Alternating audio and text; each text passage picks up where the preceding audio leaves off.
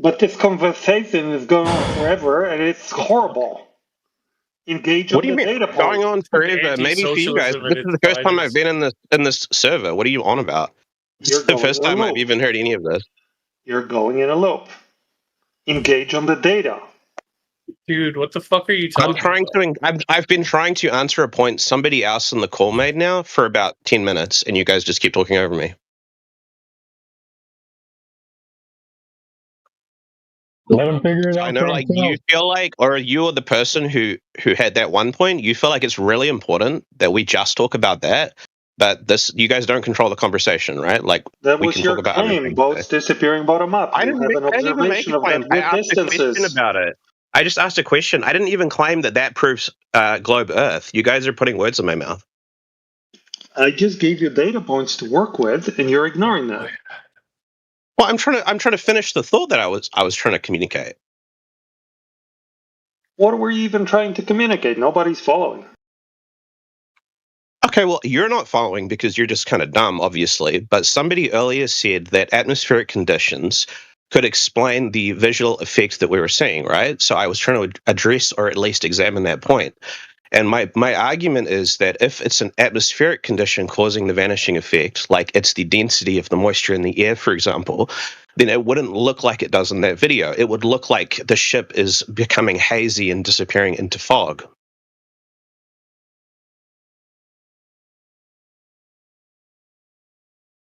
Is that your answer? Well, that's just the point I was trying to communicate. But I don't know. You guys were like hyperfixating on something else. So whatever. Go examine the video, I guess. I wasn't fixated on anything. I was just saying there's other explanations than the rigid curve of the Earth blocking your field of view. Yeah, like perspective. Well, there could be, but what would they look like? Is what I'm saying. Perspective. Well, so things can get smaller as they move further away, like Viking was saying. That would appear to give bottom-up obstruction depending on how low to the surface you are. Yeah, but Sorry, like I got moisture in really the loud air, music next to me. atmospheric condition wouldn't do that, would it? Like it wouldn't have that visual appearance. So we can rule that out in the case of the video slowly of the ship slowly vanishing over the horizon. There's waves. Waves can do that, right? Yeah, but waves go up and down. They're not consistently the same level of the surface, right? You have an actual observation to look at. Why are you making this hypothetical? Well, I'm this, like could be lying in that. bed. I don't You want to have an go actual watch random observation. YouTube videos. I just want to have a conversation. It's a video on this very subject. It's 3 minutes long, and it shows exactly that thing and answers the question: do the bottoms of the boats Just tell become us visible what does after it you answer? zoom What does in? the video show? It I'm not going to go shows watch that it. the bottom remains invisible no matter how far you zoom. It's the same. Nothing is brought back into view, and it shows some waves, and it shows some atmospheric distortion, and it gives you the distances. Cool. Okay, so what conclusions Everything do we draw? everything that you're waffling on about is actually visualized in that camera work there. Okay, And cool. now So you what's the can look at conclusion we this, you should and draw from Sheepdog that? can look at this, and you can have an actual conversation about that actual observation. Just tell me what is your conclusion based on that video then? My conclusion is that the bottoms of the boats remain invisible no matter how far you zoom in, contrary to what Jen is saying, which is ridiculous. And that the Earth is flat, that this observation can be explained by perspective. So what about when the boat Two goes things we can entirely over agree the on. horizon? Two things we can agree on is one, zooming in doesn't bring back the boat. The same amount of boat is Yeah, I agree with that. invisible. Right? Okay, so we can put that stupidity to rest because Jen is showing some stupid shit with like wide zoom lens and whatever. It's very methodically shown in that video that as he step zooms, so he has various levels of zooms, and he compares exactly the same amount of boat before zoom, after zoom is visible. We can put that to rest.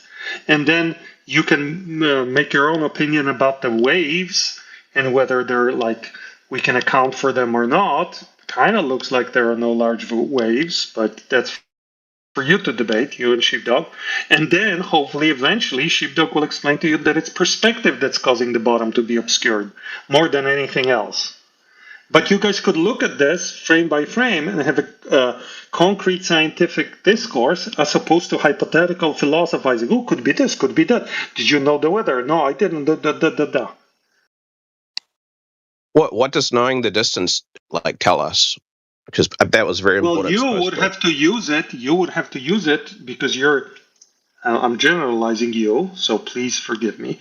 A glober would have to say these distances that are provided in the video, assuming that they are correct, comport with the globe prediction to the globe prediction, right? That's what a glober would have. That's why he was asking you that. If you don't know the distance, what's the point even? You have the distance in that video. You have high resolution view of the waves. You have multiple steps of zoom. It's a very solid thing. The conclusions you draw from this video, they will vary on your worldview in general. But like use at least that and stop philosophizing. You know what the worst thing about the whole thing is? Philosophizing to say, it's not philosophizing to say that when, if there's an atmospheric condition like fog, then the way you visually see something disappear is different than if it goes over the horizon or whatever. Like that's not like philosophizing. That's just communicating an observation of Right, but reality. apply that. Okay, so that's a nice introduction. My goal in right? that Yes. was to say, my goal with that was to say, let's try to rule out some things, right? Yes, we Because do agree that there's a difference between atmospheric distortion and something being invisible because there's a hill in a way, for example. Listen, Yes, we know that. I'm gonna say this well, too. that's Okay. the only point I was trying to make, and it was just irritating because you guys keep cutting me off. Well, here's the funny thing. Peter wants you to argue from a video that you've never seen before. Like he's gonna give you a video, and then I'm gonna ask you questions about the video. And you're like, I don't know, because you've never seen it before. And Peter's trying to make you argue against me in this video. Well, I've seen I don't know what that specific video is, but I've seen videos of like cargo ships going over the horizon, right, and sinking below it. I mean, I've seen similar videos. There's an effect out there called sinking refraction, right? So we can demonstrate this on a flat surface using natural conditions. Basically, what happens is your straight line observation becomes slightly deflected upward, causing things to shift downward in your field of view, giving the appearance of going behind the horizon. All right. There's a lot of other explanations than just the curve of the Earth. And the reason different video, I'll put a video in there in a second. But the reason why the distance is so important is because they gave us a circumference and a radius value of the Earth, and that circumference and radius value has a particular rate of curvature over distance. So the horizon should be in a specific location every time, because the Earth is not getting any bigger or smaller. It's the size that it is. Is that not the case? Well, that's not the case. Sometimes we see 4, 5, 6, 10 times further than what we're supposed to see. And we have laser tests that demonstrate straight line observations or maybe even upward deflection, but never downward deflection. You never see a laser bending downward, not unless you have sugar water, but we're not looking through sugar water. We're looking through air. Sugar water has very special properties when it comes to refraction. But I'll put the video in the side chat that shows a boat. What you're going to see is the boat is about 900 feet away, and the horizon's supposed to be 2,200 feet away. So the curve of the Earth is supposed to be 2.5 times further away than what we're seeing, and it disappears bottom up, plain in your field of view. So I'll post that.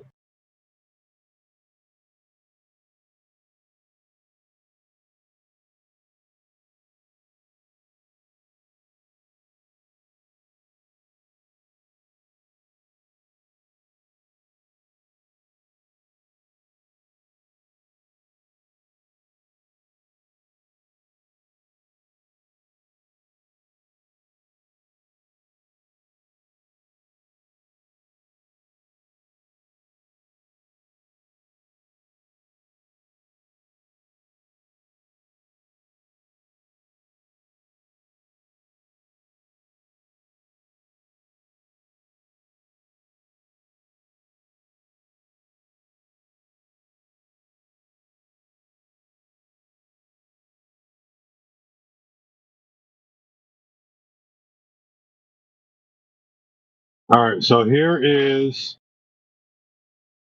the first video. It's just a demonstration of a toy boat. You can see the entirety of the boat.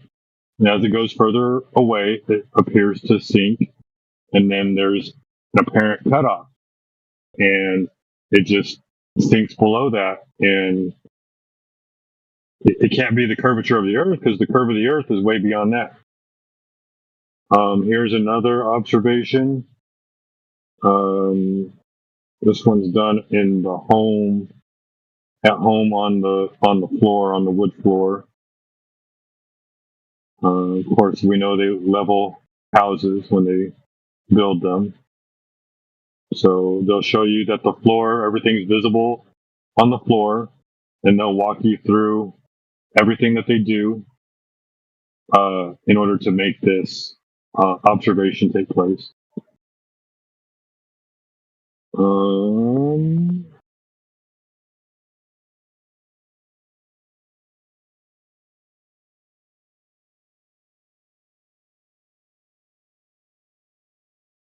Here's another one of my favorites. They simulate like a little desert town. Little bottom-up construction on that. There's another skyline video where they demonstrate using natural conditions, just air.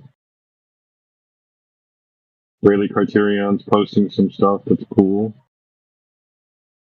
He can go over those things as well. And then the final one that I want to post, let me see if I can find it real quick.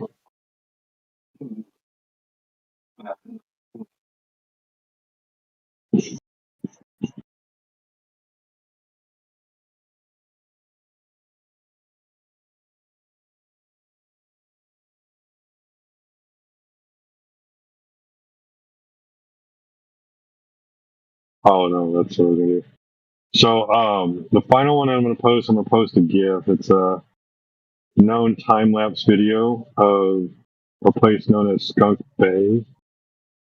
And what happens is when you're watching this time lapse throughout the entirety of the day, the daytime specifically, you'll notice that the water level gets higher and lower off and on. And it has to do with, like, as the sun moves across the sky, the temperature in the environment changes. And so the visual conditions laterally over the surface of water and the earth in general change. And I mean, it's not just water that these conditions take place on. Any surface will create these effects.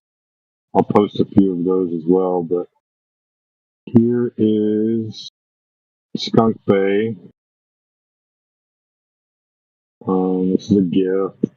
We have the videos, but we put them as a GIF so they play on loop for you, so you don't have to push play every time.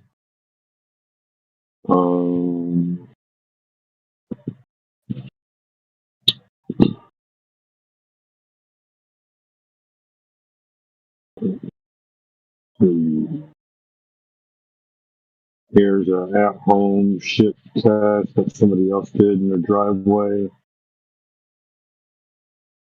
And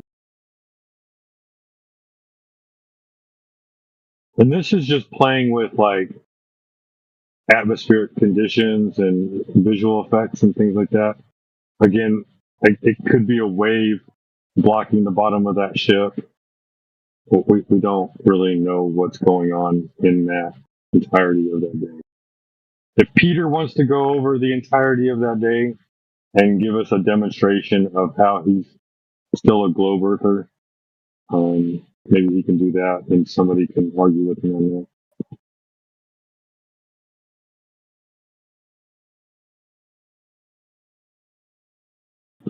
that. Oh, this is the other thing I was going to post. And how stuff disappears. So this is a Rayleigh Criterion. I appreciate you, bro. Person, you see the as they move lower to the ground, you see the guardrails on the bridge start to dip down. Rayleigh's showing you a black squirrel hopping over a railroad track and it just disappears.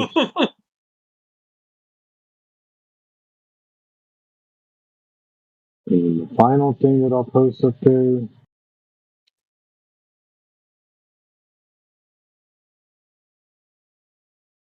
Oh, so this is what Globe Earther believers post.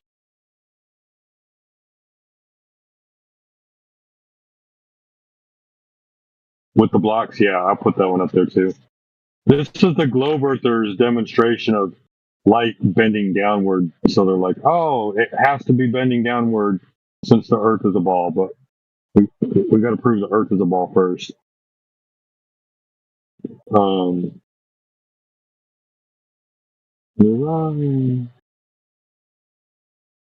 Wait, which one did you say, DJ? The factory video with the blocks.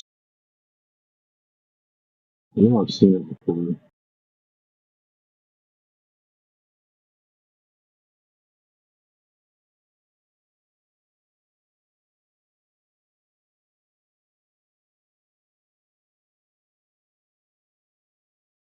I'm guessing it's this one. I like this video. Is this the one you met, DJ?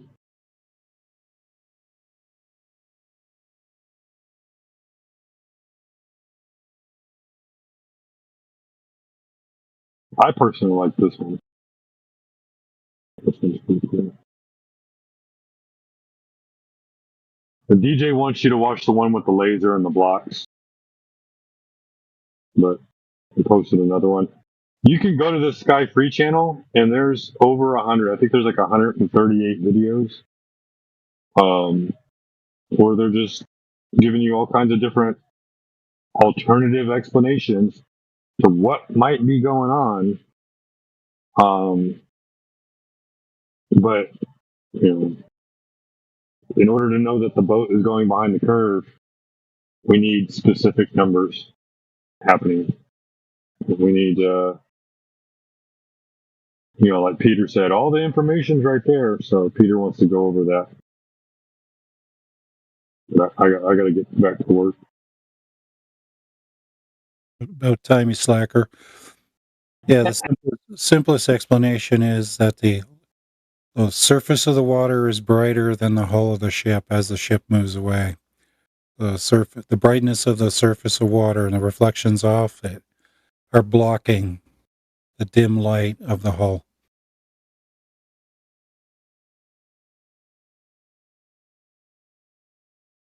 I think he left, man. He probably left a long time ago. Right in the middle of me explaining it, he just like bounced, like, oh, I don't want to hear it anymore. We're still doing it for the listening audience, remember? Okay, yeah.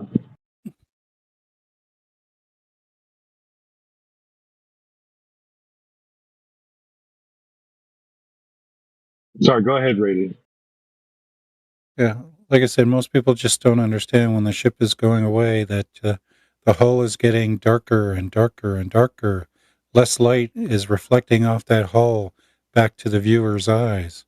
But the water doesn't have that problem. The water continues to maintain the same level of brightness. So the hull of the ship becomes like a black cat in a black room. It's just not enough light to see it.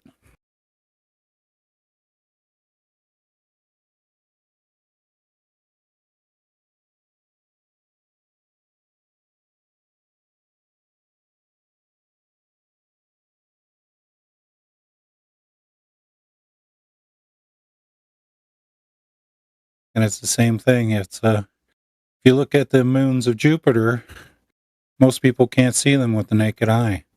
But as soon as you use binoculars or a telescope, magically, they come back into view.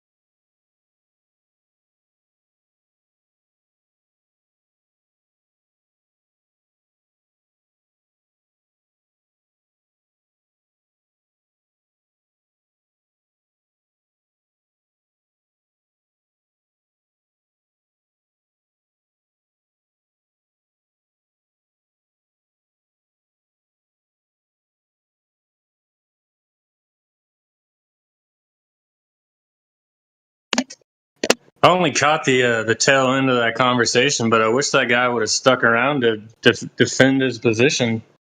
Too many times people do that. They'll bring up something like boats over the curve or boats disappearing over the curve, but then when some contradictory evidence is posted, like video proof, stuff like that, then they just, instead of defending the position, they just leave, or I guess switch up to a different argument or something like that. It's like right when it starts to get good, they just bail.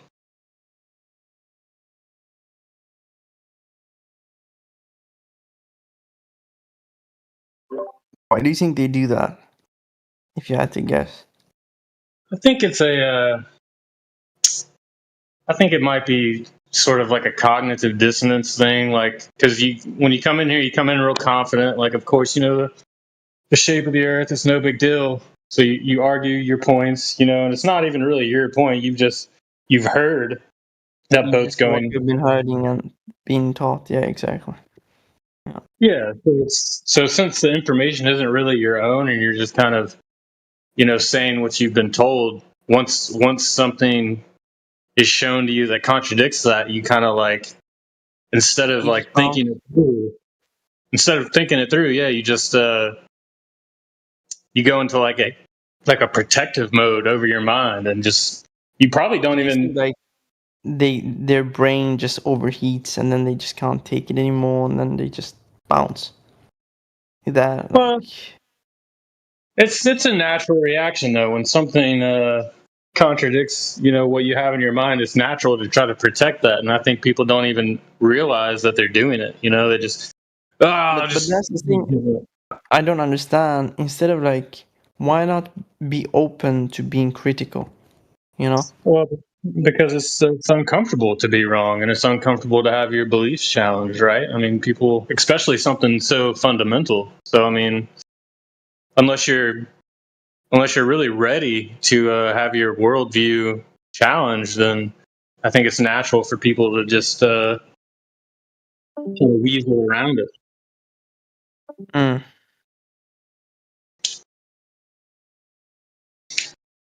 Like if you have a belief that you've held your entire life, and somebody challenges that, and you don't have the tools or the knowledge to actually defend that, then you're going to defend it in other ways. Just like, oh, well, everybody knows this type thing. Yeah, I just don't get that. Why not like be open to being critical? Yeah, well, I think it's people don't like to be uncomfortable, and the other thing is they don't want to feel stupid too. Because when you come in here, you're pretty confident. Like the globe, you have the globe model. You got the entire society on your side, right? So you're very confident. So to go from level of confidence to completely questioning everything, if somebody actually argues in good faith with that, I think that says something to their character. But also you can tell if somebody's more intelligent, they will actually engage. Like even if they don't believe, they'll engage with it. So I think a lot of times it's just people realize they don't have the knowledge to argue, so they just give up.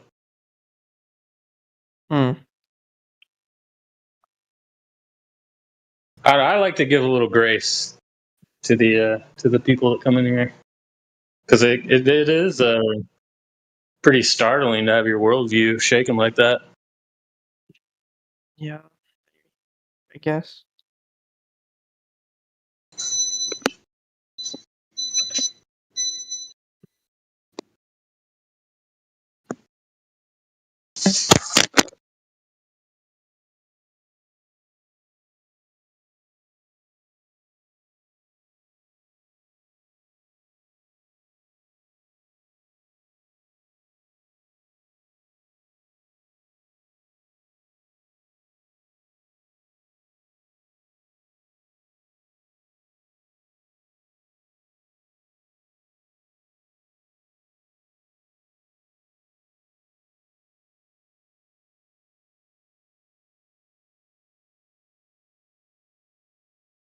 Yeah, sometimes the world's not what it seems.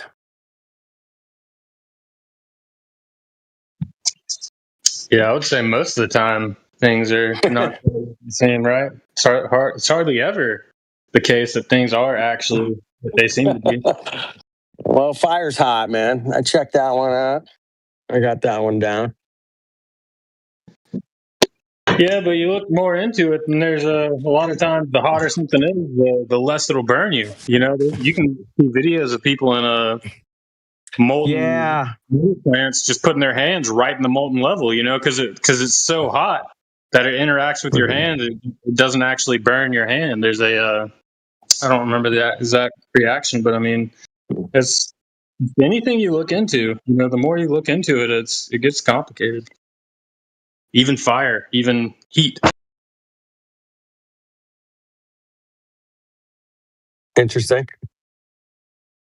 I ain't seen anybody sticking their hand in molten lava. I ain't seen that one, man. I'll put a video of it. Yeah, it's true. If it's so hot that it actually I forget the. It's not the there's the Leder Frosten effect. I think if you put water on a really hot like stainless steel pan it'll dance around because it's not actually touching if you get to the right temperature. Okay. That's not the effect, but it's similar to that. Yeah, you can stick your hand in this molten metal, like slap it around and it doesn't burn you. I'll pass on that, but yeah, I'll pass on that as well. You'd have a nice pair of gloves if you can get it done. Industrial gloves. Consider this though, right? The statement was fire's hot. Yeah. Right? It wasn't whether it burns you because it's so hot or something to that effect. Right? So the statement, fire's hot. That was it. Nothing in what you said, Mushkane, really kind of goes against what the dude said. Well, yeah, it does, because he was saying everything, isn't, or we were talking about how everything isn't quite what it seems. And then he was like, well, fire, that's obviously hot. You don't want to touch that or something like that. And I was like, well, there are cases. Yeah, that's it. You're filling it in a little bit. He just said fire's hot. He said something else too. And it was in the context of, What else did you say? Just said fire's hot, man. I checked it out. Got that one down. Okay, so what's the problem?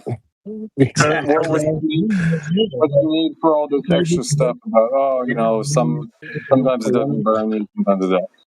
Yeah, exactly. But that same molten lava, if I stuck a pan in it, I think it would boil the water, and that would pretty much prove it's hot too, though, right? Yeah, but what I'm saying is, you can check something out. It's hot, it burns you, but there's also things that are very hot that won't burn you. That's fine. But that's what he said was, it's hot. Right. No, that's not all. It's not all. Stick a thermometer, try a thermometer on it. I don't know, man. Yeah, you'll get a reading, assuming it's within the tolerance, right? Like, what the fuck, dude? I got a lawnmower here. Somebody's blowing over here. It's okay. My point was that most things, almost everything, isn't always exactly what it seems to be. Like you would think molten metal would burn your hand, right? Well, no, in some cases it won't. Fine. True. Okay. Got it. I've never seen this, but sure, I'll take your word for it there. For the sake of argument. But I'm just jumping in because it sounded like you were jumping on what the dude said about something that he actually didn't say. No. It was more in the vein of everything is not what it seems in most cases. Even with the did you make the ultimate statement that things are hot and therefore it will always burn you if it's hot? No, I didn't say that. Well, I wasn't arguing with him. I wasn't trying to say that he was wrong. Right. Okay, I know you weren't, but still giving you shit either way. All right. Well, if you're gonna say random stuff, you're allowed to say random stuff. Like I took a shit today. Yeah, well, it wasn't random there. 20K ups. All right. I mean, I'm kind of random to me. Oh no, he brought up Pete, And I kept it in that vein, right? And before that, I was talking about everything isn't what it seems. So, I mean, that's not random. All right. I mean, right? I mean, was that just a random statement that I made, or did it have some context with the conversation? Well, it had context insofar as you guys were talking about like hot stuff. Hot stuff, But then- And knowing things, and things are not what they seem sometimes, right? Okay. Uh-huh. I think that's where it started, right? Yeah, so it's not random. Not totally Yeah, random, but tangential. Let's put it that way. It's a big Okay, word, man. I'll accept that.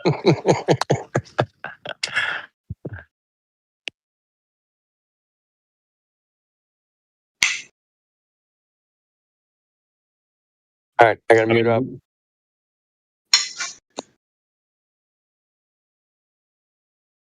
And it sounds like you don't even believe me that it's true there, 20K ups, that you can stick your hand in molten metal. I don't. Nah, man. I don't not believe that. I've never seen it. I wouldn't be surprised. Because like you said, there's weird shit sometimes. I've just never seen it, but it sounds pretty interesting. I was just jumping in because it was not exactly on the path that dude was talking about. That's all. Well, yeah, it was on the path that I was talking about because. Yeah, you took a right turn. Is all I'm saying. I mean, you could stick it in for nanoseconds, maybe. Nah, not nanoseconds. It was at least a second. I'll see if I can post the video. It will literally explode your hand. Your skin will explode. That's what the Leidenfrost is. It's water turning to gas vapor so fast that it sort of floats the water above the hot surface, right? So your skin would explode. Well, it doesn't, and there's video to prove it. But also, I also said that it's not the Leidenfrost effect. I said I didn't know what the effect or what the physics principle behind that was. Oh. Well, you could get a reverse Leidenfrost where like a very hot amount of liquid metal comes onto your skin, and it would produce something similar, like a steam cushion, right? Yeah, that sounds like what's probably going on there, Tristan. Especially if the person was like wet or sweaty already, they could actually tolerate maybe small amounts, small droplets of liquid metal without injury because of the Leidenfrost, or sort of a reverse Leidenfrost.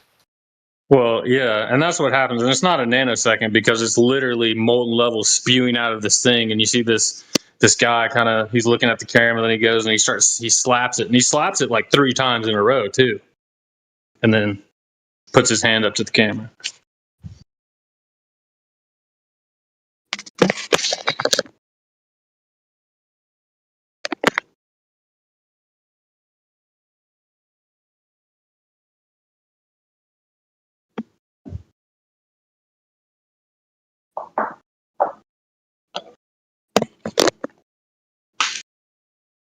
Yo, so if the Earth is flat, then why do basketballs exist?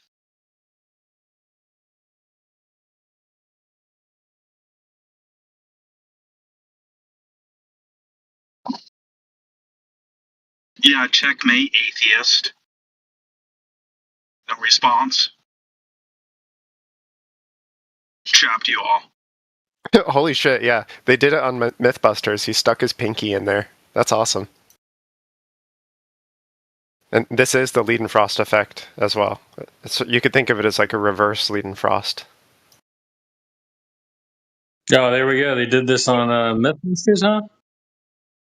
Yeah, I just searched hand-in molten metal on YouTube, and I can see you can watch Jamie stick his pinky in a tub of molten lead that's at 800 degrees. Yeah, but if the Earth is flat, how come basketballs exist? Checkmate, atheist.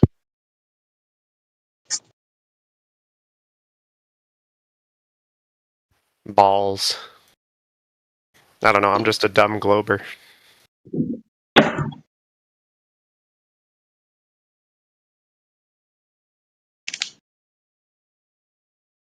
So, I mean, don't you think my comment it had some logical sense there, right? Like, it wasn't completely random or off base. 20K ups. Don't mind me, dude. Whatever. I'm trying to draw you back into the debate there. I'm not sure why. Nobody's really talking. This guy wants to talk about basketball, so. Well, he's a dumb fuck. Didn't you hear that? Exactly. Let him be a dumb fuck. Why you want to let somebody be a dumb fuck when we can sit here and argue about molten metal? Some people can't be helping. It's a waste of time. Yeah, that's not a dumb fuck conversation. It's kind of interesting.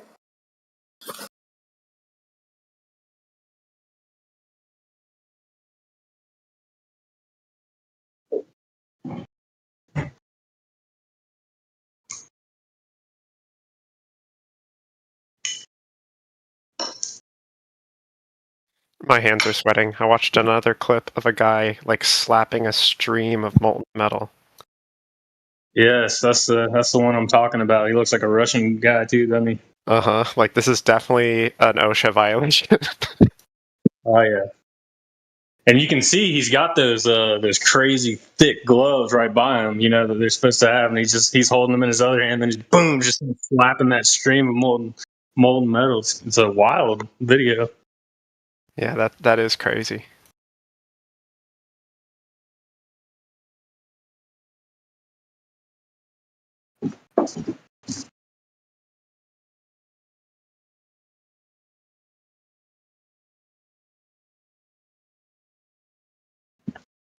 Very counterintuitive.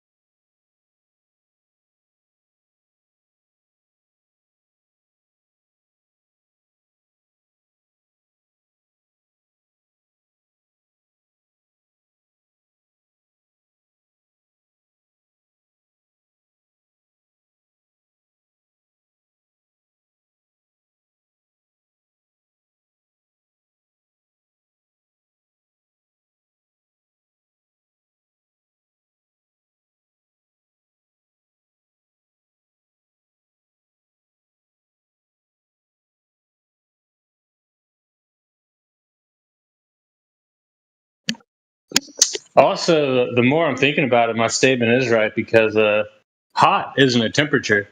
So not everything like fire or molten lava is hot to your hand because that guy's hand is that lava or that molten metal is not hot to the touch, at least for the brief amount of time that he's touching it. So it wouldn't be considered hot.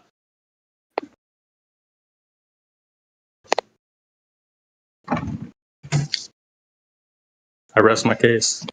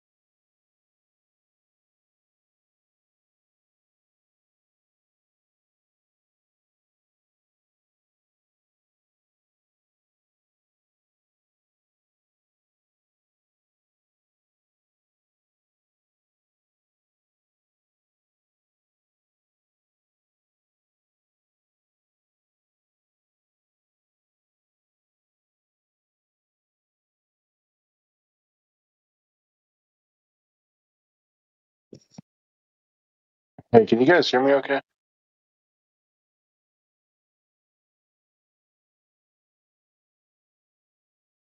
Yeah, dude. So I got this new headset. I'm gonna try muting it. So like, tell me if you can't hear me right.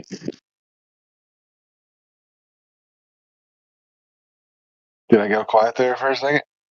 Right on. Yeah. Hardware mute, eh? Thank you. Good shit. Yo.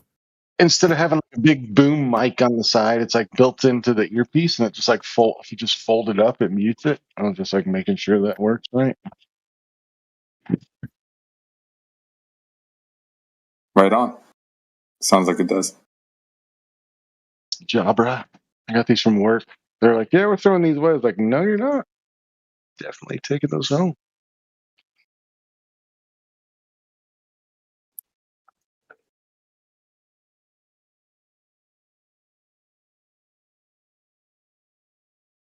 Hey, does anyone remember they got Matt Nuclear? He used to come in here a little bit. Fuck yeah. Seeing Nick Fuentes just went off on him. No, do you got a link for this? Was this guy famous or some shit? Yeah, let me play it over the thing. Give me a second. Hey, see if you can hear it. Shapiro agreed to take less podcast money for more equity in the company, and the company planned to hire 5 emerging talents to produce podcasts and social media content. And I guess one of those is Matt Nuclear. Matt Nuclear, the Jubilee Niglet, who looks like an acorn. That's one of their emerging talents. Is that a nice way to say has no emotion, is ugly, looks like Robert De Niro's mixed race kid? An emerging talent. That's an awfully charitable euphemism. One of those emerging talents. At one time, they had emerging talents like Brett Cooper, Candace Owens, Jordan Peterson.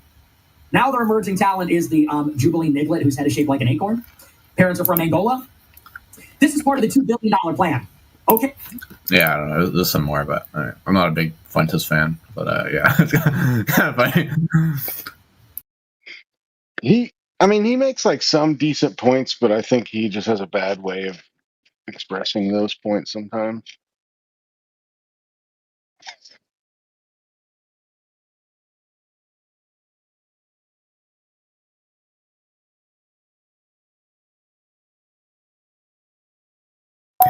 Yeah, politics is politics. It's right. It's a dirty, scummy game. I find it. Yeah, I just find it interesting that they called Matt Nuclear talent. Right. I mean, debate, bro. Pretty much all he is. Yeah, shit.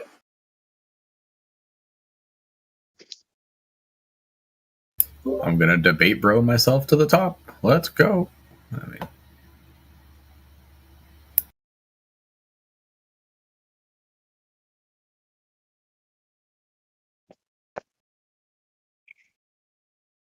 oh my god, I bought this new thumb drive and it's like in this child-proof package. What the hell? Let me have it.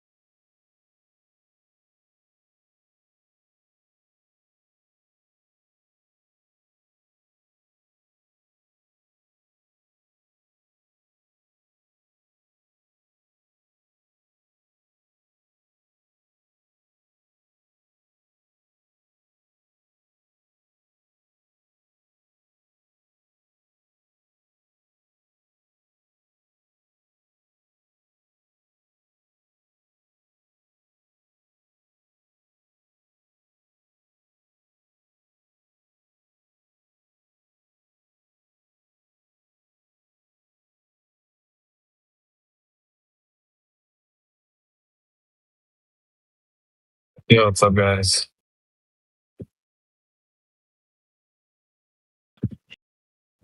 Yo.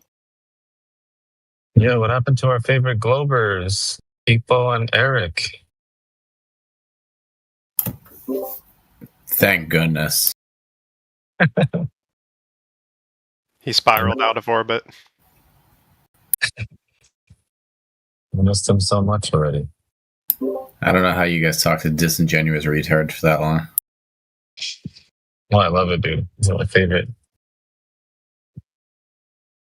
I can have a conversation with them for hours. That's terrible. I mean, it makes for good content, though. As long as there's like no other genuine people around, of course. If there's a genuine person, I'll mute them for them. But if it is them, yeah, dude, I can talk to them for hours.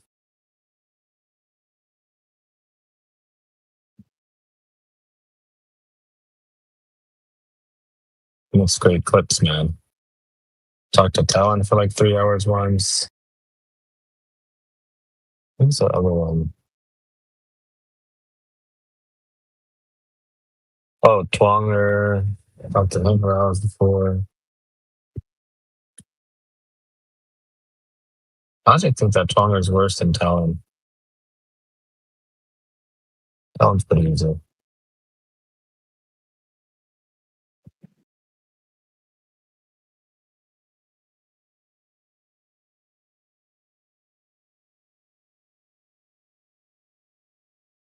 That's why I want to get a piece of Eric. I've only ever talked to him for like 15 minutes once. I think it was yesterday for the first time.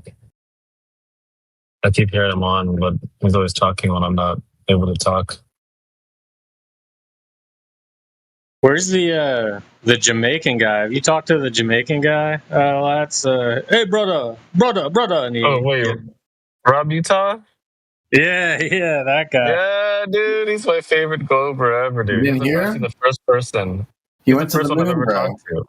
He was on I love Artemis. that guy. Yeah, dude. She was on Artemis, bro. Shit. Bomba Club. Yeah, I enjoy interactions with him. They're usually pretty fun to listen to. Yeah, I love talking to him. It's like endless clips, dude. It's so funny. We're the first Glober I ever debated on VC. He holds a special place in my heart, that guy. Like number one retard, but I still love him.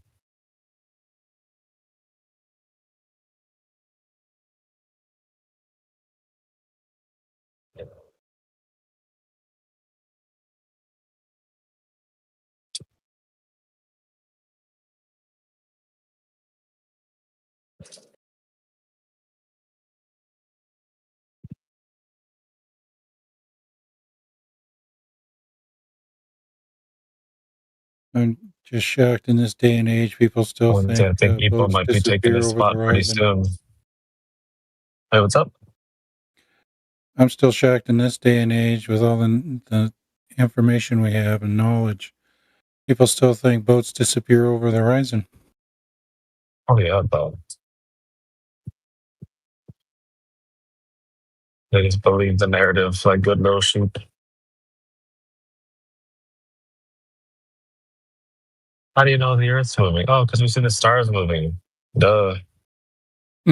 Well, boats they do disappear bottom up. That's just, you guys just say that's due to refraction. No, it's actually due to diffraction.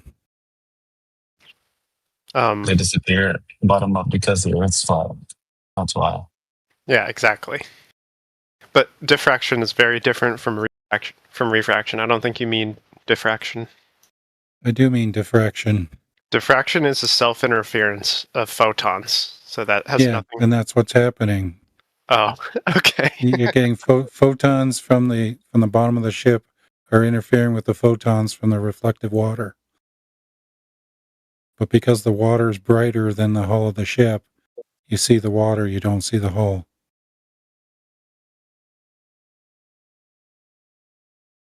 See, the problem is you think that because you walk around and you can see clearly a mile away, that you should be able to see clearly to 100 miles away. It doesn't work that way. Not unless you raise your height as well. Because like I said, if you're a 6-foot observer and you want to see clearly to 100 miles, well, you need to be 600 feet up in the air.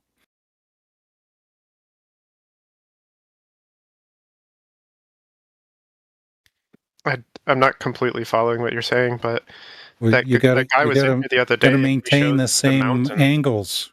He showed the mountain from from 100 miles away, and he was at ground level. So I guess I'm asking if it's enough if the thing you're looking at is up high. If you'd say that works also. To a certain point. But like I said, it helps if you're higher up. The more angles you have for what you're looking at, the more you can see. Of course, that only works to a certain extent. Like you can keep going higher and higher and higher, but then the distances become so great that the light is attenuated. Because it only takes, even under good conditions, 99% of light gets extinguished in just about 44 kilometers. Mm-hmm.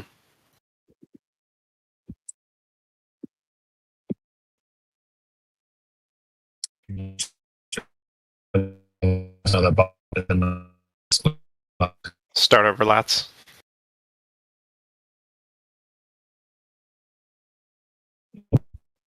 Bird.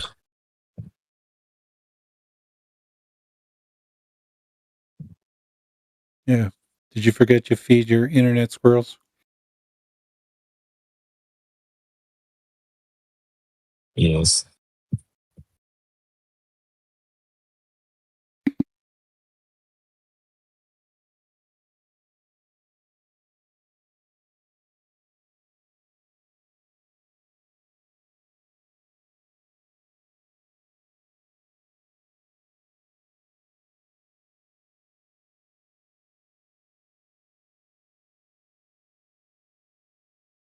Does it still sound like butt? It sounds better now. Okay. I guess I know not to talk in that area anymore. I'm driving right now. I'm gonna see where all the bad spots are. Anyway, I was just saying that you've been in here long enough to know that bottom-up obstruction is not exclusive to a curving surface.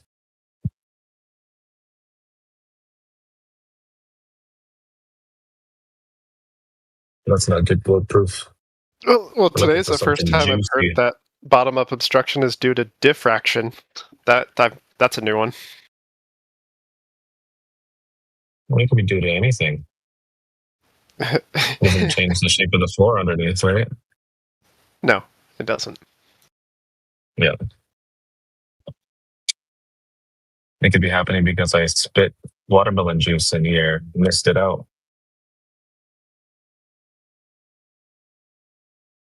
Doesn't matter why it's happening.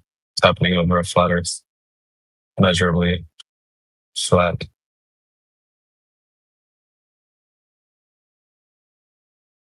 That's the juicy part.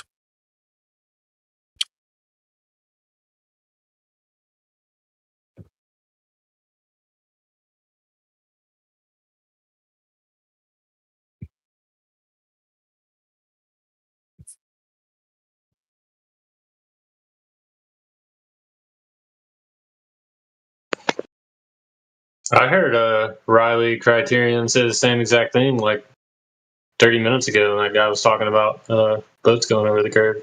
Maybe he didn't use the word diffraction, but he explained it. Maybe you weren't listening. I don't think I was here. Yeah. He was talking about the self-interference of light rays?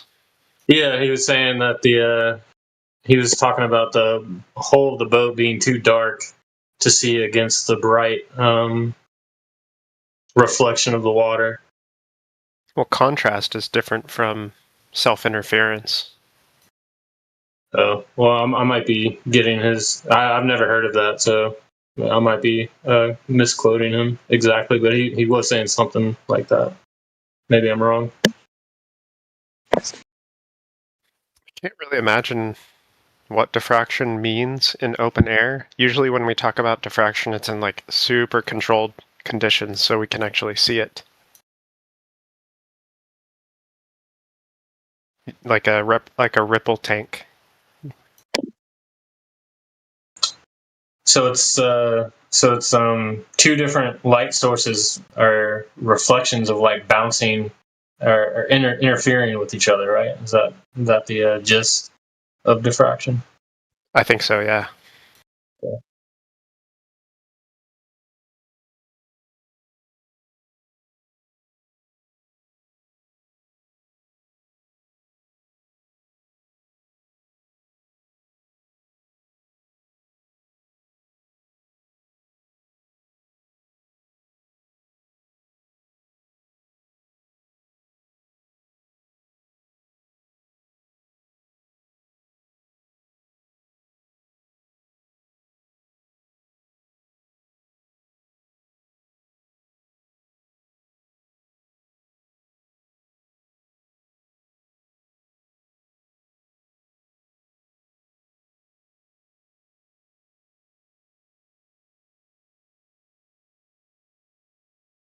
Yo, has anybody noticed the influx of people named Dylan coming into this channel lately? I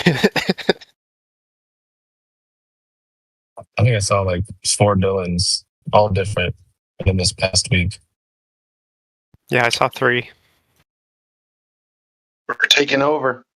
I don't even know there's that many freaking Dylans in this world. It's crazy.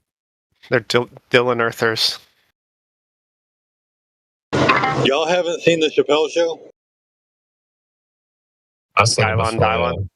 I think they did that joke earlier. The Dylon. Because I spit out fire.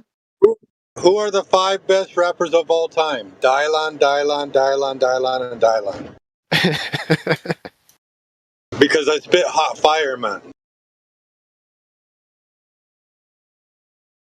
Holy shit! That wasn't Yeah, Chappelle's show. that one. Yeah, that was a viral internet like comedy sketch. That I don't think that was Chappelle's show. That definitely was the Chappelle Show. Yeah. Dylon? Yeah. Super hot fire. That was Chappelle as Dylon. Oh, what the hell? He was making fun of P. Diddy. Well, he was making fun of that show that P. Diddy was in. P. Diddy had that show where he put a bunch of rappers in a house and then made them do weird stuff. And then remember, he made them go get breast milk, and then he was tinking the glasses together, singing about breast milk. You made my day. Like all across the world, all the Dylans have heard that joke a million times. Like, just everybody wants to bring it up again. My bad. I was talking about Super Hot Fire. If you guys remember that, I have not seen the I remember that dude. He just knocked out Ray J. I'm only bringing up Dylan because, I mean, you're one of the new ones that I've seen. And I saw like 3 other Dylans come in. Like 2 of them just today, a different one yesterday. It's like 4 in just the past 2 days. Because I spit hot fire, man.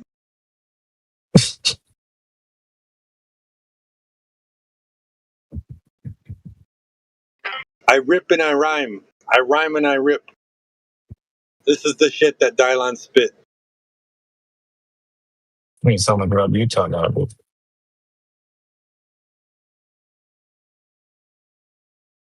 There was one white guy in the house of the rappers in the Chappelle Show, and he had a girlfriend. His girlfriend Katie comes over, and she immediately cheats on him with I think it's with Dylon. Dylon starts or no, it's not Dylon. It's that guy who goes, "I'm rich, bitch." That guy.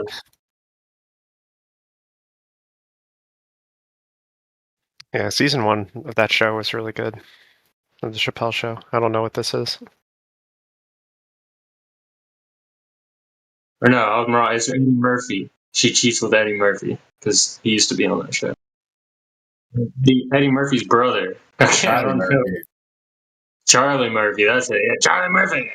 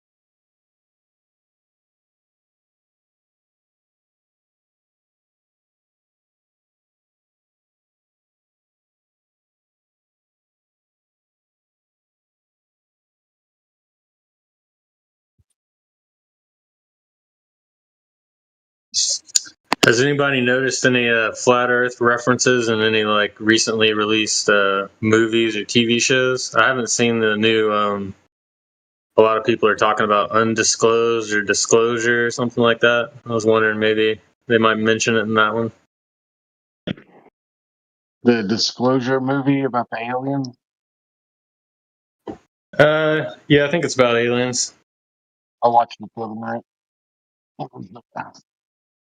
I mean, It it's was like more into like psychic kind of stuff than it was alien. I don't know. It was kind of weird. Oh, you went and saw it? Did you? You have to go to the theaters, right? No, I have a hacked Android TV box. You got what? Oh, Hacked. he's stolen. No, it's not stolen. I'm just watching somebody else's copy. What's the movie? Disclosure Day or something like that. It's a Steven Spielberg movie, so I mean, it's probably got a giant budget. I think there's been like 150 million.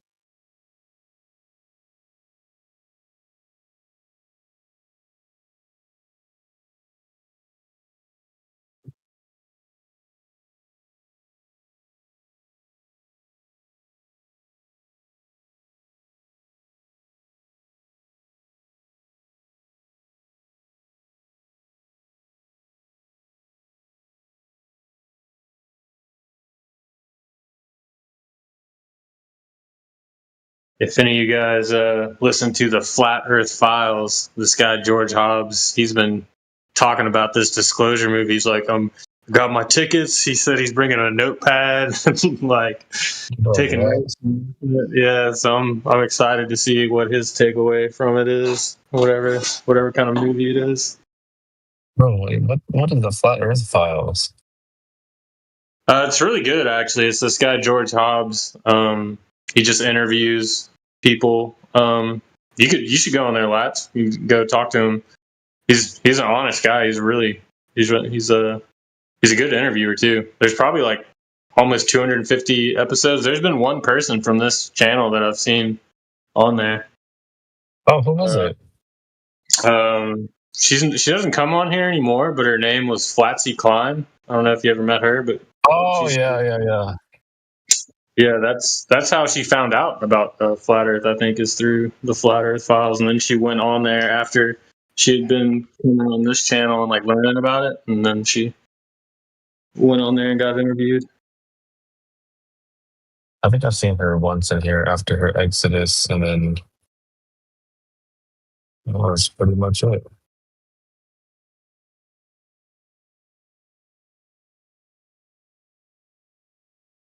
I don't even know if she still goes on her own server, actually. Let me see. I'm not saying it's aliens, but it's aliens. Does aliens. Does Flatsy Klein have her own Discord channel? Yeah, you know what? I don't think she posts anything in there anymore. It's just all filled with QE stuff. And like by QE, I just mean like his live stream schedule. Oh man, yeah, I don't miss hearing him. But it's in very small doses I can take QE.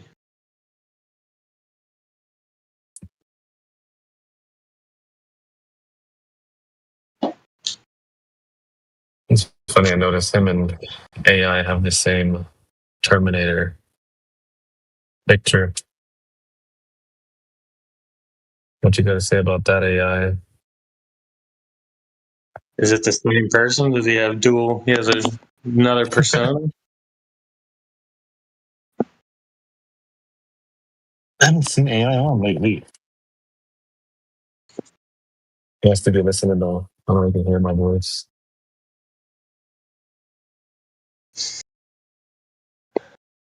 But yeah, Lats, you should go on there because a lot of the people that go on there don't actually they don't have very good arguments. You know, I don't think most flat earthers have that good of arguments. So I think somebody that actually has been talking about the topic for a while would be good because a lot of times I'm listening on there and I'm like, man, brother, I'm a newbie, man. You know, I'm like the newest flat earther in here. Yeah, but even so, I think you'd be better than probably everybody that I've heard on there. At least at giving the arguments, at giving the, because most of the time it's just people talking about it's mostly like religious talk. I think most of the people that go on there is Or like is TikTok more of like commenters.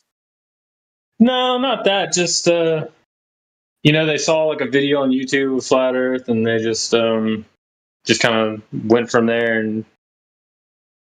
and yeah, mostly they'll talk about some arguments, but then most of the time, like the episodes are usually like an hour, maybe hour and a half. And the hour of it is usually just talking about like spiritual type stuff or, their lifestyle. And then George will like kind of. Yeah, I can hang around there for about an hour, but I feel like anybody in here would be good. They can all argue, but it's pretty good. Yeah. Yeah. Oh, you should go on there. It's pretty good. Where's that at, Mush? I'm always looking for new rooms, if you don't mind. It's a podcast, so it might be on YouTube. I look at it on an app called Podcast Addict. That's where I download all my podcasts. So if you just look up Flat Earth Files, it'll come up. And he also has he has a be right back, boys. Yeah, it's called the Fact Hunter, and then he has another podcast called the Flat Earth Files that's just dedicated to Flat Earth. Cool. Yeah, I'm just looking for new places to listen and learn and hang out. So appreciate it. Yeah.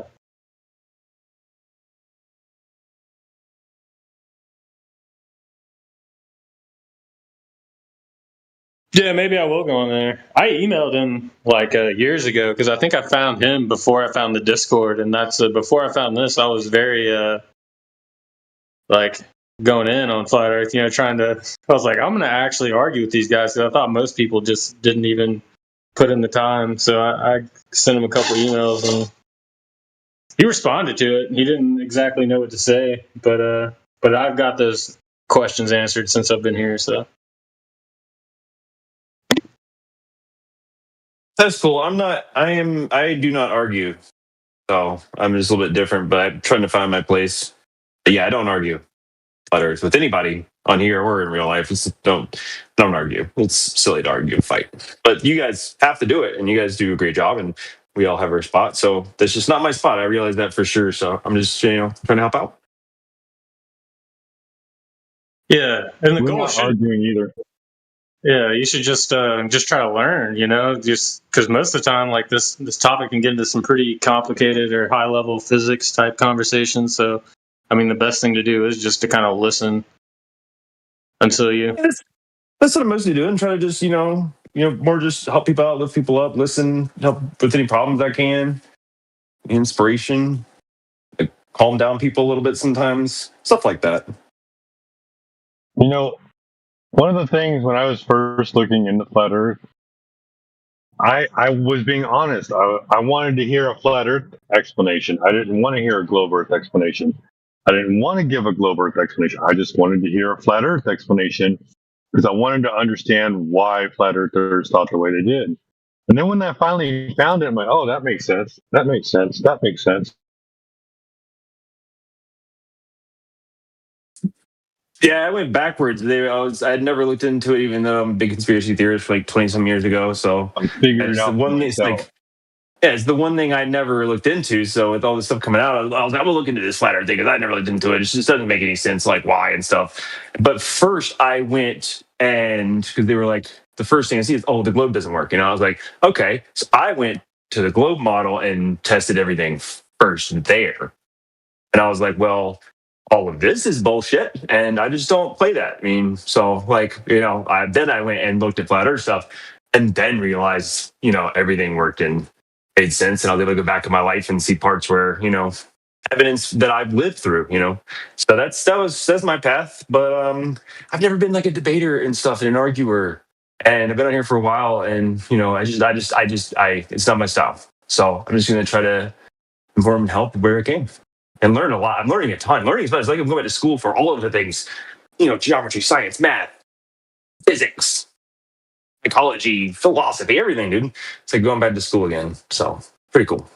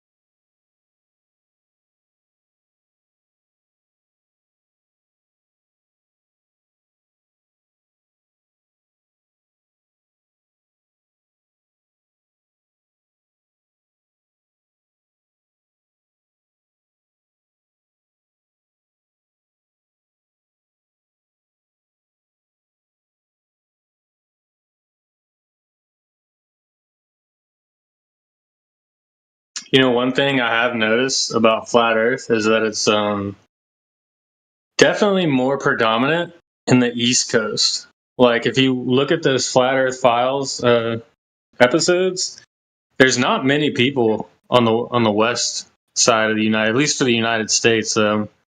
There's way more, at least from what I've seen, flat earthers on the East Coast, and I don't know what to make of that. I think of the East Coast as more like gritty and raw, so maybe it's like I don't know, people are more grounded. I feel like on the East Coast, not so much in their heads, maybe. There's very little demographic data about flat Earth.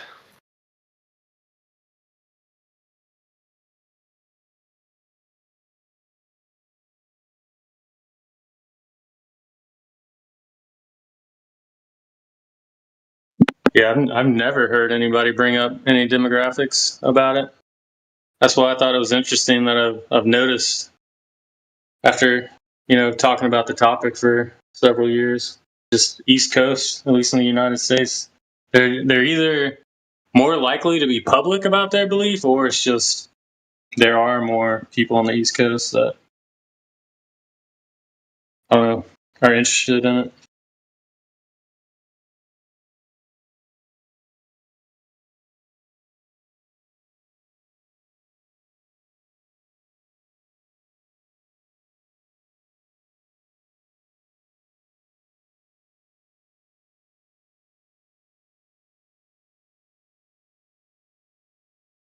I have a theory since I live in this area and in the South a little bit. I've lived in the South all my life, honestly. And my theory is after talking to some people about this since then, I've found a surprising amount of people who actually already believes Earth was flat. And I was like, oh shit, I just never talked to them about it because why? But the southwestern, southwestern, or southeastern U.S. Christianity is super, super heavy. It's the big thing. Religion's the big thing. So the moment I see a lot of it. It seems like the moment these people, when they hear about flat Earth, they look into it, they're like the Bible, and they just run right to that, and that just carries them. So, personally, from my experience, from what I know about people around here, from what I've seen, what I've heard, and the fact that the Bible says a lot of that stuff, they run right to that. And of course, then they're not scared to be open because they want to shout that stuff. So that's just my theory based on biblical evidence.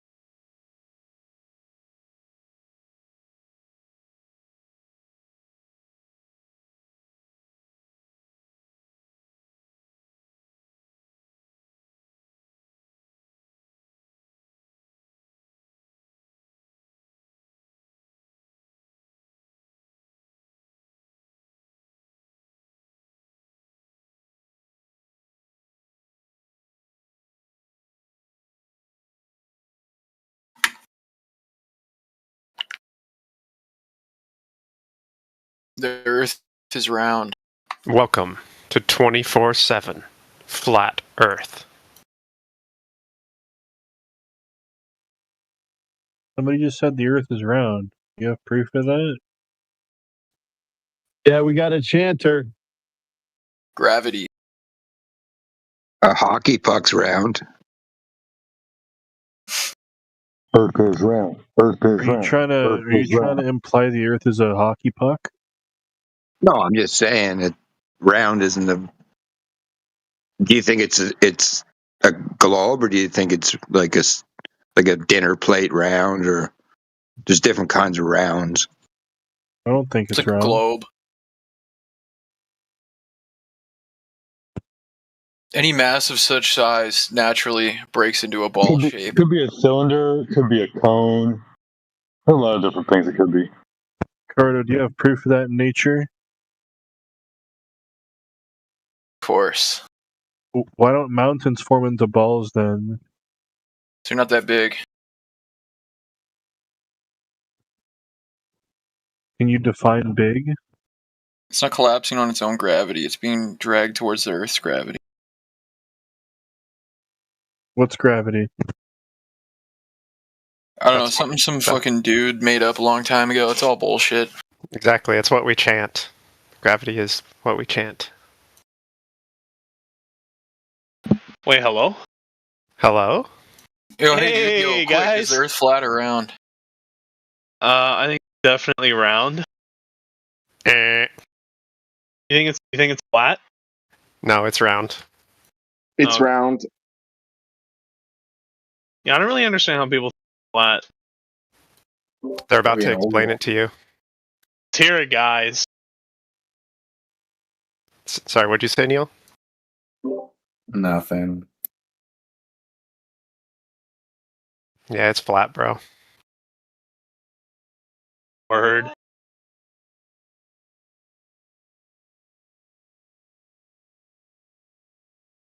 Yeah, anybody trying to play some Apex Legends? What makes you so confident that it's round, like a globe? I went up to space myself. That's true. Oh, He yeah. was there. I done seen that shit with my own you ever been to eyes. space? Wait, is space even real? Nope. Oh, wait, now you're talking. Are you able Simulation. to come and There's some argue black without trolling? It's pretty Serious. black out there. Black you. No, I'm just playing. Why is it black? Absence of light.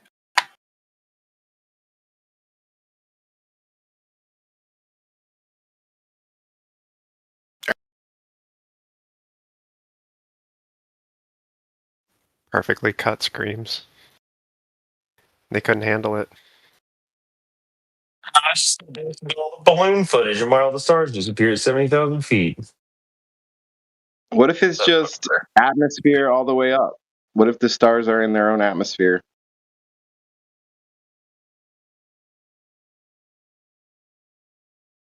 Like you guys say there's a container. Like, what's on the other side of the container? Is it just no atmosphere? And then that's what we call space. We don't know. We can speculate, but we don't know. Yeah, you can't We know it's not what they tell us.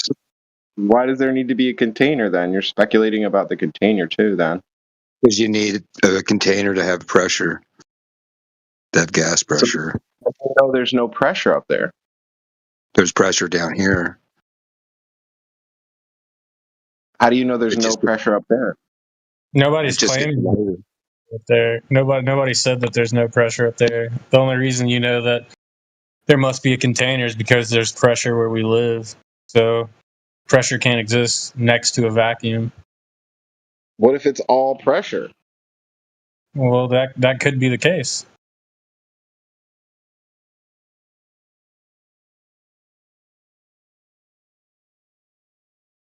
Do you have some issue with that? Well, we supposedly measured that the pressure goes down to like nearly nothing. But yeah, there's a pressure gradient in all vessels. So if you were to measure the inside of a propane tank, it's going to have a pressure gradient. If you're going to measure the inside of any kind of vessel that has a gas in it, it's going to have a pressure gradient, just like we have a pressure gradient. So I don't see why that's an issue. Are you talking about a vertical gradient? Yeah, in a propane tank, yes. So there'd be more pressure In the gas than the fluid? Or in the gas than the liquid? Well, no, from the gas, from the bottom of the gas to the top of the tank. So it's not just why is there a gradient in the tank? Because gas naturally forms a gradient. There's naturally a gradient. A vertical one? Yeah. That's not what we observe. What's the lowest pressure we measured in the Atmos?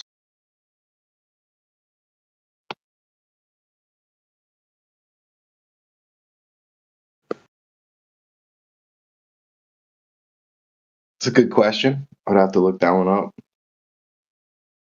But I'm not sure what you guys would accept. And then the other thing that you need to worry about after you look that up is if you want to claim gravity is holding everything to the Earth and a gradient, and then you want to say gravity also makes the Earth a ball, well, we can go with the first one, but then the second one we can measure for that one.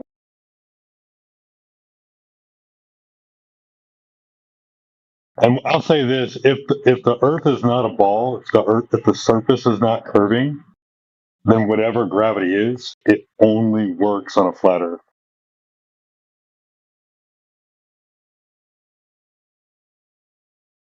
So I'll grant you your gravity. Now let's go measure for that curvature that supposedly is pulling inward towards the center of mass.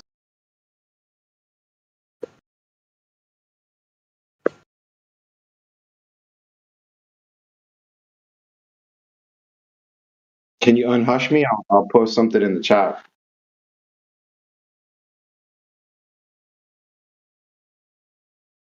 No, I can't unhush you. Everybody's auto hush off Rip, dude. I still am, so it's fine. No, that's not true.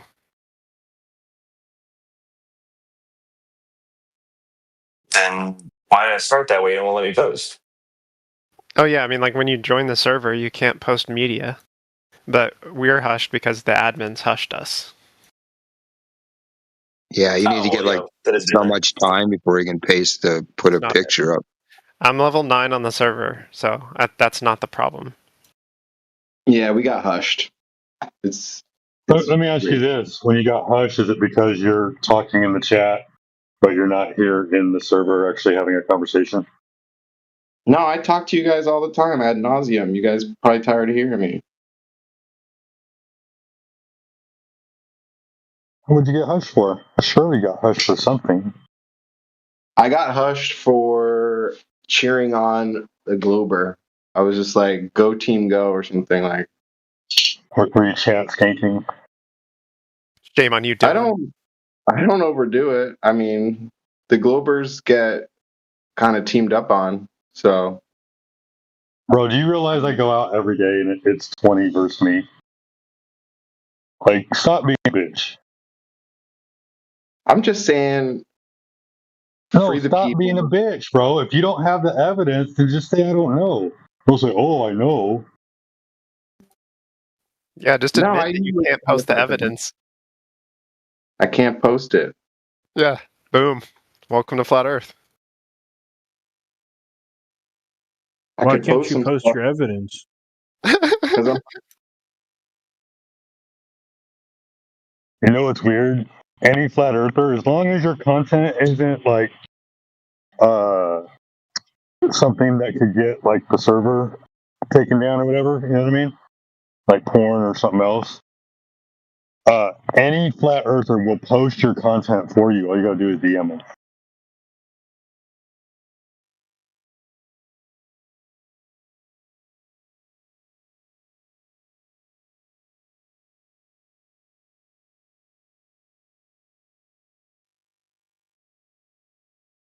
Like you're crying. Y'all are some of the biggest crybabies, dude.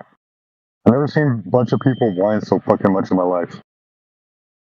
I whine a lot? You're whining right now.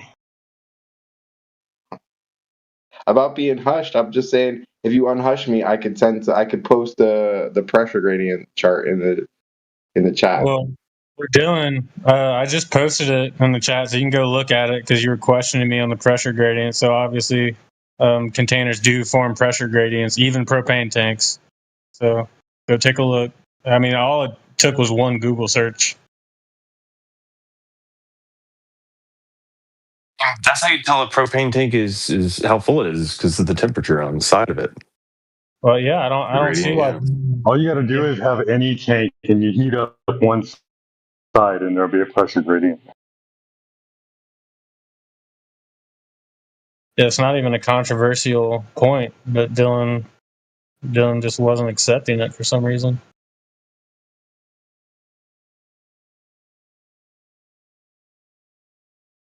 Like, the fact that we have a pressure gradient in our atmosphere isn't a point against flat Earth.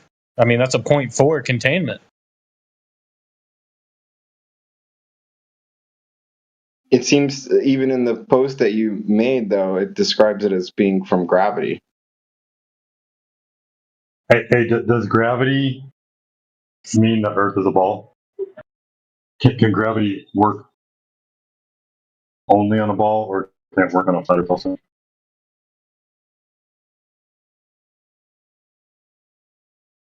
Yeah, but I mean, we weren't arguing the why. You know, gravity is the why. We're just saying that a container will have a pressure gradient, and it's not that if you have Gravity's not a why. Gravity's a what? Gravity is a why. At least in the globe model, it's a why.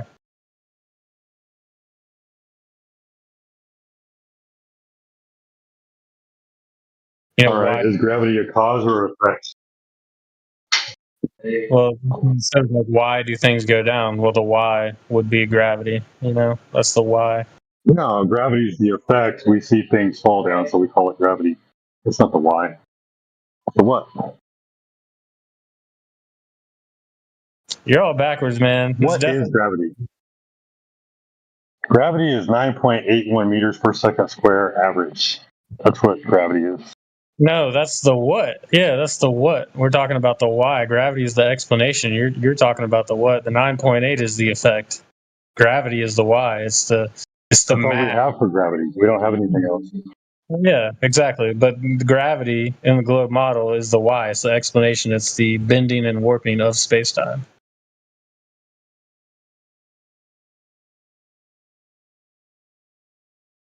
That's the ultimate why do things go down. Which has actually already been superseded by quantum. So, I mean, So then what's the science experiment that demonstrates gravity? there is no science experiment. There's only so the most. So then how do you know the cause? How do you know the why? We don't. I'm agreeing with you. I'm saying in the globe model, it's the why. Then why are you calling gravity the why? Gravity's not the why. Gravity's the what. Something else is the cause for gravity. What is that? That's the why. Yeah, I'm saying in the globe model, gravity is the why. That's what I'm saying.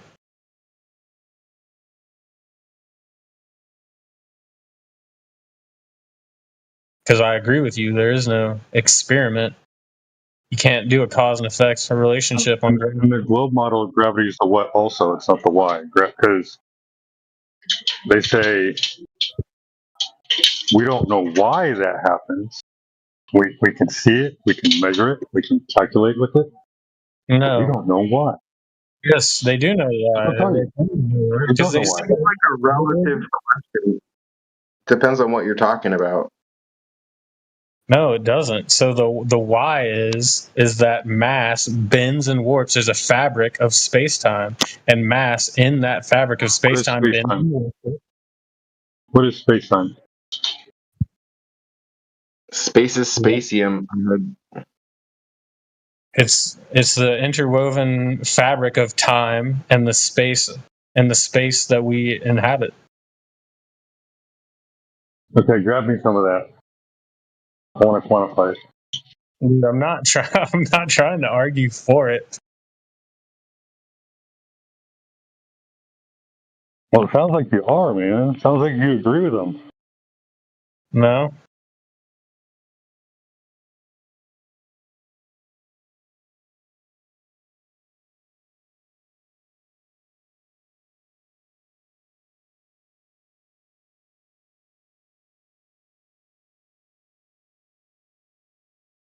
But if you're gonna debate people and engage them on the globe model, then I mean you should be educated on it.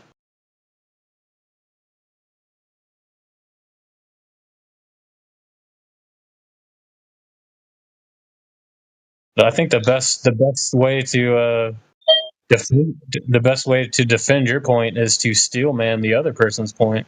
That's what I try to do. I try to understand every aspect of the opposing idea to better understand my own. Oh, believe me, I got the steel man.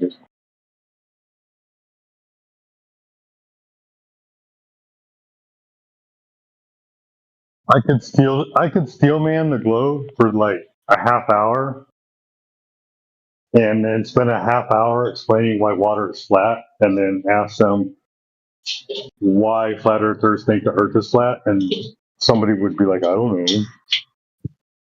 Yeah. Well, if you were to engage somebody like, say, a physics professor, and you were to tell them that gravity isn't the why, then I mean you would discredit yourself right there, because I mean gravity is. No, they would agree. They would agree. Yeah, they would. If you got down to the nitty gritty, they would agree that the gravity is the what, and we don't know the why. We don't know why things fall. We just know that they do. Gravity is literally the explanation for why things go down. It is the why.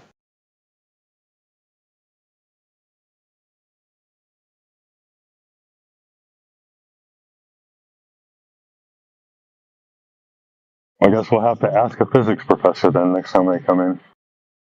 Well, just I mean, it's not like a physics professor holds that information exclusively to themselves. I mean, just Google it.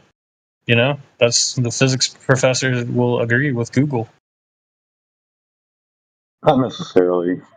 People with higher education in like science, STEM academics and stuff like that, they understand that like there's a certain amount of philosophy involved when it comes to their belief in science. And the problem is they don't know why there's philosophy involved, but they understand that like it's been a major portion of science for a long time, because you have to hypothesize everything and then, speculate a little bit, and then you can grow. But in that speculation, there's a lot of philosophy involved. And so they'll philosophize with you, but they don't distinguish between the two. And they like the scientific method for little stupid, like sub-bachelor degree science experiments. But once you get past that, they don't want to go back to it because they consider it rudimentary and there's no advancement or progress in the scientific method. They know that. That's why science hasn't done anything in the last 130, 140 years. There hasn't been any advancement. Advancement in technology, just not science. Yeah, I mean, I get what you're saying, philosophy, but okay. What do you tell me? What you disagree with about this statement? So you observe something falling down. That would be your what? And then, as physics progresses, they try to find out why. Well, the explanation for why eventually becomes that mass warps and bends the fabric of space-time, causing all trajectories to go into that mass. We are on an Earth that has a lot of mass, thus things go down. That is the why. So bending and warping of space-time is a mathematical construct only. There's nothing physical about it. It was never discovered. It was invented in order to keep certain properties of what they consider science moving forward. Without it, we would actually be setting science back in certain circumstances, mostly the pseudoscience or the astrophysiology or the astrophysics that's out there. That would all get set back. All those PhDs would be a pointless venture, just like a lot of other jobs that are out there in the world are just a fruitless venture for a lot of people. Yeah, I'm not arguing for gravity. I'm just explaining what the globe model is, and gravity is the why of the globe model. Well, for them, it's circular reasoning. It's the what and the why, and the what can't be the why. The why can't be the what. What is things go down? The what is the downward vector. The why is the explanation of spacetime.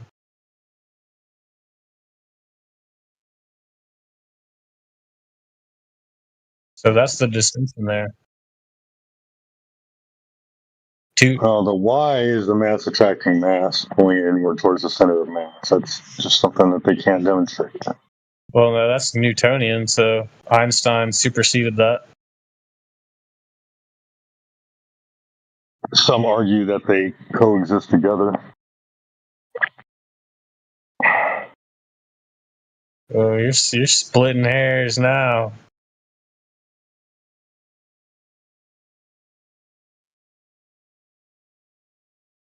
Well, I'm not a QE numpty, so. Sorry, I didn't hear you. What did you say? I said I'm not a QE numpty. QE numpty. Wait, no, a crayon eating monkey ball. What is it? What is this saying? No, a booger eating ball tard, something like that.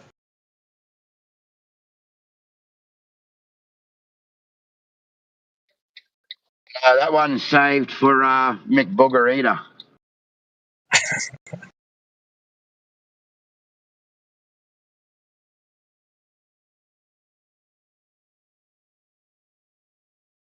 Hey, have y'all checked in? I've heard this talked about multiple times the last few days, and nobody's mentioned it. I can't post, of course, but have y'all seen what the guys at MIT are doing with their electrostatic drone and the electrostatics they're working on right now?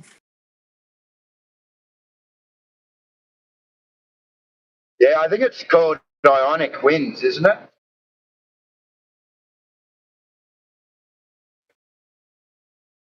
I didn't understand what you said, man. Your audio Yeah, I think they're called Ionic drones or Ionic wind drones.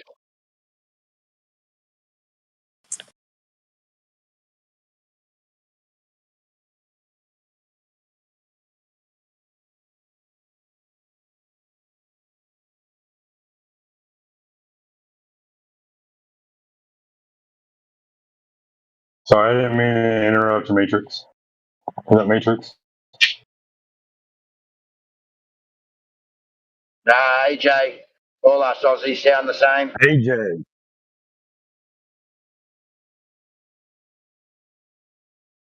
No, you don't sound the same, but it kind of sounds like him if he was on a different microphone.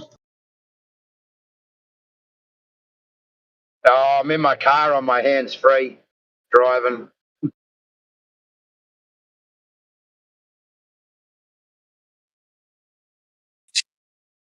Australians, and it's actually helped by Matrix.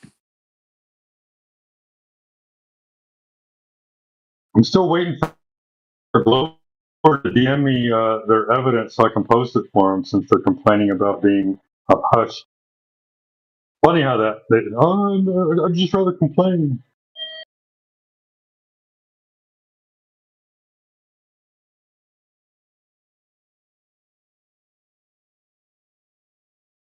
That's the flat line for the Globe evidence.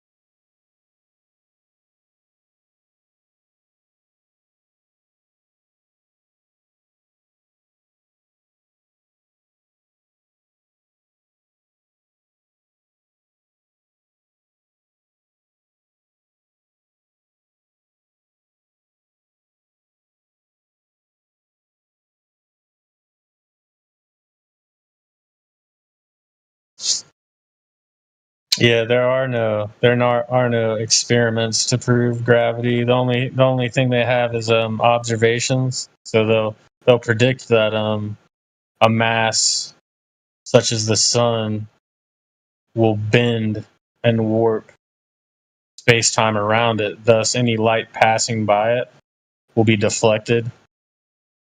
And I'm not that advanced at math, so I wouldn't be able to like poke holes in the theory or anything. But I mean, I think that's the best argument that gravity has.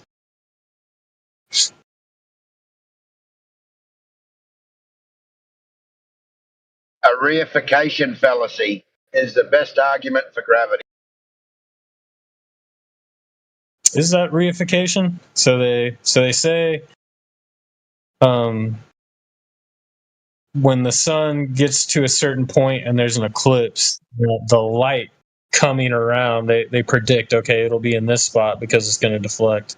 And then they make the observation and say, yeah, it deflected. I don't know if that's a reification argument, but it definitely isn't an experiment. So it's just an observation. Yeah, but for their gravity, they need their bendy warpy space time. They need dark matter, dark energy, all mathematical equations that cannot be seen in reality that are reified into reality. Yeah. And then you got quantum that kind of supersedes that anyways. So I think it's Neil Feynman or Richard Feynman came up with that. So I mean, really, gravity's kind of been chucked to the side because Listen. Listen. The first thing they're going to do is look around for how I'm cheating. Okay, that's the first thing they're going to do, and what they're going to realize is, oh my God, God is talking, and at that point they shit themselves. Okay, and they do not. No, listen, you nigger, you have no choice. God talks. You don't have a choice if God talks. You don't have a fucking choice if God talks.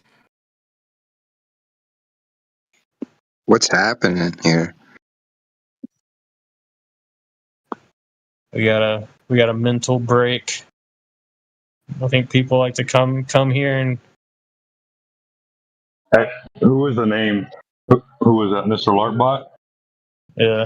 Yeah, Mr. Larkbot. I was trying to get him, but I'm driving. I wasn't. He needs a ban. He needs a ban. Anybody that can ban him, Mr. Larkbot. I'm gonna catch his full name. All done. I'm gonna post his at. Oh, there we go. Good job. Damn sheep.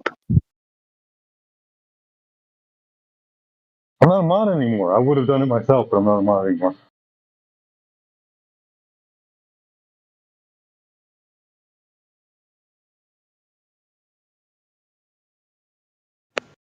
You're still a mod to me, sheepdog.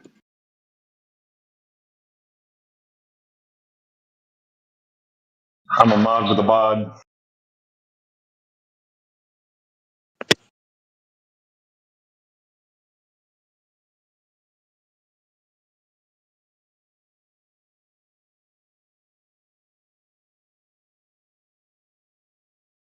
Were you abusing mod powers there? Show me.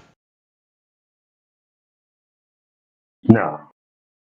Okay. I'm rarely around anymore because I'm working so much, and so I didn't want to like chew up extra space. I wanted to keep it nice and tight for the group, and so I just volunteered to lead. And hopefully, I get honored back in when I have more time to help out.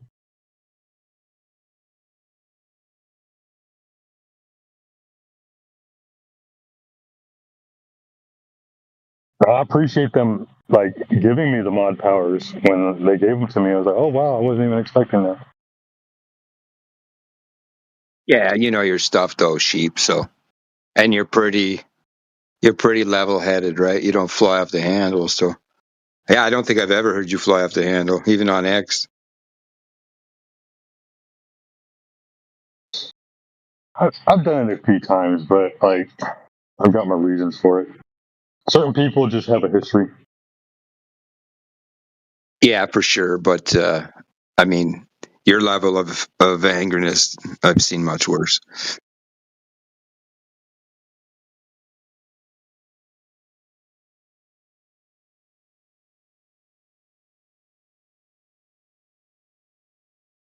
Yeah, I think once you start raising your voice or yelling, you kind of lose the argument there.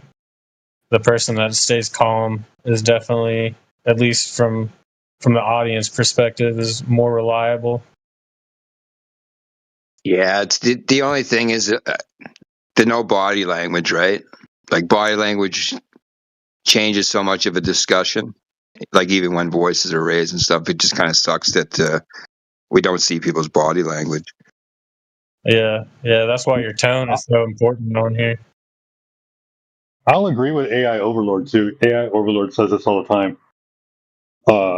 Those who don't have mod powers want mod powers so they can, get their point across.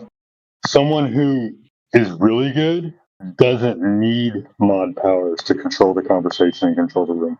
They can literally just control it because of the way they put themselves in the conversation. I agree with that.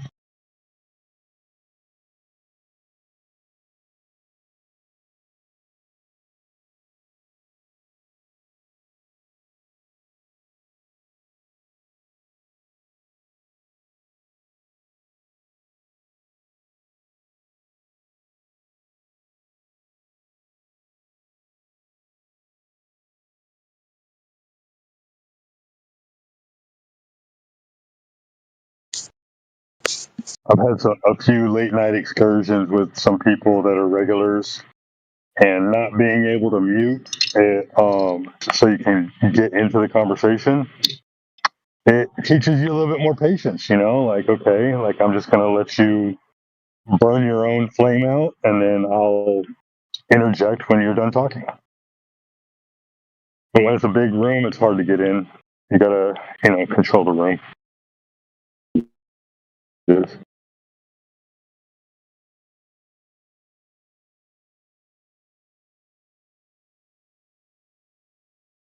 Where's Indio been? I haven't seen him in a while.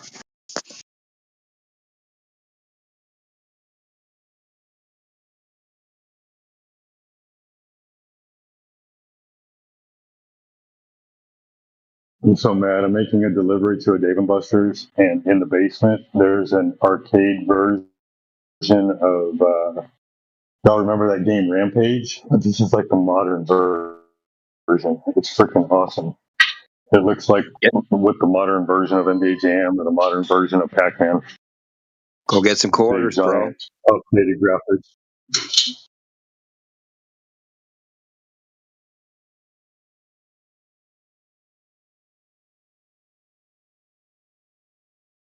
I'll take a picture of it when I come back in. I've never seen this game before. Like, why haven't I seen this before? I miss Rampage.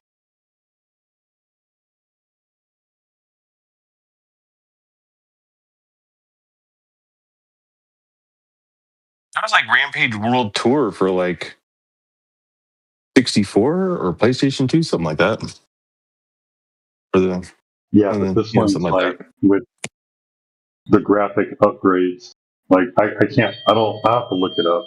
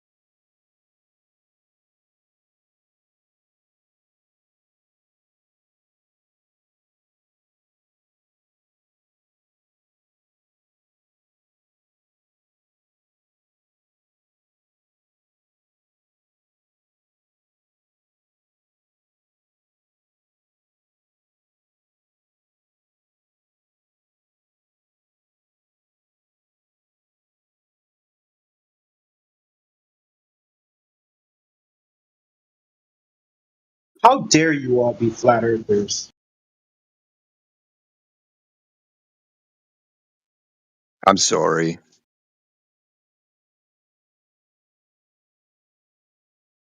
Oh, seriously, how dare you?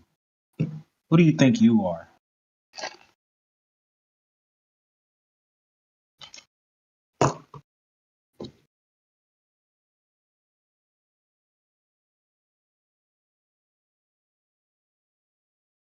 So you subscribe to the globe model? I take it. Do you know what subscribe means?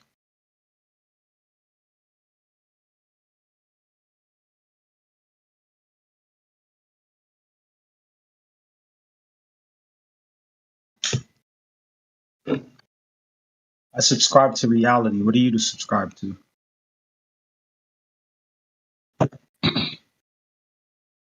My reality. The real reality. Your reality is the real reality? Are you one of those like mystical witches or something? Oh no, I've reality, like when you wake up to the truth, is a different reality than a reality based on lies.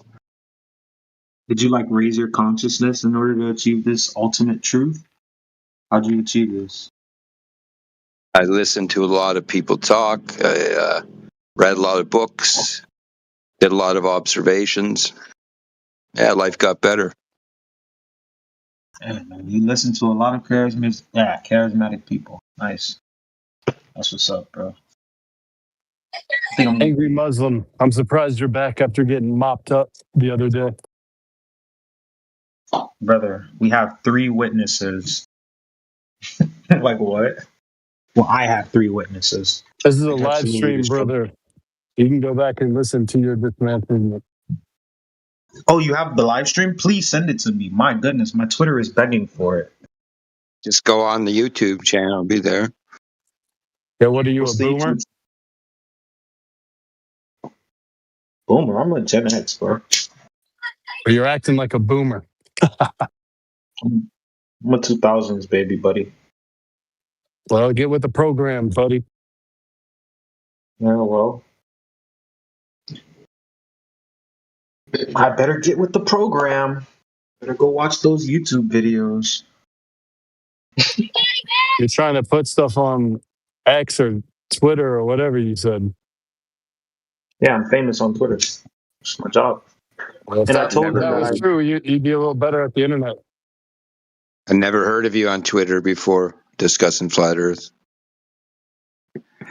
doesn't matter. We can just deal with flat Earth. You guys aren't that important. See, you guys are narcissists. I deal with bigger topics. I just had to let my audience know that I obliterated you guys last night, and they were like, "Damn." I Especially heard like different. you heard different, really? I think Crit started spiraling. You don't think so? No, I think he just made an example out of you. You don't think that the simple fact that you remember my name in the conversation we had proved to cook so good that I etched a memory inside of your brain? Well, Angry Muslim's kind of a name that you can't really forget, right? Of course it is. Yeah, I'd like to talk to you about how third world most Muslim predominantly countries are in a different server I sometimes. miss Flat and Destruction. Flat and Destruction was so much better.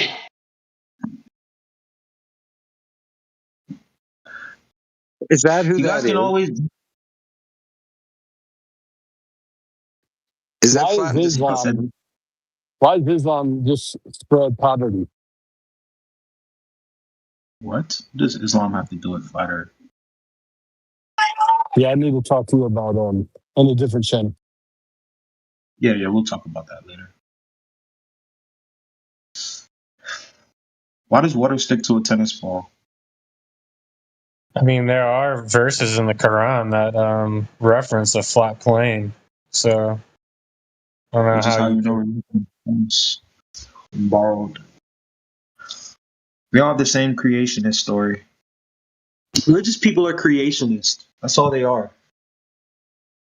Okay, and you're a Muslim. That means you're a religious person. That means the book that you base your religion on speaks about a flat plane Earth. Holy cow. This guy sees my profile picture, sees my name, and assumes I'm Muslim. This is the IQ we're dealing with, guys. Keep in mind, I have a transgender Muslim with the hijab on as my profile picture. Yeah, but it's impressions, right? First impressions. You see that name, and obviously that's what people are going to think. Yeah. How would anybody know that He you're obviously created that name and profile picture just to get people to talk about his name and profile picture. I thought you were trans. It's to troll Muslims. Every time I enter a Muslim chat, I am immediately muted and banned because the Muslims are smart enough to determine that I'm mocking them. How are you guys not able to determine that I'm mocking them? Please elaborate. Because most Muslims aren't that intelligent, so I would assume they were trying to be serious. At least they don't believe in 3 gods and one. I mean, I'd give them credit for that. They're a little smarter than Christians, no? You don't think so? Yeah, are you here to talk about the earth or are you here to berate? I said don't talk about Islam, to be fair. Okay. And then you brought up Christianity. So Yeah, now we're talking to you. All right, brother, let's hear about that tennis ball. Make no mistake, you guys are the narcissists, not me.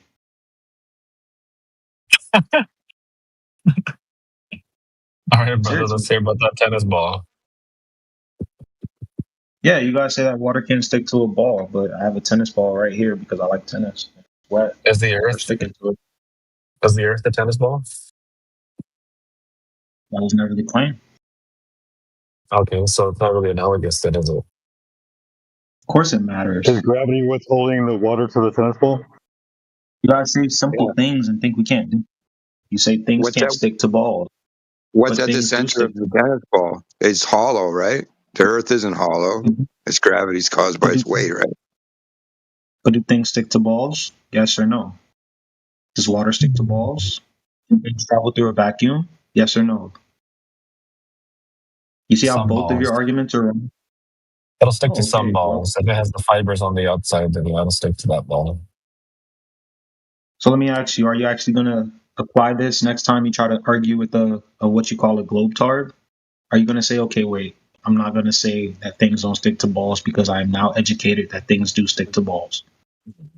I mean, I don't personally use that argument, but yeah, I will concede that water will stick to some balls. So. I don't think you have an argument. I think your only argument is I watched the YouTube video, I thought about it, and I saw things. Therefore, I conclude I'm right, which means you're a narcissist. What the fuck? Wait, so how did you conclude you were right? Through science. This guy's reasoning is kind of weird, man. So what science did you use to determine that the Earth was a ball? Holy cow. And you're not allowed to use YouTube videos, by the way. You know what? Your picture kind of looks like Jeranism.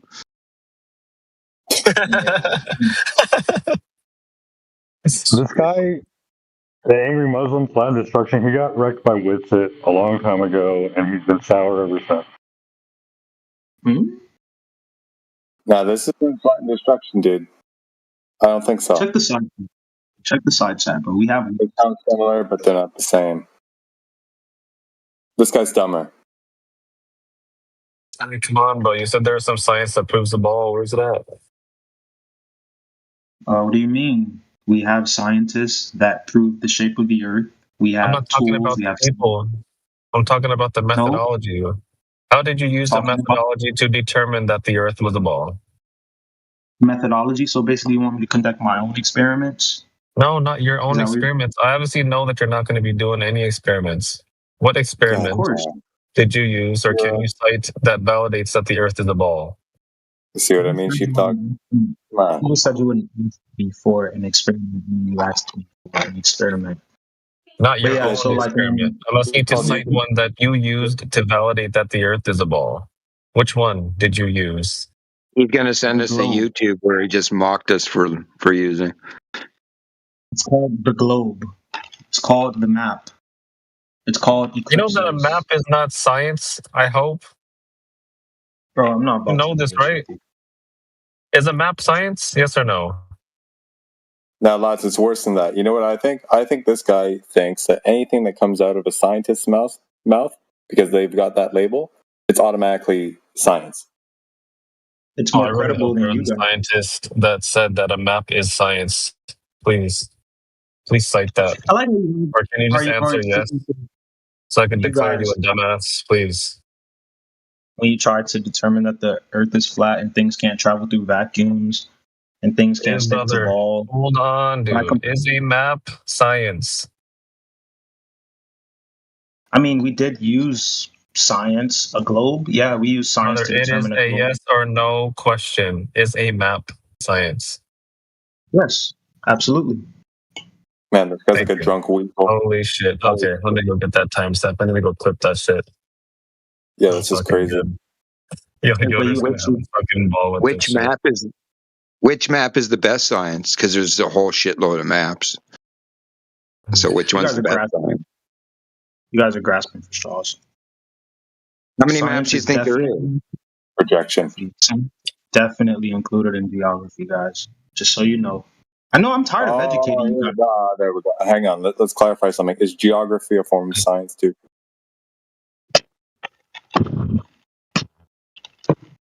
You're hilarious. So if cartography is like a subset of geography in your line of reasoning, right? Therefore, because geography is a form of science, supposedly, by extension, cartography would also be, right? So let's start with that. Is geography a science? Yeah, it is. It's very closely related. Okay, how do you reason that? Yeah, because physical geography is a natural science. It studies climate and weather, rivers and oceans, mountains and landforms, earthquakes, ecosystems, soil, population, culture. Okay. Hold on. Geography is the study of. Hang on. Geography. Yeah, this guy's dumb. So let's clear it up. Let's make sure it's evident for everybody to see that this guy's a retard. Okay, hold on. Geography, right? Is it the study of the phenomena? Hang on. Is geography the study of the phenomena, right? That the reason why these things exist, or is it just the study of, say, the layout of all these things, where the water is, where the land is in relation to each other, in and of itself? 1,000 questions, expecting me to answer them all. I just told you the answer to your question is science One is. question, dude. Yeah, hold on. No, dude, stop. It's because you're lumping all this stuff in, right? And kind of conflating it all. Stupid. You called me. Don't yell at me, dude. But you're. Okay, don't yell. We got to parse this out. Is geography a science? You say yes, for reasons that you just kind of, lumped in a bunch of stuff together that are not exactly necessarily the same, or even in the same fields of study. Okay, geography. What is geography, dude? My understanding is geography is basically the study of basically the orientation of all these things, the land, the water, all these things, and so we can plot, so we can know where things are, and then we can plot them out on maps, right? Okay, does science involve that? Yes or no? That's why I'm asking you. It sounds like you say yes, and I want to know why. I'm standing on it. What part of that don't you understand? What? I stand on, okay, watch this. I stand on my floor, therefore I'm doing science because I plotted out my floor and I know where to walk around on it? Yes. Do you know what a geographer is? I'm just saying. Crap, dude. Oh my god. Yo, Clipcord, where you at, bro? Yeah, so anyways, you do know what a way to end my day. Okay, so no one wants to hear the actual truth. You guys just want to pretend like you got me. No, I said yes. Dude, you got yourself, okay? You got yourself in a whole fucking, tight bundled up ball with your stupid words. You're coping. So science is correlated. How am I coping, dude? You're trying to unravel yourself. Yeah. Run the clip back. Let's run it back. It's so hard to unravel the stupid words that you kind of tied yourself up in. It's hilarious. Okay, can things thank you? Repeat that? Does a rocket need air in order to travel through a vacuum? You tell me. I've seen experiments where it doesn't. It does. Do you have But it experiments that doesn't. show that they don't? Okay, explain how and demonstrate, please. Holy shit! Are you actually fucking Holy stupid? shit! I can't answer the question because I have no demonstrations and I have no acumen to be able to explain my reasoning. Holy fuck!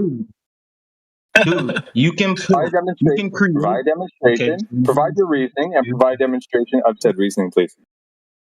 Yeah, so the reason we're able to go into outer space is because we have labs, enclosed labs, and we create vacuums. Let Hang me on. finish. Create No, you vacuums. say can rockets go in a vacuum? Can you demonstrate a rocket in a vacuum? But I don't have a vacuum lab. Okay, but I didn't ask you if you have it, dude. Can you demonstrate one? Can you point to someone who may actually have one, who's put this on display for everybody to see? Yeah, we do it all the time. This is how we work on rockets. What part of this don't you get? Perfect. Demonstrate that, please. Oh, I get everything you're saying, dude. All right, you just don't see the corner that you're painting yourself into. Through a vacuum? Do you want me to prove to you that light can travel through a vacuum, which is how sunlight reaches Earth? Why are you talking about light all of a sudden? I thought we were talking about rockets, bro. So right, you just speak with like this authority, like you're stupid. You mean I respond to what you say and highlight how stupid what you say is, and how you can't carry forth a coherent conversation because you jump from one thing to the other? We're having a coherent conversation. Yeah, that's my problem. That's my problem. Oh yeah, okay. It's coherent. Let's watch this. Let's actually keep it coherent, right? So let's keep it. No, stop. Let's keep it coherent, right? Let's finish up the first part of the conversation. Let's finish it up. Let's finish up, dude. No, stop. Stop. Just hang it up. Just hang it up. Stop. You sat there all yesterday and didn't say a single word. You drink a little liquor and now all of a sudden you're not going to finish your conversation. You're not going to finish your Where were you? Dude, if you're not going to finish you said the sun travels. Hold on. No, let's not fuel it. Let's not fuel it. Okay? Dude, finish your train of thought and then we'll move on. You're talking about rockets in a vacuum. I'm asking you, can you provide your reasoning for that and show a demonstration of it? Present something that somebody has done that demonstrates this before you move on to light going through a vacuum, please. The National Space Agency. It's called NASA. It's called SpaceX. These people shoot rockets through a vacuum in outer space and travel them. Just because you don't believe it doesn't mean it doesn't actually happen. Dude, this is the problem, right? You're begging the question. The whole reason why we're talking about this is because that's in question. So we're asking for a priori knowledge of that actually being feasible. Yes, and you jump I back do. Exactly. So you're begging the question then, right? Okay, sure. Do an experiment. Okay. So this is why I'm pressing you for now. Stop it. This is why I'm pressing you for an actual. Stop. You can Let me test finish. if a rocket can go through a vacuum. Bro, If you thrust them inside of a sealed vacuum chamber, you pump all of the air out of the chamber, you ignite the engine while measuring its thrust. The engine still produces thrust even though there is no air in the chamber. Do you understand? This is Newton's third law. This is the problem. Yeah, this is the problem. I hear you, dude. This is the problem. We can do this on Earth right now, but can you afford a vacuum chamber? No, you can't. Dude, you're gonna stop. Okay, we got to finish the first part. Okay, you got to show a demo of this. Okay, you started talking about having a rocket in a vacuum chamber, saying it provides thrust and would therefore be moving. Okay, we got to let's parse this out. Okay, you got a rocket, you put it in a vacuum chamber, you ignite it. What happens? What's the actual full process that we observe? I just explained that to you. I'm not doing it. No, you were just talking over me. Of course, I didn't hear half of what you said, though. So start from scratch. Yeah, you got to keep up. No, I'm way ahead of you, dude. I'm at the finish line, waiting for you. Okay? You're at the finish line while you concluded the Earth is flat, even though there's tons of evidence proving the contrary. I'm at the finish line waiting. I'm at the finish line waiting for your argument to conclude. Okay, and I'm watching you stumble through all these fucking potholes and stuff along the track. I'm trying to pick you up. Yeah. Keep going. So I can Yeah, so bring you to the the finish clearest line next with me. Salvatore Okay? So, is so through a hurry up. vacuum chamber. Yeah, Yeah, I'm doing it right now. Okay, hurry up. I'm doing it right now. Go ahead. Yeah. So vacuum chamber. Can we start there? You know what a vacuum chamber is? Oh my god, this is tedious. Answer the question, because I'm not going to continue if you're not going to follow. Dude, I'm following you. Yes, go ahead. Okay, cool. Do you agree that vacuum chambers exist? Because there's no point in talking if you don't even believe they exist. What the fuck? All right. Do you believe? All Yes right, or dude, no? done. Okay, I'm gonna save everybody's fucking brain cells. You're done. Like, eat shit, dude. Oh, my god. Carlos the tabarnak. Can't believe we have to go through this all the time, man. That shit was funny, bro. Told you he was dumber than fucking Flatten Destruction. Oh no, those are my favorite though, dude. I wanted to get another piece of that guy. He already left though. It's alright. I love confident retards, dude. Those are my favorite. I just need results, man. They're not bringing any results. I was gonna ask him Measured. actually. Sorry. If oh no, I was just gonna say. I wanted to ask him. They had to have determined that rockets could work in a vacuum before they went into outer space. Obviously, so what did NASA do to determine that? I was gonna ask him that initial experiment. Exactly. That's more precise there. I was trying to get to that. Yeah. I basically asked the same I asked the same thing. They're just in different terms, right? Yeah. By pointing out, begging the question that looking up or making claims that there's rockets up there going through, the vacuum of outer space and shit, as evidence to support his claim, right? Pointing that out that's begging the question is basically the same thing. It's like we need something else, bro. We need another test. But NASA lost all that information, right? Remember? Damn it. Oh my goodness. Right. Holy.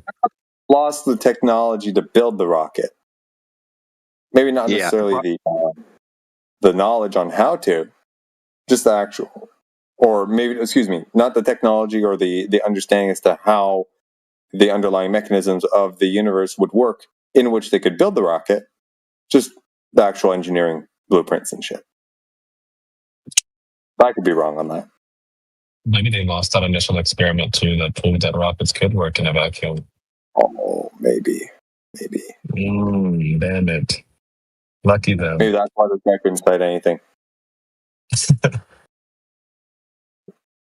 They lost it before they could publish it on the internet for this guy to read. Yeah, lucky for them.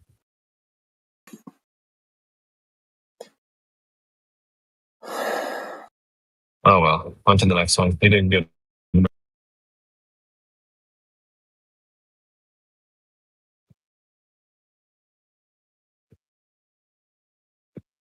Hey lads, you proud of me? I didn't yell. You think that lady would be proud of me or proud of us for keeping the room cool? Oh yeah, dude. It's so funny because she said that, and I was thinking about like the quietest person that I could think of. She was like mentioned your name. My God! Oh shit! Was that what you were saying? I thought you were actually saying I yell a lot, which I wouldn't disagree with. Dude. I was picking like the quietest person that I know, dude. To say that. Fuck! Shit, I was like, dude, oh, that's you funny. must have never heard 20 Cups. Yeah, that's why I said it as a joke. Because I thought you were here. That's why. I was. I told her, yeah. I told her because she's asking. Like, I never hear you guys yelling or, whatever, cussing people out. I was like, oh, shit, you never heard 20 Cups talk then. Shit, dude, I thought that was a sincere comment because I know I yell a lot, dude. I don't like. Oh no, dude, you barely yell, dude. What? Okay. Well, I'm glad you think so. It's like what, Flat Lloyd, and then I feel like everybody else is about the same. like the whole yelling and cussing stuff. But yeah, you're up there, Renison. Yo, Flat Lloyd is the chillest motherfucker I know in here. Dude, I know. I never heard him raise his voice or say a cuss word like once ever. I think he swore a few times, but like, has he? Yeah, but you see, if he did, right? I don't remember because it was so chill. It was probably, he would have done it in his Bob Ross voice. That it just went right over my head. Love it. Yeah, like I can't.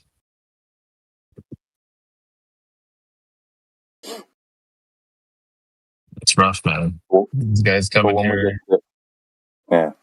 acting all crazy and shit, dude. No, there's no way. It's impossible.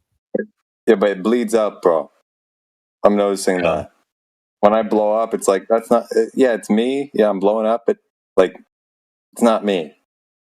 It was just so frustrating, that's why. Like, how many times do you have to ask him? How many times did I have to ask him to clarify if maps were science, dude? Like, it's a simple yes or no question. Asked him which science proves the globe. He said maps. But I said, okay, our map science. I had to ask him like 3 or 4 times. Yeah. But he finally provided his reasoning, right? Because maps are done by cartographers. Cartography is a subset, allegedly. Well, I think so, yeah, it could be argued. Is a subset of geography. And geography is a science. Why does this guy think that? Because you probably learned a little bit of geography in science class in fucking elementary school. Because they just lump like every fucking thing that isn't math or language in science class in elementary school.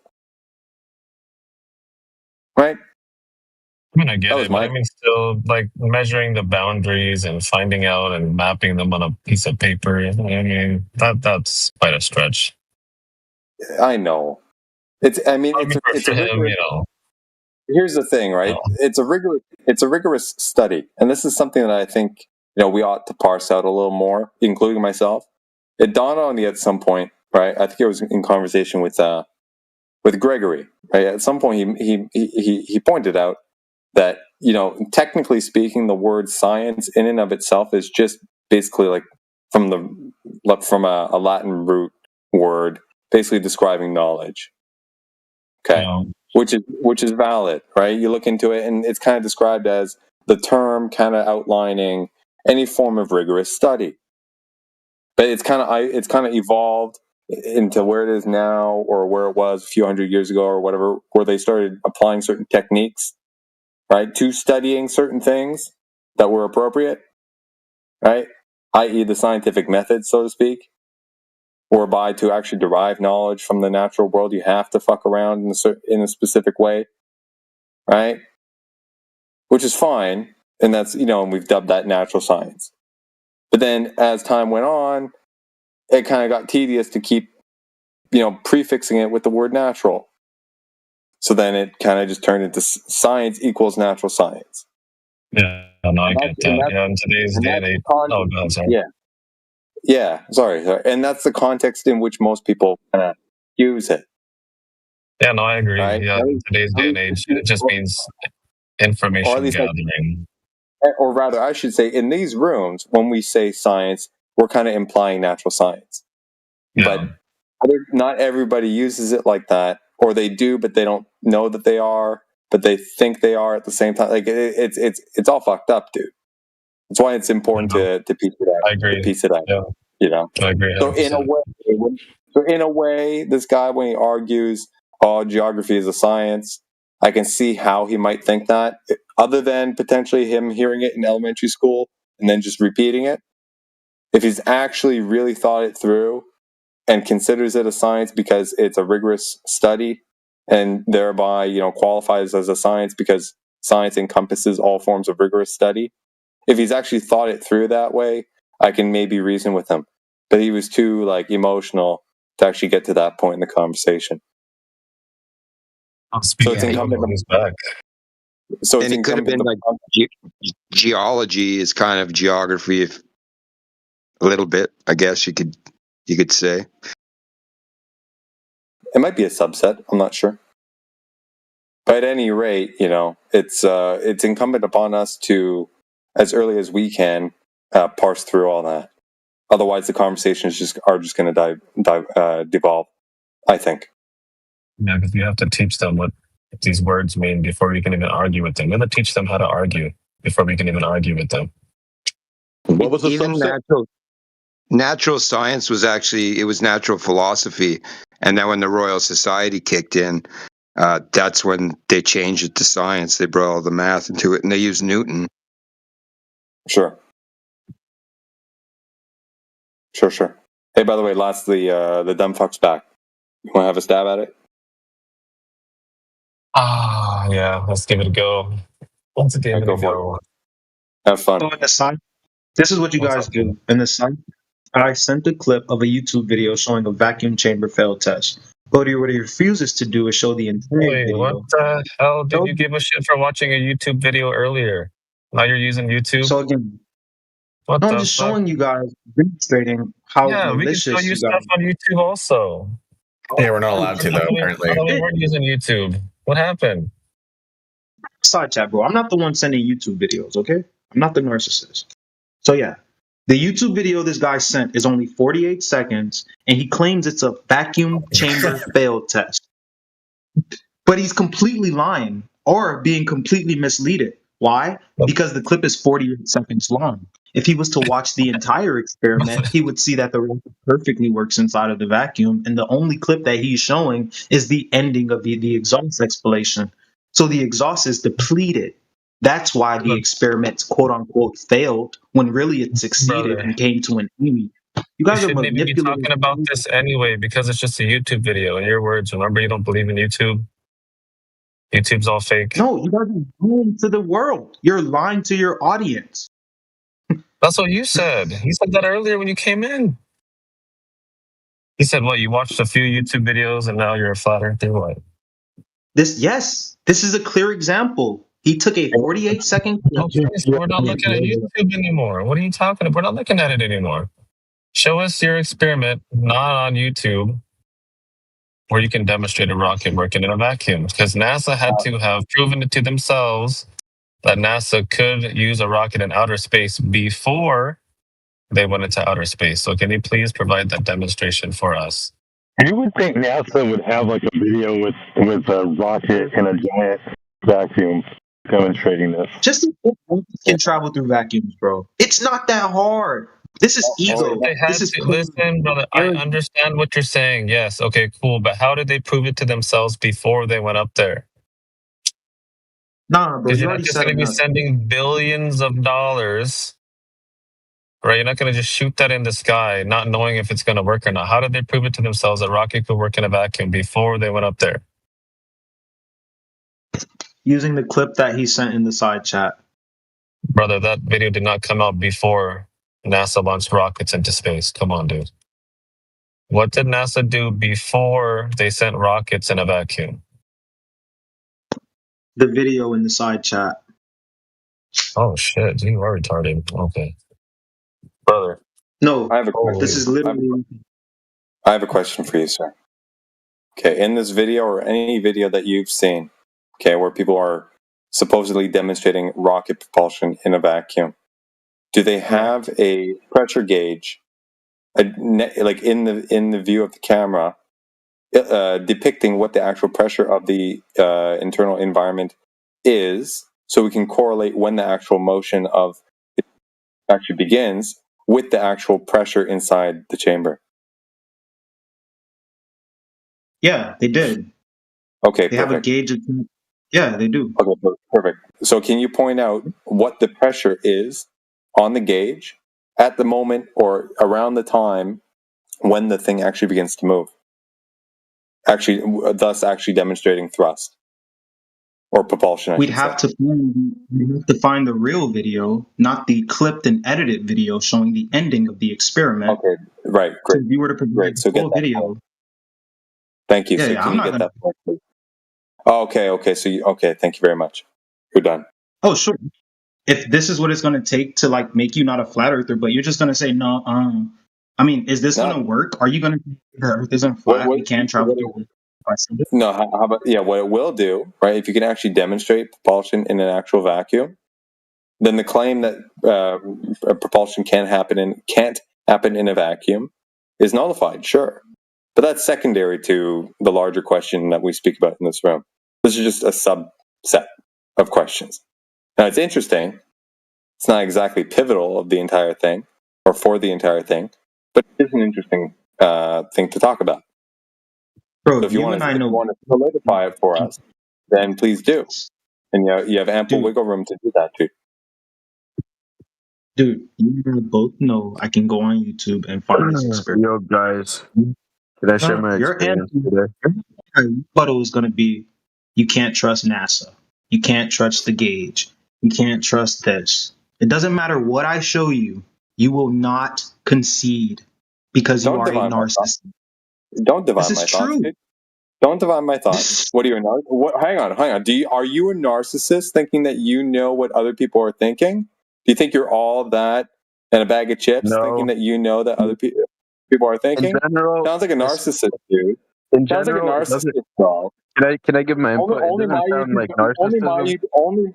only my YouTube videos that I share are real, but I'm not a narcissist. Your YouTube videos don't work. Mine It's are not are narcissism being able to predict what a flat earther would say because you guys are so thick in the head and so You're dense. just projecting, brother. That's not what I said, dude. You spammed that earlier about flat earthers wrong.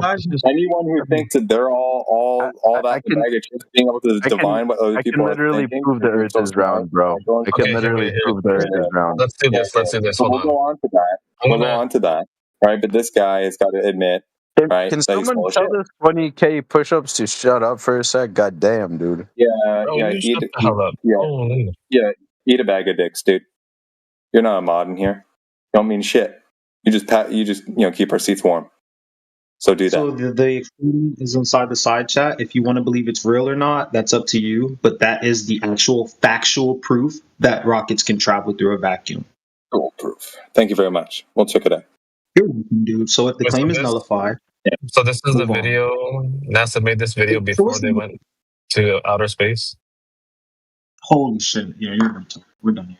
That was actually the initial question, dude. Right. Now, what I asked is proof that it can happen, regardless of whether or not it comes from NASA. You want a video from 1960 before YouTube was invented on YouTube? Do you understand how ridiculous your statement is? Yeah, I'm not asking for. Yeah. Do you know when YouTube was invented? Hey. Yeah, Wait. dude, Yes, videos from the 1800s on there. That was not what was actually asked of you. I have Bible. Angry, Muslim boy, right? That was not what was actually asked of you.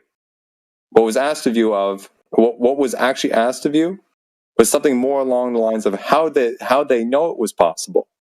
Now, if you could cite a paper, you asked me to demonstrate a vacuum could work. You asked me to demonstrate it. You didn't say hang on, demonstrate how- relax. Yeah, relax, dude. Bro, relax. Dude, I asked you that. Lads asked you just for knowledge that they had in the first place. Right? We asked you two different questions. Now, what you gave me, or what you gave us, satisfies. Hang on, dude. Let me finish. What you gave us satisfies my question to you. That's fine. We'll check it out. Okay? Now, you duke it out with lots now. Okay? But don't mess up our questions. You guys are weird. Okay, do you remember my question? I can repeat it again if you don't remember. Too many questions right now. I'd rather ask Yeah, you for guys sure. the question. I don't mind. I will repeat myself. How did NASA know that they could send out rockets and that they would work in outer space before they went into outer space? How would you know? Well, I don't know. That's why I'm asking you. Is this a joke? Am I being trolled right now? No, I'm asking a genuine question. I really don't know how NASA knew that rockets could propel in a vacuum before they went to the vacuum. And you're That's why I'm serious, right? asking this genuine question. Yeah. Okay, everybody clip me, and I'll go ahead and answer the question.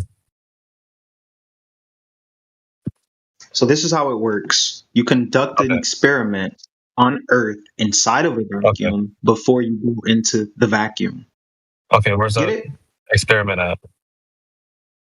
We just explained that that experiment isn't on video because YouTube didn't come out until 2004. Okay, so it should have been documented somewhere, right?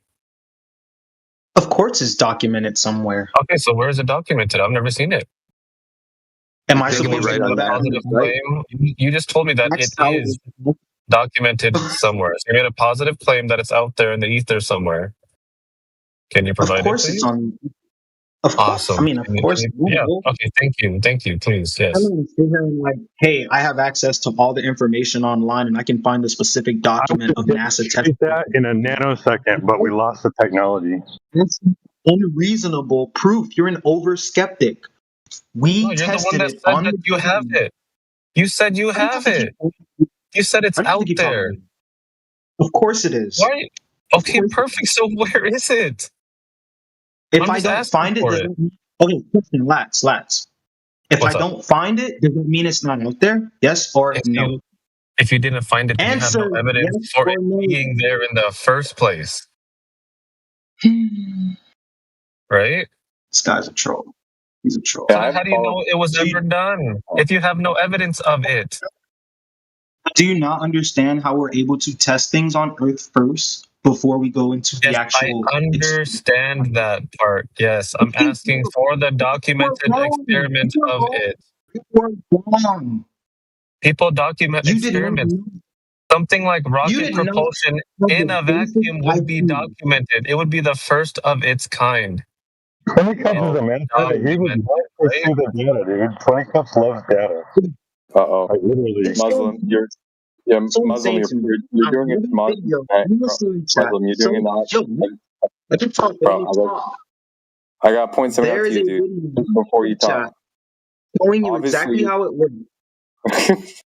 Hang on. I got to point something out to you, dude. You're obviously doing a naughty.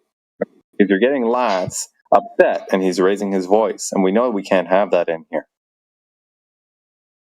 Yo, Right, Crit was Lance? spiraling yesterday. What do you mean? Yeah, Crit was talking about future yesterday, dude. This guy went to cartoons to defend flat Earth. Yeah, bro, I'm fucking with you, okay? Continue. Come on, bro.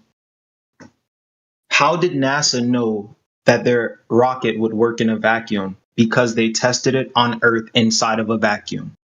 Okay, where's that documented experiment at?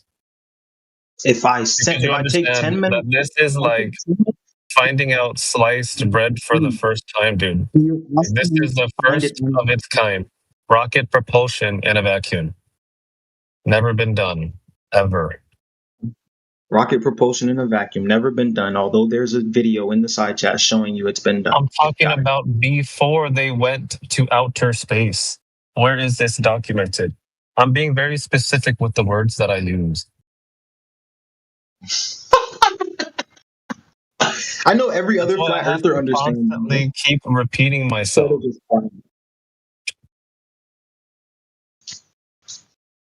Hey, what's the flat Earth rebuttal to this? Just curious, angry Muslim. Well, I'll just ask them to prove outer space anyway in the first place. A vacuum adjacent to a pressure gradient. I mean, I haven't. Let me look at this video. Is it the video where it's inside this small container and then after With the pressure ignition? Yeah, after the ignition, eventually the chamber fills up with a little bit of gas, and then because there's gas in there now, it can push off of it. Is that what we're looking at? Yeah, but it's not even a vacuum. It doesn't stay the same pressure anyway because the gas is being expelled into the vacuum chamber anyway, thus increasing the pressure. Things working back. Is it the one with the syringe where it hits the wall before it moves? No, it's a different one.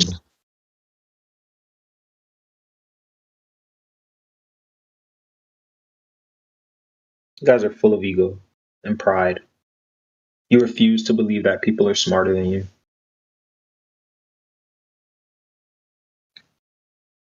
I think 20 cups is smarter than me.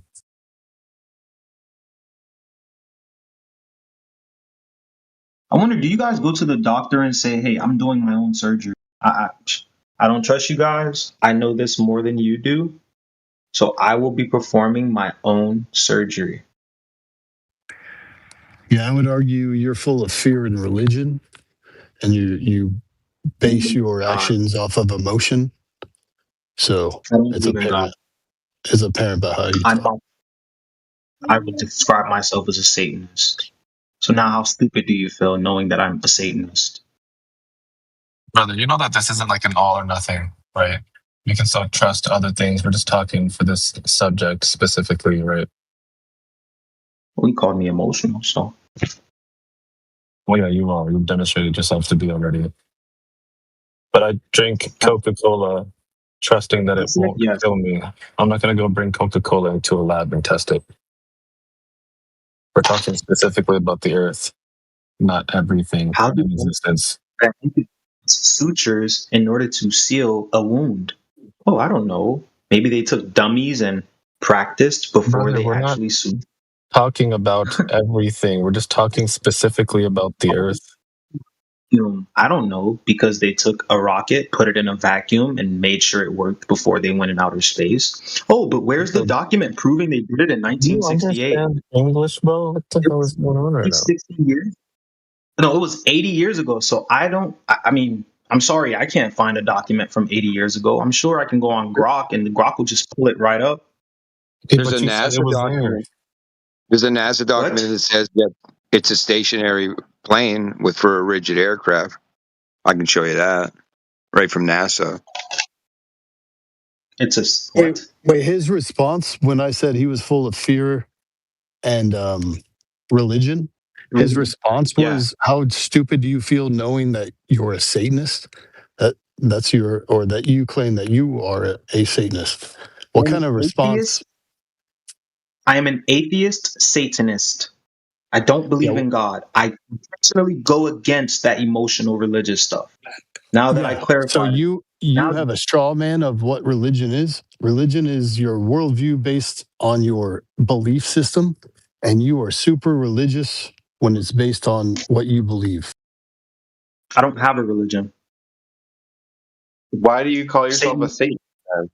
Satanism isn't a religion. It's a way of life. Genius. You're so blind, dude.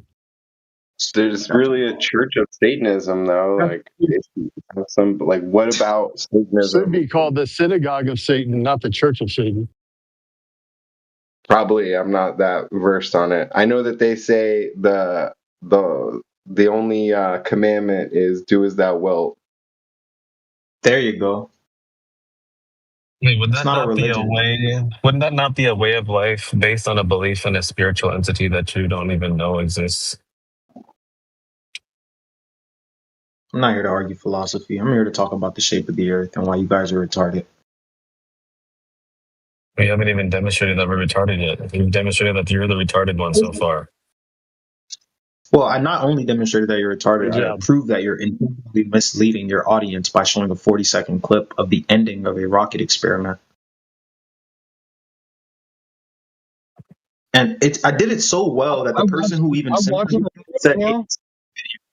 I'm watching the video right now. When they had the failed attempt, the smoke wasn't being pulled out of the container.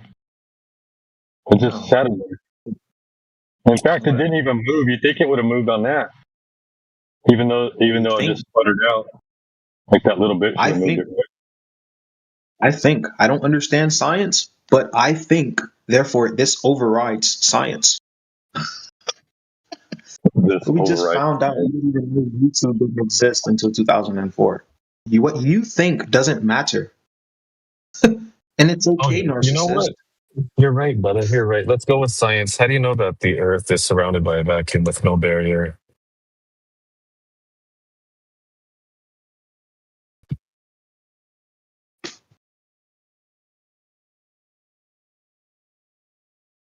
You know, quiet all of a sudden.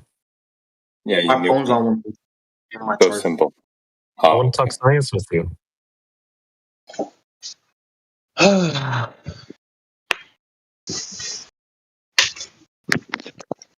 You know, you don't want to do it. And Satanism is all ego. That's the funny thing about it. It's all about gratifying yourself. I put a NASA link there for you. angry Muslim. There's a NASA document there. Do as you please.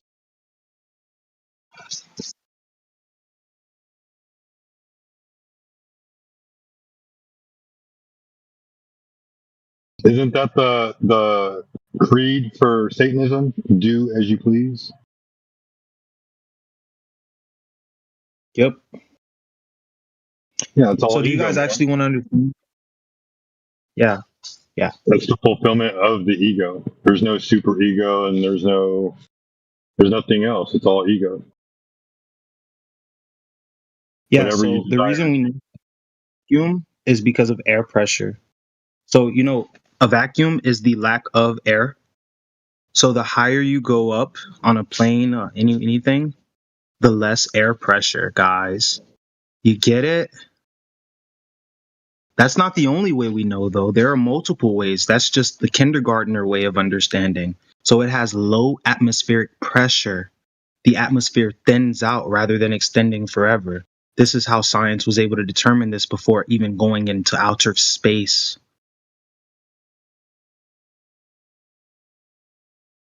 What is Boom. the atmosphere next to? I don't know, bro. I'm sorry. I'm not an astronomer. I'm sorry. I don't have the answer to all your questions. I'm sure Google does. How about look on that side instead of looking on the flat Earth side? Because you'll What actually is the get educated on atmosphere that next side. to?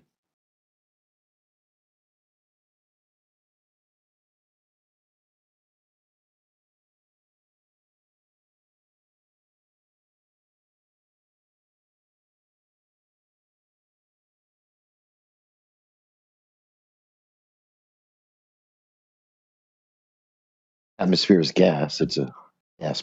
How many flat earthers have I converted today? It's got to be at least 3.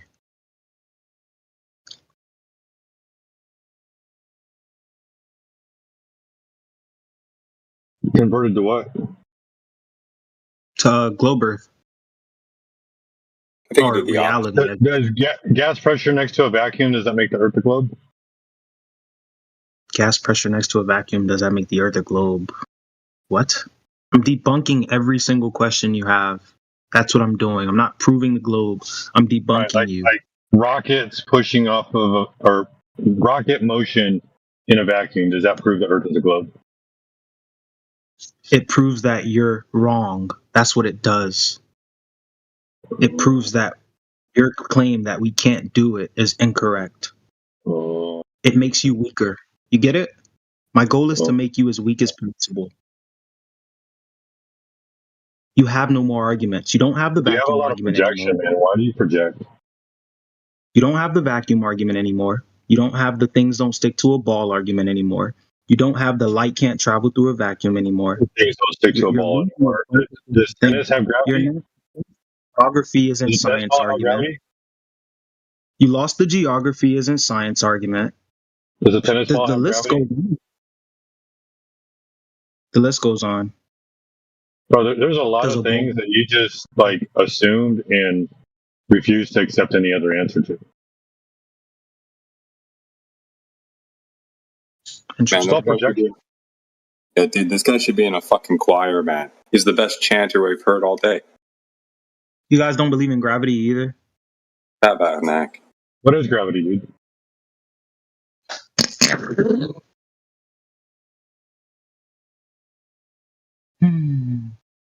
It's the reason why the ocean. Does gravity make the Earth a ball?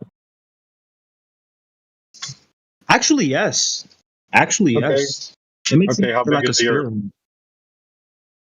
I'm not sure at the top of my head. Okay. Is it the size that they say online? Most likely. All right, so then we should go measure for that, right? To confirm that it's a ball. I mean, if you want to. Because if I it's doubt you not have a the- ball, then whatever gravity is, it's only happening on a flat Earth, right? What? The Earth is a ball. The Earth is an oblique spheroid. Right, but if you can't measure the curvature, if you shoot a tangent over the sphere and you find parallel lines instead of deviation from a curvature, then Wait. What? A tangent? What's a tangent? Well, Would you like to listen, or you just want to interrupt? No, because you just used a mathematical term to describe something. Do you know what a an tangent is? experiment. What's a tangent? Absolutely. This is a mathematical term. Yeah, a tangent is a If I straight were line, you, right? flat Earth experiment. Tangent is a straight line, right? What? A tangent is a straight line, right? Off the ball, yeah. In geometry, Well, anything. yes. You can have a straight line, and you can draw a tangent from your straight line using another tangent. It creates an angle, right? What are you proving? Well, we haven't got to that because I keep getting interrupted. So we got to define everything first before I can prove what I'm saying. Go ahead. Yeah, I agree because, man, you guys just say pseudoscience words and don't even know what they mean. So I have to make sure that you understand what you're saying. Go ahead. You can fire a tangent, you were saying. A tangent line is a straight line that touches a curve at a single point and perfectly matches the slope direction of the curve at that exact location. So what's the experiment? What's your claim? So if you take a tangent and extend it out over the curvature of the Earth, right? Right? Continue. Okay, if you take a tangent and you extend it out over the curvature of the Earth, there should be a drop over distance. It should exponentially occur. This matches a parabolic function to a certain degree.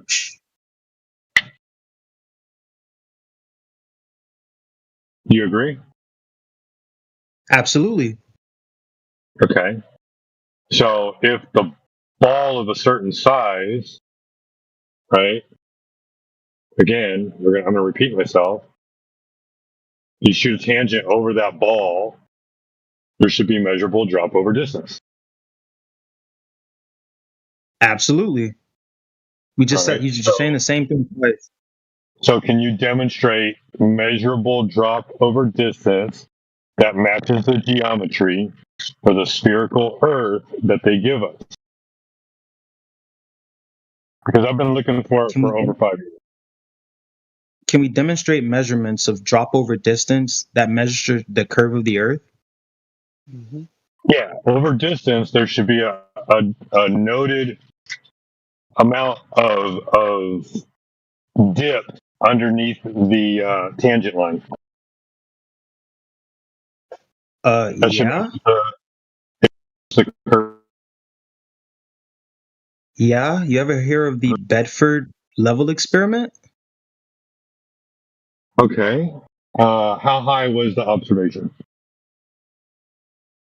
Well, the Bedford level experiment actually proved the Earth was flat until it all went to court. And then they induced refraction. But I still believe that the court case went to the flat side, actually, from memory. And he did that in 1838, but Wallace did it again in 1870. And besides all that, I personally have a observation that goes even including refraction beyond what would normally be able to be visible.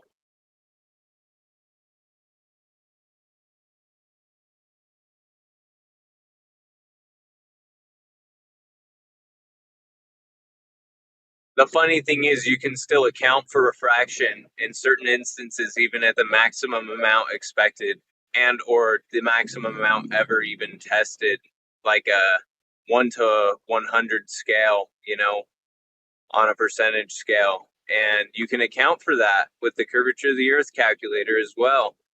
And you can still make observations that should be impossible according to that math.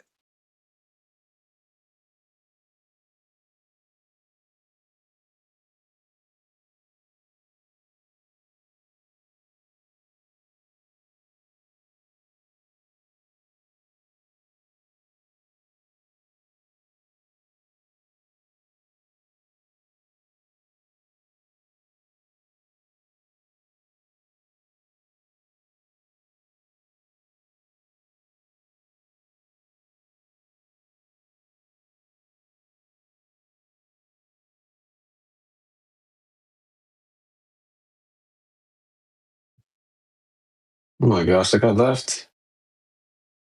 Damn it. 20 cups. You there, bro? Yeah. Yeah, what did he call me, bro?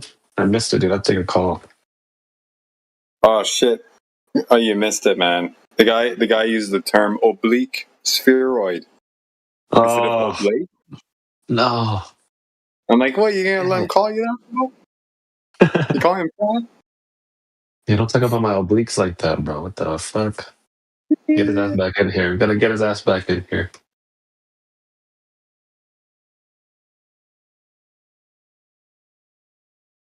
Damn. Hey, it's going crazy in the side chat, dude.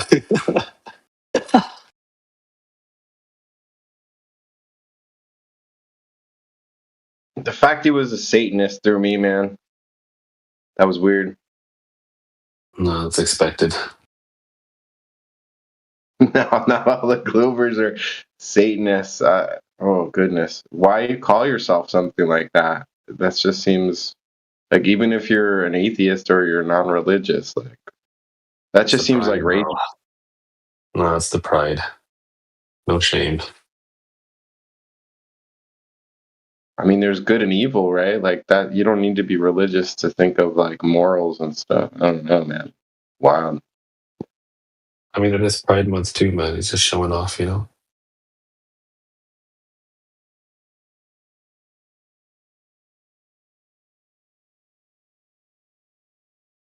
Oh God. There are these Satanists out there. They're supposedly eating babies and stuff. What do you guys think about all that? What does that have to do with the flat Earth or the It round doesn't. Earth or any It, form of it, Earth?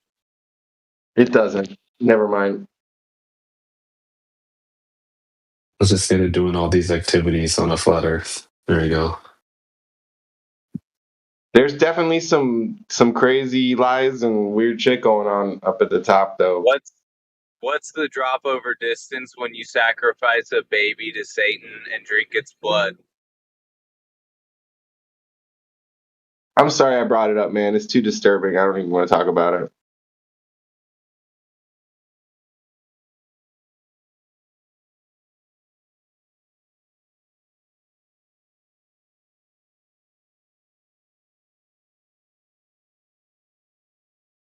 I want to see the numbers on Jeffrey Epstein's list that show curvature. If you're a Satanist, wouldn't you be bunched in with those people who eat babies? I'm mean. pretty sure that most of those people are well beyond the actual political sense that they're in, and I think that they already know the truth for themselves, and they just literally choose to reject because that's part of the nature of what they're in.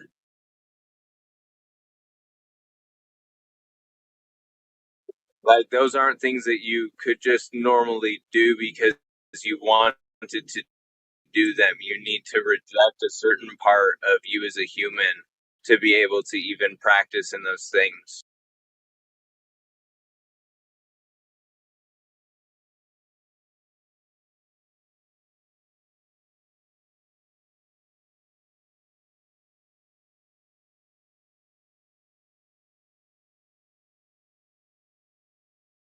It does seem like the Globers and the Flat Earthers can agree on like trying to battle evil. That seems if there really are these things going on, like that seems like the priority.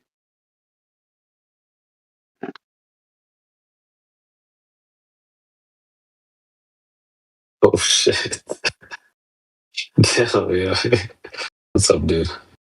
Yeah, you missed it. I got some guy to say that maps are science, dude. You missed out on such a great clip. Can't even clip it out because it's still alive, right? I Is that how think it that works now? you kind of read about like that being a little bit philosophy. Like some people define science a little differently. I understand that. It just sounds funny. Well, to me, anyway. It's more for the people in this room. I understand that the way that the word science is used now is more for like general, like knowledge gathering. It's not Yeah, really like any strict any kind methodology. of any kind of formalized study. Yeah. Yes, I mean, reading books on knitting would be considered science, yeah.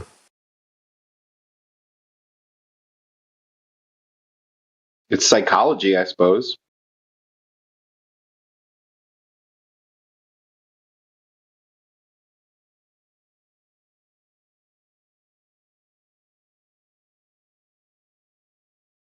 Let me see if I could find something on the paper about the science of knitting. Let me see if I could find that for you. People literally call anything science nowadays.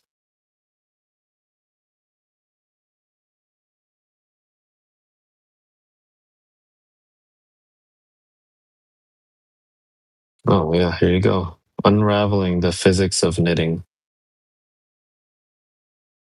Whoa.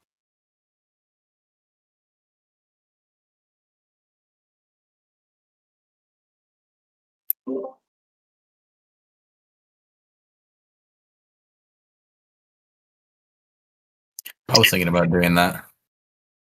Being a knitter. What happened to Angry Muslim? Did he leave when AI joined? Yeah, he's gone.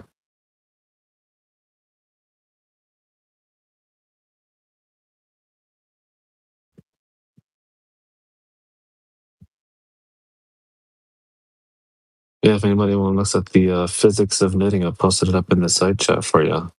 You just got to paste that word, physics or science, behind blank.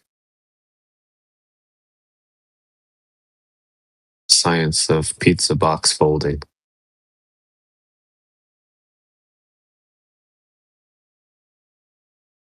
Yeah, no worries, man. I can't read right now. I'm driving. Oh, you're good. I just It yeah, does no, seem you're like good. there's at least like there's math fields dedicated to knots and like folding. There, it's like topology or something. Oh yeah, I would grant for sure. It would be mathematics. Yeah. I'm a pretty mean crocheter. Yeah, I had to leave because I have this rule that when my wife calls, she gets. Oh, you're good, dude. Yeah, knitting would be similar to like origami in a sense.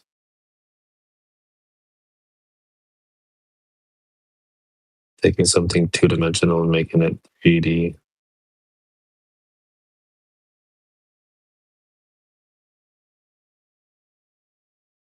I'm sure I could find a paper too that says science of origami.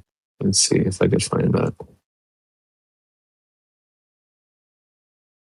Yeah, here we go. The science of origami.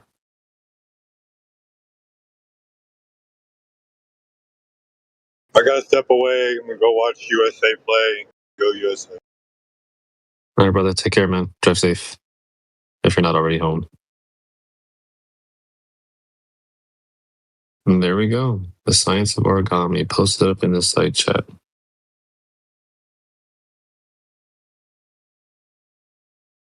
Oh, shoot. Posted the link in case anybody wants it.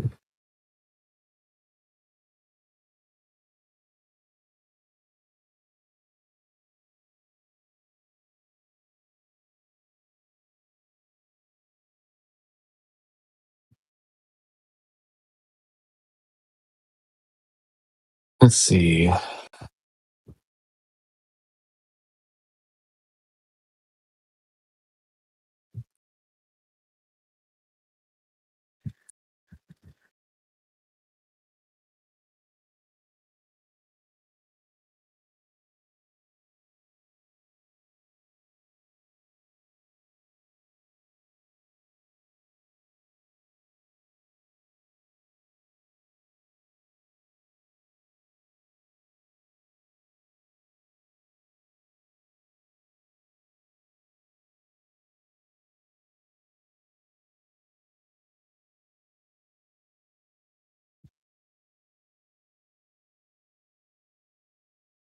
Well, this is a lively room.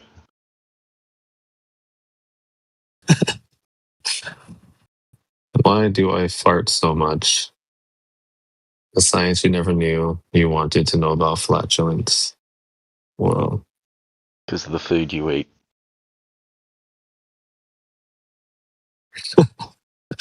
It's funny. If you want to know about the science of farts, here you go, guys. We're going to post it up in the side chat too.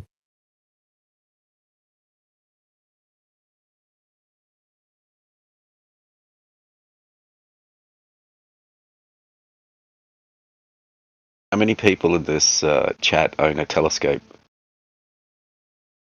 But what are we going to be doing with that? I have one. Yeah, I have one too. But what do we do with that? You have one and you don't know what to do with it. I don't know how to help you. How do we determine that the Earth is a ball with the telescope?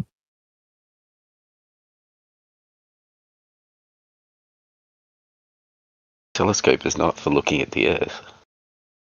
Oh, so we don't determine that the Earth is a ball with the telescope? Looking out, not in. Okay, well, I just want to be clear that we are not using a telescope to determine that the Earth is a ball, right? Or am I wrong? We Look at are going things to be like using the moon. Oh, okay, but is the moon the Earth?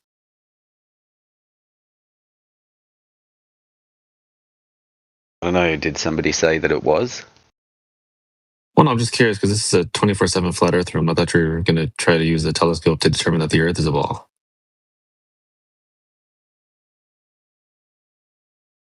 Like, what is the relevance of you bringing up a telescope if we're not going to be proving curvature or Earth ball with this telescope? Or this is something Telescope's not totally designed unrelated? for working out. Okay, okay. So I just want to make sure that this is totally unrelated to Earth being a ball then.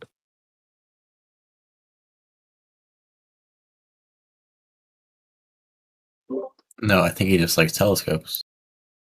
Oh, okay. I mean, fair enough. What's wrong Yeah, I with like that? telescopes too. No, nothing wrong with it. I thought you were bringing it up for Earth ball proof. That's all. How does that make sense? Oh no, it doesn't. I just thought that's what you were doing. But yeah, no, I like looking through my telescope as well, observing lights in the sky. Yeah, they're pretty. They twinkle.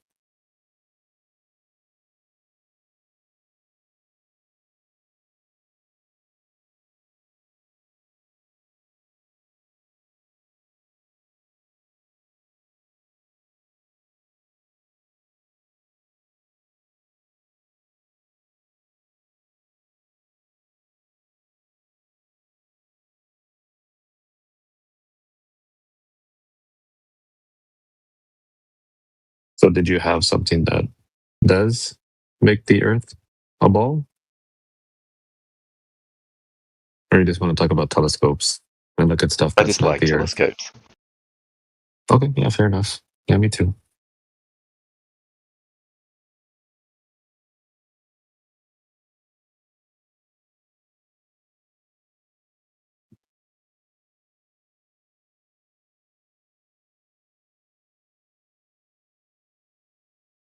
Hello, welcome to whoever just joined. Let's see if I can find some more science of stuff here. What's up? What's up? Nothing much, just chilling. It's quiet time right now. Yo, Big, do you like telescopes? Cool.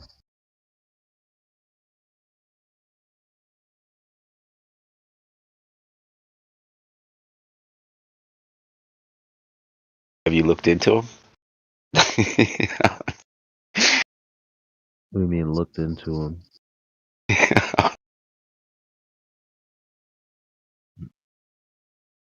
I'm not exactly an eyeglass fanatic.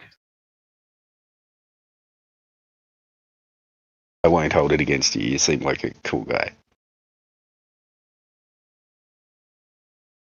You're trying to start like a telescope club or something? I think I should. I mean, are the people ready for I mean, it? yeah, it sounds like you like it a lot. It's all you want to Yeah, do but is that talk doesn't about mean everybody telescopes. else likes it.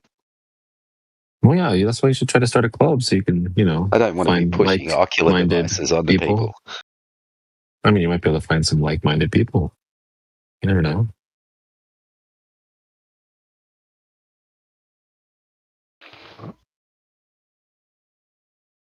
I mean, we have like groups of furries, for goodness sake. I mean, I'm sure you can find some people that are as enthusiastic about telescopes as you are.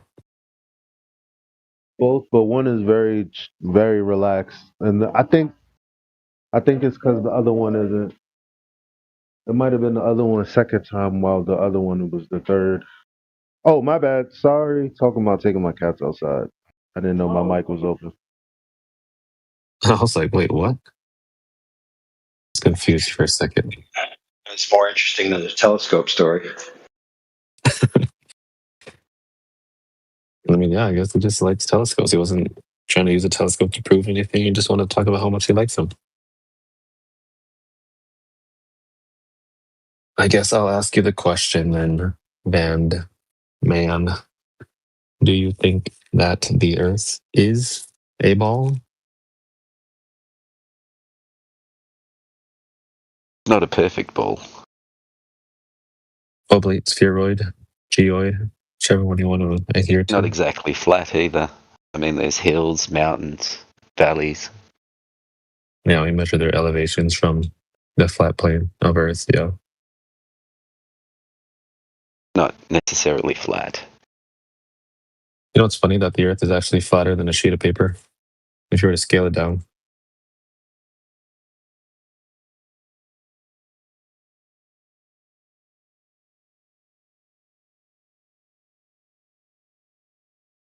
Pretty interesting, actually. I'll show you on the side chat, dude, if you want to take a look. I'll post this up all the time. It's a beautiful picture. Look at that thing.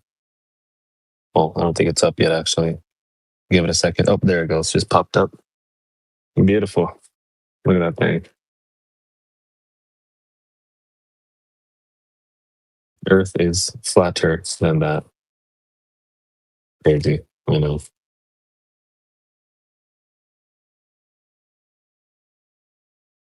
So yeah, sheets of paper have bumps, hills, valleys. You could even call those mountains if you were living on that sheet of paper.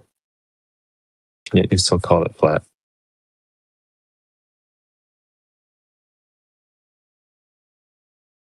Interesting. Is it though? Mm-hmm. Well, you know, you're right. That is subjective. I find it interesting. Just as I find telescopes interesting. They don't seem to excite anybody else. You know, that's true. I should go start a flat Earth paper club.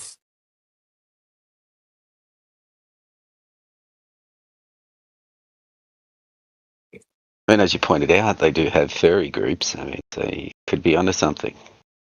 That is true. And I did say that I do like. I mean, you asked me if I like telescopes. I said sure.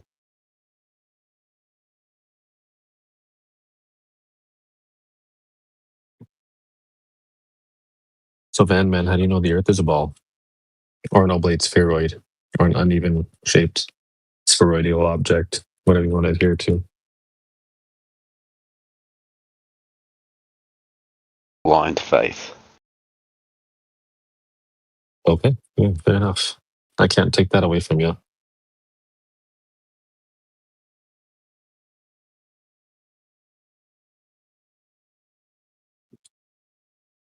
I guess now that you understand that you only know the Earth to be that shape because of blind faith, I guess we can just talk about telescopes now.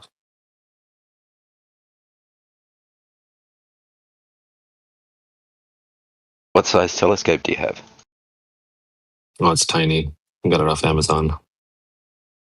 I got it for my I kid. started off with a small one that just looks at the craters on the moon. Then moved to a bit bigger one, 130.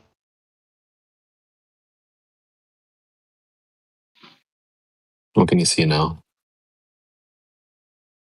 Actually haven't unpacked 130 just yet because I got a dust problem at the moment where I'm at, and I don't want the lenses to get choked up with dust. Oh, gross. Oh, yeah, I get it. But I'm also waiting for a 4K camera attachment for the ocular piece so I can connect it to the laptop and do video and digital recordings of what I see. Oh, you're gonna be like those dudes on Instagram that post like time lapses of the sky and stuff, huh? No, that's more terrestrial. Oh, you're not gonna be posting up time lapses of the sky? I post other things. No, it sounds dirty now. I post foot pictures. No, I'm just kidding. I was just thinking about a telescope for that. Okay. But they're really small feet. He's gonna post his. He's gonna post his celestial objects on the web. Only faith. Yeah, you post you post feet pics, and Lots will post his spheroidal obliques for you. Yes. Yo, thanks, Yoder, by the way. Give me a beautiful song. I actually want to listen to this. This is Frogs Are Nice, Telescopes Are Gay. If anybody wants to listen to this song, just post it up in the side chat by Yoder. Thank you, sir. Yeah, I don't think I'd like it. What was that song? Oh my gosh, it was like reggae. And I totally forgot to save it. Yeah, you know what? This song's actually really soothing. I'm not gonna lie.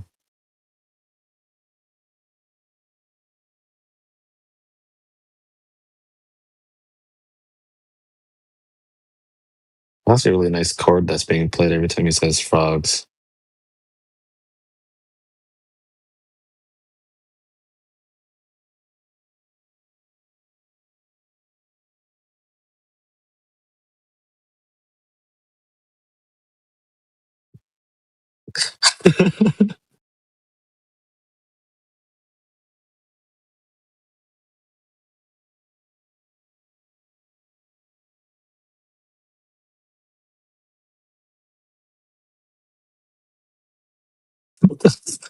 Yoder, where do you find songs like this, dude? What the hell?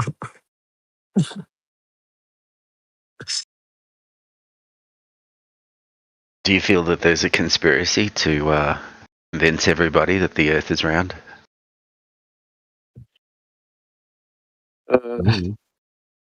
Could maybe, yeah. Who knows? I don't know. Couldn't prove it. What If do there you was, it mean? was not one. I could I don't know. almost see if people didn't conspire. Hey, look, listen. If one person did it, that would be like how the obviously there are people conspiring because in order to have a message mass received by the rest of us, something actually contradictory to our reality and us believe it, there has to be people working together. I mean, is that not clear? Yeah, what if Nobody. it was just one person, though? And then it's just like a So big game of telephone from that point. Assuming that you're correct, and there is a conspiracy to convince everybody that the world is round, what do you think the reason behind that is? What do they have to gain by tricking everybody into believing the world is round? Oh, I know the answer to both. It is only one person, and what he has to gain is to be worshipped as God. There you go. It's Satan. Well, go. Yeah, I mean, the guy could gain giggles because he likes giggling, for all we know. Well, the ancient document says that this character deceives the entire world. It says he wants to be worshipped as God, and it says he deceives the entire world. So put those two together. What's the one thing that the majority of the world believes? Earth is a globe. They believe in the whole heliocentric religion, which Satan is the deity of. Does everybody subscribe to this channel? Just out of curiosity? Is this the reason why? They subscribe. Yeah, they subscribe. I charge $3.99 a month for that idea, and they subscribe. No, dude, it's not necessary that Satan makes everybody do bad things. People can do bad things on their own.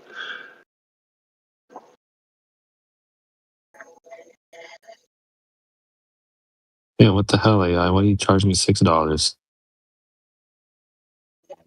Yeah, everybody pays. Everybody pays an amount that's undisclosed. You charge by the stupid, so it varies.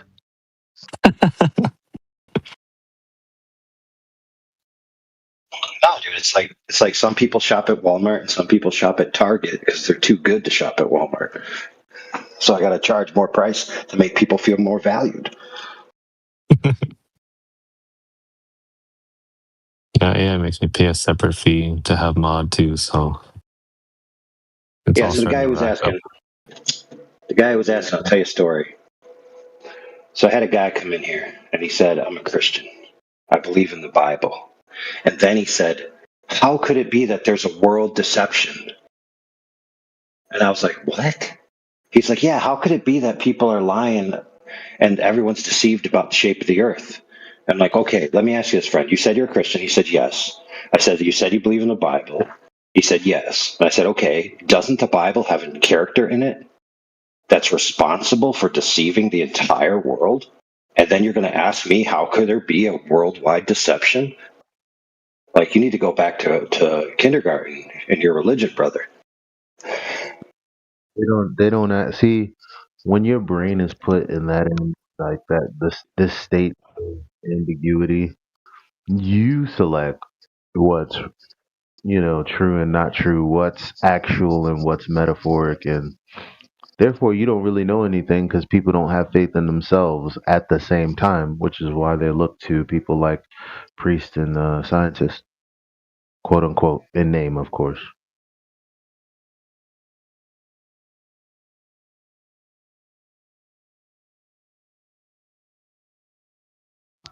Why would anyone think they need a scientist to tell them where they live because it doesn't present itself that way?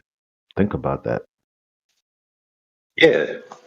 Or a scientist to tell them contrary to what they already believe. So, for example, the majority of people on Earth claim to adhere to like the top 7 religions, and in those 7 religions, every single one of them has an agent of chaos, or an agent of bad, or an agent that's deceiving mankind. And then they ask me, how could it be that mankind is deceived? And I'm like, wow, dude, did you ever read your holy book that you ascribe to? It literally says it right there.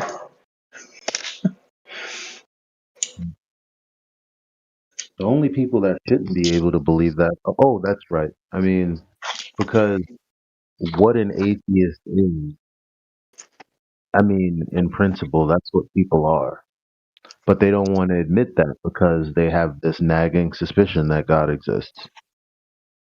So you have an extreme level of cognitive dissonance where God exists. It's just that this world is it naturally came about though. Those two ideas don't go together. Obviously. Yeah, they don't seem to be able to synthesize their worldview and their quote unquote scientific worldview, which is not scientific worldview, it's another religion. They can't seem to synthesize the two.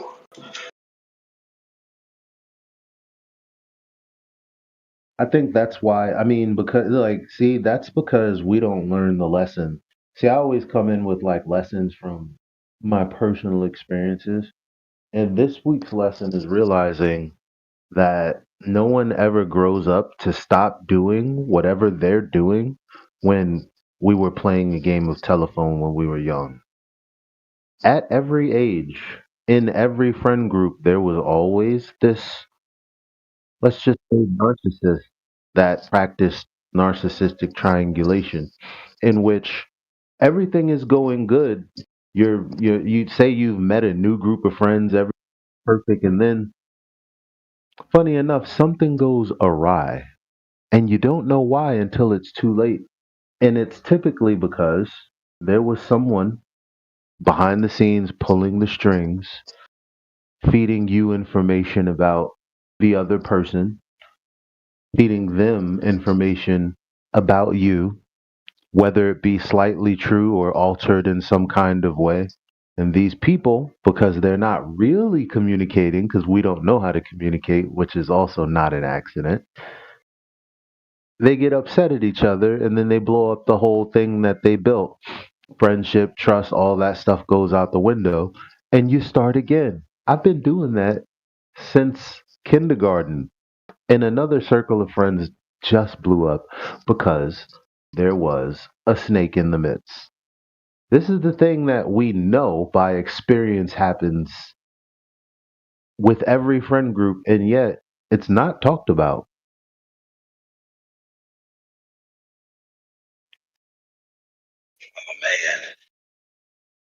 Whenever you experience cognitive dissonance, that's when chaos happens. That's when wars happen. That's when people fight over a girl or possession, or that's when that stuff happens, when communication is not able to be had for whatever reason. And nobody gets that, even though it happens all the time. Am I lying? Am I preaching? But like, tell me if y'all are feeling what I'm putting down. Oh man, that's cool. I kind of had something like that going on where every time I tried to prove what I had to prove, there was two people that would talk over me, and then they would mute me on their end, and then so I wasn't muted in the chat, but they muted me so they couldn't hear me, so it gave them the ability to talk without listening to me rebut them. And then they actually said, "Hey guys in Flat Earth, this person should be excommunicated from the whole community. He's so evil." Yeah, that went downhill real quick.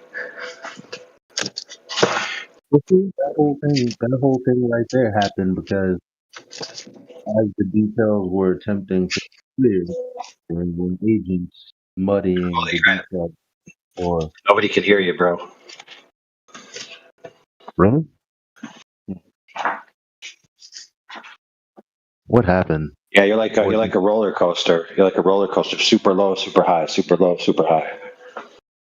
Maybe because I don't put myself like directly next to me speaking this low. Oh. But I'm just saying, yeah, in that situation, all it required was clarity of the details, and for whatever reason, the agent that we keep talking about, which I mean, for damn sure doesn't seem like a person, because how come it arises like agent missing everyone when clarity is trying to be had? This feeling that comes up, like there's typically just me that notices it, right? Like I noticed it then, and there weren't enough people to speak up strong enough to say, "Hey, stop that shit.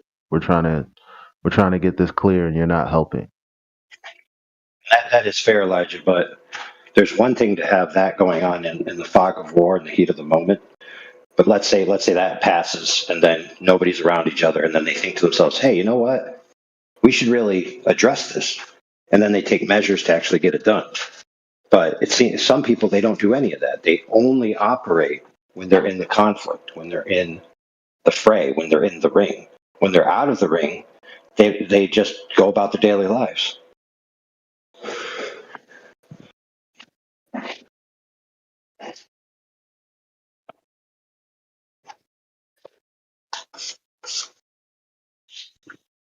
That's kind of interesting because it's almost like watching a TV show. You know, your TV show comes on at 6 o'clock on Fridays.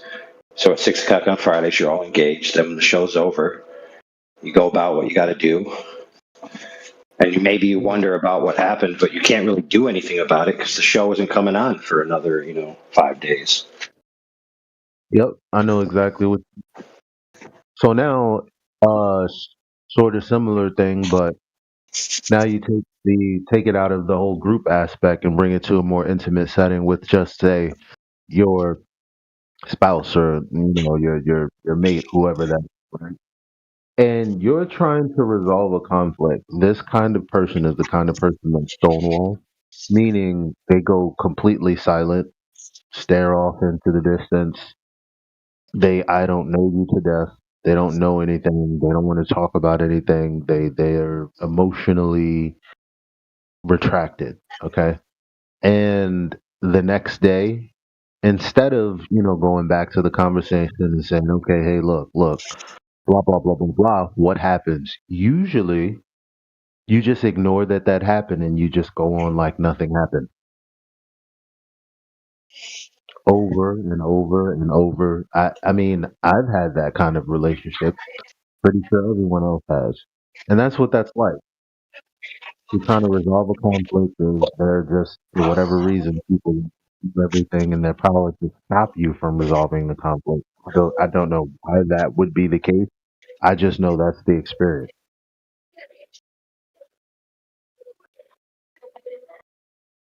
Like in that other thing we were talking about, I actually told people how to do it. So one person said, "Oh, I don't have the evidence. I have to prove that you're evil, being me, but I don't have access to the evidence because of this restriction." And I said, "Okay, here's how you get around the restriction so you can get the evidence. Go get it." I got the evidence the same way I told that person to get the evidence. And then I showed people the evidence.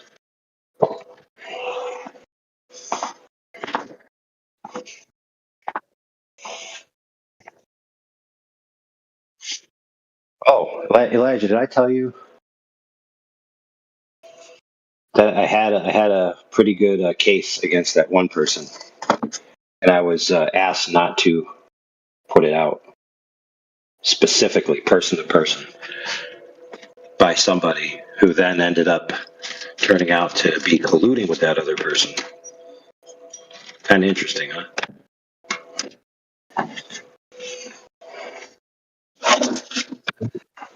Very interesting.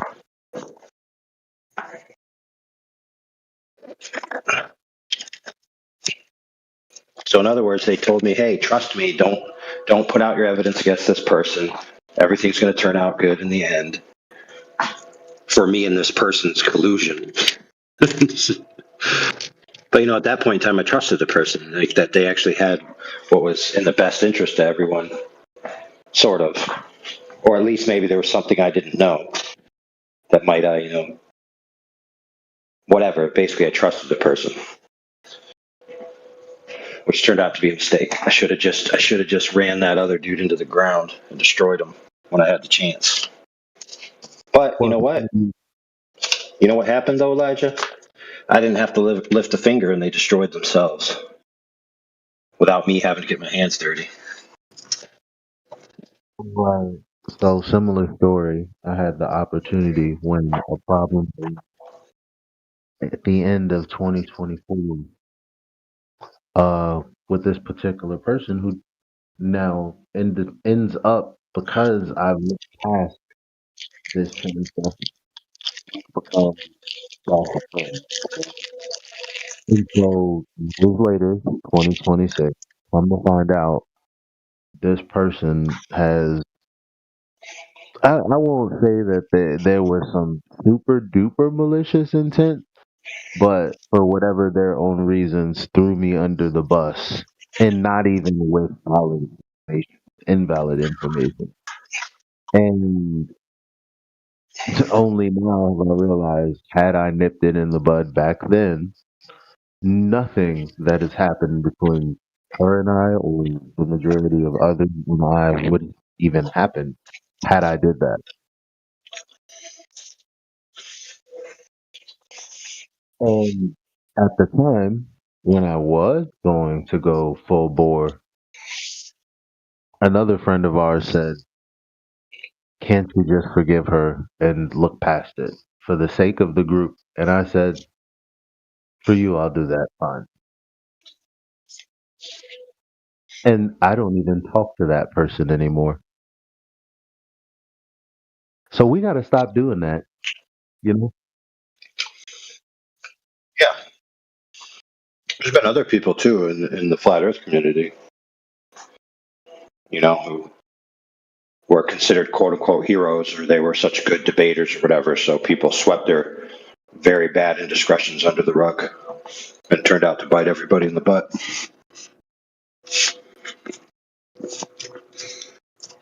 You know what I said, Elijah, when this year started?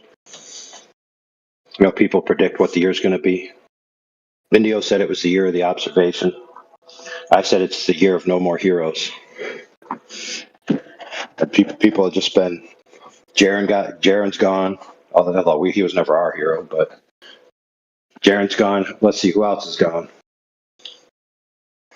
There's other people gone. I can't remember their names though. It must not have been that important. What's it called? I mean, is he really here? I don't know. You say Witsit? He's making content, but I think I don't know, dude. There's a lot of let's just call it shade surrounding him at the moment. But like this 24/7 really isn't about that. One of the reasons why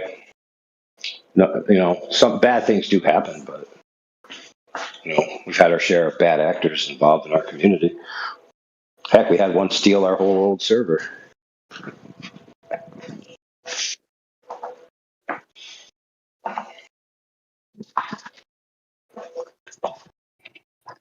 Who is that? This guy was called. His name on Discord was called Human Sheeple. Oh shit! He took advantage of a loophole in, how Discord deals with owners of servers, where if the owner doesn't check in for like 6 months or something, whoever is like a certain level mod can petition to take ownership. And we weren't at the time. We weren't aware of that. And a couple of people actually petitioned to take ownership behind our backs. And that guy just happened to be the one that put in the thing first, because I think you have to wait 6 weeks or something after you petition, and then you just automatically get the server if nobody says anything about it. No way. That's so greasy. Yep. So one day he just was the owner, and then he started being like, "I'm the Human Sheeple, the most flat. You will bow to me. Also, we're turning this into a Minecraft server because I need to make video game money." And then his server crashed and burned.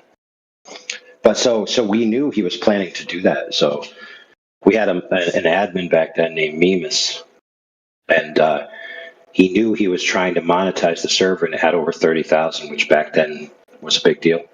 You get your own server or something, some weird perks you get. And so he call banned 16,000 people. He's like, "Oh, you ain't getting this 30,000 server. Oh, boom, there you go. Now you only have 16,000." Wow. Or whatever 16 minus whatever the number was. I don't remember exactly. Do you think a flat earther would ever do that to someone's server? I highly doubt it. Yeah, flat earthers, being a flat earther doesn't make you a virtuous person. Don't even dare think that's the case. There's plenty of dirtbag flat earthers, just like there's plenty of good globe earthers. Yeah, I guess. But the number, I'm sure, has to outweigh the other ones.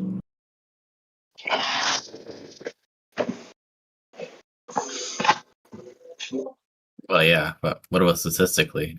Who knows? Yeah, exactly. Unknown.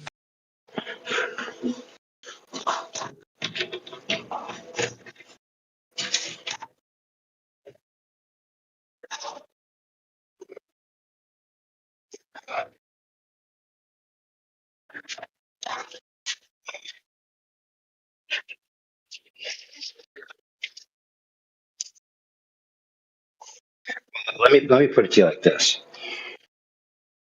Have you ever heard of a flat earther going after a globe earther's job just because they're a globe earther? And be like, this person can't work.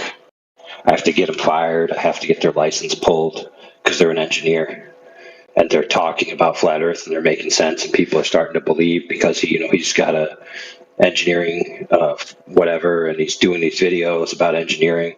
And you know how they say there's no flat Earth scientists, there's no flat Earth engineers. So here we got an engineer on YouTube. So I got to go after his license. I got to harass his employer to get him fired.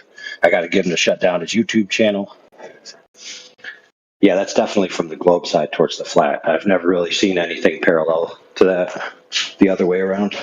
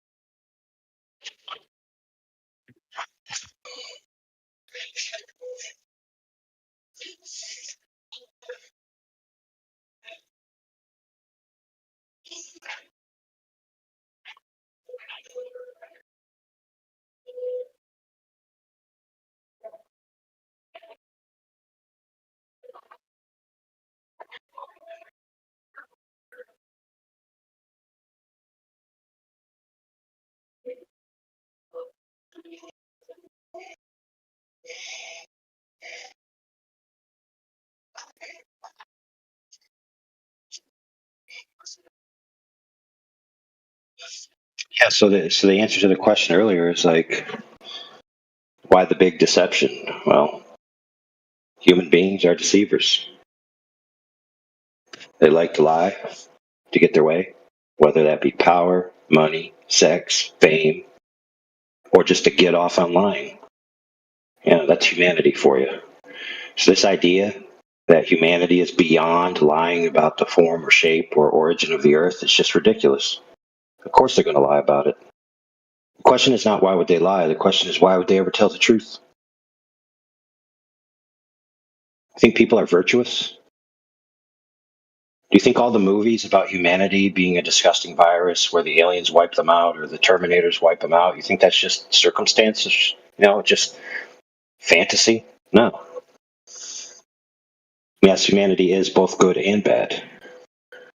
Capable of horrific evil and capable of good. Both. Whether they're a flat earther or a globe earther.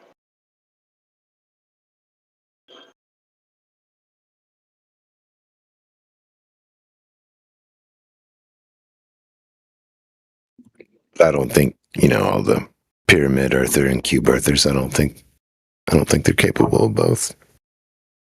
Yeah. Oh, especially concave earthers. They're like angels, basically.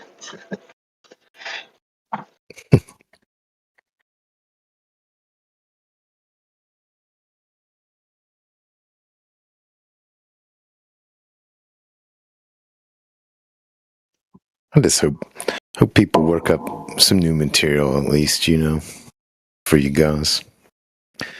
I'm sure the same old's getting old, but you still come across some interesting conversations pretty often though.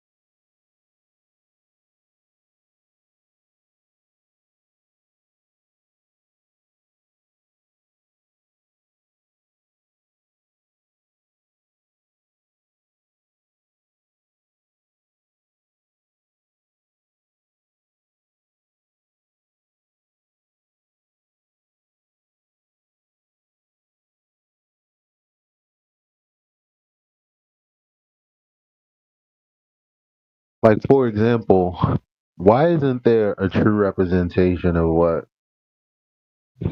we're saying anywhere when it comes to Earth being flat? Like, why doesn't that exist?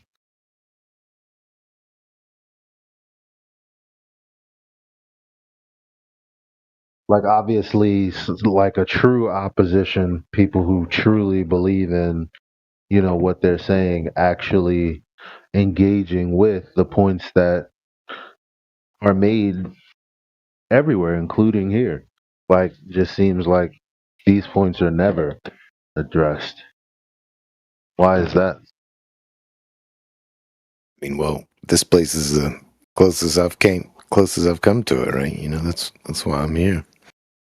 But I got you, man. Other than that, it's pretty interesting that it's always just misrepresentations and ridicule that you'll find with cursory searches.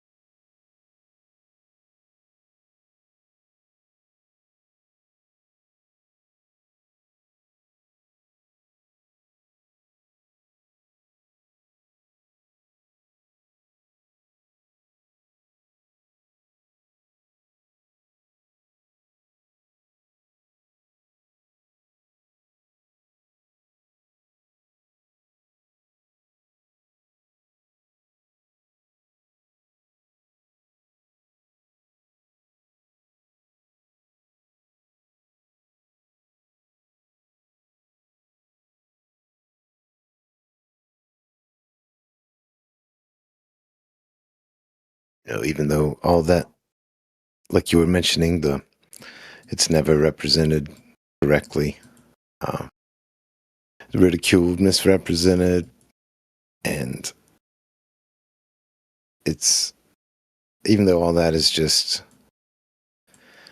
circumstantial evidence, all that should at least add up to be an interesting thing for people to think about. You know, why is that so?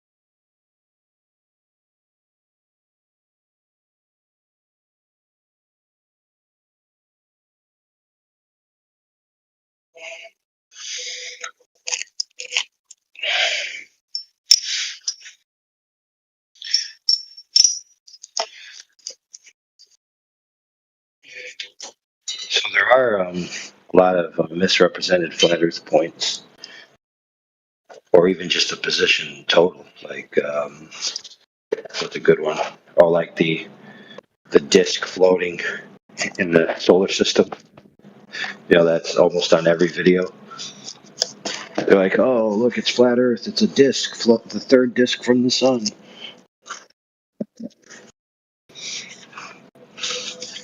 Yeah, it's like just to make certain that they mix the models, and it's instantly ridiculous. Yeah, and the third disk from the sun doesn't really make sense, right? On its face, it's like, wow, that seems dumb. Like, why would anybody think that? Yep. Then they're like, huh, I looked into flat Earth. Done and done.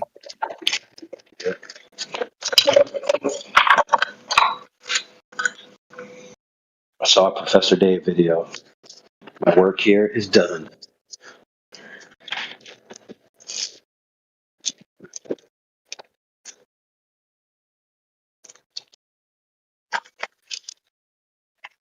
And even people with half a mind, and even if they don't know nothing about the conversation, like, you can watch these people and and tell that it's a little off and a little cringe, you know.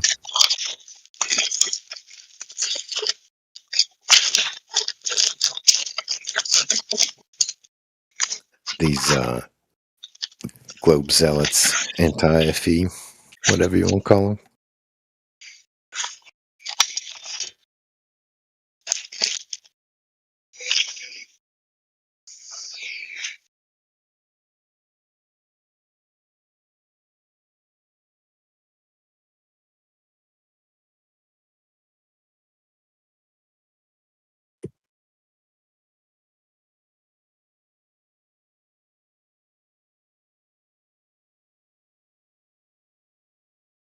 You guys familiar with geotic survey?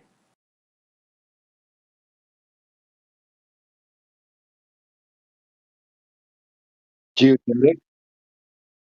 Yeah.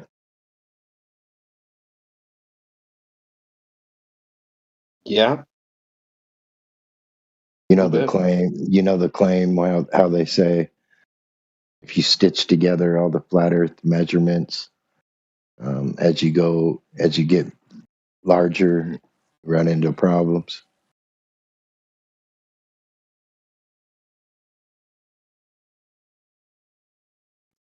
Right. Curvature is an error as far as they're concerned. Well, the problem is once they come up with geodetic surveying, there was already standing on the ball. So once they scale things up, if you will, and they run into problems, it's a spherical problem. They're putting their coordinates on location into a spherical coordinate system already. No, they produce flat maps. They want to get rid of the curvature. No, they have raw Earth measurements that are flat. And then they claim that if you stitch those together and scale it up, they run into problems. But Right, because when the surveyor gets on location, the first thing he does is puts in his spherical coordinate system.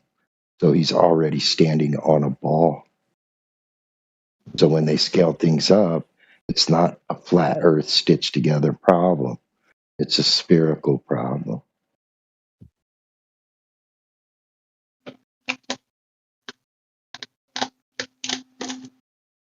we should get some real surveyors in here. That's just how it But is. now I know they do a lot of surveying from satellite nowadays. Yeah, well, good luck with that. Where's the satellite at that they're doing surveying with? Space. Oh, it's in space? I think so. I know you guys don't think it's real, but Why would you have to think or believe?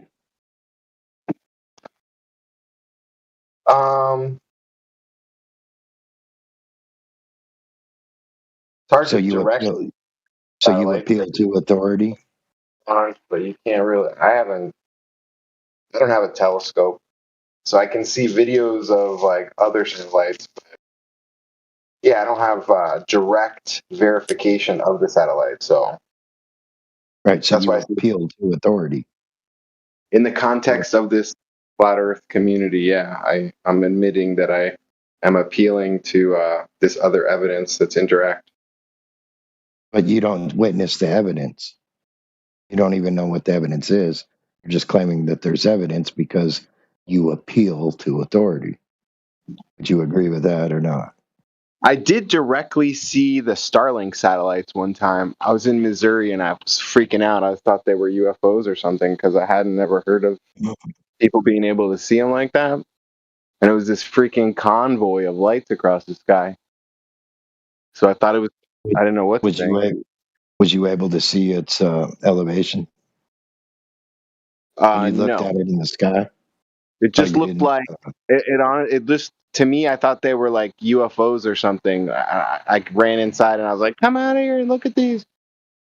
I didn't When know you what to. observed it, once you observed it, you automatically in your brain went to that appeal to authority, and you said to yourself, "That thing's on a ball. It's up in space." Right?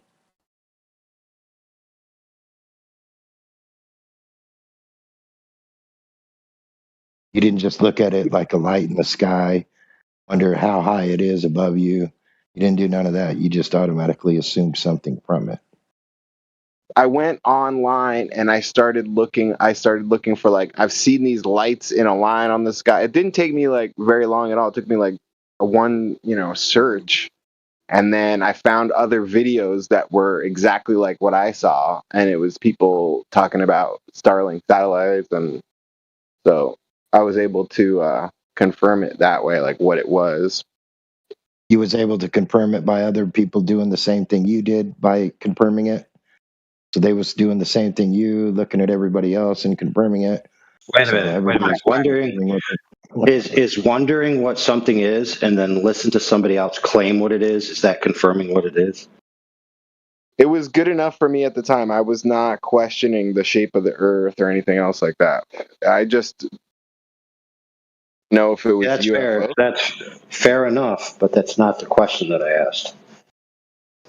No, I admit that it's totally indirect, and that it's not a conclusive proof. If you're willing to be skeptical about the shape of the Earth and the whole space program, and you start calling all of those things into question, it's not a proof of the globe for sure. Just seeing lights in the sky, I admit that.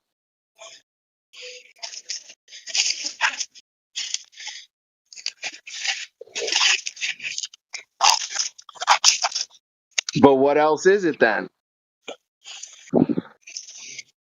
You guys don't have a great explanation. Let's not even do that. Let's say they were a Starlink, whatever that is. So beyond just looking up what they're claimed to be, how could you verify what it is? What would be a good way to verify it?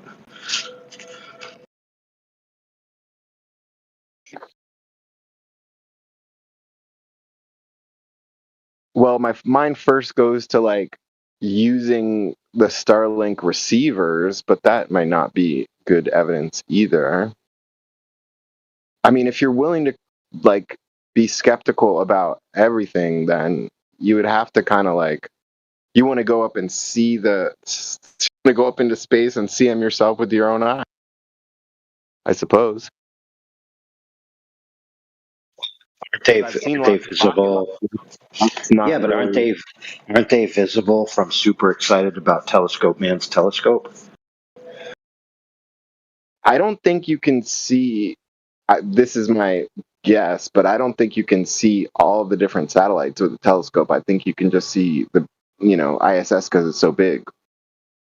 But they are in pretty low. They're supposed to be in pretty low Earth orbit. So I don't know, dude. I've seen a photo that somebody allegedly zoomed in on a Starlink, and it was a balloon.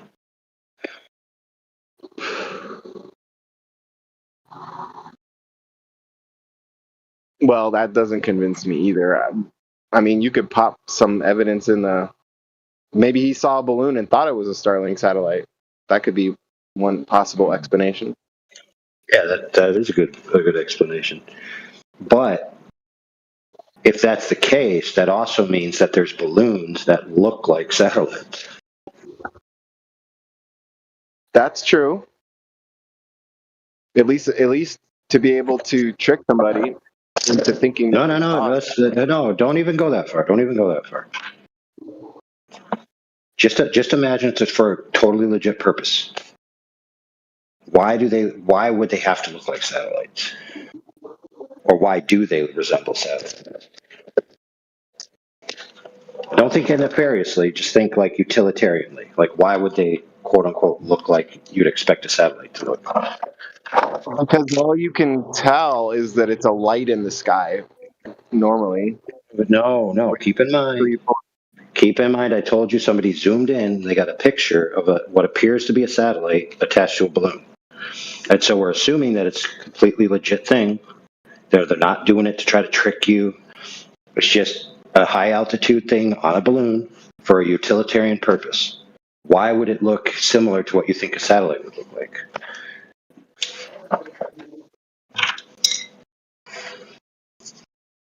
I don't know. It sounds like you're suggesting that they are trying to make their balloons look like satellites or something, Oh, but no, I'm not. I'm trying to take that out of it altogether and just ask, why do they resemble satellites? So it's completely utilitarian, no nefarity at all. It's just a device on a balloon for whatever purpose they're using it for, which is most likely telecom or surveillance, right? Those are the two most common things that satellites are used for that people are aware of. Also there's weather satellites, et cetera, et cetera. But just like it's on a balloon, it's high up in the sky. Why does it look like a satellite? Give me a reason that's a good reason. And by good, I mean utilitarian and not immoral in any way. well, you have some device that's like a package of electronics, like that's not designed to be aerodynamic in any way, so it doesn't look like something that's it's and clunky. a clunky It might have something sticking out the side of it, like an antenna that's kind of flat. It might have a solar panel sticking out one side that's flat. It basically looks like a box with some things on it. And the answer is it's just doing what it does, and it looks the way it does because that's just form follows function. It's a box with the innards. It's a computer maybe, or maybe a lens or a camera, and then it's got like fins, maybe to help stabilize it, maybe to get solar power, maybe to do both, and then an antenna of some kind.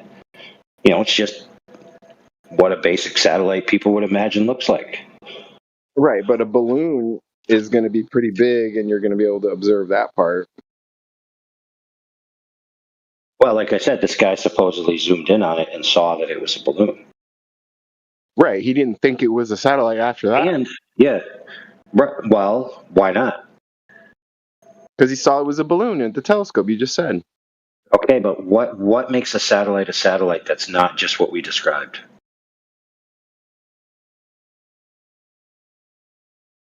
That it's in space and orbiting.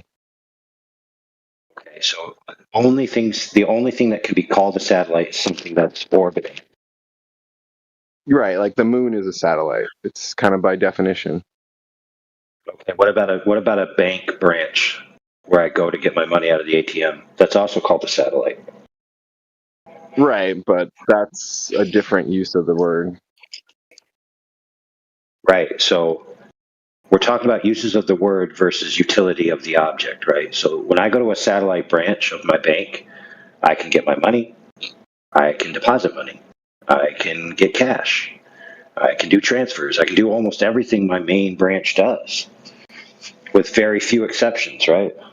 So it almost functions identical to the thing. So if somebody never told me it was a satellite branch, I could go my entire life thinking it was just a main branch of the bank.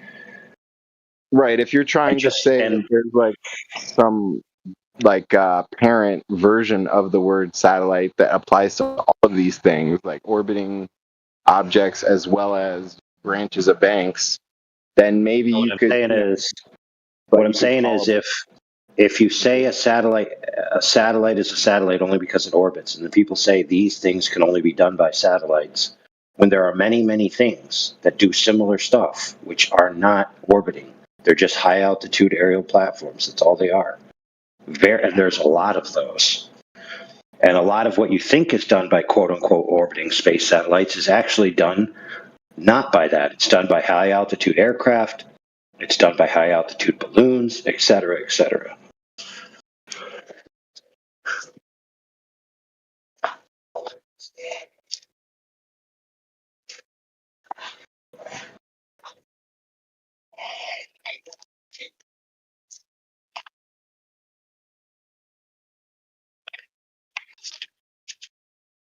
I'm not sure where we're going at this point.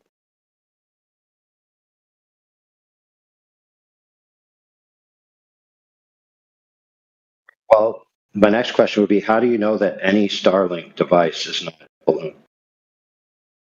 How do you know that any Starlink, quote unquote, internet that anybody gets isn't just from something high up in the air? How do you know that anything that you think, well, let me finish with this too. Answer the Starlink, but also answer this after that. How do you know that anything that's alleged to be a space satellite is actually a space satellite and not just a high altitude aircraft of some kind? Go ahead. Well, like TV satellites, for example, are geostationary, and you have these like giant discs that people would use parabolic receivers for collecting the those signals, and they're stationary. They're not moving at all. So, in order for it to be up in the air and not in orbit, in a geostationary orbit, it would have to be some device. It's conceivable that you could have some drone that's positioning itself continuously, but there's jet streams and things at high altitude. I would think that those it would be very difficult to maintain, a stationary position over many years for these for that application to work. What if it's not doing that? What if it's actually a high altitude aerial platform that only comes online for a brief window? So in other words, it's flying around, it gets over the window, then it broadcasts. Then its relief is on its way, it's flying the opposite direction. It also then gets over the window, then it broadcasts. And it's just an intermittent broadcast made up of a thousand different devices doing what seems to you to be the work of one device. How would you know the difference? Well, it seems like there'd be some intermittency in the signal at that point. Why, dude? We're talking about millisecond differentials, dude. And if you haven't watched your internet lately, especially satellite connections, they flicker every now and then. It goes like 23, 22, 25, 22, 27, 22, 100, 22. I get your point. It's conceivable. How do you know that all those intermittencies that are bad aren't just the swap over or the handoff between devices? I can't be sure. I suppose I couldn't rule that out if I was being so skeptical. Well, I mean, it's not even about being skeptical. It's about just saying, how could you know? Maybe there is a way to know. Or, for example, like, you definitely ain't zooming in on it. You're not zooming in on one of these quote-unquote geostationary satellites with any Earth-based telescope that you could possibly use. I don't. You know what? Now that I'm thinking about it, telescopes, I don't think like observatories, they could probably. Well, I was just about to say that. I don't listen. My memory isn't serving me on this point, and it may be the case that someone's shown me one, but I don't know of any alleged photograph of any of those alleged satellites ever taken by any Earth-based observatory. I don't know of one that I can remember if I've ever been shown one. So I'm just going to say, with a 99 to the infinity asymptote percentage certainty, that there aren't any.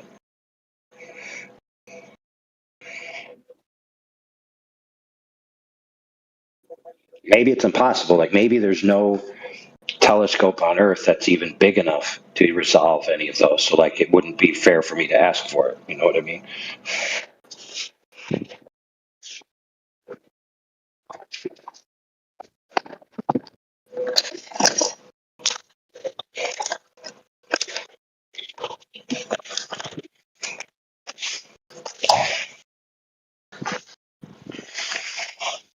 And that's begging, like, how much further they are than the alleged Starlink. Because Starlink is supposedly close enough where you could see it if you zoom in on it, as far as I remember.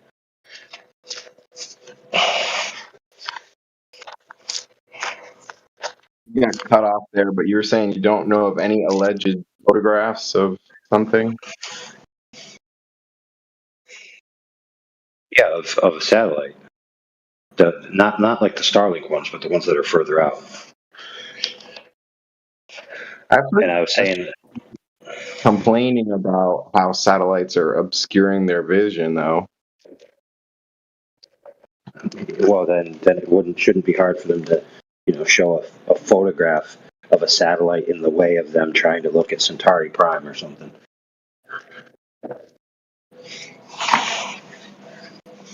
Yeah, I feel like I could look up one of those real quick. Go for it. Will you unhush me so I can post it? What? Who hushed you, man? Come on. This is way too much work for me to do to unhush people, bro. You guys banned Tristan too for no reason. It seemed like I don't know why Tristan got banned. Did he get banned or did he get hushed? We've been hushed for a while now, but he got banned earlier today, and I was surprised. I didn't even know what he said that got him banned. Well, to be fair, sometimes people just get sick of listening to people, and since they won't leave, you got to make them leave. And then, after a while, they're invited back to the family picnic. He's pretty respectful, though. I don't think he doesn't come in and. I mean, you guys entertain some wild stuff on here sometimes. Yes, but keep in mind, listen, Frank, wild new stuff is more interesting than not so wild, the same old thing we've heard 1,000 times from the same person. Right? I get that. I get the logic there. Or even the same exact stuff from a new person is more interesting than the same thing from somebody we already know. Yeah, you would have to think that because like all the new Globers come in and they give the same arguments over and over again. I'm surprised it's not big. But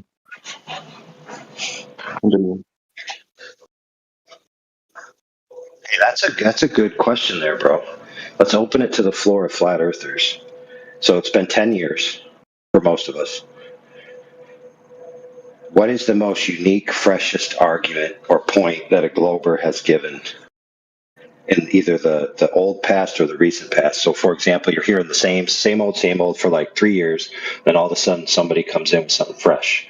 And I guess Globers could answer it too for flat earthers, like any fresh flat earth thing that they heard.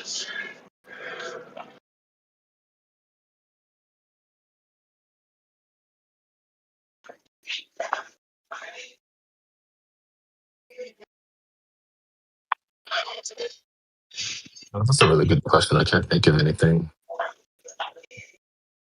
So you're saying the Glovers have basically been saying the same boring stuff the entire time you've known them? Yeah, for the few years that I've been on here, yeah, pretty much. You know what, brother? That's easy to believe.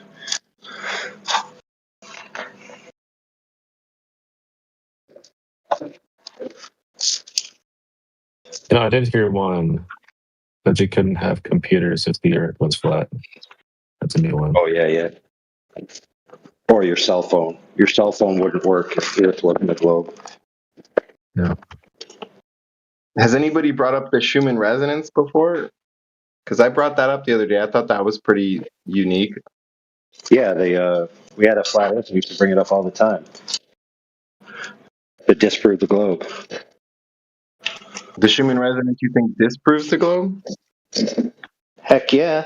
Think about it. If you tried to go to the moon, your soul would be ripped out of your body, and then any astronaut that returned would be infested with demons. I'm not following your logic. What do you think the Schumann resonance is? Dude, the Schumann resonance is required for biological life. It certainly is used for like healing modalities. You don't die as soon as you don't have it. If that was true, then the astronauts wouldn't be coming back alive. You're right. I mean, you could go into like a Faraday cage and you don't die. Oh, so you think the Faraday cage blocks it? You got any evidence that it blocks it? Because that'd be interesting.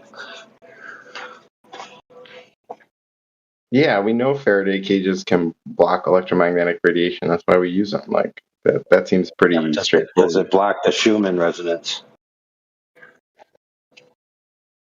Okay. Yeah. Well, how about everyone that's ever been in a Faraday cage is now a demon? There you go.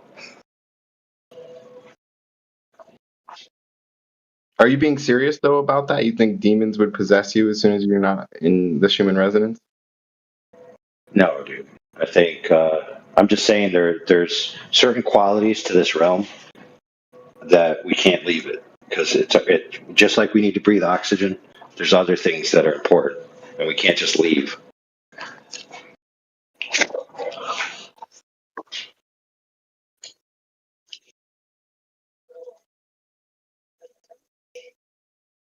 Yeah, I don't. I wouldn't want to go.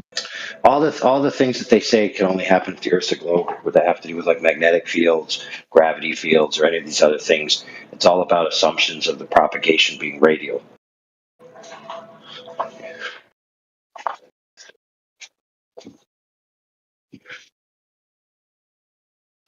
Do you have an explanation for how the Schumann resonance could work on a flat Earth? Yeah, the Earth is flat and it works. There you go. That's what I'm saying. You guys just kind of. There's so many little explanations. Like they probably get boring to you guys for sure. You hear them so many times, but it does seem like there's a lot of different little aspects that. There's a bunch of models, dude, and explanations. There's not a lot of validations. No, there's a lot of things that would be good if the Earth was a globe. The problem is that you have to have a globe Earth first.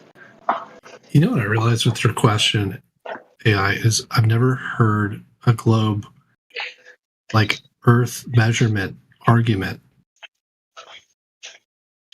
Like they never invoke the Earth. Or at least so rare that you don't remember it. We bring up like geodetic surveying and stuff. That's measurements of the Earth. I brought up the horizon dip. I feel like that's a measurement of the Earth. It's pretty measurement of it. Now that you say that, I do remember some of that. But it usually goes to like I'll point to the sky or the Southern Cross or like something, Schumann resonance, anything that's not the Earth. Right, and even things like he said, some of that isn't even necessarily the Earth. It's like the horizon drop. Well, an apparent position in your field of view dropped. Yeah. Think about it. That's making an argument from the optical world, not from necessarily the physical world. And don't get me wrong, the optical world is informed by the physical world, but they're not necessarily one for one. And the confusion of visual locations in your field of view and geometric locations in actual space is where a lot of people screw up. Mm-hmm. I'd say that's like 1% of the arguments, though, Dylan.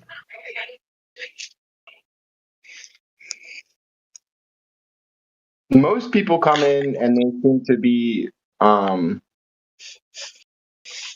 of hearing it for the first time. Like they ships over the ocean and things like that. Like it goes right back to the beginning every time. Do you know why, Dylan? There's a very good reason why. Do you know why? New ones. I try to bring up new ones. I try not to go back over the same old stuff every time. That's a good point, Dylan. I appreciate that. But do you know why a lot of people go with the tried and true? Like ships and sunsets and different stars. Do you know why they do that? It's a very simple reason. It's so simple, once I tell it to you, you're going to be like, dang, of course it is. So I'll help you out. Those things are in a category that's different from these other quote-unquote proofs and theories and stuff. They're a certain type of, let's just call it a certain type of experience, right? Or a certain type of knowledge. And I already gave the hint, experience. Those are something that you can see with your own eyes in one location. So, for example, I'm standing here. I can see the sunrise, and then I can wait, and then the sun will set. I can see daylight, and then I can see not daylight in the same day. Right? I could go to a beach and watch a ship disappear. So those are all experiences. And so they're told that these experiences are you witnessing a globe with your eyes. So people think they've seen the globe with their eyes. People think that when they see the sunset, they're looking at a globe. People think when they see a boat disappear that they're looking at a globe. They've been programmed to think that way.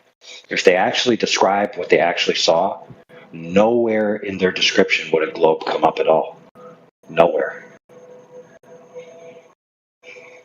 You try it. Try to describe any of those things I said using only what you see, and you'll notice that you can't include the globe in any of it. I don't know. I disagree. Like, I used to watch the sunset and then like climb up a tree and watch it set again. You know, I don't see how you can do. Notice how, in order to describe what occurred, what you actually saw was when I was on the ground, I saw the sunset. When I went on the tree, I saw the sunset again. That is what you saw. Now, you could explain it with a globe, but you did not see a globe. And that is the difference. Most people think in their mind that they're seeing a globe in that moment. When they're thinking about these arguments in the sense of globe Earth versus flat Earth, they will say, I've seen the curvature of the Earth. Where have you seen it? I saw a sunset, and then I climbed a tree and I saw the sunset again. Wait a minute. Nowhere was curvature in that sentence. You didn't see any curvature. See the problem?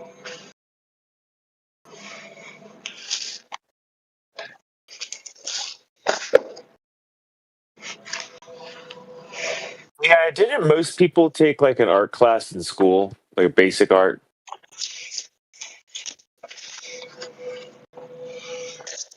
And don't they kind of still? To a degree. I was talking to some people and they were talking about like everyone was talking about art, and then they asked about focal points, and everybody's like, "Oh yeah, I know what a focal point is," and you know that's part of basic art is the focal point where your eyes are drawn to and how it works and how it, looks down a hallway. I was homeschooled, but like they told you how your eyes work when you were in school, and they just did not correlate it to how your eyes look out there in the world. And for me, when I saw that Ships of the Horizon thing, because that was a question I had, I as soon as I saw the as soon as I saw the explanation, I was like, I'm a fucking idiot. That's just how my eyes work. Check this I out, know bro. that because I know about focal points, and that's just Check how this I out. put things together. And a lot of people, I guess, are able to do that. Very few people put it together on their own without being told. So, for example, I am a fully accredited art teacher, right? I know all about perspective. I know how to teach it to kids. I know an exercise called draw what you see, not what you know, which is where you have to actually do descriptive drawing rather than say, oh, like for example, a horizon. If you were tasked to draw a horizon, they tell you, and I would tell you as a teacher, draw a straight line across the page. That's a horizon. But people think the horizon's curved. So if I told you to draw the Earth's curvature and you drew the horizon, you could only draw a straight line. Now, unless you were drawing it from like a high altitude position, maybe then you could be justified in drawing a curved line. But whenever you're teaching kids horizontal and perspective, you teach them put the page in the middle. Sorry, put the horizon in the middle of the page if you're looking straight ahead. If you want the character to be looking down, put the horizon high in the page. If you want the character to be looking up, put the horizon low in the page. But every time we tell them draw a straight line, unless you want to make it a diagonal line, like the person is falling or in action. But never do we tell the children draw a curved horizon line.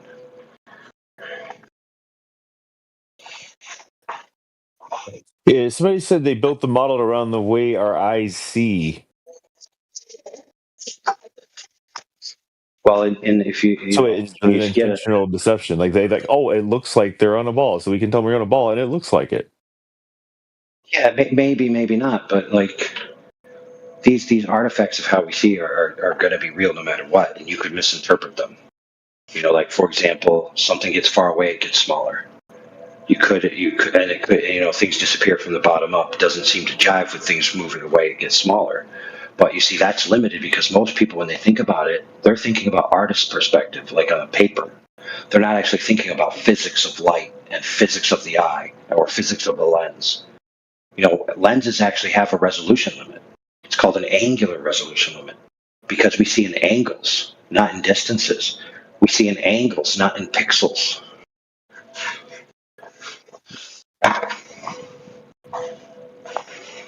Yeah, but like you said, I guess I'm just, I guess because I was homeschooled and raised in the county out in South Carolina and stuff, man, we used to see big storms going across the clouds, and our big storms going across the, and with really tall clouds, like 40,000 foot tall clouds, big storms going across the horizon, and sometimes they were so far away that you only see like the top half or 2/3 of the cloud.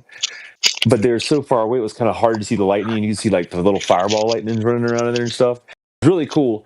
But because we couldn't see very well, because we were out in the county, we had great stars. My parents got us a telescope, and so we were like, "Yo, let's zoom in." Like, what was it? I was like 10 years old or something like that. We were like, zoom in on the storms so we can watch them closer.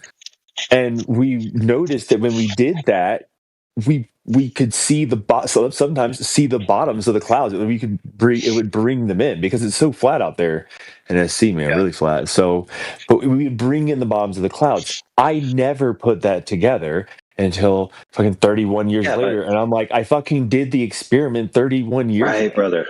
Check this out, though.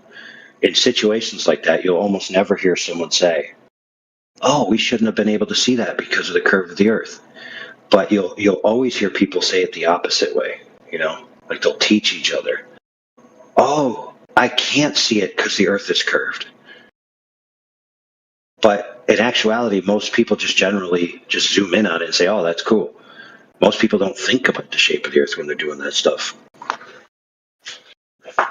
Heck, dude, I was in the military, and I was using stuff that had ranges well beyond the Earth's curvature, like sightings and optics and different types of things. And I never thought anything of it until I heard about this topic, and I started looking back into some of the specs. Or even when I was going to go to be deployed, I went to the ocean. I looked in the direction of where I thought the place I was going was, and I just imagined, okay, I have to go that way to get there. I never ever thought in my mind I have to go around a ball to get there. It never even crossed my mind.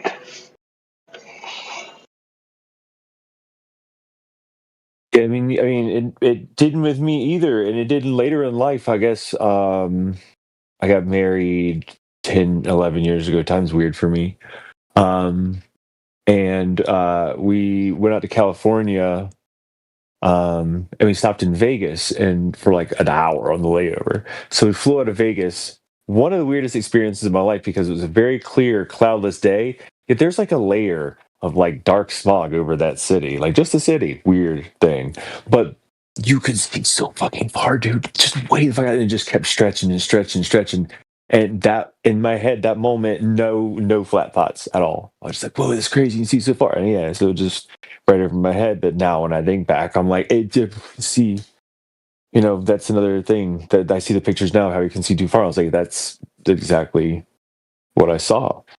So go right over your head. But I didn't even get as much teaching as everybody else. I mean, I don't know if that helped me personally correlate the two. Because my parents they taught heliocentric stuff. We were homeschooled, but it was all heliocentric. It was very Christian, right-wing religious direction, but heliocentric for sure. I didn't know anything about flat Earth other than reading old history books. And there's a whole groups that dedicate themselves to heliocentric ideas that are Christian apologist groups. They create resource material for churches and pastors that promotes heliocentrism. Yeah, weirdly enough, I didn't I'd read it before, of course, in the Bible because I grew up in the church and stuff. But like, I didn't put that together instantly either until one of the videos I was watching. I think it was Flat Earth Dave put it together or whatever, talking about the Bible and stuff. And I went back, of course, read King James. I got a King James Bible. My my wife's Bible in here. Let me see this real quick.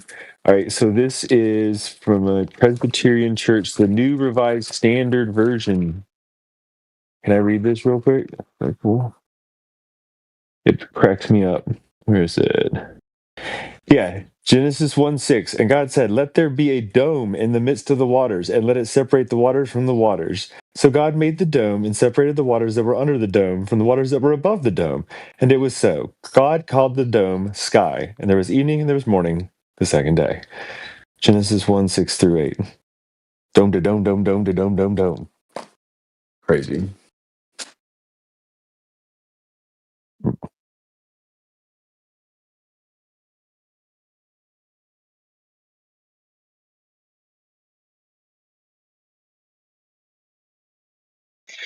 I'll tell you what, though, in my opinion, the best position to be in is the position of somebody who's read Job. If you know anything about Job, Job is actually quoted. Oh, yeah. When some Globers want to prove things, or they're getting into a contentious argument with somebody who they think will be swayed by the Bible, they'll say something like, "Oh, Job has proofs that the Earth is a globe," and they go to Job and they might bring up that passage that says, "God hangs the Earth upon nothing," and they'll say, "Oh, look, He hangs the Earth upon nothing. That means it's just floating in midair, just like gravity, just like orbits." But see, here's the thing. A lot of people don't know, because they don't read the entire book, is that the person speaking there is Job. And Job is just talking and talking and talking and talking. And later on, God enters the scene and tells Job, "Hey, Job, why are you darkening the counsel of people with words with no knowledge?" So he's rebuking Job for all the things he just said. And then God goes on to say, "Job, I'm going to ask you some questions, and you better grab your nuts." He actually said, "Gird up your loins," which essentially means grab your nuts. Be a man. You're about to get schooled. You're about to get it, bro. And so then he takes Job to task, and he says, "Job, you were talking all that mad smack about all these things, but where were you when I laid the foundations of the earth? Where were you when I did this? How?" Then he said to him, "Have you ever taken a line across the earth to tell me how big it is? Go ahead, let me know." "Oh, that's right, you didn't." So he's basically telling Job that all these claims he's making about the earth, all these claims he's making about creation, that he has no clue what he's talking about.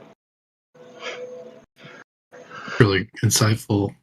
Because I always thought, it's hanging on nothing. That doesn't mean it's not flat. But yeah, you're right. He's totally correcting him there. And so much of Job is people falsely teaching and God coming in and correcting everybody.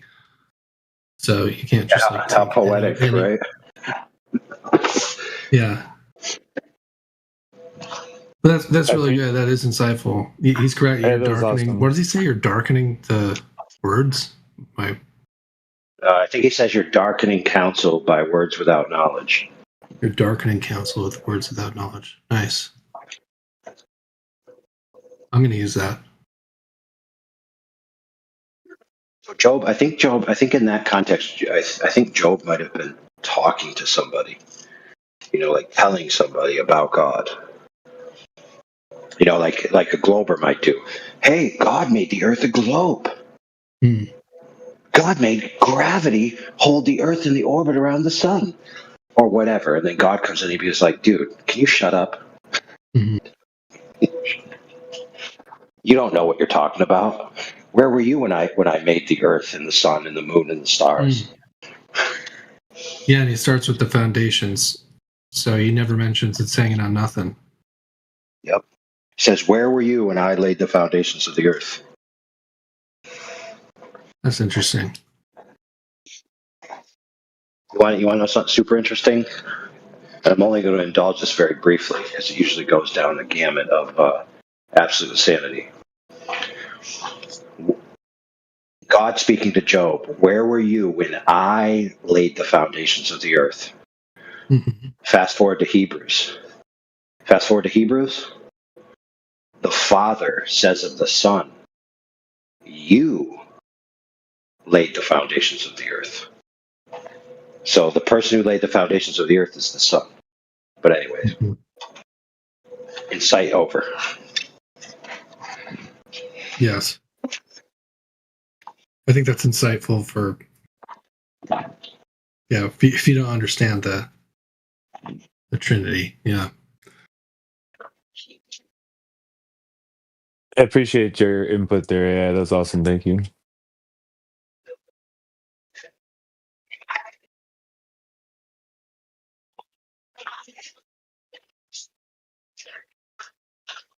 Yeah, that's a good reading. I've heard people close to me use that one. That's a very big one. Things the earth on nothing. Just go Job, 37 or whatever it is.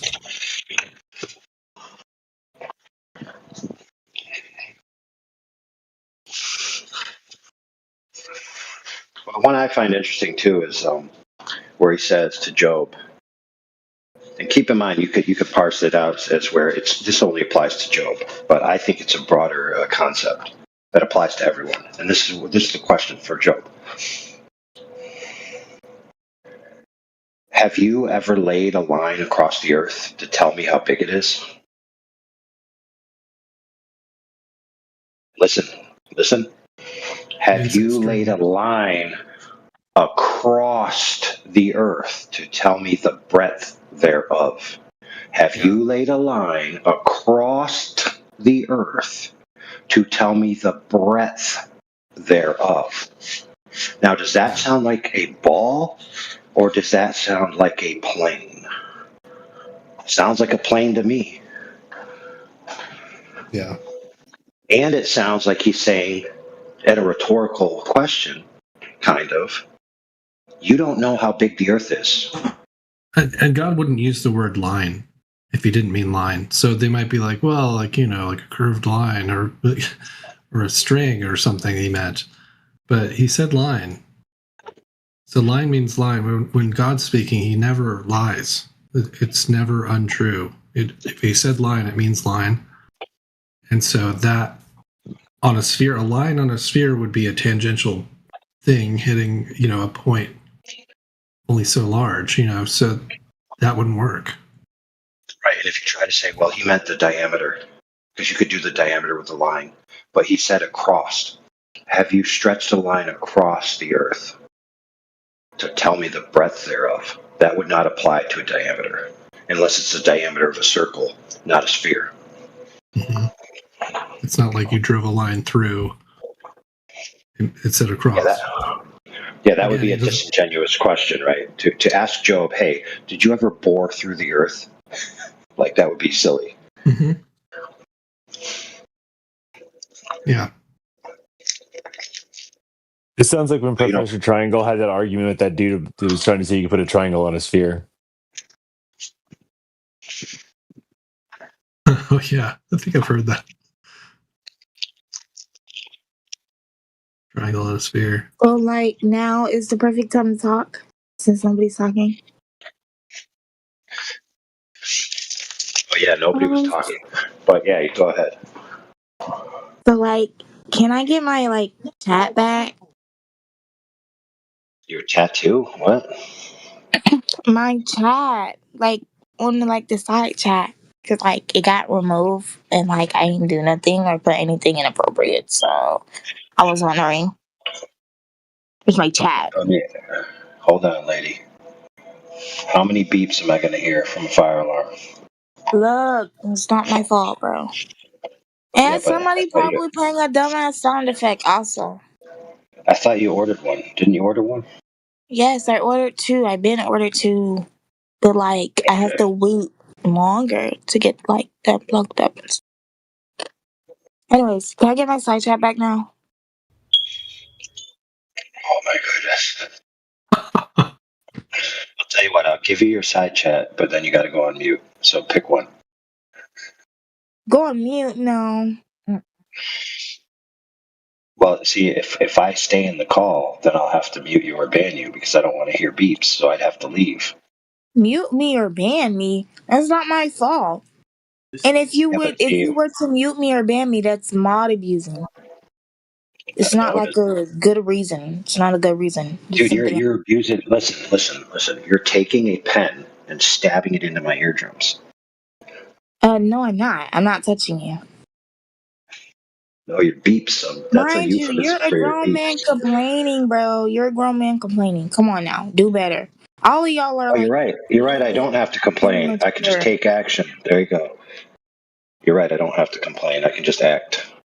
Thanks for reminding me. Also, I'll be over. I'll be over in 45 minutes. There better be 3 sandwiches ready.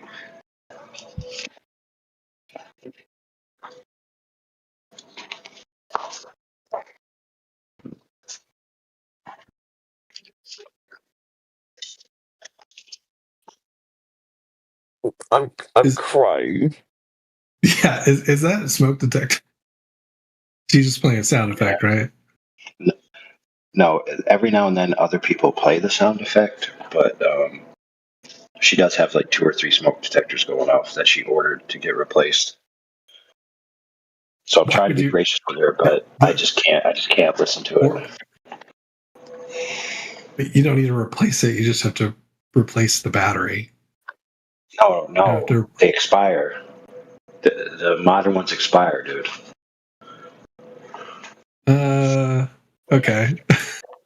Maybe they do. I'm not familiar with that. I know what that beep is, though. That's a battery beep. Usually. Yeah, awesome. If you get a new battery and it still does it, it means your thing is toast.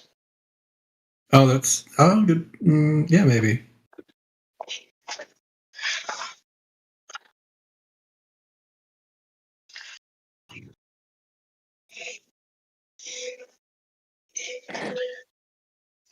I got to give her the text terms.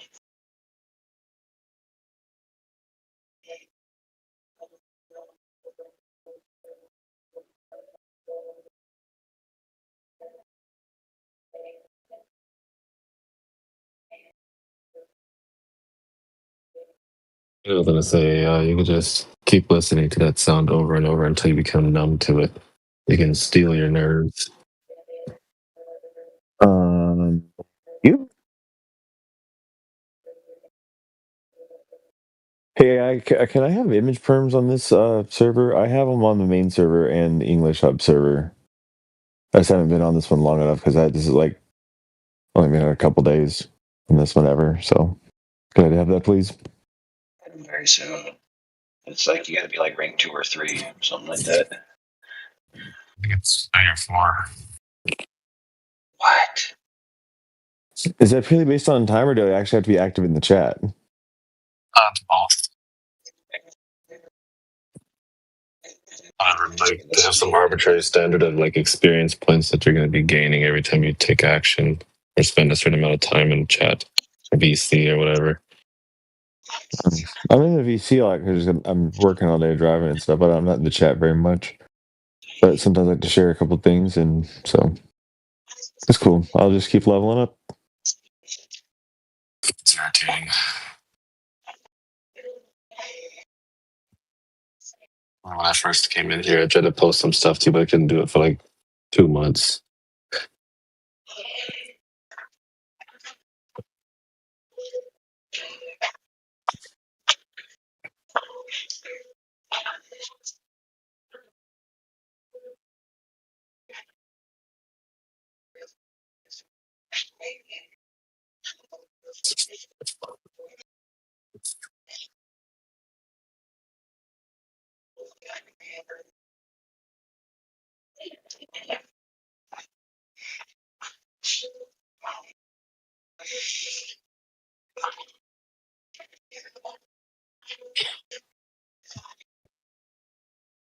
I'm patient about it. After spending, most of my life, like 41 years and stuff, like at about a 20-degree angle on the side of a ball, all of a sudden I was standing straight up.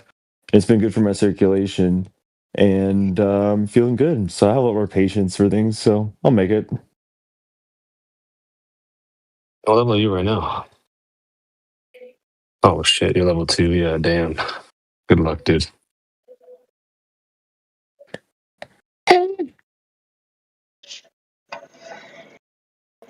What was that? A shrug.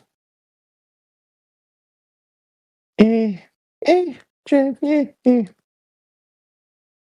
Oh, that good. was you? Oh, Yeah. Just, oh. Yeah. It's hard with, like he says, it's hard without the body language because you can see me like shrug Oh, in you're my good. face. Have a No, it sounded like huge. Epo for a second. Like it sounded like she got or I thought she got unmuted for a second. I was like, what the heck? Oh no. Never mind. I'm hard to miss. And My head is huge. My head was so large. I bounced off my mother's cervix like 4 times before they're like, we got to cut him out. And then they cut me out. They were like, oh, that's fine. And then my son had the same problem. I was like, it's my fault. I know it. And it was. He's got a huge forehead. It's fine. Oh, okay, bro. Big forehead with big brain. It's all good. Just remember, it's okay to bounce on your. Hey, whoa! Words of wisdom. Everyone needs to know. It's okay to bounce on your mother's cervix from that direction, not the other direction. Can hate you, dude. That's one of my favorite jokes is to say I kicked out of school because I slept with the teacher and then tell them I was homeschooled. Only half of that's actually true. But yeah, I don't know. But I was just gonna say I don't know. I got a lot of stuff going on with the head, just have a big head, and there's great mass in there. There's a lot of great mass in there, that's for sure. But I got a big heart, so I'm trying to run with that. Here's the other big question for you: if you got a large forehead, is the back of your head flat or curved? Like, did the brain displace towards the front so that the back is flattened? Let me see. Actually, I didn't think about that. Let me see. Because it's not like it's not bulbous. It's just I have a high hairline. It looks like I have a receding hairline, but I don't, and I have pictures to prove it. So, let's see. Okay. There's a joke, dude. There's a joke that a lot of Glovers back of their heads is flat. And the really? Is it really? Yeah, the reason is it's, in case you didn't know, flathead syndrome. When you're very young, your skull is still developing, and so if you're left in your crib by yourself without being attended to by your mom, you get flathead syndrome. Oh yeah, I've heard about that. Yeah. So you use that as like your mother didn't care about you, or your mother didn't raise you type of dig on them.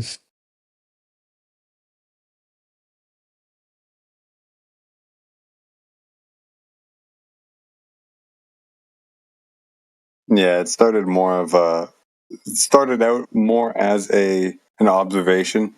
There's a running joke at some point about like all the anti-flat earthers on camera and shit. At some point you just notice they all got flat heads. So we're doing science by studying that. So if you got a flat head, you must be an anti-FE. Okay. I see that correlation. I saw a good head correlation video the other day. This black guy was talking about dangerous people's heads, and it was some of the funniest shit I've seen in about a year. It's great, but no, my mom just threatened to leave me at the boys' home. She didn't leave me alone. That's for sure. So, what's the most funny part about it is that we're doing science, bro.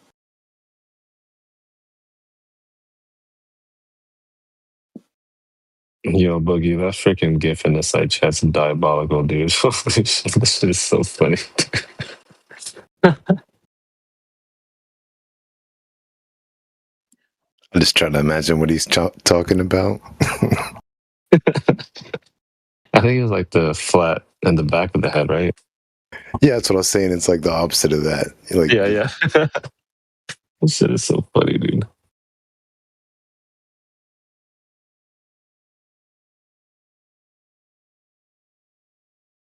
Damn, that's insane, bro. Yo, Epo, is your head shaped like this? Or is it like flat in Yo, the that guy back? must be. Yo, that guy's got to be like from a war or something. That doesn't happen. Yeah, Maybe like he, he's lucky to be alive for sure. There's another part of that story. So it's not as simple as your mom neglected you in the crib. It's also that a lot of kids are given the stars and the planets mobile, and so they're just laying in the back of the crib looking up at the planets and the sun orbiting around their head, just mesmerized. They're like, "Oh man, I can't wait! I can't wait to go into flat Earth servers and tell them about the globe orbiting the sun."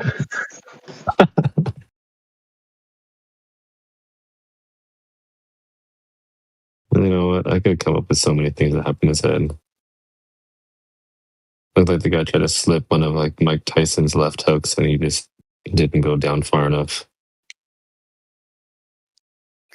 Scooped him like an ice cream. yeah. Oh shit. Hey, Boogie, Okay, start. I got $8 on which side of the mountain that guy is from, and it's my side. Okay. I don't know, dude. I'm getting Florida vibes. Dude, he keeps staring at me. No, fuck. Like hills have eyes type of vibes from him. I mean, you could be right, but I'm getting the Florida vibes. But who knows? The funniest one is the image you guys post sometimes where it's like a guy and a girl laying in bed, and the guy asks her like, "Where's your husband?" And she says he's in the flat Earth server telling him the Earth's a globe. I think that one's hilarious.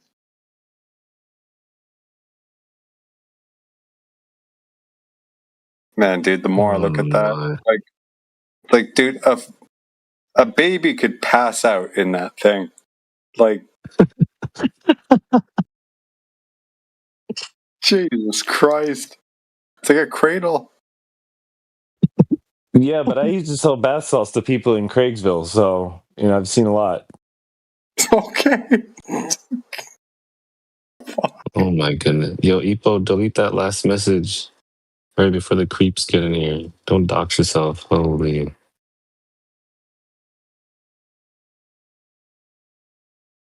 Yo, AI, Epo's, no, I know you got guns. That's okay. People still creepy. Creepers are gonna be creeps. For the first time ever, I think I'd actually vouch for Ipo in this case, unless she was banned because she was annoying. I wouldn't put it past that. But if she was banned because of the smoke alarm thing, dude, that was me. I was just fucking around. So consider that. Well, no, there were still some in the background still though. No, I played both of those, bro. What? No, dude, I heard some other ones, like the ones that weren't as loud. Dude, we can tell which ones are which, dude. Okay. Yeah. I play that sound so often, dude. I'm the one that plays it most of the time. Yeah. You remember that first perfectly timed one? Did you catch that? Yeah. That was good. Very good. Yeah.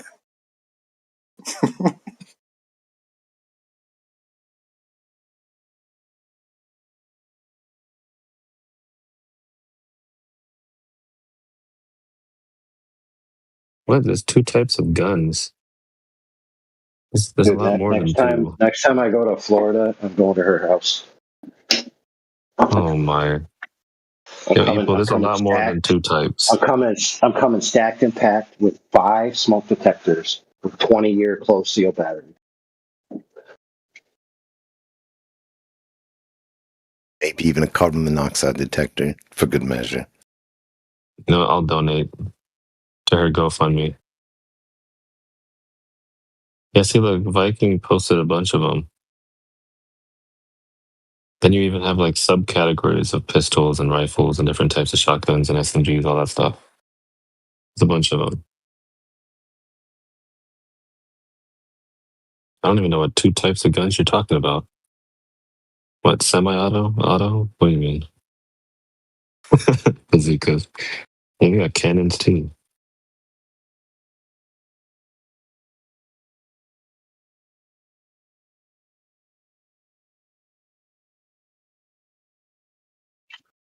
You don't know the military rhyme?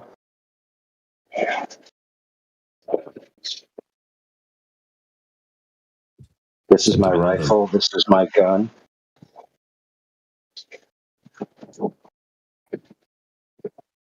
I'm still trying to figure out what two types she's talking about. Dude, maybe she means. Say it with me now.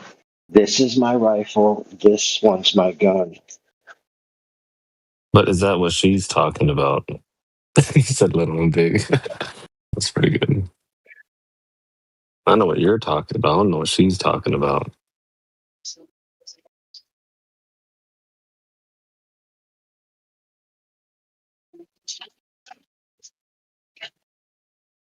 Maybe there's ones that Two shoot different forward. types of. Yeah, Brother, we're not talking about batteries. What? She just said two different types of batteries. No, and there's a lot more than two different types of batteries. That's even worse. For a second, I thought she was talking about the type of gun that shoots forward and the other one that shoots backwards. I'm scared. Every time you send me shit in DMs, I was so scared to open that shit.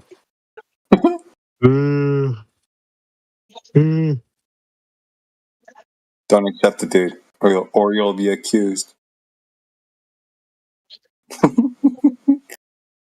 Oh, okay, here, I'll post these up in the side chat. This is fine. Okay. Scared me. Why are you always trying to scare me, dude? You don't want to be downloaded in those PDFs. Yeah, no exactly. need for Adobe in here.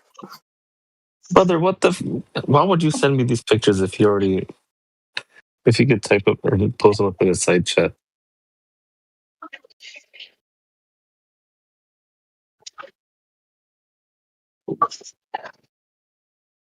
So you're talking about two different types of smoke alarms, not two different types of batteries.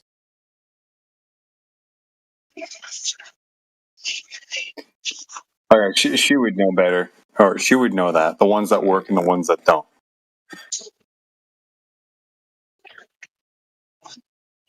I guess, yeah. No, that would make sense. Yeah, that's a good binary right there. Yeah, that's good.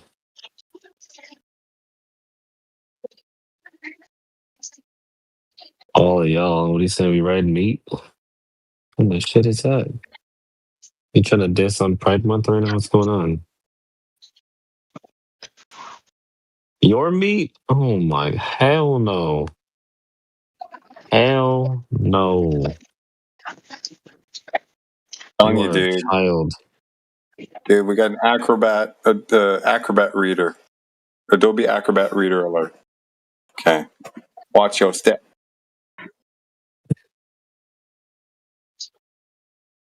I see Boogie said again. Look at that.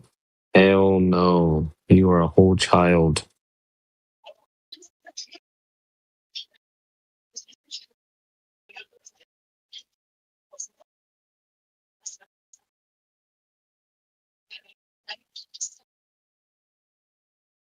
See, there's different types of batteries for smoke detectors. I don't know. I thought they only took 9 volts. No, there's some use that the cells. Oh, do they really? Yeah. What are those weird short cells? They look like half a double A, like a C battery or something like that. I can't see the whole thing. Oh, I didn't know that. I was talking about a flat battery for a second. Now you get the 9 volts, and then they have that. I've seen it with the cell. It fucked me up when I tried to replace it. That was years ago. So yeah, it's like the little short battery. CR123. It's like half of a double A. Yeah, there you go. Awesome. Thank you.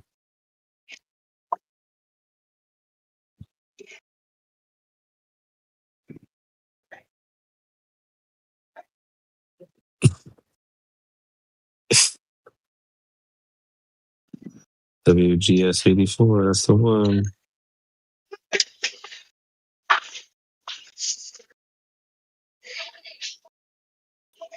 I'm surprised Talon didn't say anything. He didn't hear for like a whole 10 seconds.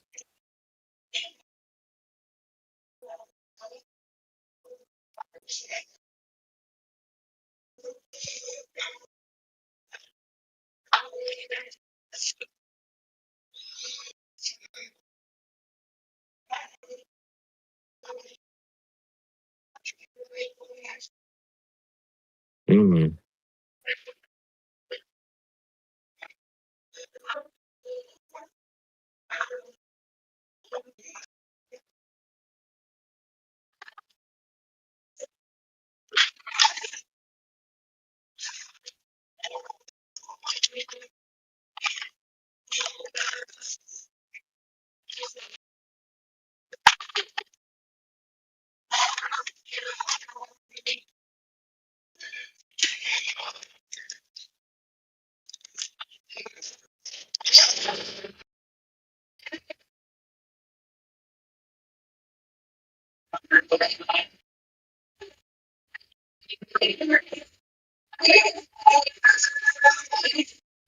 Oh, have a good night, Viking. Take care, bro. Oh shit, he's still here. Oh yeah, he's still here. Okay, cool. Take care, man.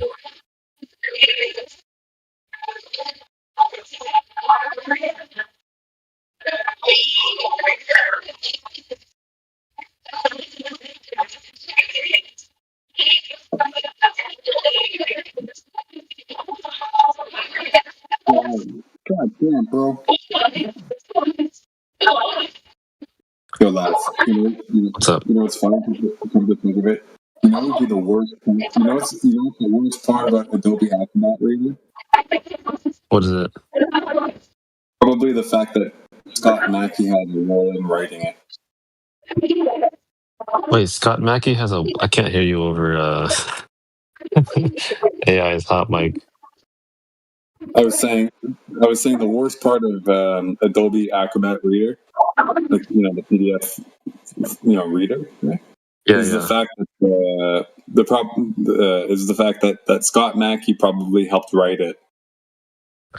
No way. Are you serious? It works for Adobe. Oh shit, that's actually kind of Yeah, cool. I mean, I don't know. It is pretty cool. I'm just fucking around there. For all we know, he contributed to other products of theirs, But I'm just saying. That's actually pretty funny. Hey man, hats off to that guy. He hasn't been in here in a while, actually. I think he popped in not long ago. Yeah, maybe in the last month or two he's been hanging around, but maybe he got banned. I think last month, yeah. Last month I saw him. Right.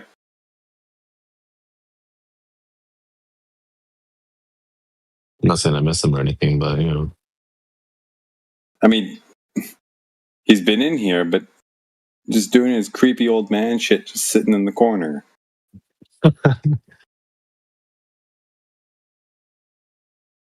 Which I'm not complaining about. I'm just saying.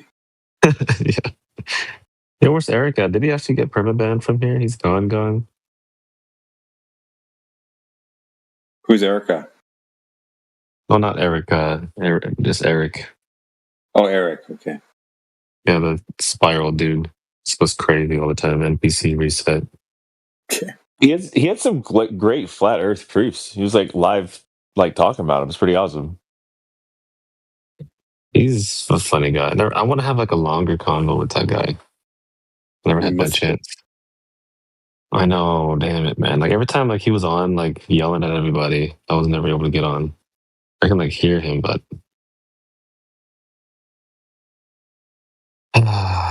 sad.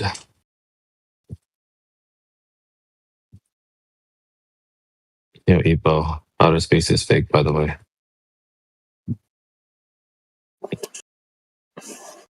I vote we unmute Hippo.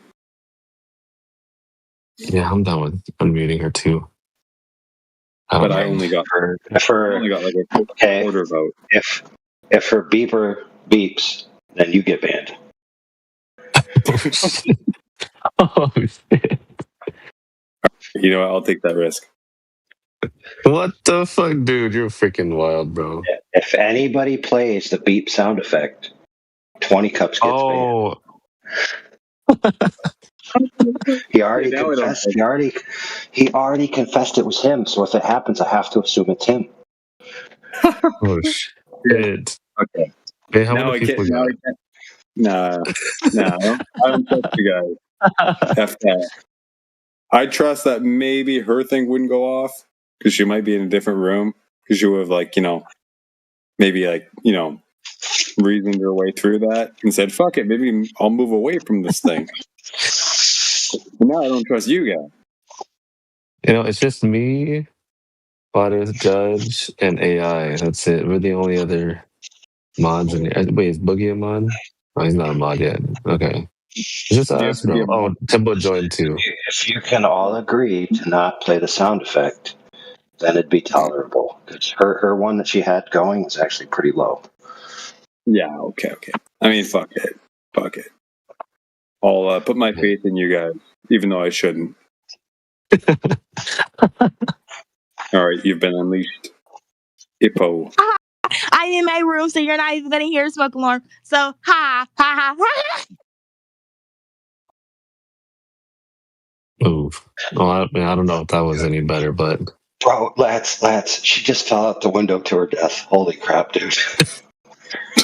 Huh? I'm in my bed. What are you talking about? No, we just heard this, like, loud squealing, like, creaking kind of... Well, she did say she was in her bed. Wait, my bed is not creaking. I'm not big. What the fuck? I didn't even say that. Never mind. Yeah, it's okay. I said, like, shriek. I didn't say creak. Oh. Okay. Yeah, we thought you were so excited. We thought you were so excited to be unmuted that you fell out the window. Ha ha ha ha ha. So funny. So funny. I'm so That's funny. pretty funny, though, that you got so defensive that you thought I was calling you big and you got, like, really upset Well, about that. I'm not big. I'm not big. Body's teeth. So I don't even care. Oh, I'm just saying that people that normally are big, get defensive. Well, I'm not. Okay. I'm just saying that you're being a little defensive right now. Defensive because I've been bullied my whole life. I was a fat child throughout elementary and like middle, but now in high, like I'm the baddest bitch ever. They said you were. Yeah, I was fat. Hey, guys, I changed my mind. I changed my mind. So what we're gonna do is we're gonna put Ippo on mute, and then we're just gonna play the beat sound check back to back. I'll be quiet. Hey, chill. You can talk. Just don't be so like. I don't know. Whatever it is you're doing, just stop doing that. Just talk normal. Yeah.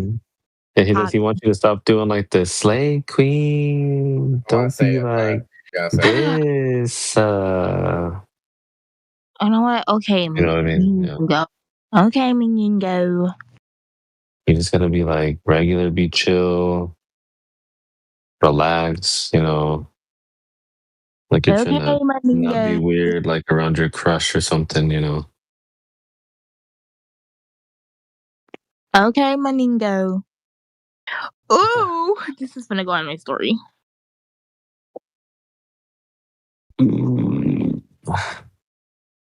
Anyway,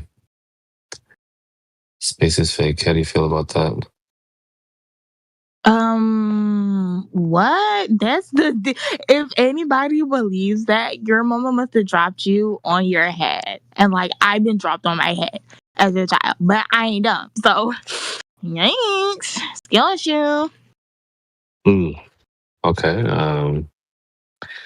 How do you know outer space as described to you by the globe paradigm's real?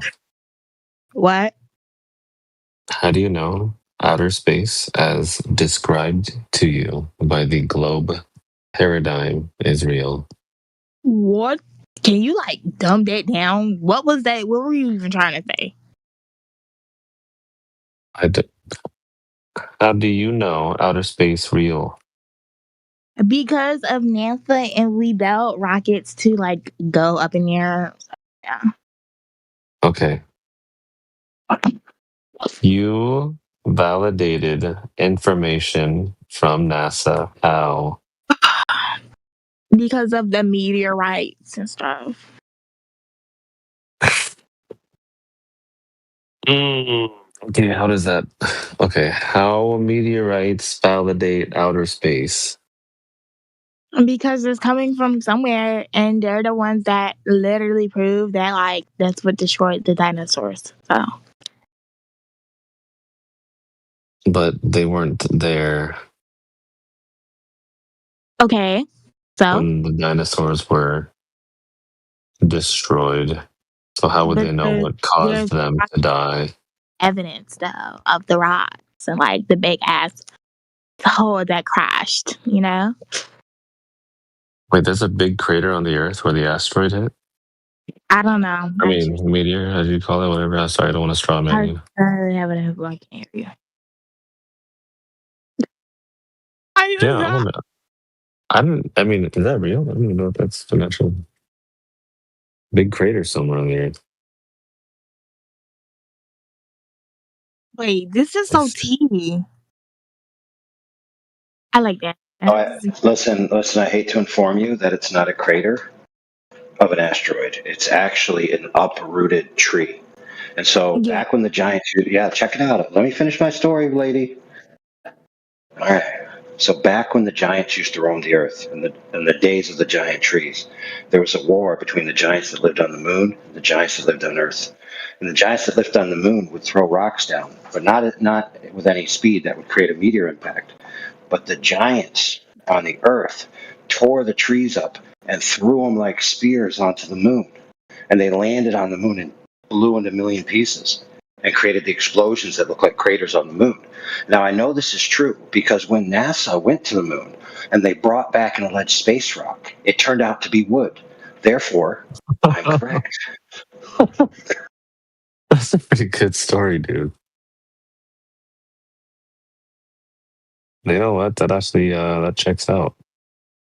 Okay. I need y'all to like go see what I put in chat because like there's no way that you think giants exist over an asteroid over a meteor just breaking from something and gravity pulling it down towards Earth. Yeah, I mean, if you want to say that those streaking lights are dirt in the sky, I mean, Tip is pro, bro. To get all the women pregnant. What? It's the what? What? I ain't saying I'll that. just ignore that. Okay, yeah, fine, fair enough. Yeah, I'll just ignore that. That's fine. Yeah, so we don't actually have any evidence that those streaking lights are dirt balls in the sky. Any quote unquote images that we get are just going to be CGI renditions. Right. Because Yeah. negative equals positive. So, I mean, you can look up a picture of an asteroid if you want. Have you ever seen one? it wasn't meant to be taken as a fact, but for you to make a point for you to think about. How does that even make a damn point? Make that make sense. What are you talking about? Whatever Boogie Woods put in chat, bro. Oh. I don't know, that's your friend. He reminds me of like a book, storytelling kid book, something like that. I don't know.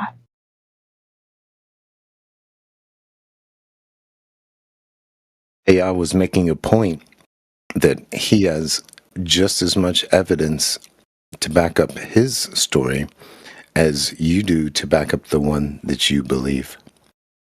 Okay, so let me pull the opposition. So I'm having this party in Miami, period. It's gonna be turned up. And so we're gonna literally party so loud that one side of the earth is gonna tilt. So then we'll know if earth is flat, all the water will come rushing down towards Miami. And if the earth is a circle, then it won't because gravity pulls it down. Wait, what? What kind of party are you throwing? Were you going to be talking about Flat Earth Party? During my 17th birthday, it's gonna be so lit. Period. I'm probably gonna get a new car. Ha ha. Even though I can't drive. Ha ha ha ha. I don't know if I wanted you on the road. Yeah, that's scary.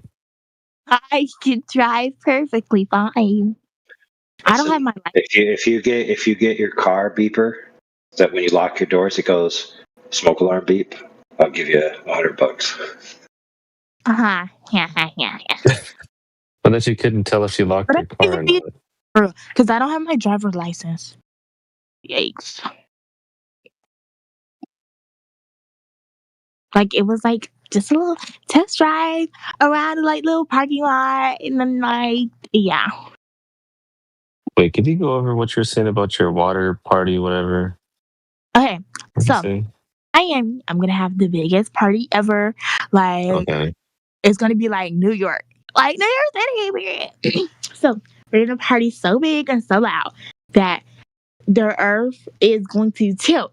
And if all the water doesn't come rushing to Miami, then we know Earth is a circle. And if it does, then we know Earth is flat. Period.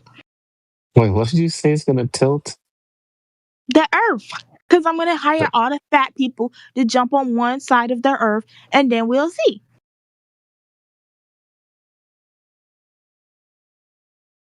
Are you assuming that the Earth is a disk?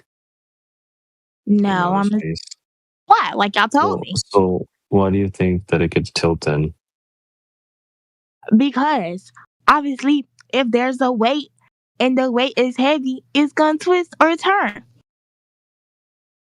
So, like I said, we gotta hire all the fat people to go on one side of the Earth, and that will be Miami. Wait, so you have to hire people to go to your party? No, I'm hiring fat people to come to my party so I can prove my theory. Actually, all we need is AI Overlord. All we need him is to jump one time, and then like Earth is gonna fucking explode. That was more funnier in my head. But yikes, tough crowd. I mean, I'm still failing to understand how this would prove that the ground underneath your feet would be curving. Because look, simple math. 1 + 1 is 2. And 3 + 3, 8. Not all the time. So, like I was saying, not 1 all + the 1 does not equal 2 all the time. Okay, buddy. Whatever the fuck you're saying. So, Wait, do you? if the Earth is a circle, I can prove that to you. I bet you will. Whatever his name that played in the Empire. So, look, if Well, the no, Earth, I'm serious. I could actually prove that to you. okay, if the Earth is curved and we're partying all on one side, then the Earth should spin or it should move. It should twist, a little spin. But if the Earth is flat, then if we party on one side, the Earth is gonna tip like a seesaw, and then all the water is gonna come rushing down. So if all the water comes rushing down, we know the Earth is flat. But if it doesn't and the Earth just turns, then we know that the Earth is a circle. So, based on your logic, if you took all that mass of all those people and you put them all in one room, then the gravity over that location would be greater and you'd be pulled inwards towards the center of all those people. Exactly. Especially if we're talking about like big people. I'm talking about correct. So, based off your logic, stadiums like sporting events like WWE, all those should have had all those people coalesce into a single point. Well, it's kind of even because everybody's sitting their fat ass somewhere, so it's even. Well, what about beach parties then, where they're all touching, or what about EDC, where they're all shoulder to shoulder? It's still even. This is actually a good question. How do flat earthers explain gravity? This is interesting. It could be explained the same way, just stuff falling down. But why do they fall down? Why do they fall down? What pulls them down? Because the Earth's flat. No, that's a circular argument. Gravity needs a mass to pull it down, which is why we have mostly an iron ore. Yeah, we could just change the shape underneath the Earth to make it work on a flat surface. Incoming circular argument from the Glug side. Yeah, how does that work? Because every single thing we can observe in the universe, observable things, have a circular shape. Okay. You know, Are those things the Earth? they don't need to be the Earth. Okay. So why would you assume that the Earth is like those things you observe in the sky? So every single place on this planet or surface or disk, if you want to call it that, points down. And Okay, if so it was then it's not a ball then. if it was a disk, all the Well, nobody claimed disk, but okay, go ahead. so you need, well, whatever it is, you need a mass. You need some sort of a gathering of mass, pull things down to create gravity. For example, Okay. let's say all of the mass was in the circle or on the core of this, whatever you call it, maybe not a disk. Then all the water or everything would be pulled there. And if you try to climb to the outside layer of that disk or whatever it is, you wouldn't reach it because the gravity would be too strong. It's like climbing a mountain all the time. You Okay, understand? well, if gravity was pulling everything physics, no? inwards, The no, I get what physics you're only, saying. yeah. I'm just saying that if gravity was pulling everything inwards to a center, then there would be curvature measured on the surface. Just like anything We else, can just like actually any drop. validate that claim. Sorry? Did you hear me? I'm just saying that if gravity is pulling everything inwards to a center, that means that the surface would have curvature capable of being measured. Exactly, and it does. Yeah, exactly. Oh, In a vast amount of yeah, ways. where? Okay, yeah, perfect. Can you just provide one? I mean, one. There's like so many ways to. Okay, I just need one measurement of curvature.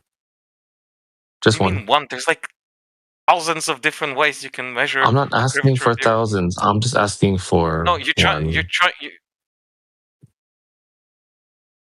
Do you have one? Loki, man, dude, you're making me look stupid. Come on now. Well, there's like so many geometrical ways. You Oh, can do it. okay, perfect. I We've done just it. need We've done one. it. Well, like if you pull, like, it's been done thousands of years ago. Like if you pull a rod down, Okay. and then another rod, and then you continue doing it, you can observe the curvature that way through the Is that horizon. measuring drop over distance, or are you measuring shadow lengths? Exactly. There's so many ways you can do it. Wait, hold on. Who I'm did- asking you who a did question that? about. Who did Yeah, we're what just you asking you said? about. Yeah, You we're can asking do it. about the first one still. You can do it. You can do it on very flat surfaces, like on the water. You Who can do did it. that though? Well, the ancient Greeks did it first, and then What did they do? Egyptians did it. Well, they did experimentation to prove the Earth was round. Yeah, but what did they do? Well, I don't know exactly what the actual experiment is called. I know the physics of it though. What's the physics of it? Well, the way the light works is like through. He mentioned shadows. You cannot observe further down rods through the same distance. Like if it was flat Earth, you would be able to observe them. No, don't almost switch to flat definitely. Earth. You just said you know the physics. Well, the curvature prevents you from viewing rods over vast distances. Okay, who did this? Well, why does it matter who did it? Does it work? That's Yes, it does. completely different than what you were talking about with measuring shadow lengths. Like I said, there's incredible amount of ways you can prove it. Okay, hold on. Can we measure? You can prove it with radio waves. You can prove Can- it. Yeah. Okay, hold on. Can we first off, can we measure shadows on a flat surface or no? Depend on what you want to like. How do you want to measure them by? Yeah, can I measure a shadow on a flat surface? I'm talking about viewing distance of a rod. Can you view? Let's say you put rods down. Okay, Same perfect. length, same distance, and you put things like you put exactly. Okay, where you so- wanna measure Can we them do that through over distance. water? You can You do that wanna- anywhere. Can you do it over water? Unless if it's a flat ground with no obstruction, you can do it. Yeah. How do you know it's flat ground? Isn't it supposed to be curved? It's curved. It's curved after a while. So how is Well, it flat? It should always be curving. It's curving after. So you're after saying some you time. have to. So you're saying you have to find a flat piece of ground to measure its curved? To be able to do this exact experiment, yes. How do you get a flat? How do you know it's a flat piece of ground if you're measuring it curved? What's with the stupid questions? Wouldn't you Like, just be is measuring? this what this channel is all about? You just ask the people stupid questions. Wouldn't you just be measuring a curved piece of land? Exactly. Yeah, what's It's not that? the plan. Oh my god, dude. Are you Okay, saying let's you do it can't over have a water. curved? Are you Okay, let's saying do you it over can't have water a then. curved piece of? Let's Okay, do are it. you Okay, saying water you then. can't have a curved piece of land on a flat surface? No, okay. I'm now switching to water. How about that? Okay, water, great. Yeah. Go ahead. Water works, right? Yeah, water's But flat. like I Yeah. said, there's like, for example, if you go on a plane over some, like if you And now keep you're going, going on a plane, so you're going away from the water. yes. So if you're traveling on a plane, at some point, the radio signals that plane is receiving will cease because of the curvature of the Earth, which is why they have ways. And then planes don't have radio signals anymore, right? So they just fly into walls and shit. No, they just connect to other transceivers. Oh, so they still stay Transmitters. connected, right? Exactly. Wait, I thought you said this was measured on the surface. Why are we in an airplane now? Yeah, I know. He was talking about water, and now he's going Because to there's so airplane. many ways you can do it. Well, you just tried to do it on land, and now you can't do it on land. You couldn't explain how to do it on land, so now you went to water. And when we asked you to what you were going to do on the water, you went to an airplane. All right, let's do it from a biological standpoint. Biological now. There's yeah. Did you know? Did you know that plants are incredibly sensitive to gravity, which has been proven on the International Space Station? So if the planet was not round, plants would be going sideways all the time. Why? They grow towards the sun. Brother. They do not grow necessarily towards the sun. Yes, they do. Have you ever seen sunflowers? What also? That's different. I'm talking about. Why is that different? Because they're orientating themselves towards the sun. That's different. Yeah, that's what plants do. Not all plants do that. Okay, do plants grow up? They grow up, exactly. That's my point. Yeah. Don't they grow away from the vector of gravity then? Okay. Well, so they grow sideways because of the center of gravity. So if you have a sphere, that's if you don't have a sphere, if you have a disk of some sort with skewed gravity, they will be growing Hey, sideways. I didn't hear anyone say it was a disc. Did you, lads? So what is it then, according to you? Just the Earth, dude. Like it's the place where we all live. Okay, what is it then? But what actually is it, according to you? It's a flat, horizontal, non-moving reference plane. How long does it go for? Don't know. Yeah, how would we know that? How would you? Well, don't you want to explore this thing that you're on? Why don't you go explore like Magellan or like? Right. So Well, what if Magellan it's cold? Are you a pussy? Magellan just went from port to port. He didn't do anything else. Oh, there's so many. Columbus, Amerigo Vespucci, like freaking. Yeah, okay. They The entire sailed age and of ended up. exploration.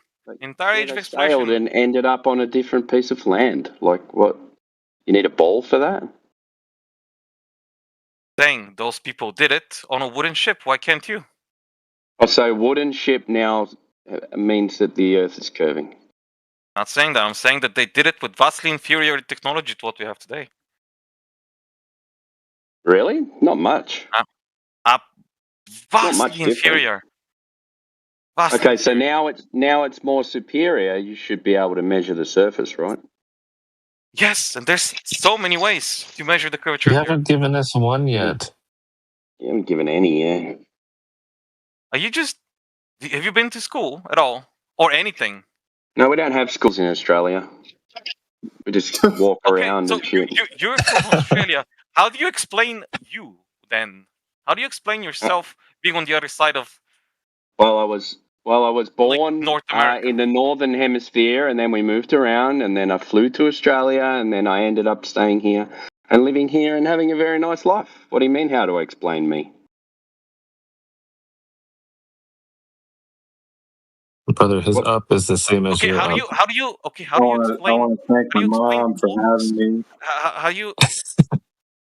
how do you explain how anything works? Like, how do you explain planes going to Australia over Okay, 24 hours? planes fly out of an airport, they hold altitude, and they point towards the direction where they're flying, and then they land in the other airport. Okay, Do Yeah, you need a have ball you for that? I have a question. Yeah, dude. have you noticed the North Star then? Like, if you look up at the sky, No, I can't see the North Star. No, I or can't any see star. that. Yeah, we see stars. Yeah. Like, have you noticed them not being in the same place every night when you look at them? Have you measured that? Yeah, it looks like the sky moves, right? It moves for many reasons. First of all, is the Earth is moving 30 meters How do a you know second. that? How do you know the 30 Earth is moving and not the sky? Because there's Are you gonna say because there's so thousands of many proofs again?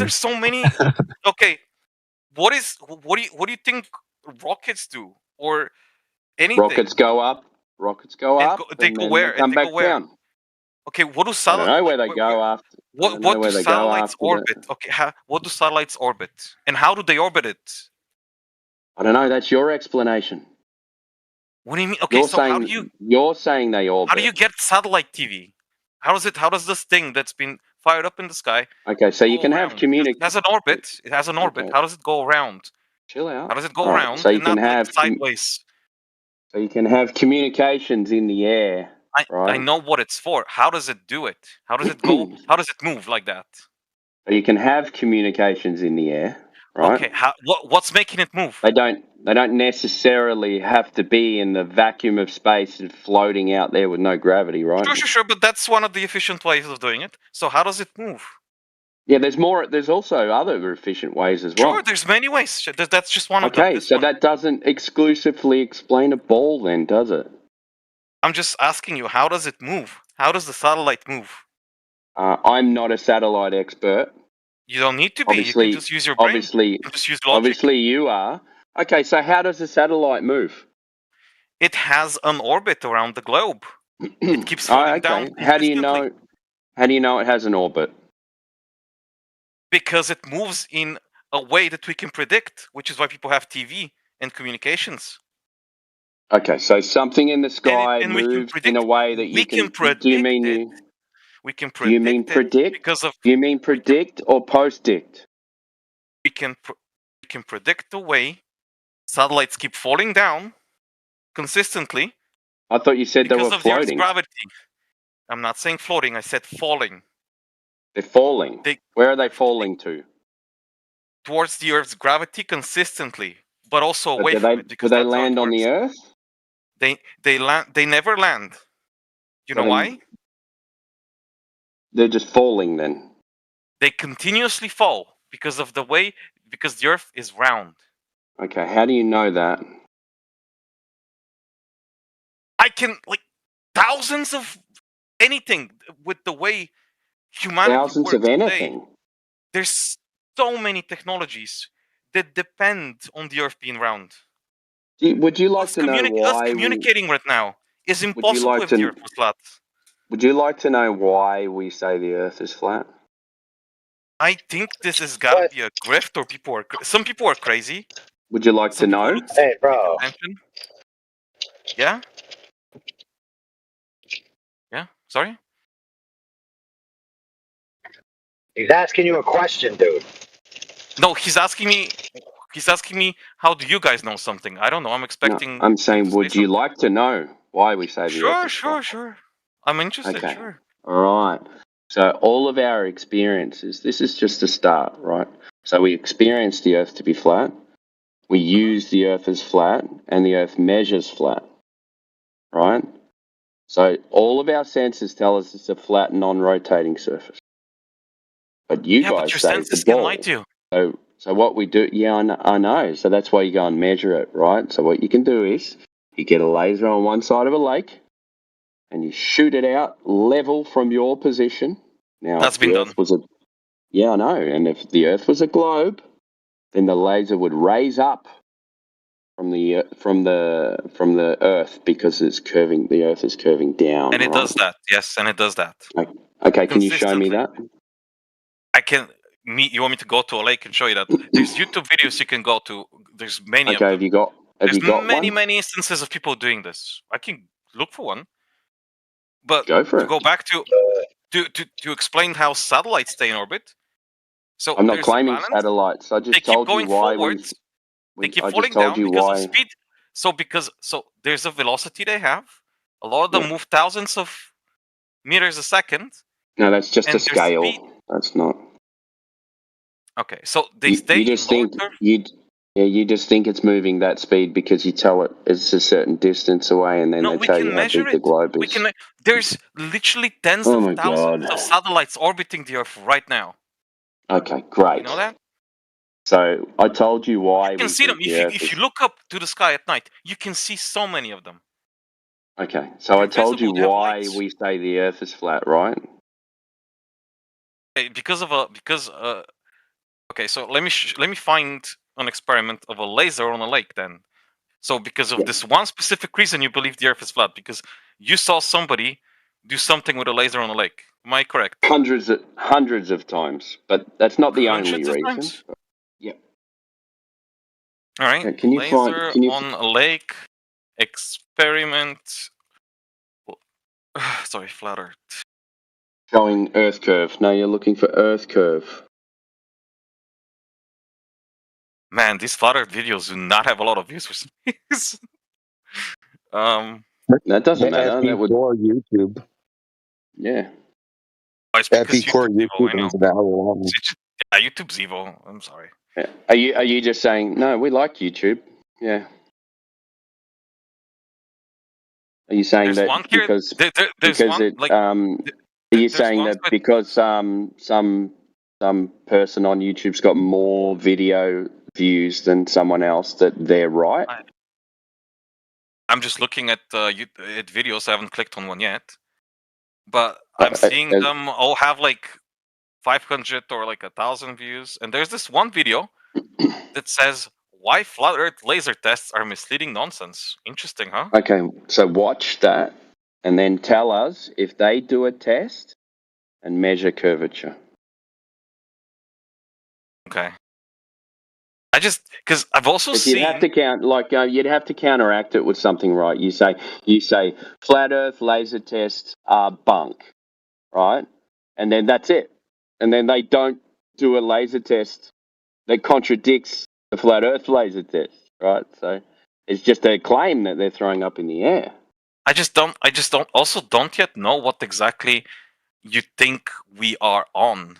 Because how do I disprove We're on land. something that has no yeah, but what kind of land? You're not defining like a solid surface with water on it.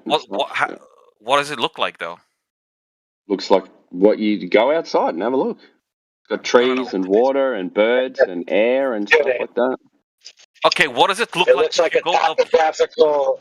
What looks like a topographical relief. What does it look like? That's what it looks like. What does it look like if you go into space? If you go into space, you believe space is real, right? I personally don't know. Why is that funny?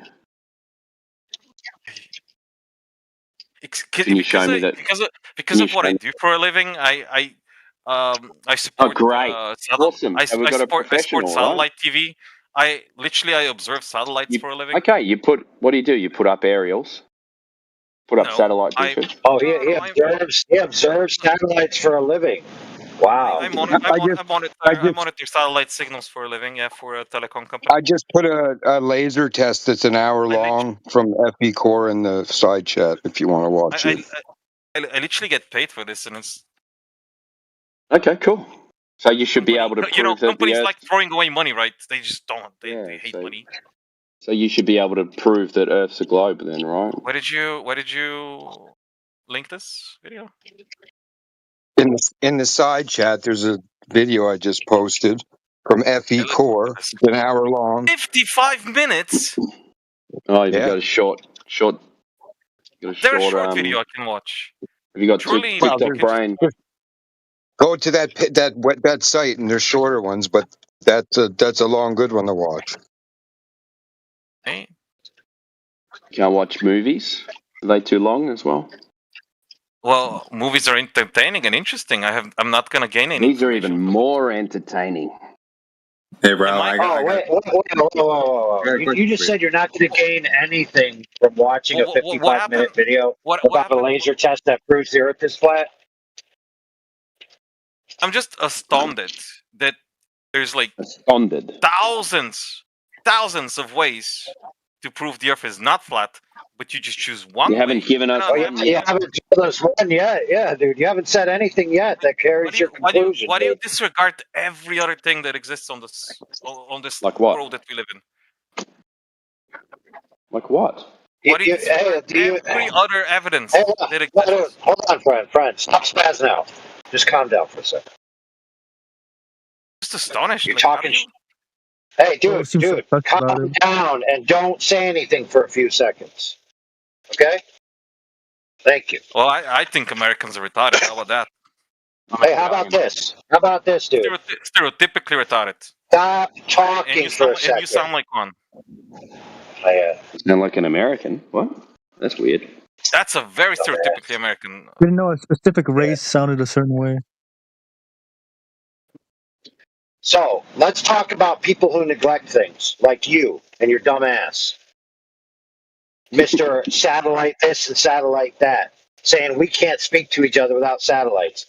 Perhaps you never heard of the big lines that they laid in the ocean, which is where 99.9% of telecom between continents happens. You dumbass. Oh, I work on satellite. All communication in the world is by satellite, even though they put these massive cables in the ocean between the continents. Derp, derp, derp, derp. Yeah, I have a question for Ryle.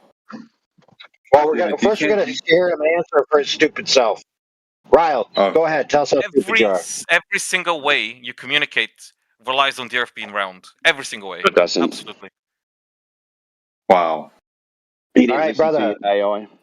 Ryle. Bruh. What about giant cables between continents has to do with the Earth being round?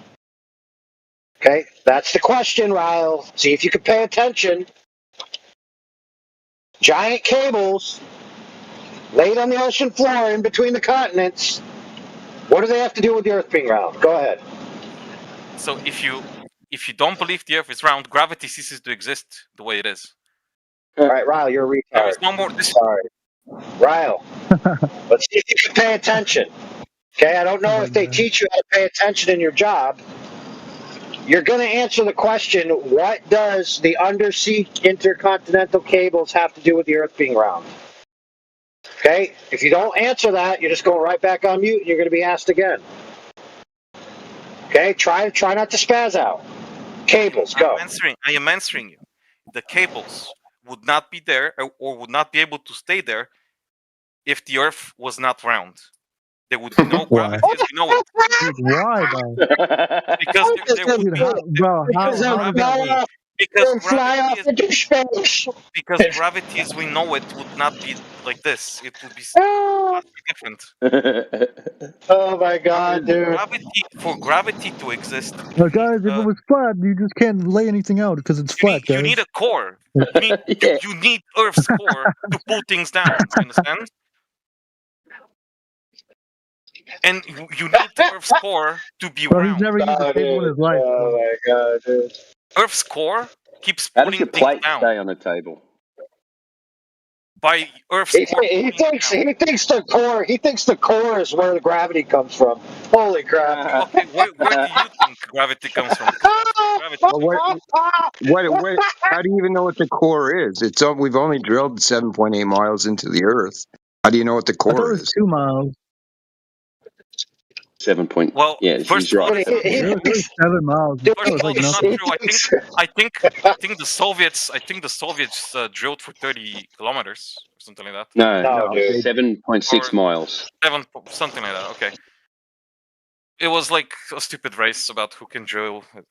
No, you know what's funny is it was a space race, and then the Soviets just kind of bailed on the space race and started drilling right at the same time. Oh no, they find never it bailed. strange. They never bailed. It's just like it was just Okay. another dick measuring contest. They shifted all their focus to drilling and not on the space race at the same time. So They could drill all they want and they still couldn't reach anywhere past the crust.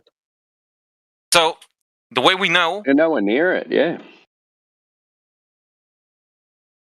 So the way we know the Earth has a core is through measurements, through physical measurements, through How? planetary magnetism, through Planetary magnetism. Magnetism. yeah. A vast amount of iron creates a magnetic field, which is what What actually about when protects it's you. isn't Which it is what actually isn't it protects So you how do you know from. it's iron, bro?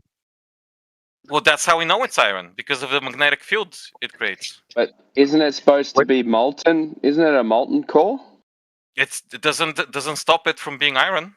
Iron. it should have a Curie there's, point for magnetism. There's actually there's a Curie point. So But another way we can also measure it is like you're seismic just waves. going to move. Actually, You're just going to move off those ones, aren't you? Just going to keep. I don't see how Bergen earthquakes there. Can show you use a the gravimeter? or material of the core.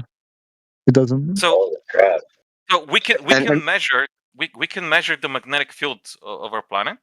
Yeah, that still doesn't tell you what the material's made out of, bro. Yes, it does. And why does a gravimeter find? How does measuring something tell you the material it's made out of? Because only that substance or only that material can create such a magnetic field. No other. There's no. Are you positive about that? Absolutely. So like how do we measure the magnetic field? Well, there's tools you can measure it with. Magnetic fields are measurable. But it's in the crust, right? It's past the crust. So how do we measure it? No. The magnetic field is all around the globe. It protects you from it protects you from the sun's rays. Otherwise, we could be right now.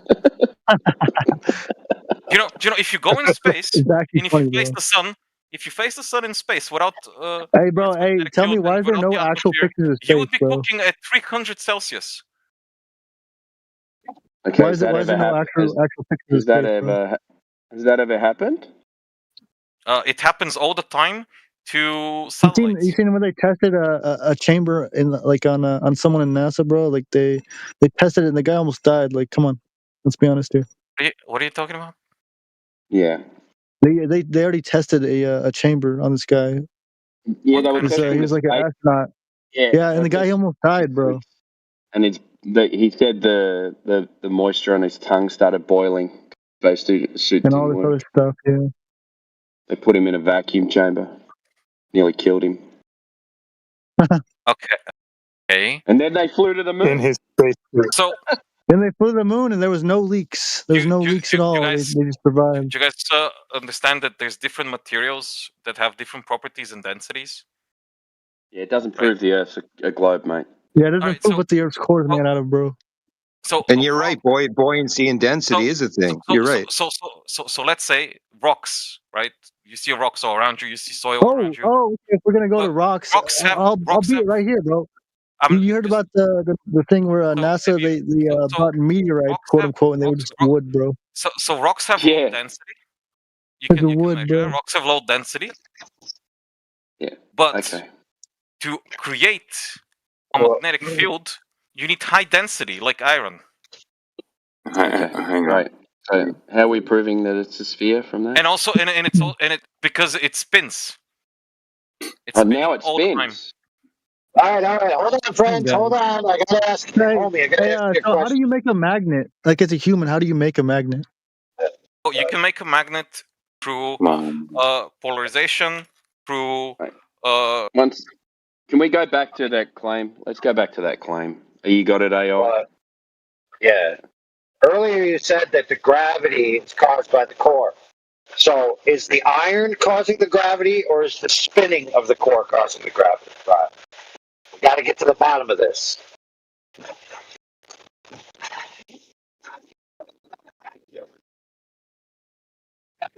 Core. Go ahead. It's the density of the mass of the Earth's core. That doesn't prevent it from spinning. It can still spin. It's just the mass. It's what pulls things down. Okay, so what about the parts of the Earth that aren't the core? Do they do any work, or are they just like lazy and unemployed? They're part of the mass, but the core of it has the most amount of mass. Oh my goodness, dude. But again, wow. I mean, how do you know it's made of iron again? I think Well, you there's kind of like I said, there's many ways to measure it, but the way I can easily explain it to you is through the magnetic field. Okay, what about the magnetic field tells you about the nature of the elements creating the magnetic field, sir? Because only certain amount of elements can create such a magnetic field. Okay, how do you determine that? Okay, so for example, watch this. Like, for example, okay, I got a tabletop, okay, and two really strong magnets below the tabletop, okay? So much so that they can pull shit to the top of the table from the top, right? Both the same strength. One's made of, what is it, neodymium iron boron, and the other one is samarium cobalt. Okay? By measuring the strength of the magnetic field, how do I know which one's which? Without knowing the size or the shape or any of the other I don't see how that's relevant to explaining what is there? Yeah, I'll tell you why it's relevant, right? I'll tell you why it's relevant, right? Because you're talking shit about measuring the strength. Yeah, watch this. You're talking shit about measuring the strength of a magnetic field and thereby being able to determine the nature of the materials causing the field. So here I have an example of two distinct magnets made of two distinct compositions with the same strength. You don't know the size of each of the magnets. All you know is they have the same field strength. So I'm asking you, how do you determine? We know which elements. Let me finish. We know. This is the setup, right? You're one guy on one side of the table. I'm on the other guy. I'm the other guy on the other side of the table. I know the makeup of these magnets. I put them under the table with a tablecloth. You don't see them. All you can do is take your measuring device that measures field strength. Okay, you have your little thing around the top of one of the magnets, and then on the other one, and you measure the same field strength. How, by that measurement alone, can you determine which is made of what compositions? Well, please. First of all, that has nothing to do with the magnetism. Hell it doesn't. Hell it doesn't. There's Hell many it ways doesn't. to Dude. Yeah. So explain instead of trying. Watch it, dude. Instead of trying to sidesweep and say that this has nothing to do with what we're talking about, because it does. Because you made the claim that by measuring the magnetic field, you can determine the nature of the composition of the substance that is creating the magnetic field. What is the magnetic field according to you? Answer for the question, dude. Okay. So a magnetic field. In order to create a magnetic field, you need answer the question, dude. I don't care about. I am answering it. Well, no, I don't need. No, you're not. You need to move it. You need an electric charge that moves. Which dude, is why the Earth's core. Bro, no. You don't get it, dude. These are permanent magnets. Dumb fuck. Yeah, that doesn't mean they don't have they have electric charges. I'm not saying they don't. It's given that there's a field. Okay? There's a field emanating from this lump of this thing over here, made up of these materials, and then another field emanating from this other lump of other materials. I'm asking you, by measuring the field strength alone, I'm asking you, by measuring the field strength of these two fields, how can you determine the nature of the composition of the substances creating the fields? So, there's these tiny particles called electrons, right? As they spin and orbit around an atom's nucleus, they act as microscopic quantum magnets. You guys hearing this shit? Some materials, yeah, it's actually pretty funny. It can be positive, it can be negative. Some depending on how it's charged. Some materials Fantastic. have different types of charges. Fantastic. On So a with this- mass on a mass scale, right? On a mass scale, right? Which is Earth's magnetic field. You need both a lot of material and you need it to be moving in order to create such a charge.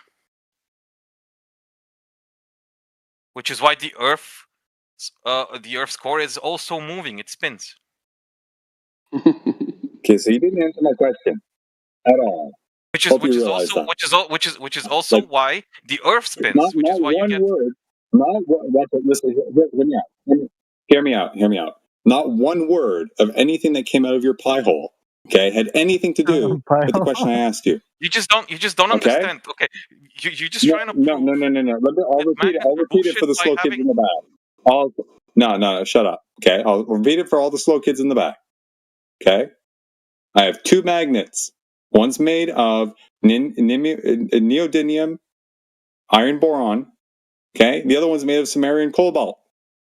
Okay, both of these things have the same magnetic field, and the way to do that is by changing the mixtures of each of these There's many alloys alloy or whatever combinations. Yeah. Exactly. I'm just picking these random two. Okay. Now to get the same strength, I vary the sizes and the mixtures. Okay, whatever. I hide them so you don't see them. You have no way of actually testing the physical composition, the physical nature of either of them. All you can test is the field around them. Okay? You have your little device that measures field strengths. Okay? And you can gather from these fields around these things whatever strength, and you see that they're more or less the same. How, from that measurement, can you determine the nature of the compositions of either of these two magnets? Again, please, go ahead. Again, can you prove that the Earth is round? I mean, flat? Well, we're talking about how the Earth cannot exist the way it is right now without the Earth being round because of gravity. Yeah, no, not even just that. No. No. We got Mr. Sector or Vector here. No, Vector. Well, there's many, like You I guys missed said, that one. So answer the question, please. you need to create a magnetic field. You can do it, like I said, through spinning. You can do it through, like on a macro scale with the Earth's core. Well, you need something like a fundamental base metal is like, of course, iron, but different. Dude, we have one. We have a field already. We need now. Bro, you're missing it again. Well, it must be some sort of an alloy that creates a magnetic field. know. And you can measure it. Dude, I know. Thank you. Okay, I've already set that up for you. It's a given that we have two magnetic fields. In these cases, okay, they're both permanent magnets. Okay, we need not discuss how they were created or under which circumstances can you create ones. Blah blah blah. We got them. We got two fields, similar strengths. I ask you, how are they? What are the compositions of each of them solely by reading field strengths? Or you can, but through a conductor that generates voltage surrounding a magnetic field. Explain.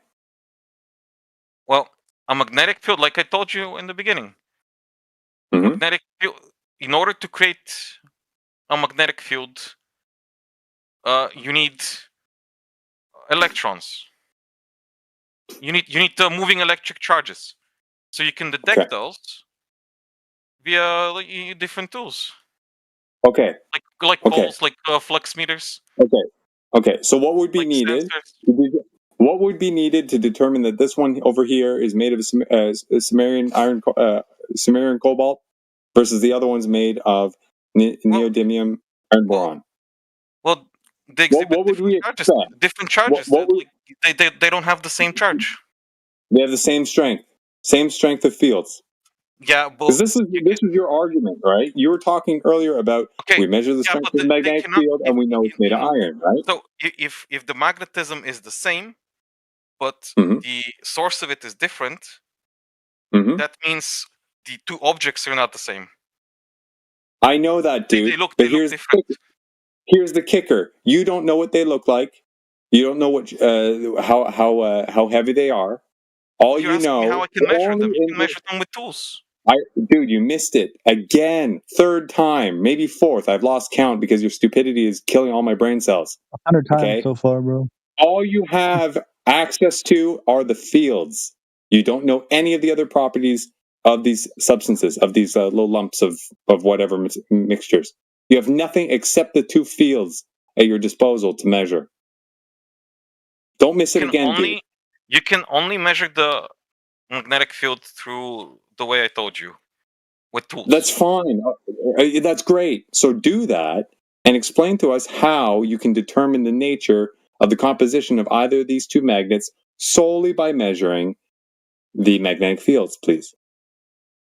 Well, that doesn't disprove the Earth is doesn't have a molten iron core. No, it does not. What I'm asking, what it does do is disprove your bullshit in saying that they know it's made of iron. Listen to me, okay? You're talking shit by saying we know it's made of iron. To explain to you why we know it's iron?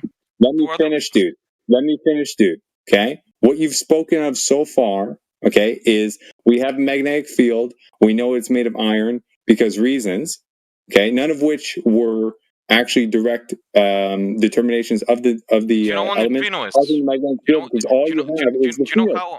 Do you know how a supermassive star? Dude, I'm not done. Stop interrupting me. Okay, all you have at your disposal is the field itself, and you make the claim that it's known that it's made of iron, okay, and that it's spinning and all these things, but all you have access to is the field. So I'm asking you, how is it determined that it's made of X substance solely by the field? And you're stumbling on answering that. Okay, we know it's iron because of fusion. Do you know what fusion is? Explain. Okay. I'm aware, but elaborate. So, stars spend their lives burning lighter materials, like hydrogen turns into helium, then helium into carbon, blah, blah, blah. And eventually, you reach iron. So, fusion also creates energy, which keeps the star going. But eventually, when you reach the composition of iron, that doesn't produce energy anymore, and the star dies, or it depends on the star. Which is why iron is so common. That's fine. I'm happy to accept that iron is common. No matter how it was. The other materials with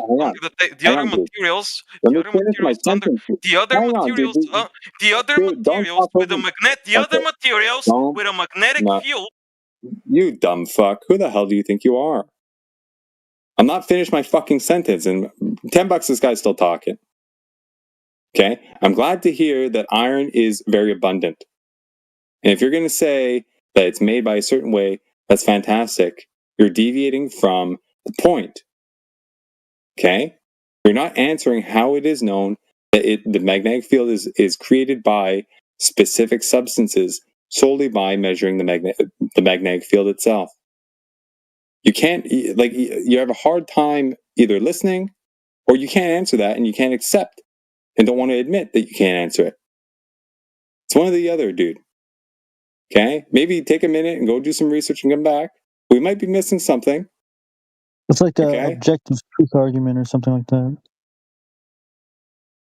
I don't know what you mean by that, but the point is the guy's not answering the question. We gotta get to the bottom of this. It's essentially nonsense, because since it's a scientific theory and therefore it's correct. That's basically the argument. What he's saying is nonsense, or what I'm saying is nonsense? What he's saying is essentially nonsense because he's using a scientific theory to prove that something's real. Oh, it sounds like he's trying at the very least. Well, the idea that it's even like iron at all is just a theory. So, well, that's the whole point. He's arguing that we know it's iron because there's a field. I'm asking how by the field can it be determined that it's iron? I give him an example of a setup, right, where you have two fields, equal strength, known different compositions, but you on the other side don't know that. So you can measure the fields and tell me how you know what the makeup is solely by the fields, because apparently you can't. And he's running away from it. Yeah, Try one more time. There's no way you could there is tell. no instrument on Earth that can do that. It's silly. Apparently, he knows though, First, Jen. This is the interesting part. can I speak? Can I speak now? Yeah, go ahead. Okay. So first of all, your scenario, I literally don't know what it has to do with the Earth being round, but so the way you can determine different types of materials through their magnetic field is by testing. It's called DC. What do you testing? Well, DC broadband testing. It utilizes closed or open circuits to trace B and H curves, measuring variables like flux density and magnetic field strength. Fantastic. Can you show us what they did to determine that it's made of iron by using this test? They don't have to, because you dumb fuck. Are you because the materials you gotta be kidding me. Well, okay, I answered your question. Now to go back. No, you didn't. Not really. Not really. You can measure the materials that have a magnetic field under the table without looking at them with tools. And that's not right. So I'm asking you, did they use this technique? No. Applied to the Earth to why not? What? Oh, so I guess there's another technique, right? There's another way to determine it. Okay. Explain what they did, and explain how that might be analogous to the tabletop example. Because obviously, if it's a technique to determine that, why not use it in this scenario? Do you have a smartphone? I do. Most modern phones contain an internal triaxial magnetometer sensor. You can download like a physics or sensor apps. Yeah, sure, and they measure field strength and variances thereof, right? Yeah. Very good. So, are they also able to determine the nature of the emitter of said signal solely by the nature of the signal itself? Do they know that the emitter is made up of fucking copper, neodymium, samarium, cobalt, any other fucking composition because of the signal itself? Excuse me?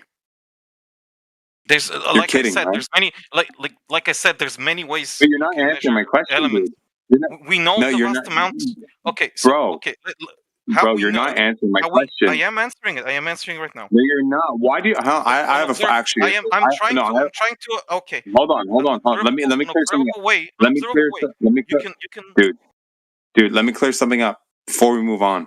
Okay. Why did you bring up my cell phone in this context if it doesn't directly address the question that I was asking before? You're asking about magnetic fields. Like I don't know where to begin, man. Okay, so you're missing the point. I'm not asking about the fields themselves.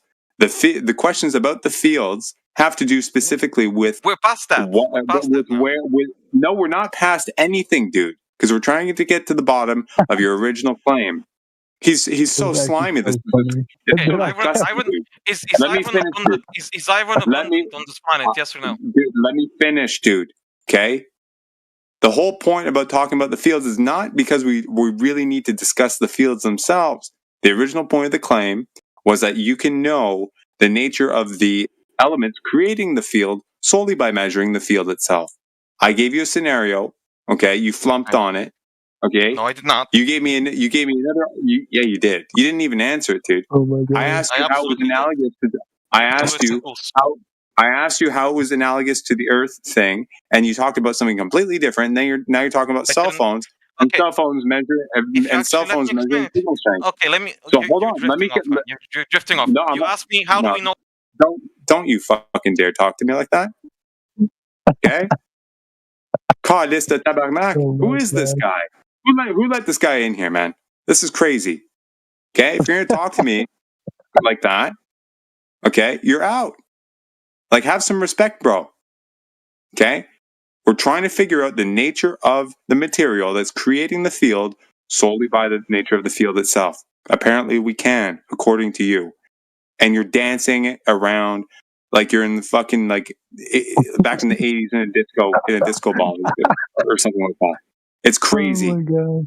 Okay, I need some material behind this. If you can just talk theory, but at least provide some material, some substance behind it, like some research paper or whatever. Okay, you're talking out of your ass. Well, last try or you're done. This is crazy.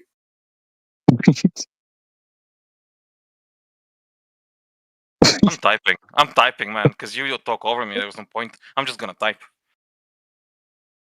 Okay, great for you. So, guys. I'd rather listen to Devo than this guy. Wait, guys. So my birthday is August the 30th. Stop playing. And like I'm inviting everybody. Oh my, it's gonna be like the bro. biggest ever.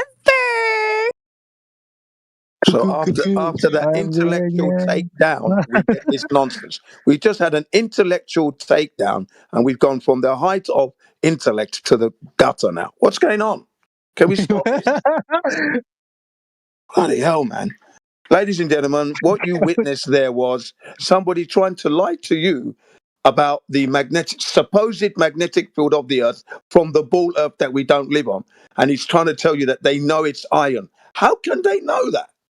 Just by the magnetic field. There's no way you can know it's iron, bro. Thank you. It's impossible. We don't have that technology. Okay? Even with what's it called?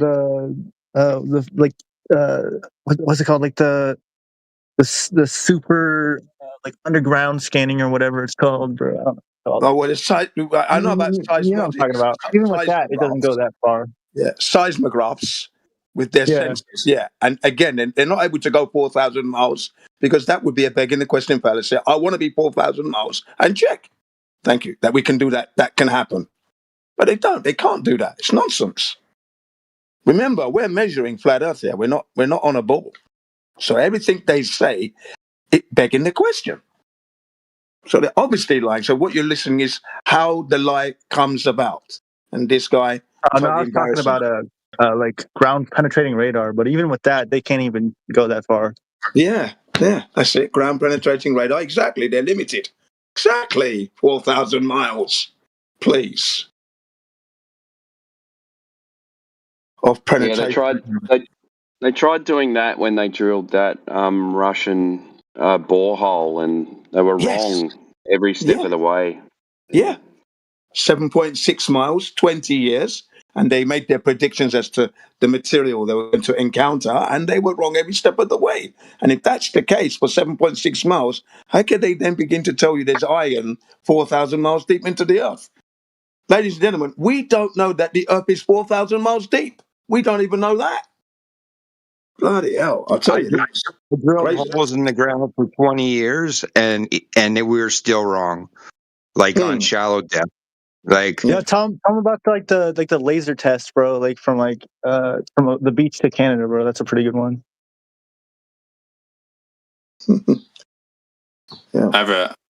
Let's see if Ryle can produce something. Recover. He's got enough time to maybe Google something up. Yeah, let's see. All right. Yeah, what's up?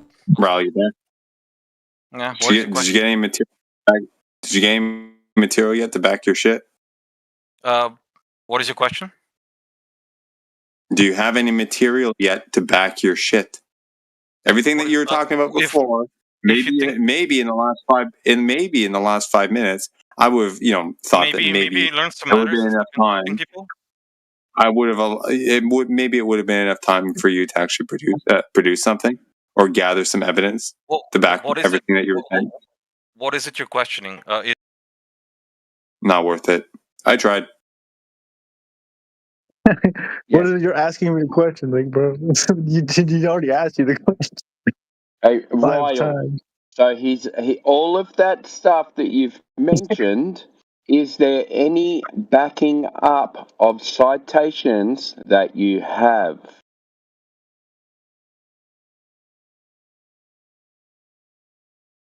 I mean, Timbo, feel free to take it back if you want. There, I kind of took it away from you. I'm eating, so I'm just chilling out. He's not worth talking to anyway. But. Yeah, no, you've done ground penetrating radar. The max depth is 15 meters. That's what it says. There you go. 15 meters. That's all. Wow. 50 meters for what? Ground penetrating radar. It scans like really low under like the ground and stuff. What works better is gravimeters, and they find voids, which is weird. Yeah, I've heard about those. What do you think is how do those work? Well, when we drilled out for oil out west, they use gravimeters to look for pockets, and this because the seismic it wasn't. I mean, it had this stratigraphy laid out pretty good, but it still wasn't perfect, right? But the gravimeters find voids, and you think they would find the heavier, right? Right. So I'm asking, what do you think is responsible for the fact that those gravimeters work? I'm not sure. I'd have to look into it more. I just know that they've used that, and it's very successful in finding voids. So right. So the Gravity, mainstream story is gravity is what causes those to work. But if gravity doesn't exist, what is? Who said it doesn't exist? I think a lot of I've heard a lot of people say that gravity isn't real. Oh well, let's just change the distribution of mass, and then we can have gravity, right? Straight down. So even the seismic scanners, even those which scan for like earthquakes and stuff, they only go to 30 meters. Yeah, seismic monitors that they have loads of them here in Japan. I'm here in Japan. They use them all the time. Yeah, even on Mount Fuji, they've got them there all over the place. And as soon as if it starts to move and magma is coming up, they can evacuate. You know, just about though, very very close. But yeah, seismic monitors. That's it. But they're not that sensitive down to 4,000 miles. No, we don't have. They can't even go 1 mile. Yeah, the way they know is they take samples of the rock cuttings every 5 meters after a certain depth, and as they collect those through the field, then they can kind of guess what comes next. That's how they do it. Like every oil well you drill, you take samples from down the hole, like every 5 meters, every meter sometimes. Yeah, they're drilling. In that case, they're drilling and bringing up material that they're examining. Exactly, because and sometimes you run into stuff like 10, 20 meters high when it says you shouldn't have, right? So, but every well you have to, and there's a reason for that, right? If they could just go shoot seismic and get all the information, you wouldn't need to catch all these samples. Yeah, exactly.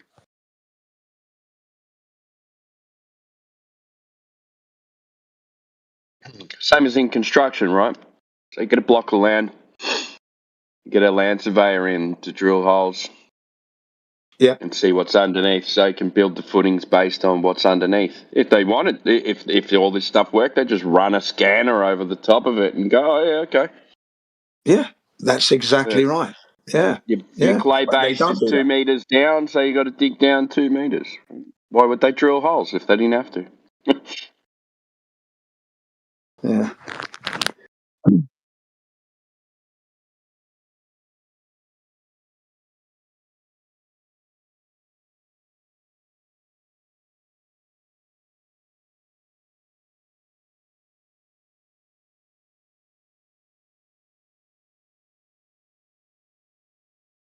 Now, when you go back to your school days and you saw the Earth sliced in half, and you have your mantle and the core, and then all the other layers, you think that's real.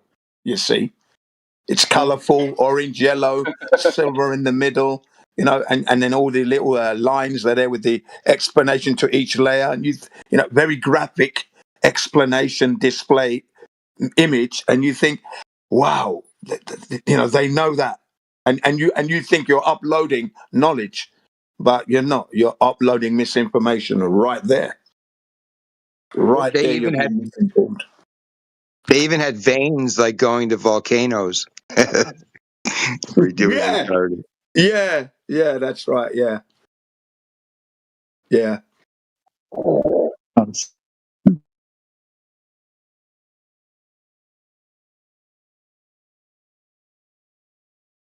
And then our opponents will be complaining that we don't have the right to ask the questions. How dare you, kind of thing. How dare you? How dare you question your own existence, sir? Yeah. How dare you question your teachers? Yeah, it's kind of ironic that no one at all that I've heard about that is at least has the ideology about globe Earth. None of them understand what indoctrination is. I understand what indoctrination is. Yeah, you're different, Matthew. Though. Yeah, you're different than the select common nerds. Yeah, because when you do put that situation to them, yeah, they're in denial completely. Obviously, they get cognitive dissonance instantly. There, you're a science denier. You're saying all the scientists in the world are wrong, and then you hear me say, "That's right, I am." Yeah. Oh, I got a really good one. The smartest man of today. He has an IQ of 276. Young Hoon Kim. That guy. Okay. He said that Jesus Christ was our Lord and Savior, bro, and he's coming. He's going to return within this generation. So did another guy as well. Man. There was another guy with a really high IQ who said that anyone who doesn't believe in the Creator is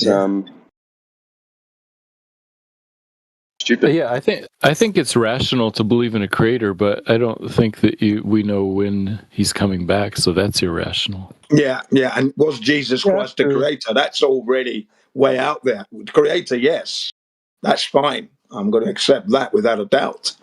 But the rest of the stuff that comes with it, well, I'm definitely different to that. I'm not putting down anybody who follows that and Jesus is your Lord. Fine. I'm just looking at nature and how possibly was this created. That's what I'm fascinated with. That's my fascination. How the Creator leveled this beautiful earth down, and I'm looking at the engineering of it and how it all works. That's what fascinates me. Those mountains have their purpose. They catch all the snow at the top. It melts down. You've got your rivers, your streams. You can put a cup and drink instantly back in the day. So that engineering was beautiful. And how the water filters through the soil to the stream, and you put a little cup in the stream and you can drink. That engineering is what I find marvelous. Okay, I don't need Jesus to understand that. You see what I mean? Yeah, that's why I separate the two. Yeah, you've got to separate the two.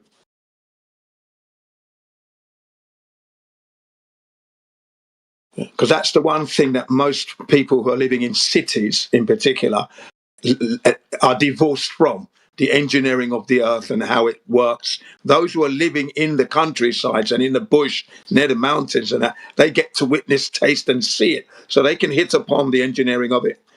If they're so minded, it's easier for them. So it's quite interesting. I am definitely fascinated on that, and only to find that it's all level. Wow, that's across the earth. Yeah, but if the Earth was flat, you couldn't lay cables on it. Why not? I don't know. That's what the last guy said. Yeah. Yeah, that one was just dumb, bro. It's easier, isn't it? It's easier to do it on a level surface. What are you talking about? It's curvature. You've got to start adding curvature maths straight away. You've got to add things now. Consideration. Make the cables longer too. Yeah, of course. Because you've got to account for the curvature. Got to. All your drilling, all your boring and drilling, you have to encounter. You have to account for curvature. Right? Go ahead.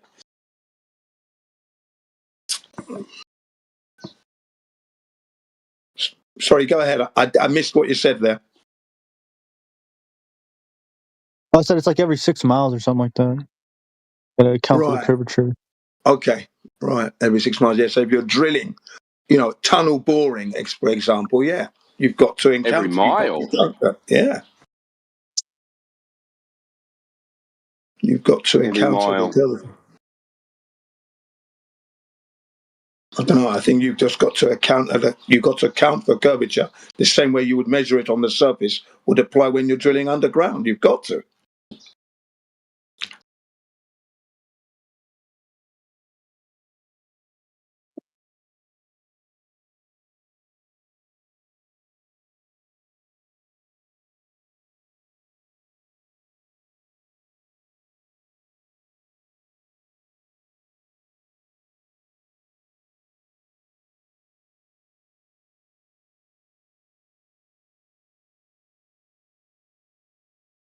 Yeah, you see now, like submarines, for example, operating under the water in the sea, in the ocean, they would need to be accounting for curvature, because if they don't, and because they operate horizontally, just much the same as a plane. Okay, if they didn't, and they were taking curvature into consideration, then they would be operating in curved trajectories in the submarine. But again, they're Yeah, like it's like yeah, the go ahead. sonar and stuff and the radar.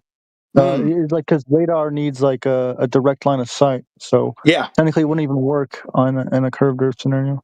Well, this is what's been put forward by that documentary. It's called "Flatten the Curve." It came out in 2022, I think it was. Okay, and it's the Navy, submariners, helicopter gunship pilots, jet fighter pilots, and flight instructor pilots, all stating what you just said, that if the Earth was a globe, their instruments wouldn't work on a globe. The radar system, the artificial horizon, when they go to the North Pole or the South Pole, they don't suddenly turn upside down. The instruments don't suddenly flip. Do you understand? So yeah. A globe is a problematic object for us to be living on.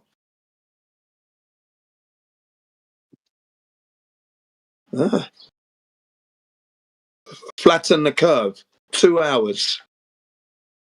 One guy, his name is Josh in that documentary, Joshua, right? As a kid, he was fascinated by aviation as a kid, and he knew all the names of all the planes as a kid growing up. Okay, and then he went off to flight school. He did another job first, and then he was still fascinated. Went to flight school, learned to fly, worked with the military, and then he found out about flat Earth.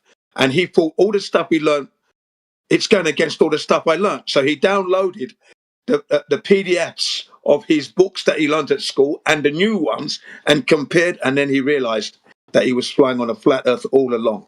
And he shows you the books that he used at college. It's good. There you go. That's just one guy. Joshua, his name is.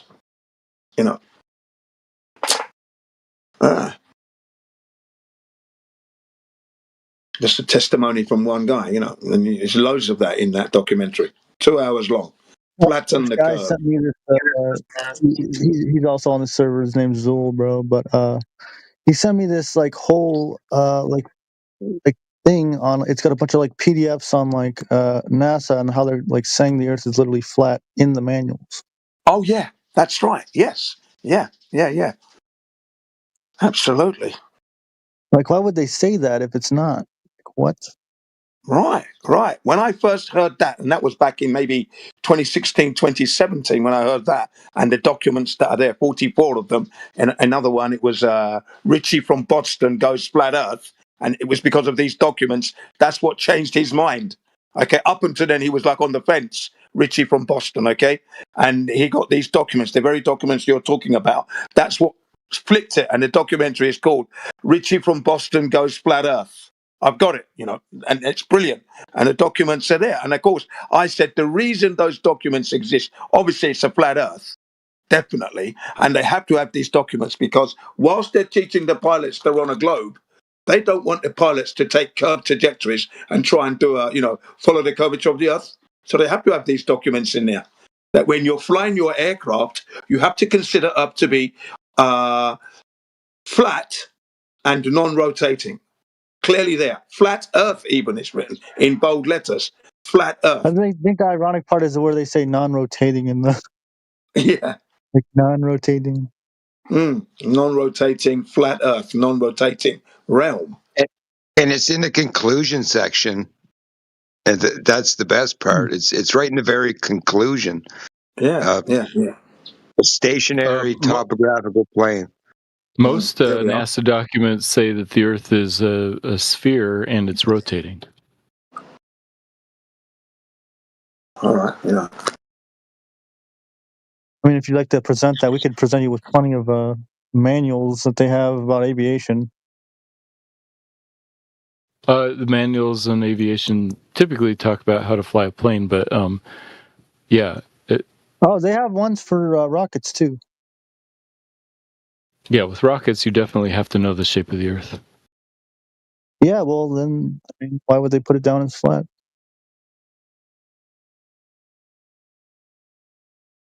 Yeah, I don't think those people don't believe the Earth is flat.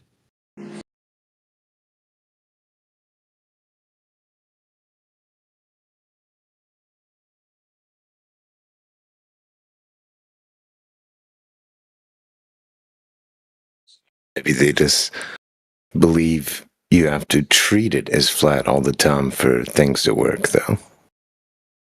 Yeah, which is kind of ironic. It might be simpler to treat it as flat for certain type of calculations, but you don't have to treat it as flat. It's just maybe simpler. I mean, I could cite my evidence if you want to cite yours, man. Oh yeah, what's your? Yeah, go ahead. Yeah. Let's see here. Like I pulled mine directly out of actual NASA manuals, like directly from NASA.gov. They have like a whole like PDFs on it and stuff. Okay.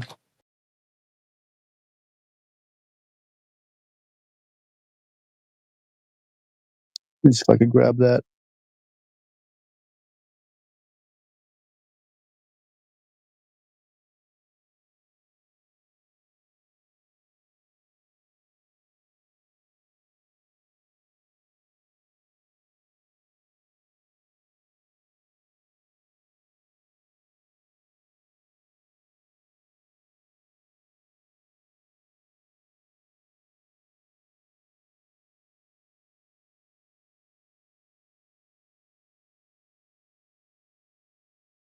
Who is this? Matthew? Yeah. If you want to check this video out, it's even got links in each of the videos that goes literally right to the manuals that talk about this stuff.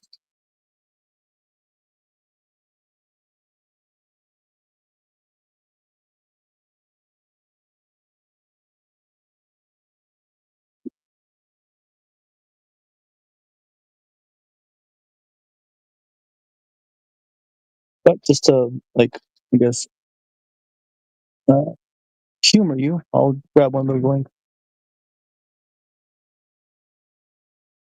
So let me just like just pick one of these.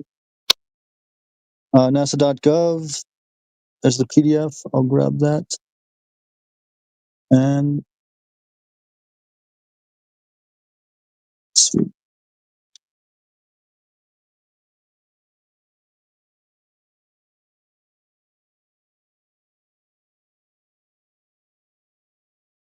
Oh man, so the video has 35 different examples. Well, maybe it'd be helpful to look at They're just all one. PDF stuff.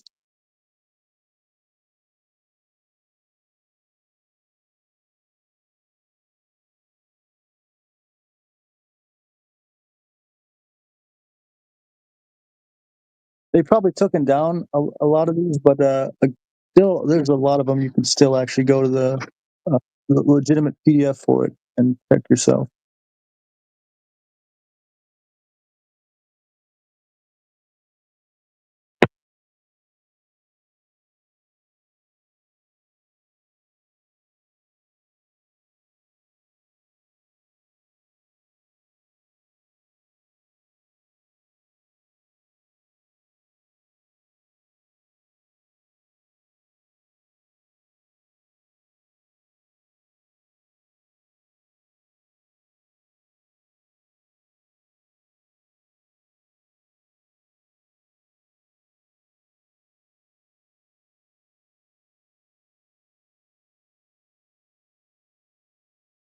That was so weird. The picture just cut out.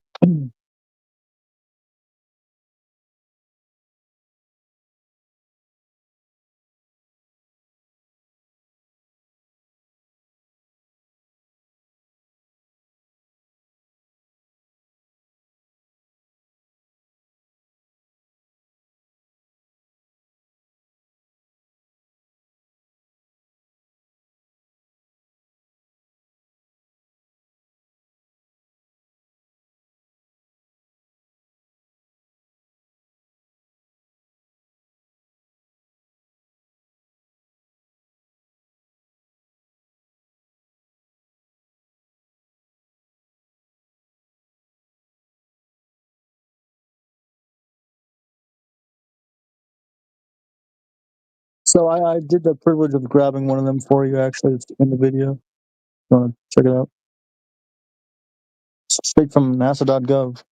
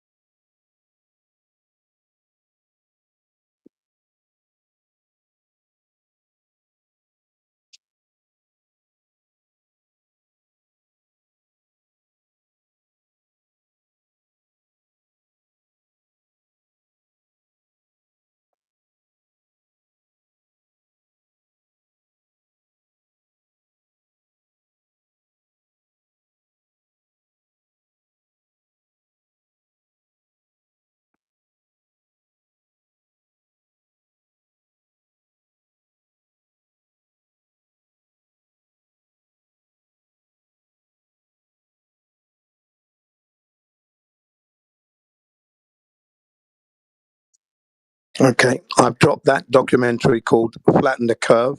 It's in the side chat if anyone's interested. 1.5 hours. Oh yeah, that's a really good one. Yeah.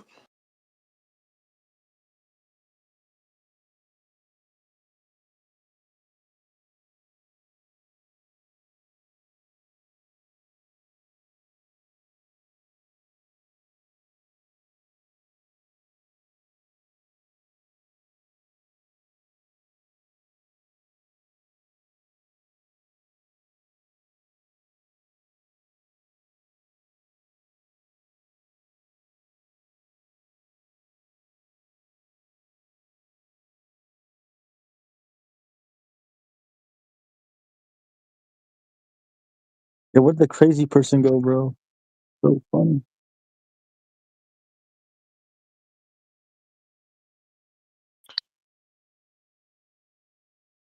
What's up, William?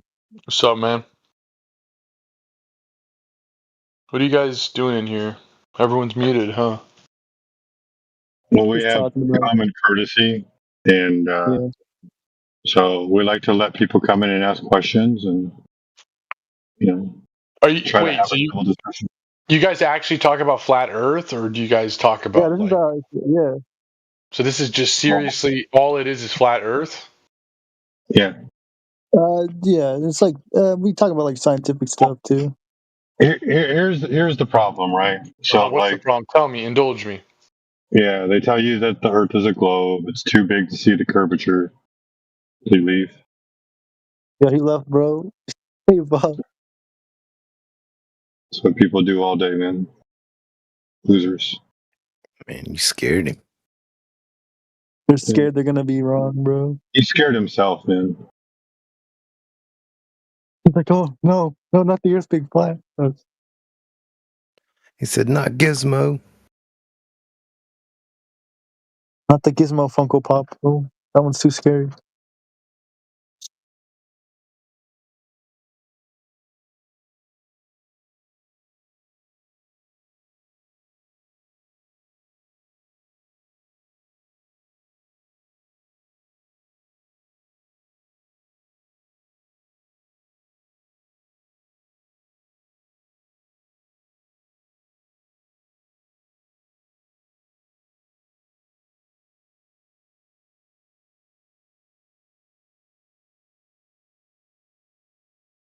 Hang on a second, dude. Did you just say Gizmo Funkle Pop? Did I just hear that right? Yeah, I did. What Bro. the fuck is that? You don't know what a Funko is? No. It's those figures, bro. The bobblehead that you have there. It's a Funko. I have one too, bro. You want to see? What the fuck? Yeah, they're called Funko Pops. They look like giant Lego bobbleheads. Yeah, bro. I've got one of Izuku Midoriya, bro, in his like outfit. What the fuck? A lot of people That's see him exclusive like too, bro. as the Marvel ones. I got the Marvel Oh yeah, ones those ones out are there. crazy. I'm surprised Jeez, you didn't know what a Funko Pop Five is, Nights bro. at Freddy's. Either I'm too young or I'm Canadian. Or I'm too old. I don't know. For some reason, they sell them in the Walmart electronics section, and they sell them in Best Buy.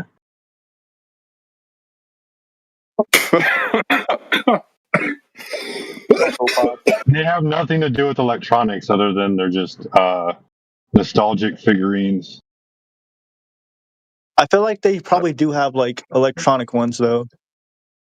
That's funny as fuck. Dude, that'd be cool. Like imagine it like lights up or something. I'll buy that. Wait, did you say you were going to send an image? I want to see one of these. Or should I just Google it? Oh yeah. I can just send an image of it. Let me take a picture right now. Oh, you have one? Yeah, I have one in my hand. It's an exclusive too, bro. Yeah. I got this for my birthday.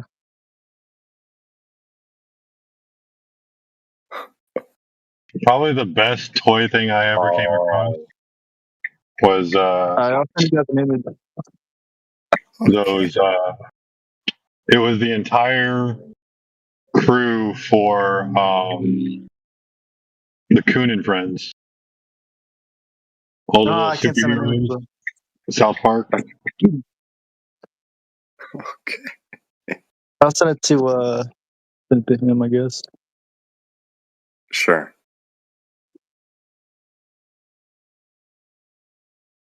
Am I sending? Oh, that's right. 20 cups. That's right, a sheepdog. They used to call you Gizmo. Did I hear that right? At some point. Yeah, I've got the Gizmo, like the Funko Pop. I used to have the moniker Gizbo, which is the name of Gizmo when he was dressed up as Rambo. This one's like Zuko Midoriya. That's pretty cool. Oh, I get it now. Remember when Gizmo wasn't afraid anymore, and so he dressed up like Rambo? Yeah, he's like saying that he didn't know that it was a Funko Pop. And he used a rubber band and a paper clip as a bow and arrow, and lit a pencil on fire. What? When was that? Which movie was that again? Gremlins 2. Gremlins, okay.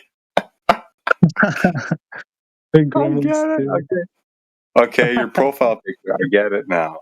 Jeez, it took me a while. It's fucking 2 a.m. here. Yeah, it's a Gizmo Funko Pop. And then I sent you a picture like I have and it's Zuko Midoriya. My image is a Gizmo Funko Pop with the 3D glasses. But I wonder how much this is actually worth right now. I'm gonna look this up. The name I had was Gizbo. Gizbo. I haven't touched it in like a while. Okay. Shit, man, that took me like 5 minutes. That was my second name. The name I've always had was Sheepdog. I had that name since like 2020. Right. Okay. It's falling into place. Appreciate the assistance. It's just too late, man. Christ. So, Elgoth, I looked at the PDF you sent about from NASA. It seems like they make several assumptions. They also assume that the aircraft is rigid with a constant mass, and they also refer to a stationary atmosphere, meaning there's no wind. But I would assume they don't actually think aircraft are rigid. They don't actually think it has a constant mass, and they don't actually think that wind doesn't exist. I mean, it wouldn't be like against NASA to assume really stupid stuff, right?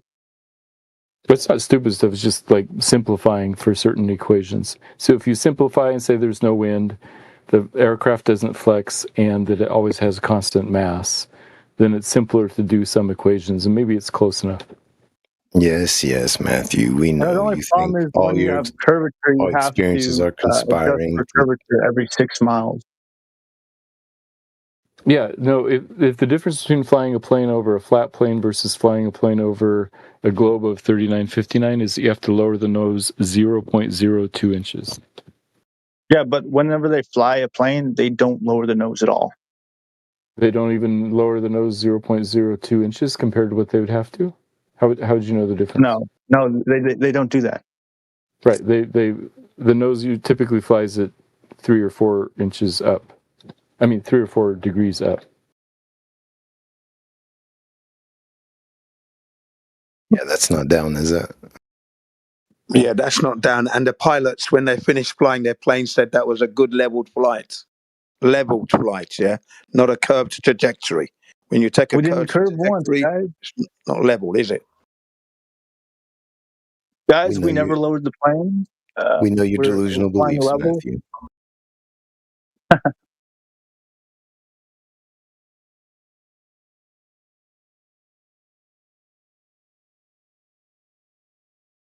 Okay, 20 Cubs, check the chat.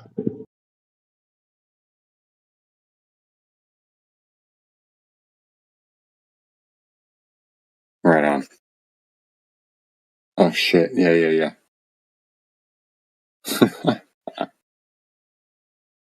I remember that now.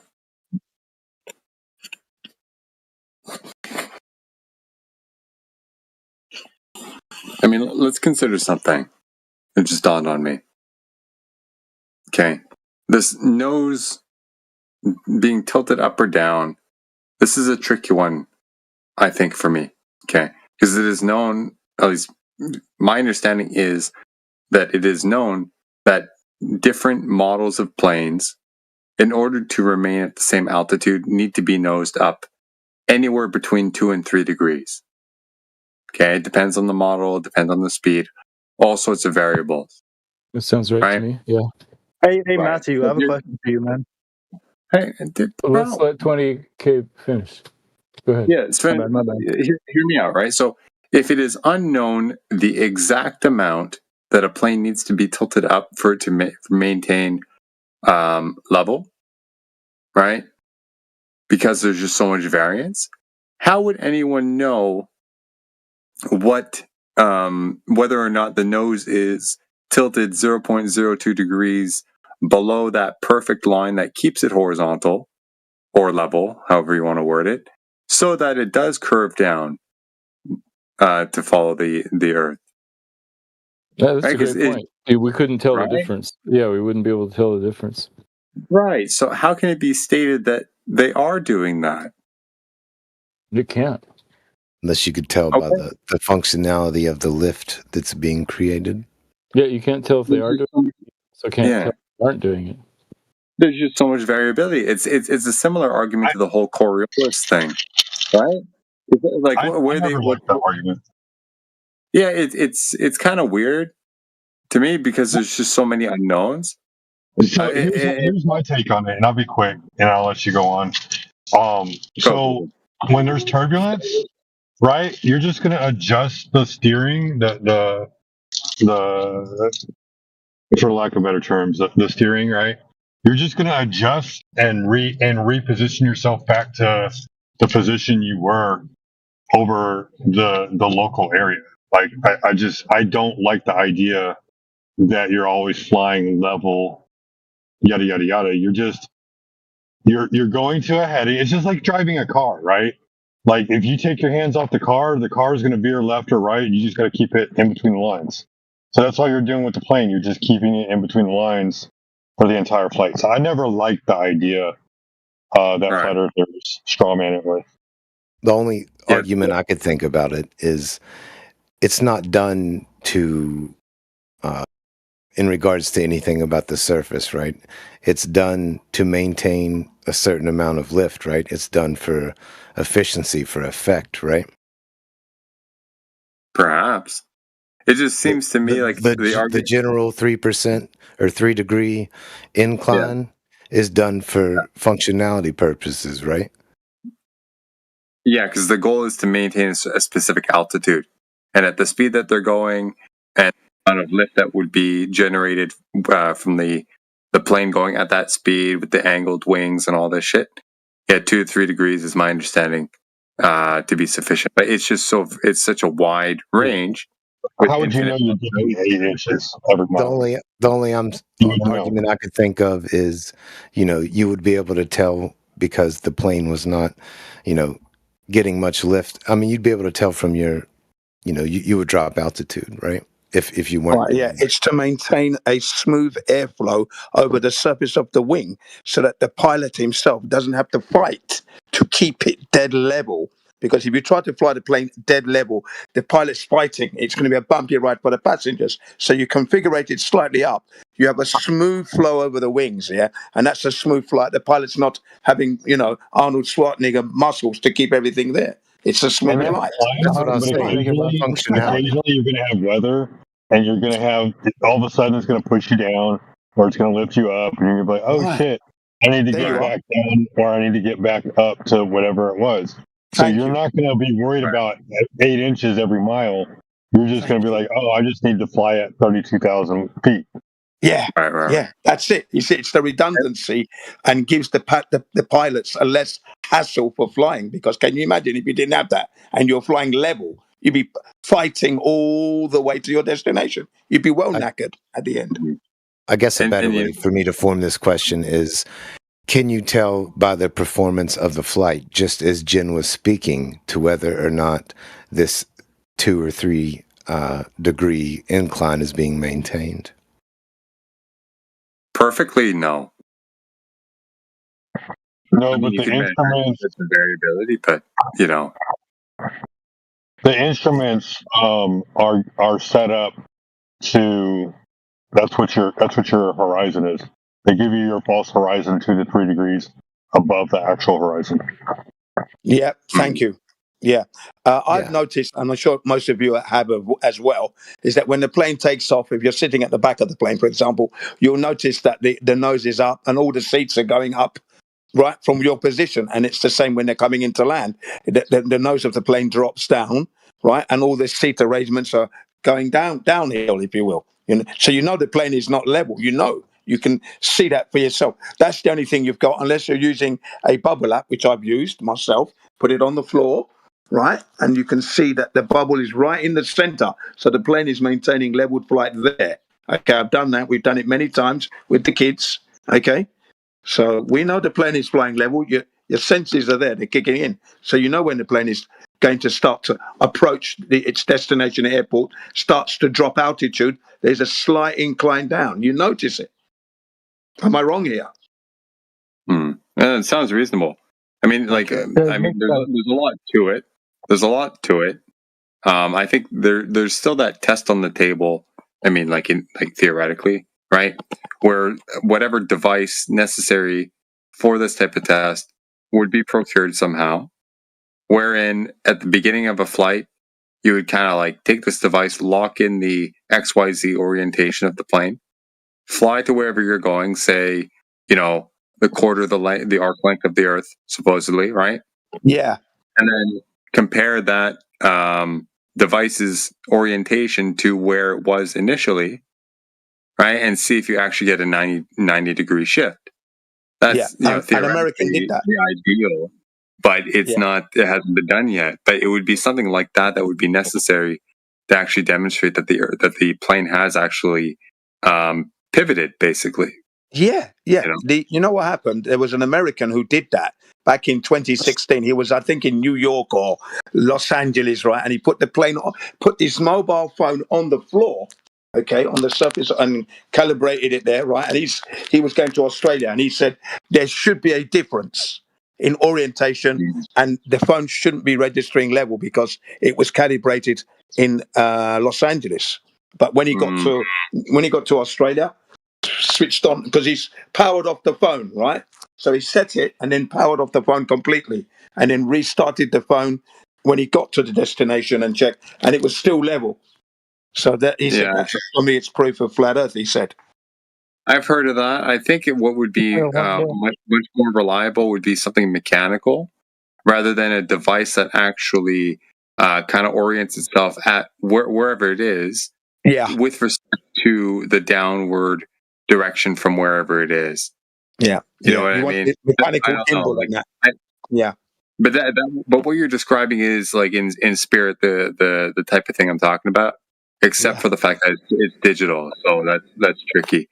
But, this thing with the plane though, and the flight level stuff, it almost reminds me of that conversation that's been thrown around about bullet trajectories, right? If you fire, a bullet, there's a known kind of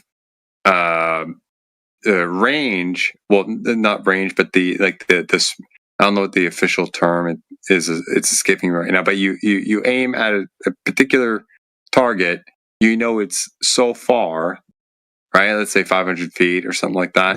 Yeah. Based on the model of the plane and the bullet and all that stuff, that there's going to be a range around that target where the bullet can probabilistically land just by the nature of the spin and all sorts of stuff like that, let alone the wind direction and all that. Are you guys familiar with that? About drift, and then the rifling of the bullet because it's spinning through its trajectory.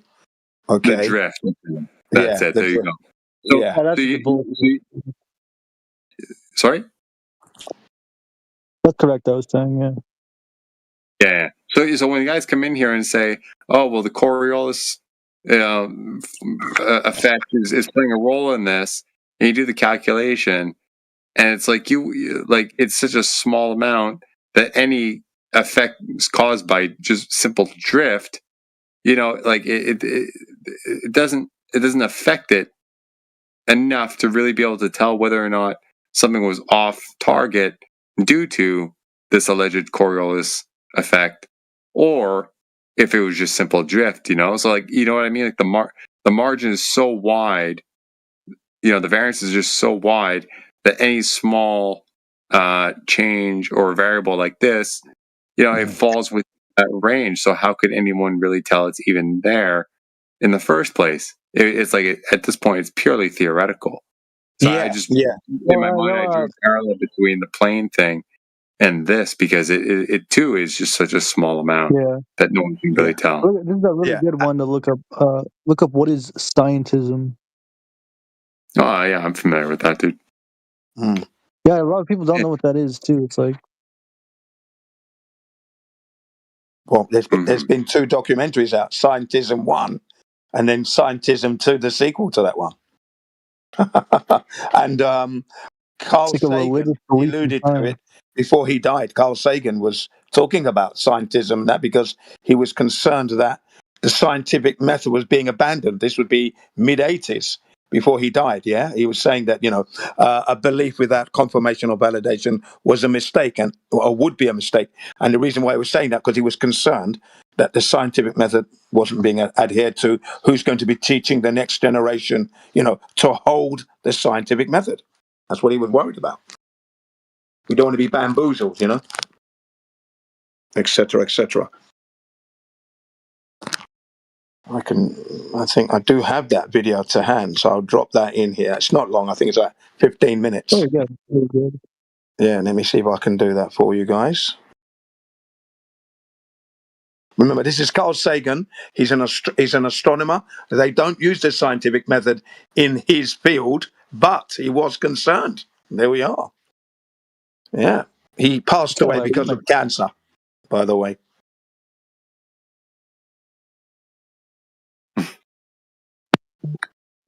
God. I just saw your post, Boogie, from 10 minutes ago with Yoda. That's fucking funny. I've never seen that one before. Holy shit. Yeah, that is a good one. It just made me think of it, seeing the little gremlin thing show me data has. That's bad, man. Oh my god. God, yes. Yeah, I'm saving that.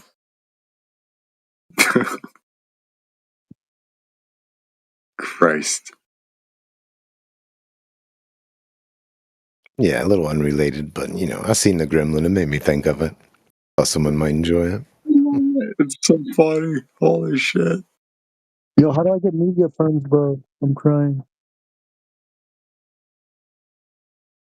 Hey?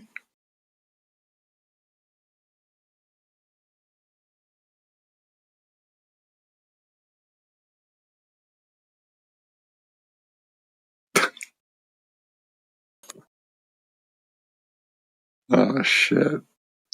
I gotta put it away. It's so funny.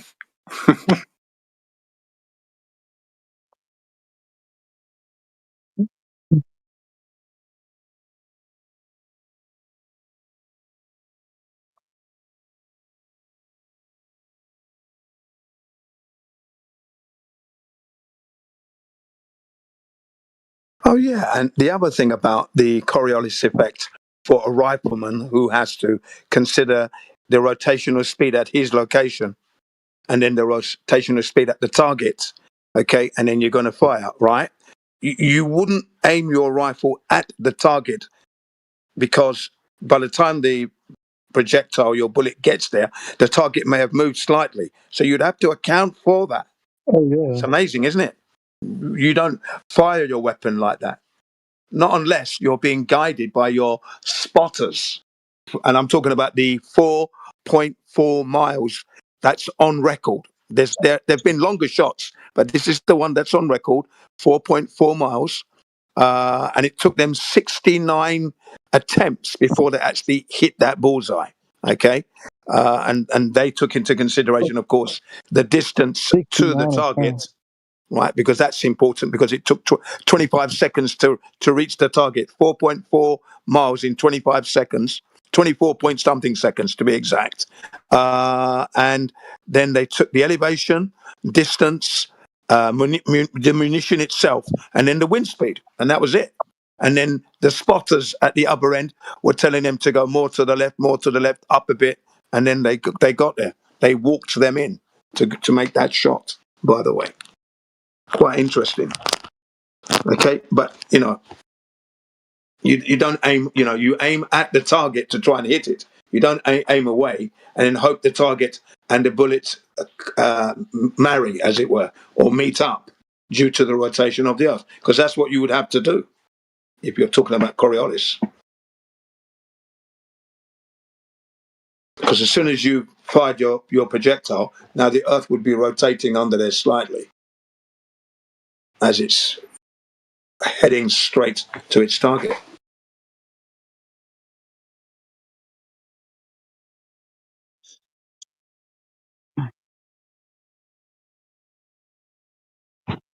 I have a very good mate who was a sniper in the French Foreign Legion, and I first brought Flat Earth up to him, and I asked him about Coriolis, and he goes, "Nope, we've never trained or have any calculations for Coriolis or Earth rotation. It's only height, velocity, drop, wind, humidity, and other weather factors.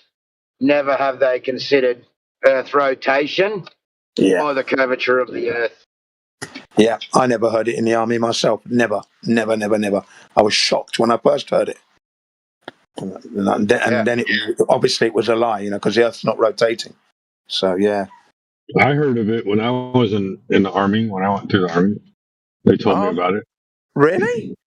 Yeah. Oh, yeah, no, not in the British Army. Never heard of the Coriolis effect. Never heard of it. They told us that we had to account for it. How long ago was this? How long ago? 2000. 2000, 2003. I was in the 80s, so 20 years after me, that was. And then I asked them, I said, how do we do that? And they said, we don't. Now let's move on. Yeah, exactly. Yeah, that's actually funny. It was in the book. It was in the book, but they were like, no, we don't account for that shit. Yeah, I never heard of it until I became a flat earther. 2015. That's when I'm hearing, and I thought, no, that's not true. I said, that's a lie instantly. That was my reaction. Even if they did, wind and other factors would override that anyway. You wouldn't even worry about it regardless, because it would be so slight compared to the other effects. Yeah. And, if you had to account for it, you'd lose the war. Come on, you'd lose your battle every time. Well, you would, if you're really accounting for Coriolis, it would also depend on your location on the Earth, the direction that you're shooting. Yeah. Many, many other factors that definitely aren't taken into account. Right. That's why the $20,000 challenge is still there, left behind in 2019 by a guy called Flat Earth Sherman. I think his name, something Gonzalez, his name is, I think. He's a weapons expert, okay? with his colleague, and there's a $20,000 challenge for any rifleman or riflewoman to prove that the Coriolis effect is manifesting on the Earth when you fire your weapon. And you've got to hit 4 different directions, 5 bullseyes every time, and then you'd win $20,000. The only stipulation is you've got to bring your $20,000 with your legal representative, and together you draw up a document. You agree with it, you sign the documents, and then the money's put into a safe, locked up, and then you go up and do your shooting, and that challenge is still there. Okay? Yeah, righto. Yeah. Hey, Jen, that story I said, that was a true story, man. Yeah. I wasn't making that up. About the Coriolis yeah, that thing. sounded really funny, though. It's the way you delivered it was really good. My whole life, man, they've been telling me, like, you got to account for the globe. And I'm like, but it doesn't look like the globe. It doesn't feel like the globe. Like, okay, so there's an action of the globe. There's the Coriolis effect. How do we account for that? We don't. Well, fuck. Like, is there anything that we do with the globe? Exactly. Exactly. You see, this is why I'm very interested, because the military application, they don't do it. There's many testimonies where they say they don't account for that at all. Lots of testimonies. And then there's another one with the submarines, submarines. The title is Torpedoes Prove Flat Earth. Torpedoes, because again, the Japanese had this torpedo known as the Long Lance. After the war, they gave it that name, right? It had a range of 25 miles. Now, according to this guy, Richard, from Thrive and Survive, famous flat earther back in the day, he dropped this video. And basically, if the torpedo is obviously launched horizontally into the ocean from the destroyer, it settles at 15 feet and continues to travel horizontally. If the Earth was curving, then it would surface at 7 miles. So it wouldn't reach its target. It would be spotted 7 miles, okay, because due to the curvature of the Earth. But no, it hits the enemy 25 miles away, destroying the ships. Okay, so the torpedo itself proving flat Earth right there. It's called the Sansor Gyuri Type 93. I saw it in Hawaii. I saw that. I've got a picture of it. Yeah. About 9 meters long torpedo. So torpedoes. Go ahead. Doesn't well communications certain whales? Doesn't that prove flat Earth also? Yes, like they because they can hundreds of miles away. Yeah, that really surprised me. That they can communicate right across the Earth there, under the ocean. Amazing. Flat Earth, globe Earth aside, if you ever want to see something amazing, there's a phenomenon out south of South America where the Pacific Ocean and the Atlantic Ocean meet, and they have different salinities, and they don't mix, and they're 2 different colors. I've seen that. Cool. Yeah, I've seen that. Yeah, that is amazing. It's a straight line. It's like oil and water. You understand? They don't mix. Kind of like that, yeah. Yeah, that is fascinating. Is that because it's fresh water and salt water? I mean, what's going on there? No, they just have different salinities. Oh, right. Amazing, though. There's a clear divide line, a very clear divide line. Another crazy thing is out in the middle of the ocean, there'll be like a barrier reef, and it'll be all freshwater fish in there. And even though it's in the middle of the ocean. Right, yeah. Nice blue water. And yet the ocean is not so far away. Yeah, it's true. And it doesn't get diluted or anything. I liked what you said earlier, though, Jen, when somebody was saying, well, what difference does it make about whether the Earth is flat or round? And you said basically, like, once you realize the Earth is flat, reality just becomes more real. Yeah. Like you're not having all these fantasies about what could be going on in reality. All of a sudden, you're more curious about the real world around you. And you start looking at the plants as actual living things. You're not looking at them as just plants anymore, or just like whatever they are. Like you see everything for exactly what it is. The beauty, the engineering of it all. Engineering of it all becomes very poignant, and you become even, like I said, I fell in love with the earth even more in love with the earth. You know? I'm curious now. Like I'm like, hey, what's this? What's that? Yeah. Which is that was the state of our minds when we were kids. So we would have learned a lot had we not been distracted from the flat earth onto the globe, because that was our state of mind. Being curious and investigative minds. Yeah, definitely. There's an old wives' tale out there that says, for everything in the world that will kill you, that's poisonous, within 100 miles is the cure. Growing somewhere else. Yeah. Isn't that a crazy concept? Like there's a poisonous pufferfish in Japan. And like right off the coast of where that pufferfish is, there's a plant that cures that sting. Yeah, you see. Yeah, I think on that regularly when I'm on my jog and I see some of these plants that I don't know the name of, but they're there growing wild. They must have a purpose.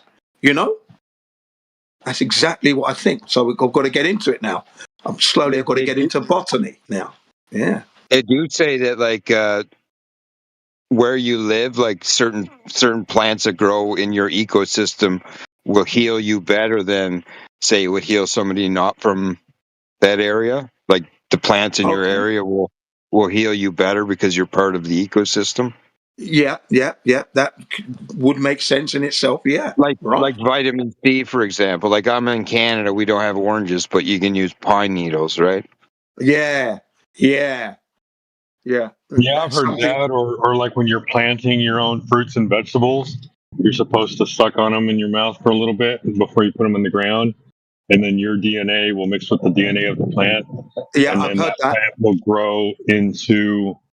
It will give you the proper vitamins that your body needs, not just the general vitamins. Yeah, the proper nourishment you would need will come from that. Yeah, I've heard that. I have heard that. Yeah. I also like to wind the Globers up, because when they ask that question, why is it important and that, I said, because I get a massive emotional uplift. They don't like to hear those words, do they? Well, it's so odd that they're like, well, why do you have this desire to want to feel special? Like, why wouldn't you? Yeah. Like, why would you want to have the desire to feel worthless? Yeah, exactly.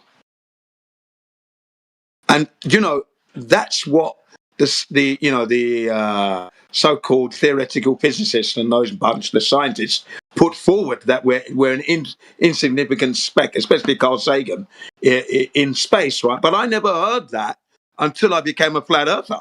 I never heard that. So in all of my life, right up to 2015, December 26th, I always thought we were special because we're the only planet at that time, because I thought it was an Earth ball, that had life on it. So of course we're special. I never for 1 second in my life thought that we were not special. Never. Right? Even though that's what's been pushed. I never heard that story. Never heard it. They told us we were in the Goldilocks zone and that everything was just right.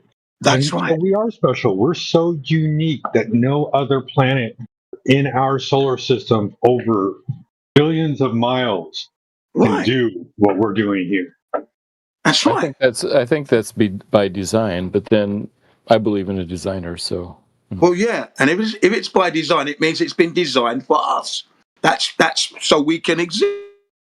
Right. And when you actually look at the way the stars and everything's configured now, we are the center of life and of the universe if it's there. And that's what the documentary called The Principle, those guys, those theoretical physicists, they all hit upon that. And they also hit upon the universe being flat as well. I just couldn't stop laughing, because they're making some realizations that we've made ages ago. Yeah, go ahead. What Matthew? Where in the Bible did it say that aliens were created alongside man? It doesn't. I know. So That's right. what do you think about aliens from other planets?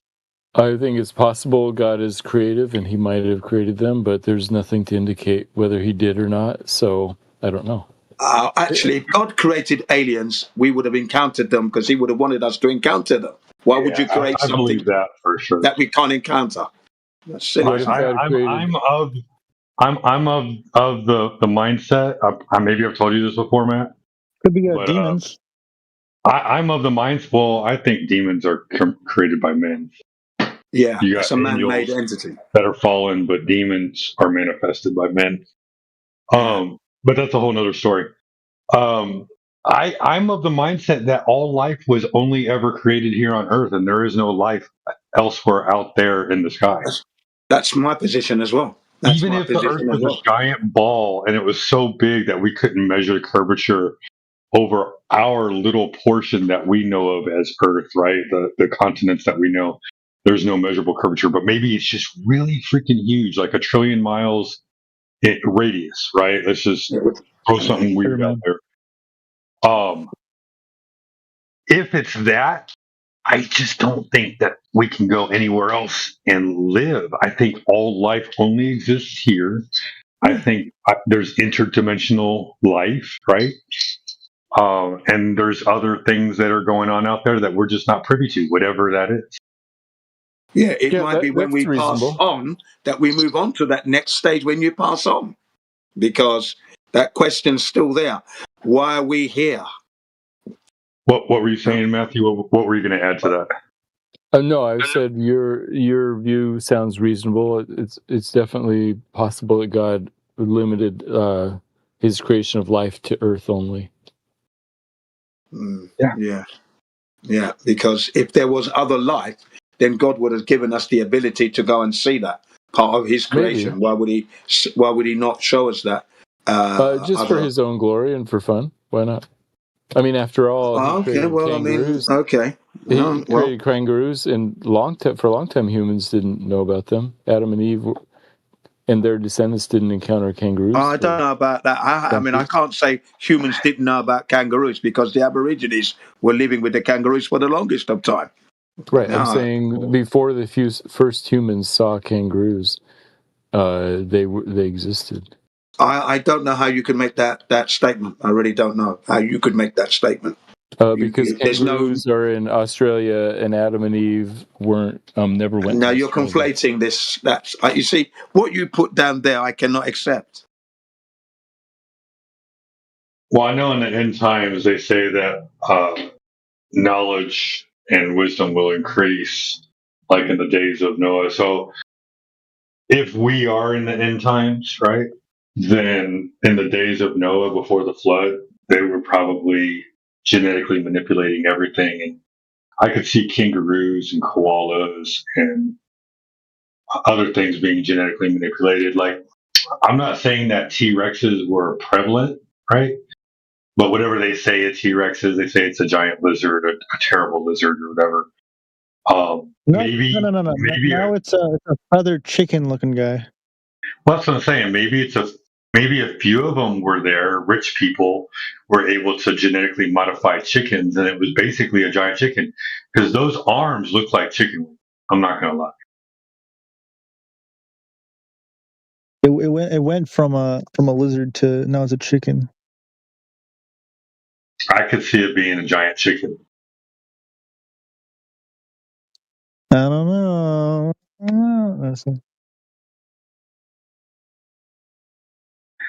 I mean, like I've seen ancient Greek pottery where a human was hugging a stegosaurus. That was pretty crazy.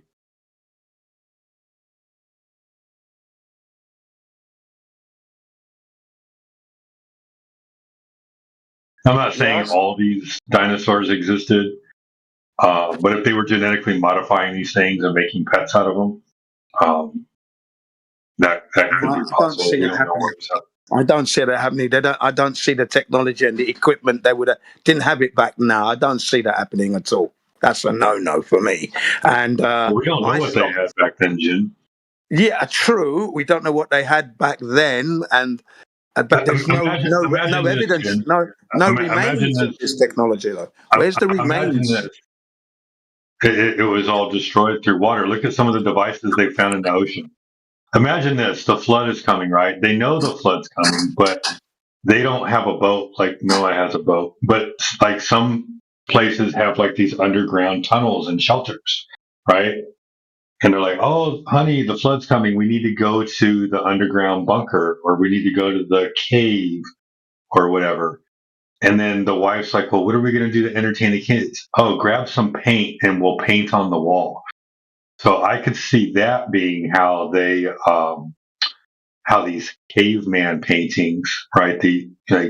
Not everybody's an artist, so I could see how these caveman paintings could have come up right before the flood or during the flood, and then everybody goes underground, and then those that survive, they come back up and repopulate the earth. I don't think Noah and his family were the only ones to survive the flood.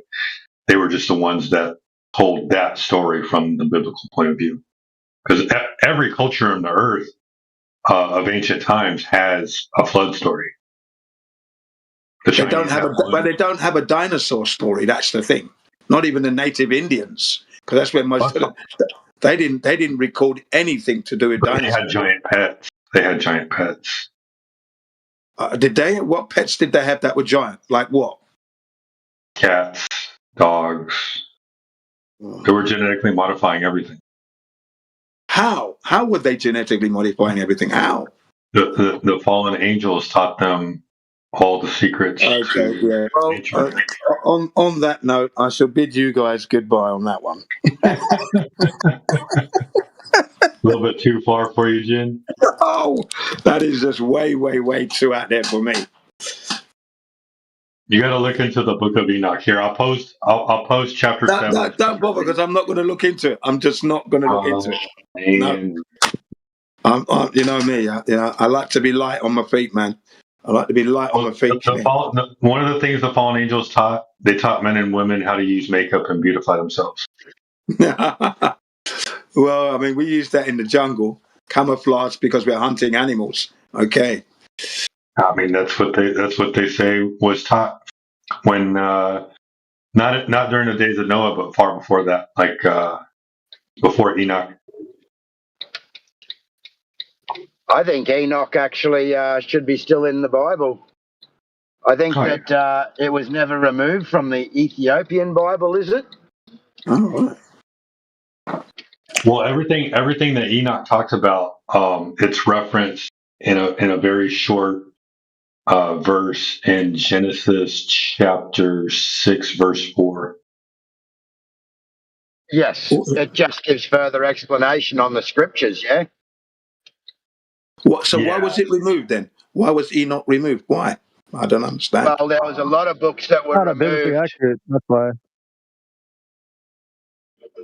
There were a lot of books removed. I think it was the Council of Nicaea, where they decided what was going to be scripture and what was not.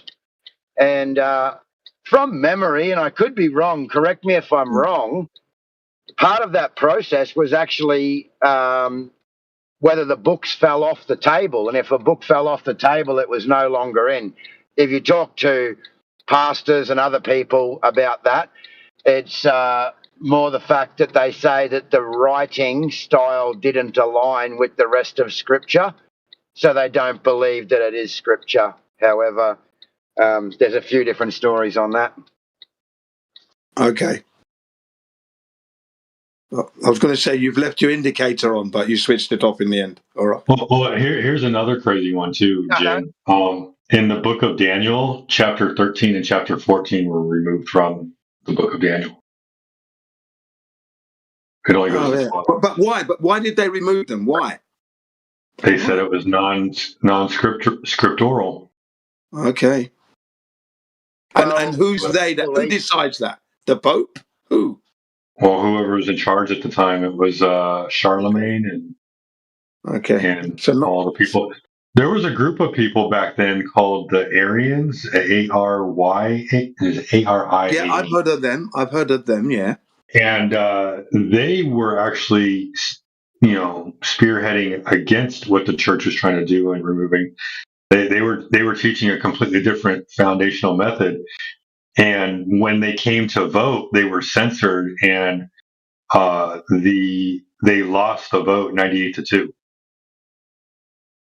Right. Because they were censored. I believe it was removed because it doesn't suit the current Roman Catholic Church narrative. Right. Okay.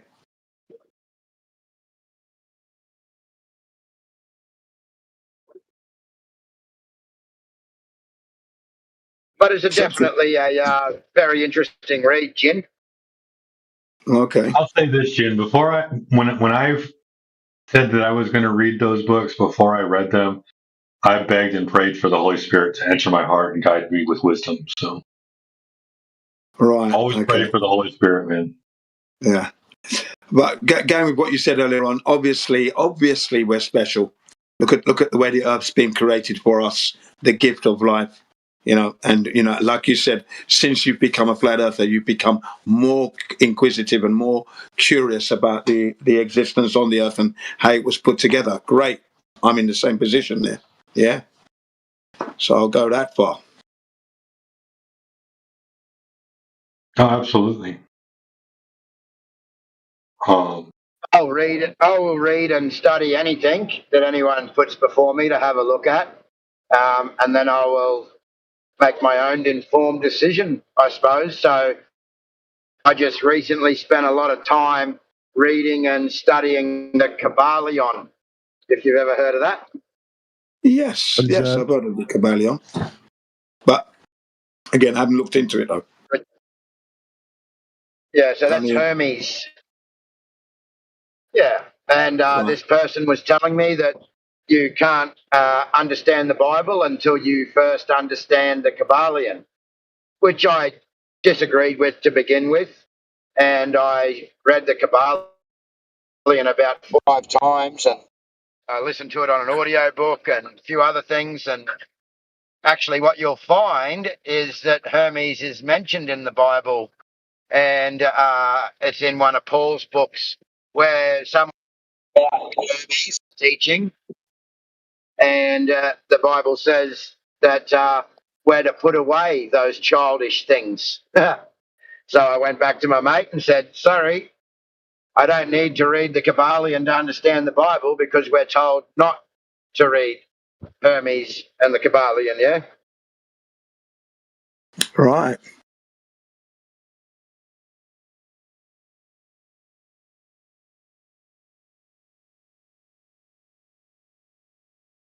But yeah, if you want me to, Jen, I'll DM it to you. If you never read the Book of Enoch, I would at least recommend reading chapter 7 and chapter 8. They're short, and there's nothing harmful in what it says. They're basically describing what the fallen angels are by name, and then what each of them brought to humanity when they came down to marry the daughters of men. Right. And then the fallen angels and the daughters of men created giants. And all the superheroes of the old, like Hercules and Achilles and things like that. I even thought it wasn't Hermes a god as well. No. Hermes, Hermes was one of them. Some say Hermes was Enoch. There's a lot of confusion in that. All right. Like that gets wild. But like I said, just those 2 chapters I found completely interesting, because they, like I said, we always hear about the corruption, but we don't know what the corruption was when they corrupted us. What was it that corrupted us? Well, the thing that corrupted us was our desire to be beautiful. Because when you're beautiful, you can be deceptive. Vanity. Yeah, like beautiful people get away with a little bit more than ugly people. Yeah. A pretty smile can get you a long way. Yeah, very true. So that was one of the things. They also taught the cutting of the roots and the mixing of the roots to make medicines and drugs and things like that. They taught how to make weapons out of metals and how to search the earth for the metals. They taught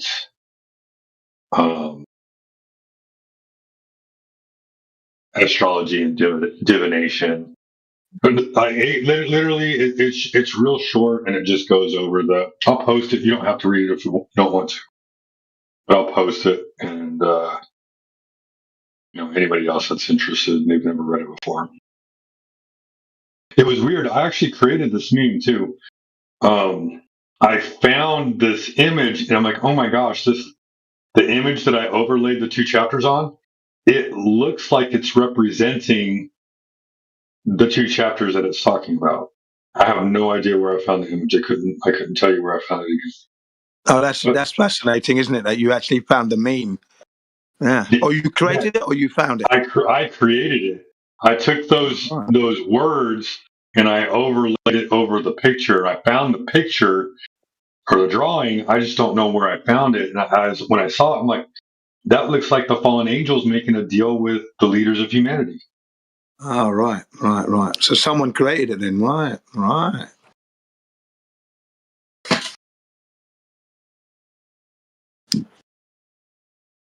Anywho, no worries, Jen. It's all the same no matter what. We know that what we've been taught is it's sad, man. Like, how far could we have gone if we knew the truth and we had the choice to do good with the truth? That's right. Yeah, we've been set back, and yeah. If you look at the military, right? Every time there's an invention, the military gets involved. They take it and then they find out every way they can exploit it for weapons use, and then they use it on humanity, and then after they're done using it, then we get to have it for the goodness of the world. For civilian use. Yeah, exactly. Yeah. I know. It's disgusting. Yeah, that is sad. Why would they lie?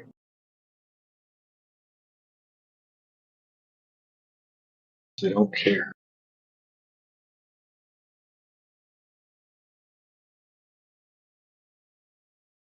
They see you as cattle. They just see you as cattle, exactly. Cannon fodder. Simple as that.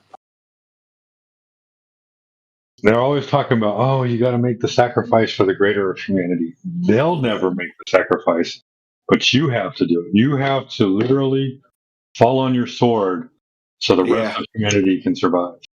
Yeah. And that's why of recent years, I've been saying those soldiers didn't die for my freedom because nobody's got freedom. They died for nothing. Wake up to the reality of it all. Okay, they were brainwashed. Okay, they were noble to want to protect their country. The only thing is the government didn't have their back and they don't have our back. Look at the legacy. Okay, we're still under the yoke of tyranny here. So get out of that shit. Don't tell me joining the army is a good thing, or the Navy, or the Air Force. Especially when they poison them with the horrible injections, a battery of injections, toxic material in their body. Right? And then you have the Gulf War syndrome and that, which is a myriad of diseases. And then that Pearl Harbor was a shocking one, where they allowed Japan to a strike when they knew they were coming. That's unforgivable. I remember when I went into the Army, I went through basic training and I walked down the line and they gave me 26 vaccinations. And then immediately after, we had to go for a 2-mile run. What, 2 hour what? Walk, march, run? No, 2-mile run. Yeah. Oh, I remember those days. Yeah.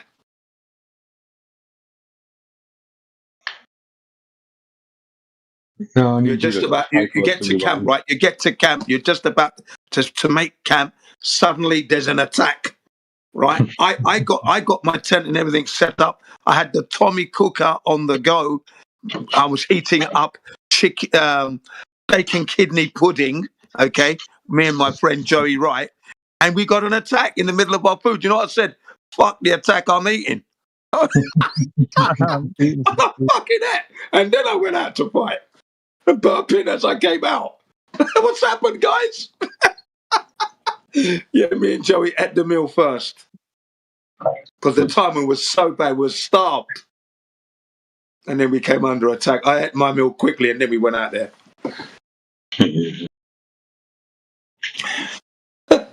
Yeah, we didn't let anybody know. Nobody knew that, but that was what me and Joey did. Yeah. All right, y'all. I gotta head off to bed. It was nice talking with you anyway, Sheepdog. Nice talking, man. You have a good rest. Put in a good innings. Yeah. Yeah. The military always took liberties, man. They took a lot of liberties with their personnel, and there are times when you just think, "Sod this, mate." Well, what the hell? Totally non-compliant. Insubordination gin, that was. Insubordinate gin.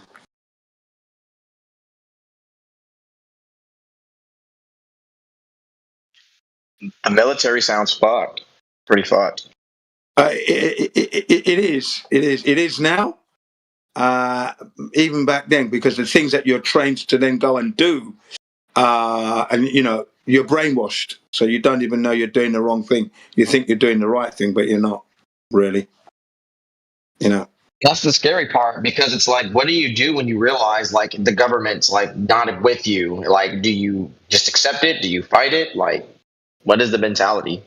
Well, obviously it's an emotional battle, and that's why some of them end up committing suicide, because they realise that they did wrong, and they feel they can see the imagery of the people they've killed, so they kill themselves because that's what they do. Post-traumatic disorder. Go ahead. This goes unmentioned in mainstream media, man. It's just crazy. I don't have any like military family, but to hear these stories are tough. Oh yeah. Those people like the Vietnam veterans from Vietnam. They burnt families in their straw houses. Just burnt them up, flamethrower.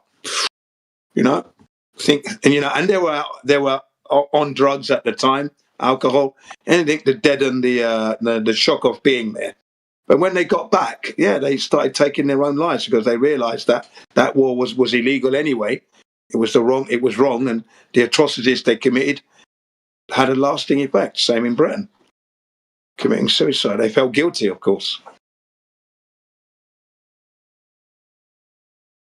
So no, the army and that stuff. You're helping the elite keep tyranny alive. Is what you're doing. We're not free. No, we'll only be free when those weapons are down. One positive I would look at it is I would hope that you guys learn skills to defend yourself and your country and your fellow men. Maybe not. Yeah. Okay. Yeah. Yeah. Well, I was in the Royal Engineers Regiment, Territorial Army. That meant I'm home reserve. So I only had to go 2 or 3 times a week. Me and my brother. That was it. So it wasn't full time. So we could actually go home. But we still did the same training. The intensity and the degree, it's all the same. It's not soft. It's damn right hard. No doubt about it. So I have a legit question. Do you think those skills are beneficial to learn and go into as a, say, hypothetically 30-year-old man? Do you think it's too late for that?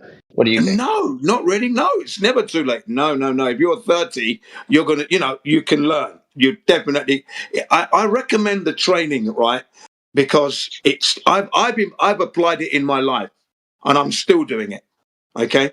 Yeah. That's my cool. Children growing up. Okay. So I gave my children this. You went after my children and then I can hear you. Oh, sorry. Yeah.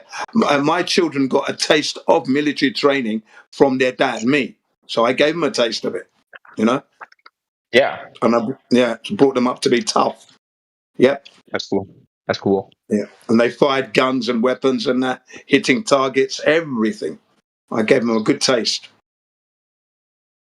See, that's some cool shit. I mean, the being deceived into using it on innocent people is not cool, but the skills itself, I value stuff like that because when shit hits the fan. Survival is kind of necessary, a basic. They don't really teach that ever, especially in American schools, United States, but also conflict resolution. That's not even like a thing they teach. It's fucking crazy, man. Like the education system here is a joke.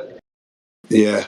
Yeah, no, we teach them to survive, how to maintain your life in the bush, make a fire, of course, cook the food, control the heat, do your tent, don't waste the water, don't waste energy, all that stuff. Yeah, they loved it all. And then when we went to Hawaii, they have a lot of firing ranges, you see, so took them to the firing range, fired the weapons for real, so they got a taste.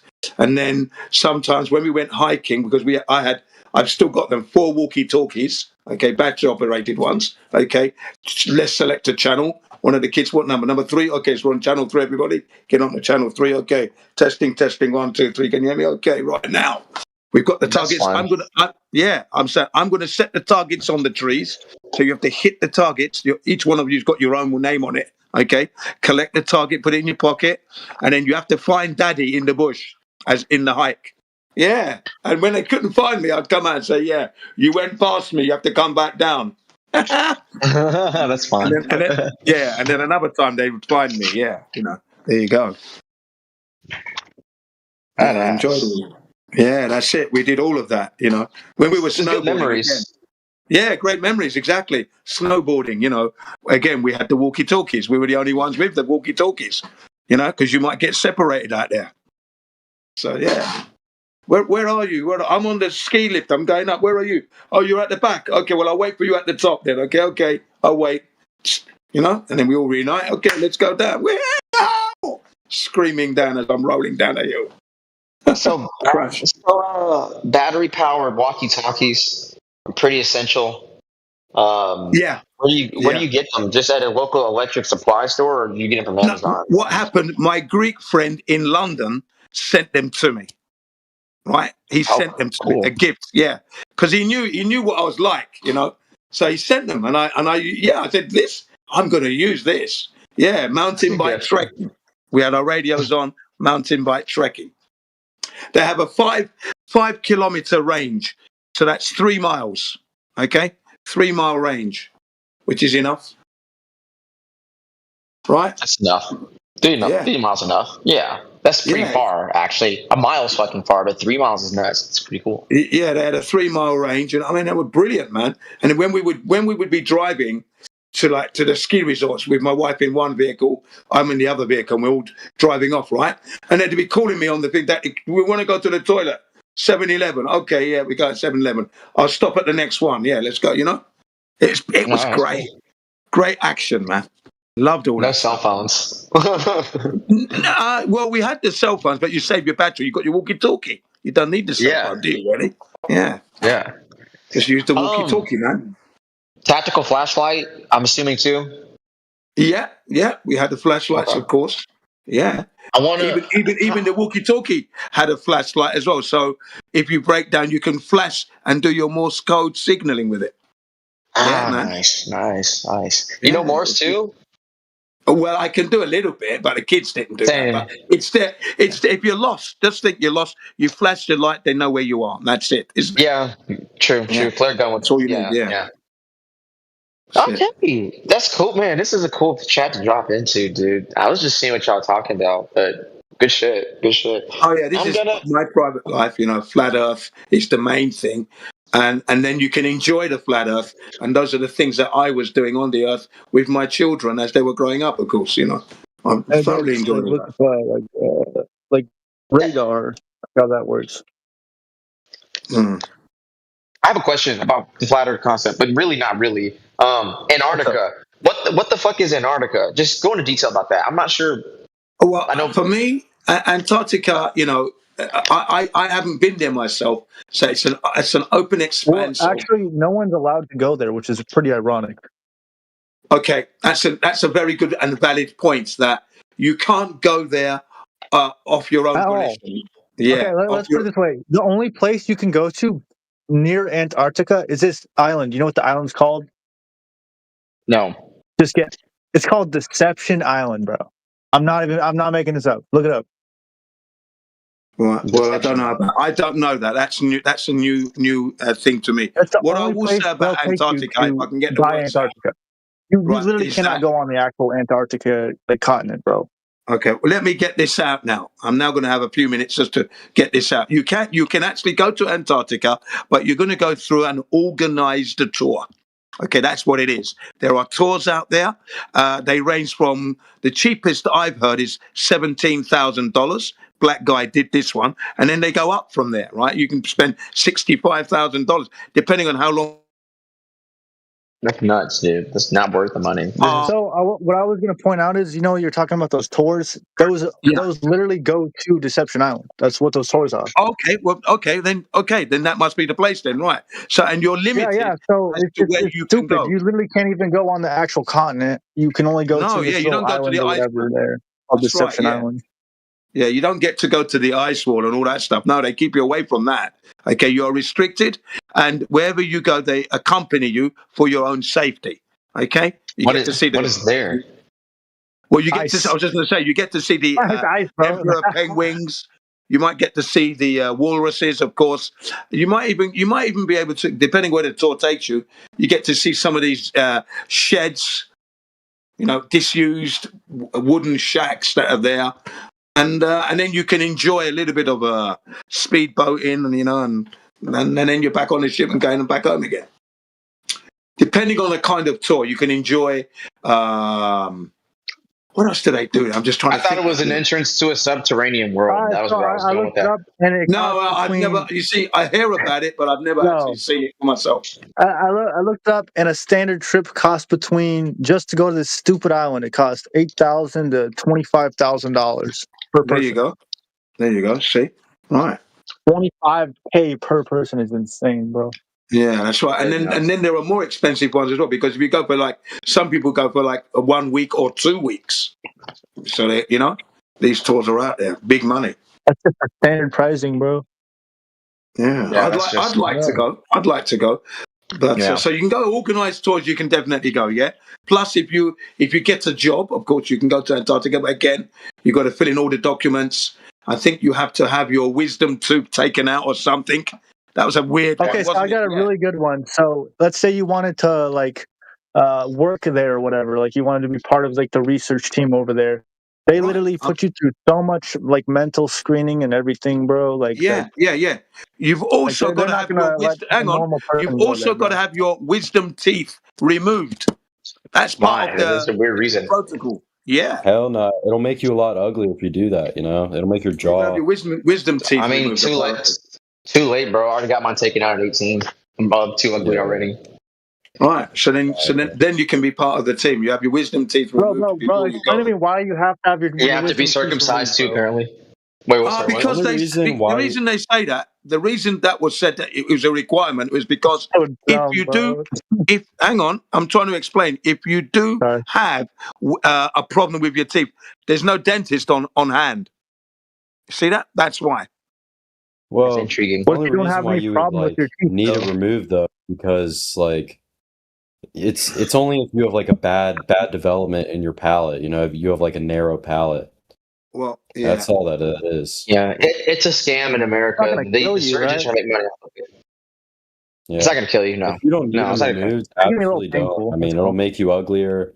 I don't know about that, bro. It definitely. You're probably ugly. You're probably ugly to begin with, bro. Your teeth. The teeth removal. Yeah. Hang on a minute. I might have got that wrong. It's either the wisdom teeth or your appendix. It's one of those. Definitely your fucking appendix. Definitely. If you guys want to see something funny, just look up India it's one of those, bro. One of those two have to be removed anyway. So it's either your wisdom teeth or your appendix. Because if you have a problem, it probably would be the appendix, because you don't have a doctor on hand to be able to do the operation on that. That'd be the one. At least he asked about the appendix. That's the idea, Yeah. Yeah, you really don't need it anywhere. Yeah, there is one of those protocols. And I was really surprised to hear that. I thought, really? Wow. So there you are.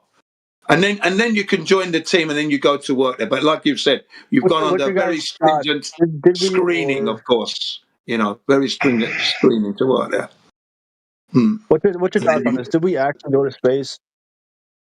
No, we can't do that. The technology doesn't exist for us to be It's in that ironic environment. too. Yeah, that they said that. Wait, and then they hold also on. said- I have a question. Go ahead. So, like, it's the earth is flat, right? Yeah. Okay. But like when I'm hanging, when I'm hanging antennas on towers for microwave links, I have to turn them down, like towards the earth on both ends to make them link up.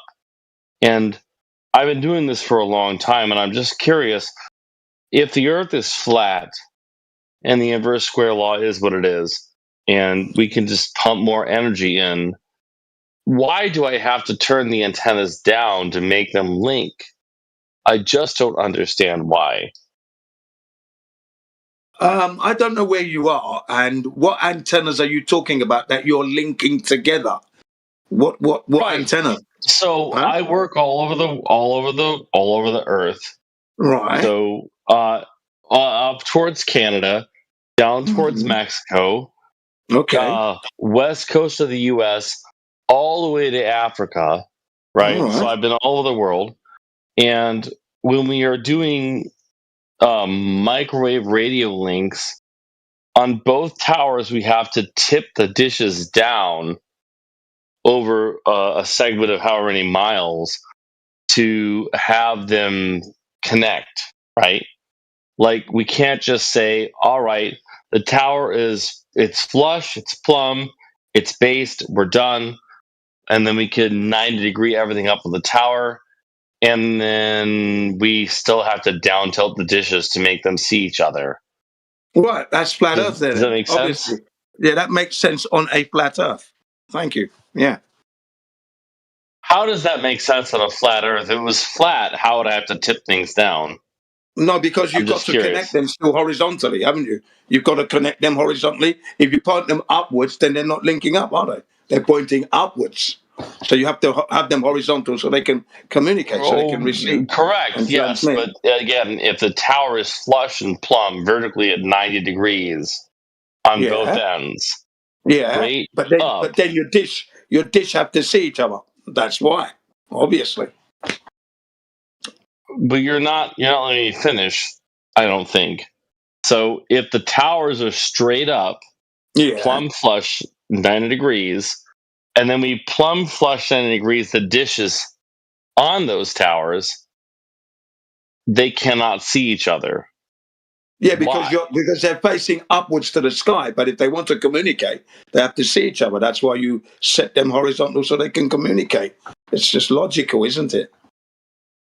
You know, Right. But if I had let me explain it a different way. If I had a tower, right, and it was straight up, and I put the dish at 90 degrees out of that tower, right? So we go up, we stop, 90 degrees, turn it left. Yeah. Right, And you're we labouring go- on this point, by the way, Bonju. You're labouring. This is your third attempt now. But carry on. Well, you've not answered my question. No, So I've then I go to answered the. Wait, can I elaborate on something? Can I ask something real quick? So 90 degrees. So if you're facing the dish 90 degrees, it's not facing the sky, but it's facing like east or it's facing like West, straight ahead. horizontally, exactly. That's right. Is that 90 degrees? Yes, we Or are not? facing directly against the face of the Earth at 90 degrees. You're not answering the question about how much tilt are you adding and what's the distance between the towers? Yeah. Let's say the distance between the towers is 40 or 50 miles, and the down tilt is 3 or 4 degrees. Yeah, you can do the math on that to see how much where the beam will go. 40 or 50 Yes, but the question is, why must I down tilt the microwave dish to link with the other dish? Why must I down tilt on a flat Earth? Are these cell towers? Yeah, No. yeah. You said towers. They're not cell towers. They're microwave towers. Yeah, microwave towers. radio links. You have those things spaced 40 miles? Oh man, we could space them further. You can do the math on that to see where the beam will end up. It's a directed beam, right? Yes, it's a directed beam. So if the Earth was flat, where it's going to hit. If we went up 40 or 60 feet on both sides, and then like just did a 90-degree, it should hit, right? Depends on topography as well. You know that, right? Or is this over water? No. Well, we're imagining a flat area where there's nothing that's in the way. I mean, I need a real example. 2 towers. Yeah, we need real. Well, and all right, okay. So the state of Texas is very large in America, and you cannot go from the left side of Texas to the right side of Texas, which is larger than the entirety of the UK. You cannot just put up 2 towers on the right side and the left side of Texas and just plumb bob them and shoot them, because we also have, well, it's not really important, but you can't just shoot the antennas straight out plumb from the tower and have them connect. It's not possible. I mean, show us one of these. Give me 2 GPS locations of those towers and the angle you tilt the dish, and we can figure out if it should be give able us some to hit imagery. or not. Yeah, let's see the equipment. We also need the height of the antennas and stuff like that. There's many variables. Why would you need the height? Yeah, we need the height too. Texas is flat. There's no height involved. There are no mountains in Texas. Yeah, but if you are on a legit ball. Wait. Hold up. There are absolutely mountains in Texas. Texas is not flat. That's BS. Yeah, and there's buildings and shit as well, right? So I mean, how high are the buildings? Don't affect microwave, because what's the tallest building in Texas you have? Yeah, you tell me. I want to know the height of the towers, the angle you tilt the dish, and the distance. And if you can get those things, we can do the math and see if it should. So you want me to go back to what I did in my early 20s with the FCC and how many years ago are you talking? How many years ago? It was like 2009 when I did this. Okay, all right. I just think he needs to post evidence of his claim. That's right. That's exactly where we're heading. Show us all the technology and the equipment. That's all. So we can actually see. You need me to go and post you all the things you look up yourself. That's what you're asking me. I'll do it. I'll go and do it. Well, yeah, because you're the one with the technology. You did the experience of it all. Let's see what you did. Here's my curiosity. You've never run into a person that's run microwave dishes in your conversations ever? But not that often, actually. Not that often. We talk about cell towers, and satelloons. Well, cell towers have down tilt as well, but that's for a local area. Microwave towers are much longer. Yeah, but we don't often have that. That's why you're going to be our first. If you can show us something. You're giving us a lot of words here, but I'd like to see the technology. I mean, 40 miles is pretty long, and there is a lot of curvature there. So if you live on a ball, so that shouldn't even work, no matter how you tilt it. If you live on a ball, the only reason you can send a microwave signal 40 miles is because there is no curvature. So if you have all the data, look, I used to work for Nokia. He doesn't understand what radar is. I've set up cell towers and communication. Radio waves and that stuff. This is a little bit different, right? So I can do the math, but I need all the numbers then.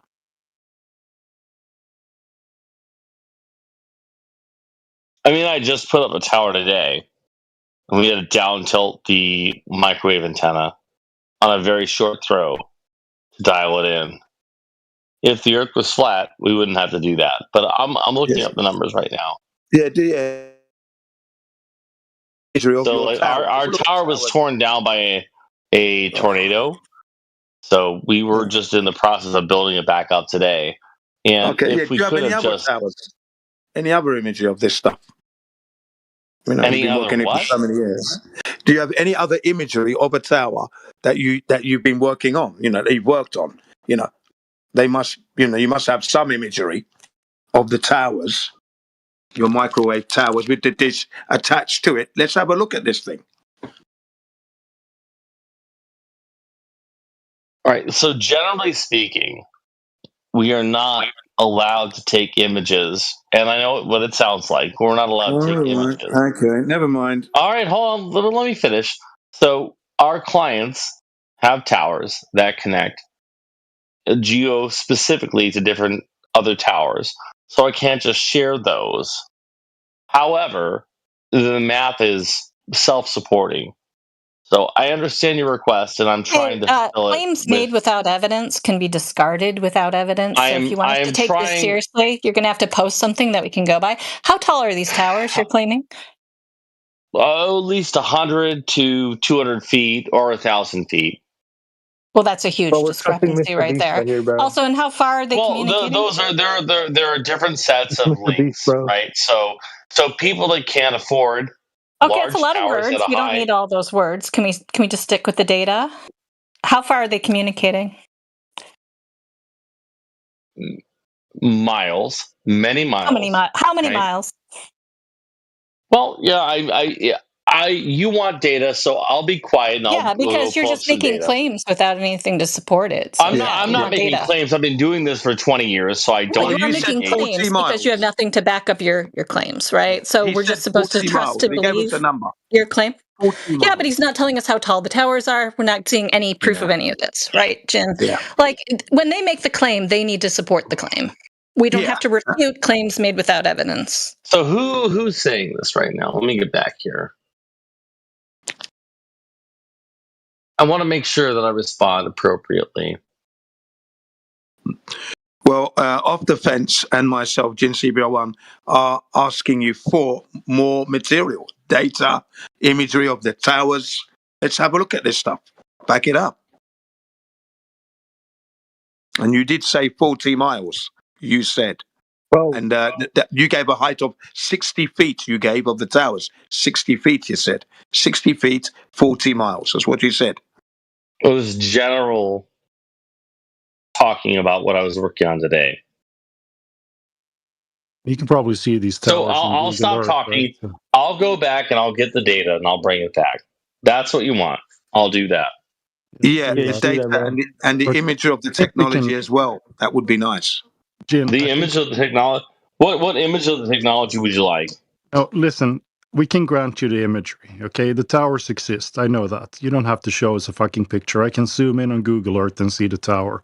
Just give us the GPS location of 2 towers, and then we can figure out the distance and everything. We need the height of the tower, but that's it. I heard it, that. What was that? I'm saying I'll grant you the towers. They exist. I can zoom in on Google Earth and see the towers. Just give us the height and the GPS locations of 2 towers, and then we can do the math and see if it works out or not over the distance that you told us. All right, I'll give you some towers. Yeah, let me give you a couple of towers that I've worked on. Hold on. Let me just do the cornucopia towers. Yeah. We'll do that. Bro, I think you guys might have upset Mr. Beast, bro.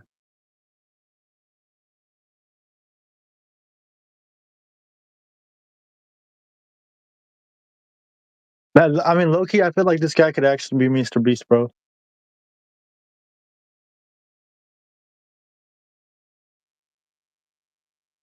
He called himself Strodel yesterday. Dude, he's got to be Mr. Beast, bro. That's why he knows so much about cell towers. He doesn't know anything. We haven't gotten any data. I did not call myself that at any point. If you're referring to me, yeah, voice printing on. You sound exactly like. Sounds like Mr. Beast, to be fair. I know I'm not. No, I'm not the guy.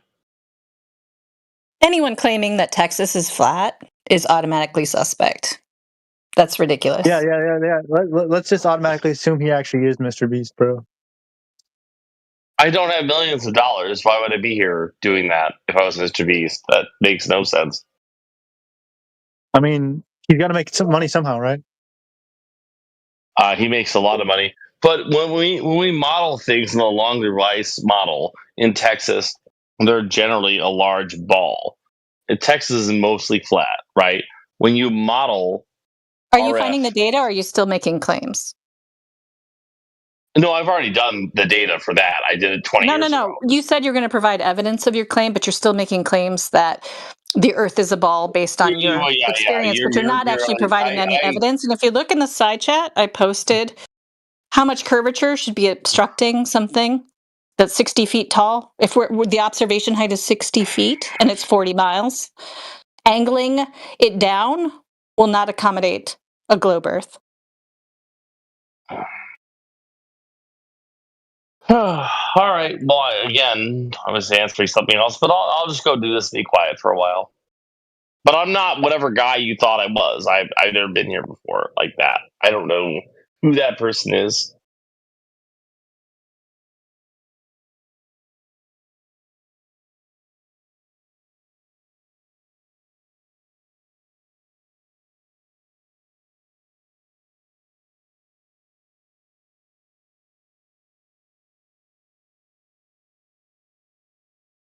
So what exactly is your occupation, Kel? I do a lot of tower engineering, fiber optics. Which gives like the basic like definition of your like what exactly your occupation is. I do a lot of different things. So I solve problems for people that can't solve them on their own. So I do aviation, I do networking, I do electronics, I do microcontrollers. I do a lot of different things. What's your like main job? Well, I'm a freelancer. I do whatever is needed. So you're freelance. Yeah. So like what kind of like networking jobs do you do? Well, mostly it's fiber optic for the Air Force. So you do fiber optic. Yeah. So how does that work? Well, how deep do you want to go into this? Like, basically, we survey the site, do a ground study, have a person that's knowledgeable about like whatever goes into the earth there that's been there for a long time, and then we do horizontal bore drilling, and then we build explosion-proof vaults, drill into those, and then we bring the fiber optic connections in there, slice them, and then we seal the vault and make it serviceable for the military. That's about as much as I can say about it. It's like some people that don't understand what fiber optic is, bro. Would you mind explaining what is fiber optic? Yeah, certainly. So with fiber optic connections, it's like plugging your Ethernet connector into your computer or your router, but instead we transport it to light, and then we do a conversion, and then instead of that cable being able to hold data for 333 feet or a football field, we can send it over many, many, many miles with low latency and low degradation. And that's basically what that is. Does that make sense? Yeah, and do they do this in the ocean or no? They do. I've had contracts that have asked me to do an ocean ship, but I've always turned them down. It's I don't have the money to do that right now. I'd love to do it. Like, it'd be a great project, but we're too young in our arc to, like, I had questions in the Eastern Hemisphere to serve data internet for isolated islands, and they asked us to go and do it, and I just said no because it's too much. I wouldn't mind doing it, but they couldn't pay enough. Yeah, they just did this in Australia. They just laid all the fibre optic NBN cables, but the fuckwits only laid them in the street to the property, and then you've still got copper back to your house, so you lose all the speed straight away. Yeah, you might be on DSL there. I hope those dick sucking lips are working for you. No, I got satellite now, but it's not always reliable either. Well, they might not always be overhead, but it's tough. So, again, I wanted to pull up some things that I could show. So I'm going to go back to that. The AT&T long lines. You guys have never heard of these?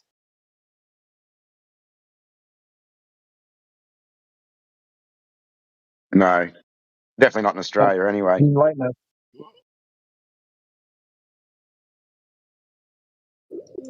So there's a decent community.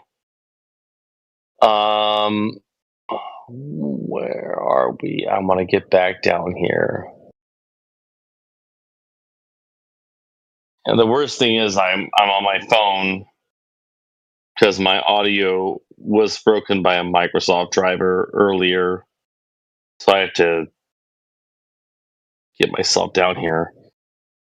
20% flat. Yeah, 20%.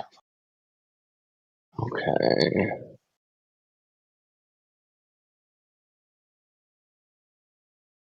I wish Discord was more uniform across its platform, but it's not.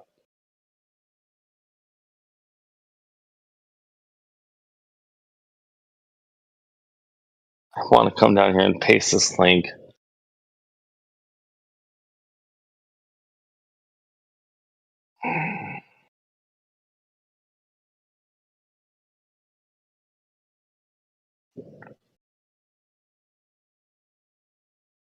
How do I find this server on my computer? What the fuck?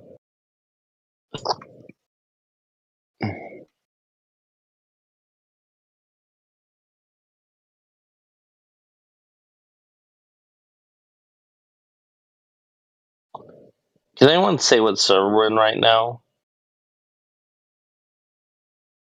The politics one. My politics. I have to go back down. There's it's politics and religion. Oh.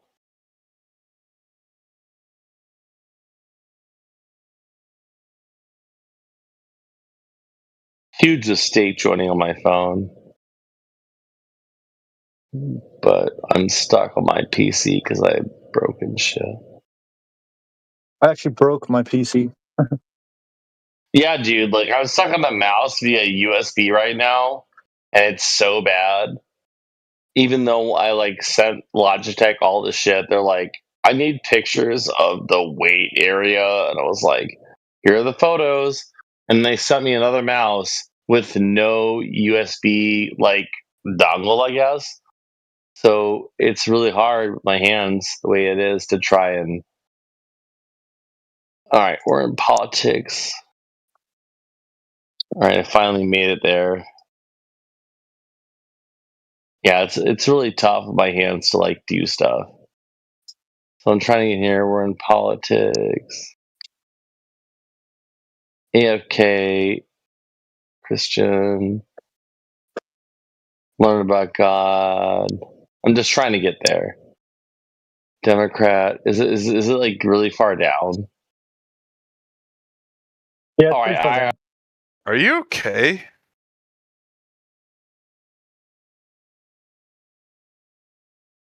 Let's make the copy.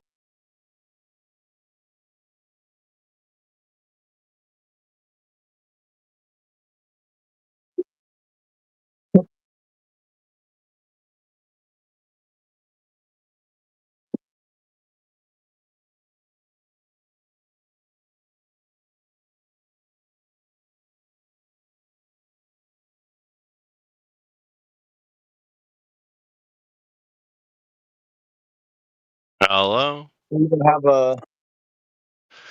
I clicked a little bit too hard there. Am I in the right chat? Am I in the Flat Earth chat here now?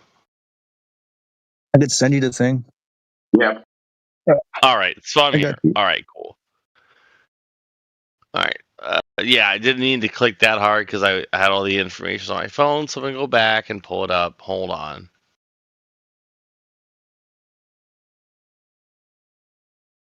And I appreciate your patience. I apologize.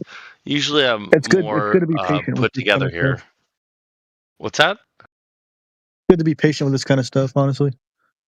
Yeah, I'm not impatient. I'm sad that like at least my headset's working. Microsoft pushed out an update last week where all my audio was broken, and it's just nice to have it working. So I appreciate. I'll be back in a minute. You heard about that new thing that Android's releasing? Oh, the like look at all your stuff thing. No, yeah, it's something like that.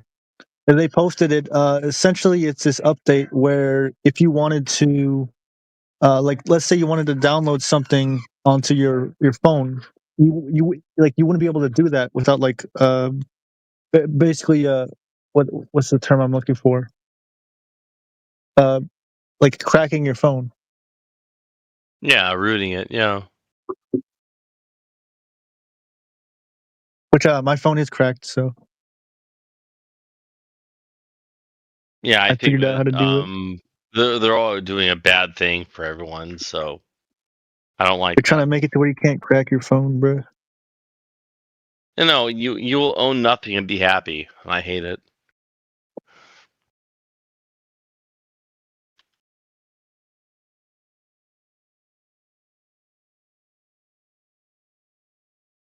So anyway, I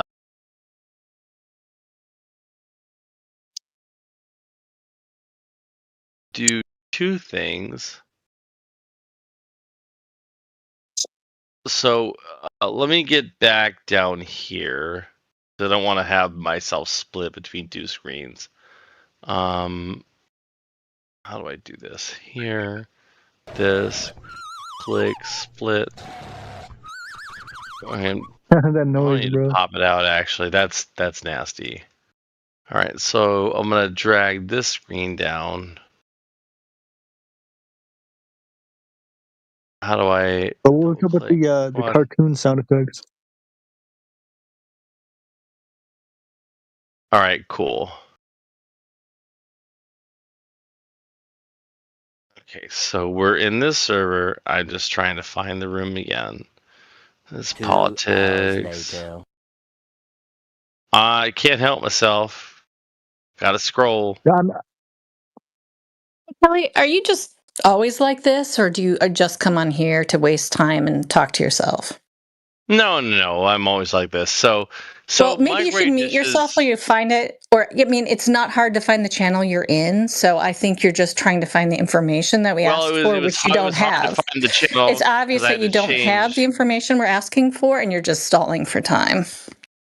No, I had to scroll down in my computer to find this channel because I had to switch from my phone. Okay, yeah, we've all used Discord before. We know how long that takes. So just post the information and stop talking about it.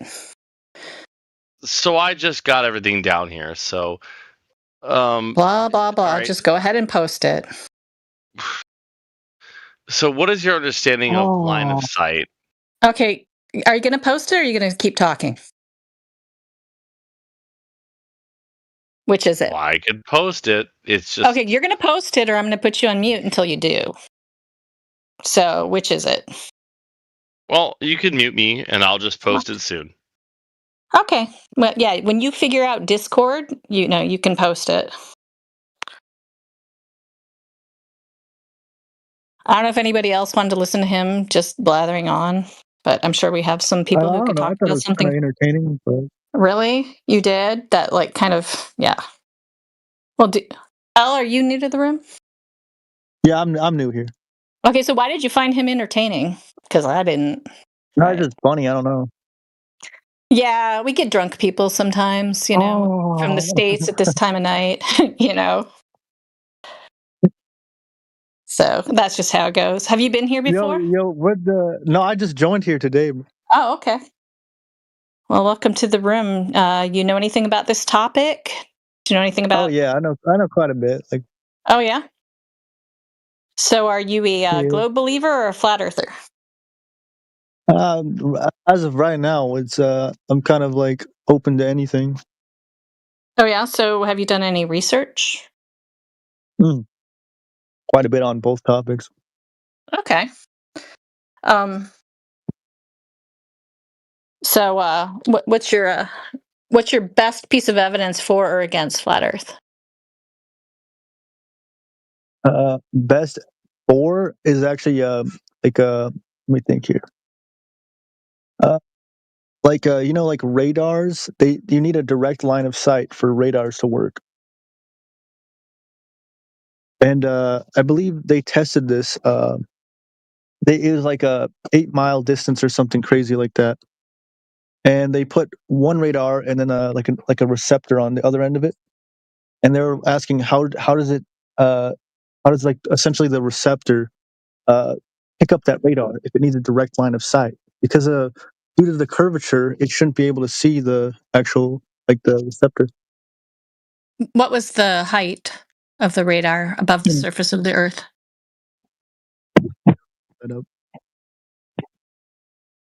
Because that would obviously impact. Well, it was the distance away from it that it was, because it was essentially so far away that they would have to account for the dip, like the curvature of the Earth, for it to see the like that direct line of sight. Right. You said it was an 8-mile distance. Is that correct? I think so. I'll So double check we'd that. need to know the height that the radar was at, because that would impact that. Right. Like if it was at the surface of the Earth, that would be different from elevated. Luckily, I know the exact guy who was talking about it, so cool. Just got to go to his channel and then Yeah, I'd be interested to see. Just look up. Honestly, you could probably just look up Flat Earth Dave, and then he brings it up all the time. Oh yeah, we're familiar with him. I don't know about that particular test, but we know who he is. That guy's pretty good. That's the guy I'd be watching all. Or he did like that test with the line of sight or whatever, with like the sun or whatever. Well, you can do a test just over any kind of like flat body of water if it's far enough. Go to Google an Earth curvature calculator, find out how far away you should be able to see before the curvature of the Earth blocks your line of sight. And if you can see, like if I always say, like a 10-mile lake, if you put somebody at the other end with a large mirror and they flash the mirror and you can see the light, then you know that they aren't hidden by over 600 feet of Earth curvature. Oh yeah. All right, so hold on a second. I'm gonna talk to this guy because he didn't post any evidence, but I didn't expect him to. So, all right, Kelly, that's not evidence, and that's why you were stalling. So, okay. More claims aren't evidence of a claim. So, if you can find any actual evidence, we would love to see that. Yeah, sure. I'll buy my time. In fact, his claim is contradicting what you said earlier. They should point those dishes up if they're going to bounce them off the atmosphere, right? Right, exactly. Which is the Glober claim. They actually make. They don't tell you this, but they actually make satellites that essentially are in the ground. Yeah. All right. So anyway, the radio wave thing, that's gone now. That's not a good argument. And if he wants to argue that they point the dishes down, that's good for us. Well, I'll go and do it on Monday. Yeah, you do that. That's when we're transiting. We have to do the dish alignment on Monday. So I'll make a video and I'll align the dishes on Monday. See you on Tuesday, though. Yeah. See you. No, I mean I'll be up there. I'll do it. I need to see you next Tuesday. But like, it's a real thing that I'm doing in real time. So I'll record it, and I'll do it from both ends, and then I'll come back and I'll post it. That's fine. That's great. Looking forward to that. I hope you point the dishes down, by the way. We have to. Yeah, I know, because there's no atmosphere to bounce those signals off of. They're not going to bounce 40 miles up and down, up and down, up and down until they hit the tower.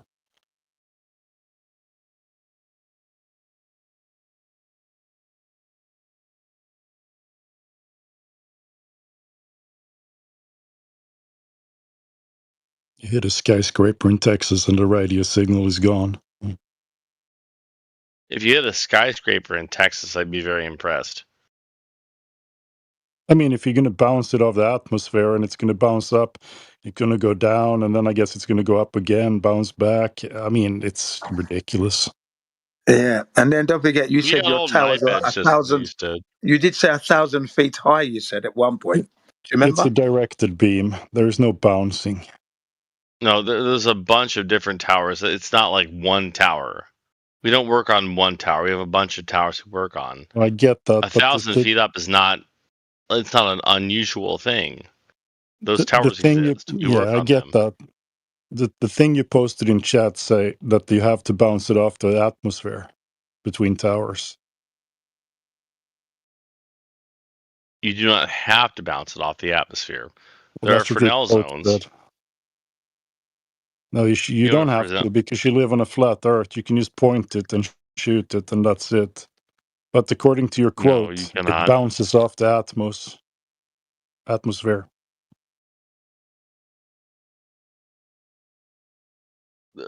There's a Fresnel zone where you can recover data. So listen to this. They say that satellites like is the only thing that allow GPS to work, but they also don't talk about these things called subterranean arrays, and it's essentially they're underground like instruments that allow us to use GPS under the ground.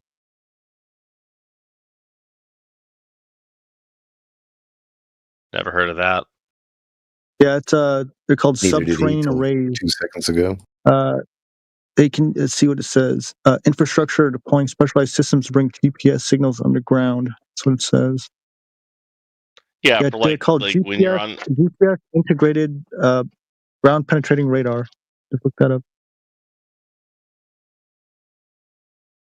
GPR. Okay, your phone probably doesn't have GPR, but when you drive under, like say Lakeshore Drive in Chicago, where it's underground mostly, your phone will use Wi-Fi and other signals to clock what the GPS is trying to do.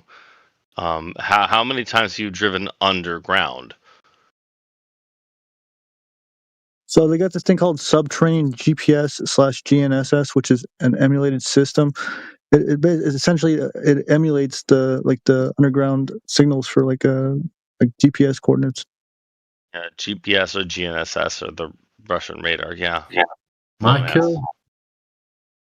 Everybody eats. Their networks are used in mines, tunnels, and subways. Everybody. GPS signals cannot penetrate. Does it work? Hey, dude, if I kill something, everybody eats, my boy. So, like running GLONASS or GPS subway underground tunnel requires a locking, like sort of like here we are, and then you go underground, and there has to be some sort of distance DME like that tracks you underground, because the satellites can't reach through the rock, right? So you have to like drive through DME and then come back up and then calibrate, or it's possible that they relay the signal somehow underground, and it also corrects, which is the DME talking to the GPS. So it's not direct GPS underground. You just can't do that. That's not possible. Like the satellites don't have enough power to get through he's trying to disprove me about the fact that they do have GPS underground. They don't. It's called DME. They do. Yeah, they do. You're just you haven't done your research on it. Clearly. All right, like when you have a radio above ground. So what is subwave, tunnel sat? What is that?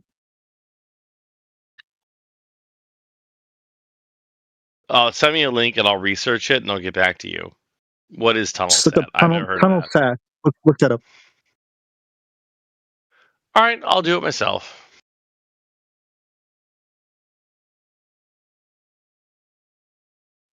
How does tunnel sat work?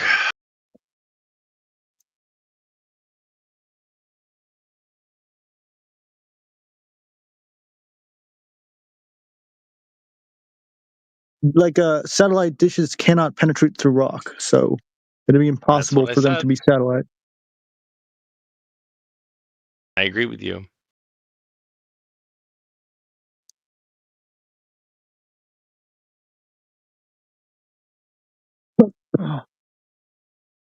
It literally relays GPS. It's a GPS relay underground. Like, how does TunnelSat GPS signal reception underground work? It just takes the GPS signal and translates it.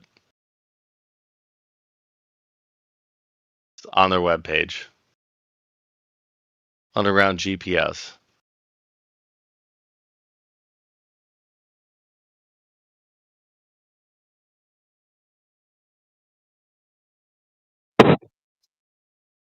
They make predictions versus live sky GPS.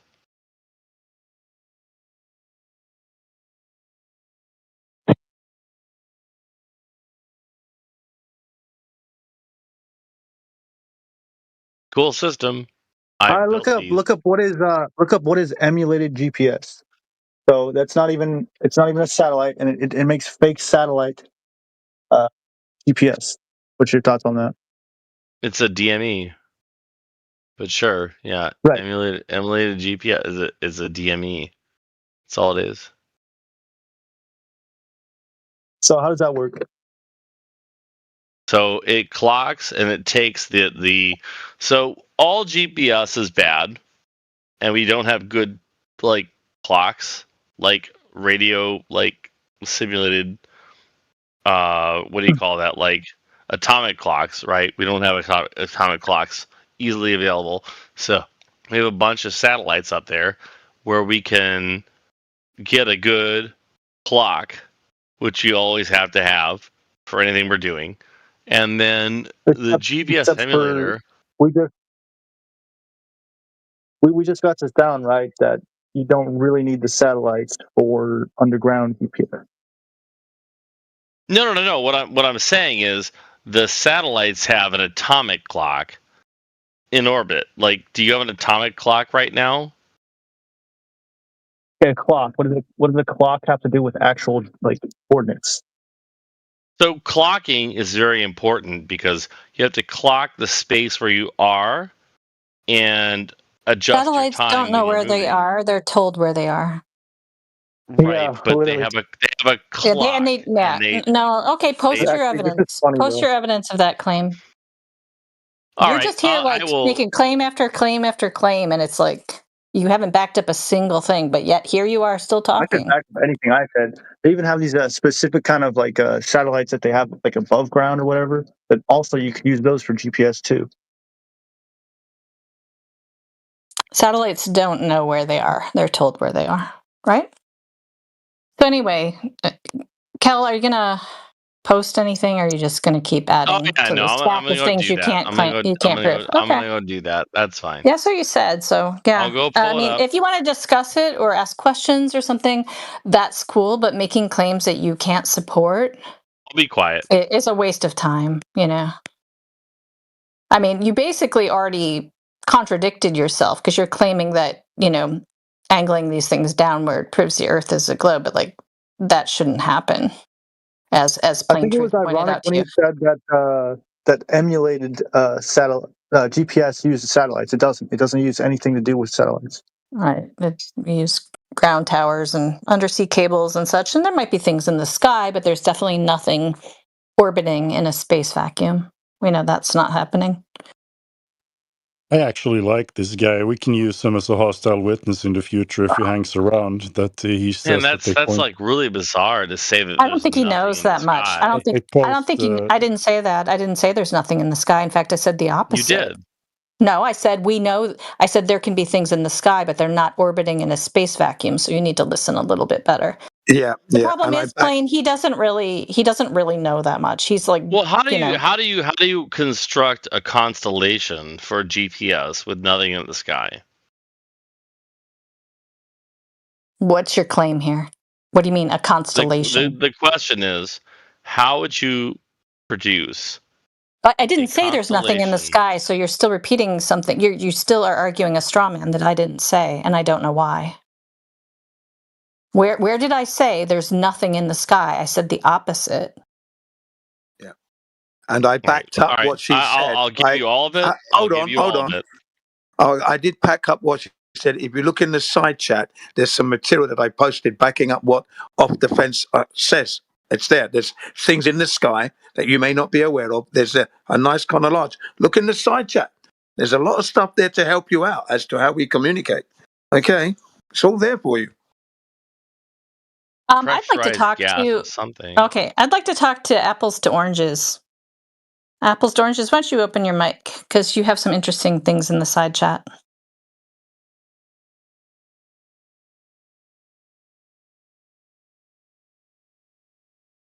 Okay, well, you know what? I'm going to have to hush you then if you're not willing to engage. You're not just going to hang out in the side chat and refuse to join. Listen to this. So it says an emulated GPS or GPS emulator is a software tool or hardware system that mimics the locations and timing data provided by actual global positioning system GPS satellites. It feeds fake or pre-programmed coordinates directly into a device or application, tricking it into believing it's physically located in a completely different spot. Yeah, I mean, GPS satellites are tracked from the ground. Their locations are updated from the ground, right? All this trickery technology. But I don't even want to get into GPS with this guy because he doesn't really know what he's talking about at all, and this also isn't. But Apples to Oranges is afraid to engage, so I guess that one left. But is that what his name is? Apple Storage. The other person in the side chat that was like saying, "Oh, it's the one. It's the crazy girl up there, the IPO." Oh, I don't know. Is she still here? I saw. Is she still here? She's in the chat right there. How is she? Dude, what'd she say? She's gonna throw a party and it's gonna tilt the earth or something? Like. Oh, I don't know. I haven't been here in a while. That's what she said earlier. It was so funny. Like that guy, like that congressman who thought Guam was going to tip over. Oh, did you know they supposedly they built a dam in China that because of how the dam, how heavy the dam is, slowed the travel of the earth. Yeah, that's right. Right. Yeah. Okay, sure. Yeah, dude, no, there was some American congressman who said that too many people on Guam would tip it over. That's the intelligence of our. The idea of building a dam that stops the Earth rotating. The Earth rotates so fast that when the tower guy was there earlier today, he was like, "Hey, man, so what if the Earth stopped rotating right now?" I was like, "We'd all catch on fire." What evidence do you have that the Earth is moving? Oh my gosh, it is. It's moving. Oh, okay, that's convincing. It's moving. That's your evidence. Guys, I'm moving right now. You see this? I mean, seriously, Kel, really? In reference to the body that you're standing on. Post some evidence that the Earth. Post some evidence that the Earth is moving. I'd like to see it, because people far smarter than you have said that there is no evidence that Earth motion cannot be detected. That everything exists as if the Earth is at rest. Why do the rockets have to launch the way they do to get into orbit? That's what do you mean? They're not going into orbit. You're making more claims. You're saying, oh, because rockets are going to this place I can't verify, therefore the Earth is in motion? Like that's what we're supposed to go on? Name one normal person who's gone to space, bro. Name one. No.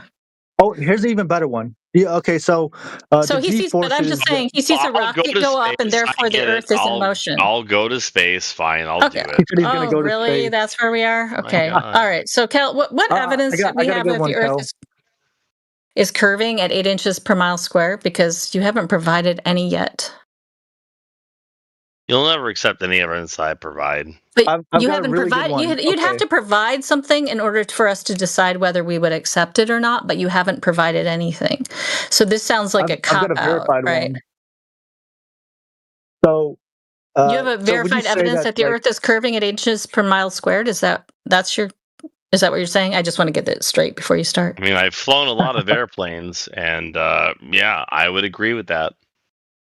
All right. You've flown a lot of airplanes, and you would agree with what? Yo, hold up, El. We'll get to you in just a sec.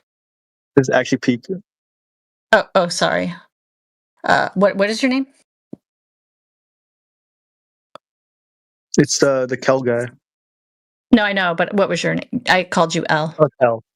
Yeah. Okay, yeah. Kel, what does being in an airplane have to do with the surface of the Earth?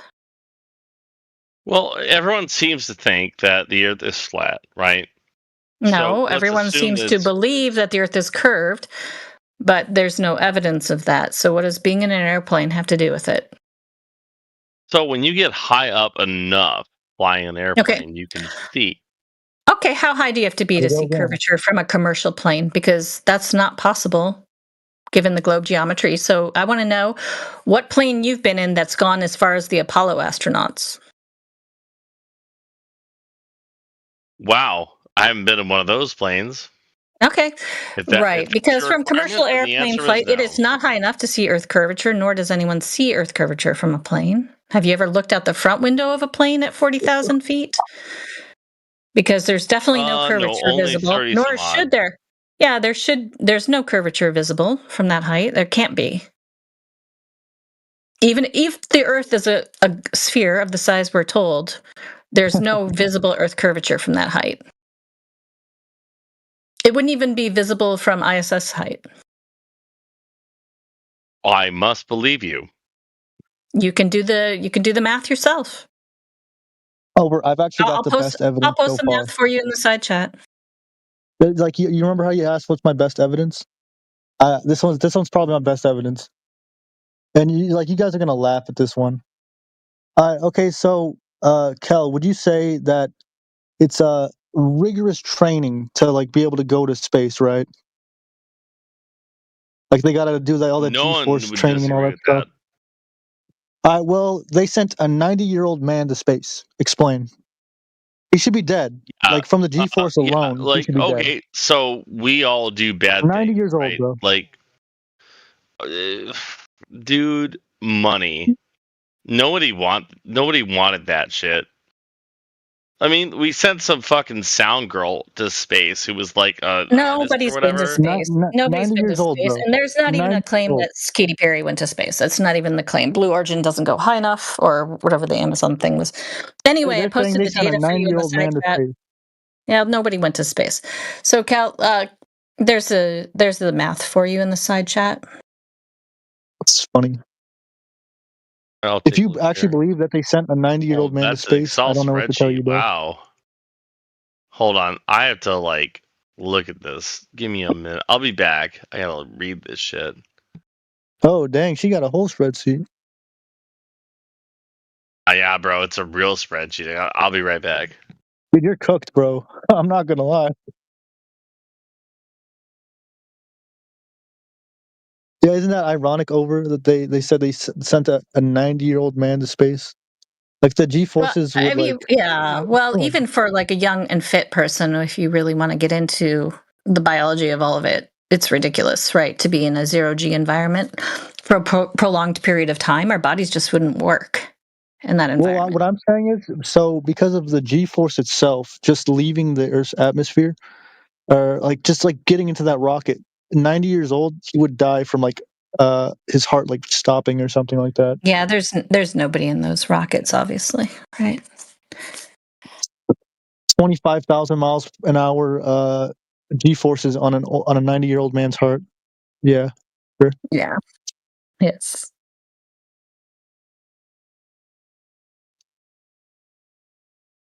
So you said you were kind of ambivalent. So what's your best evidence for a sphere Earth?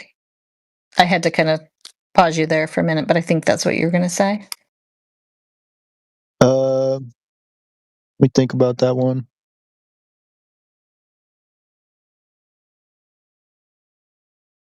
Because I'm open to either idea, but I haven't really decided yet.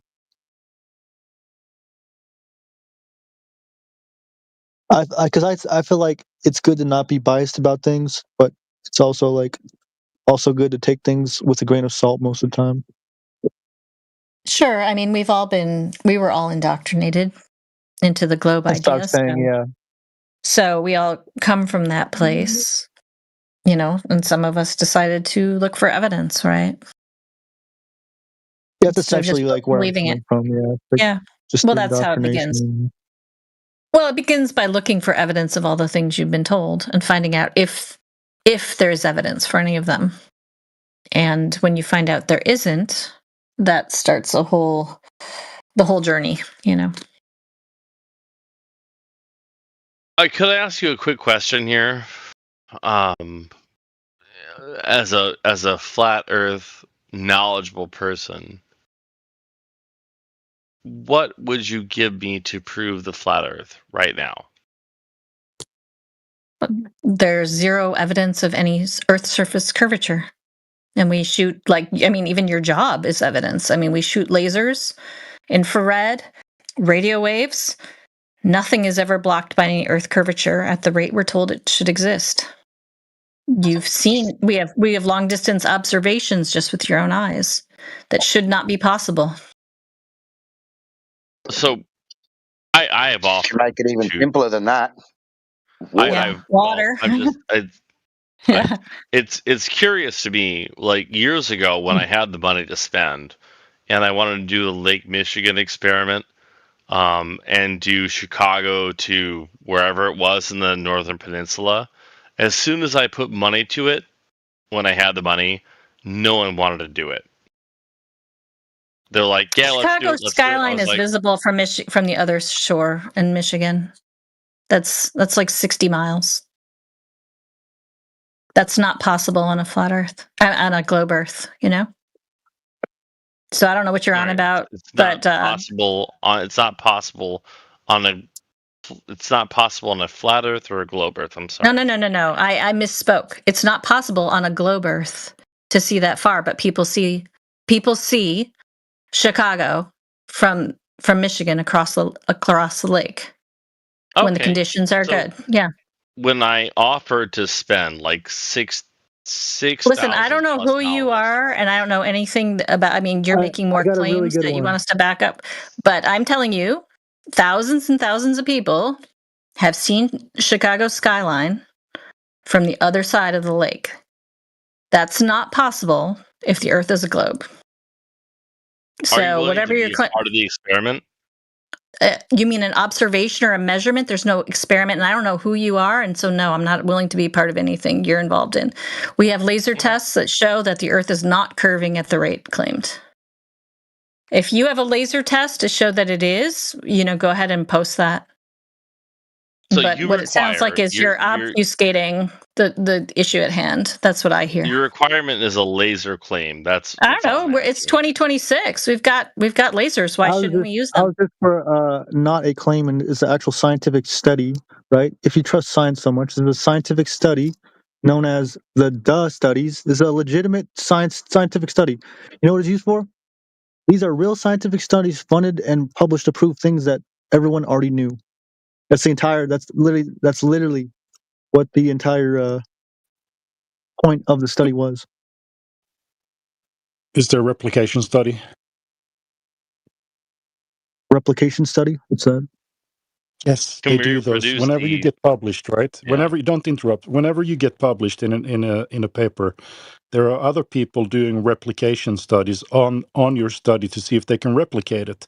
If they can, you get to still be published, right? When they can't replicate it, they send a note to the editor and say, "Look, we did this with our team. We can replicate it." Guess what they do? They remove it from the article, from the paper.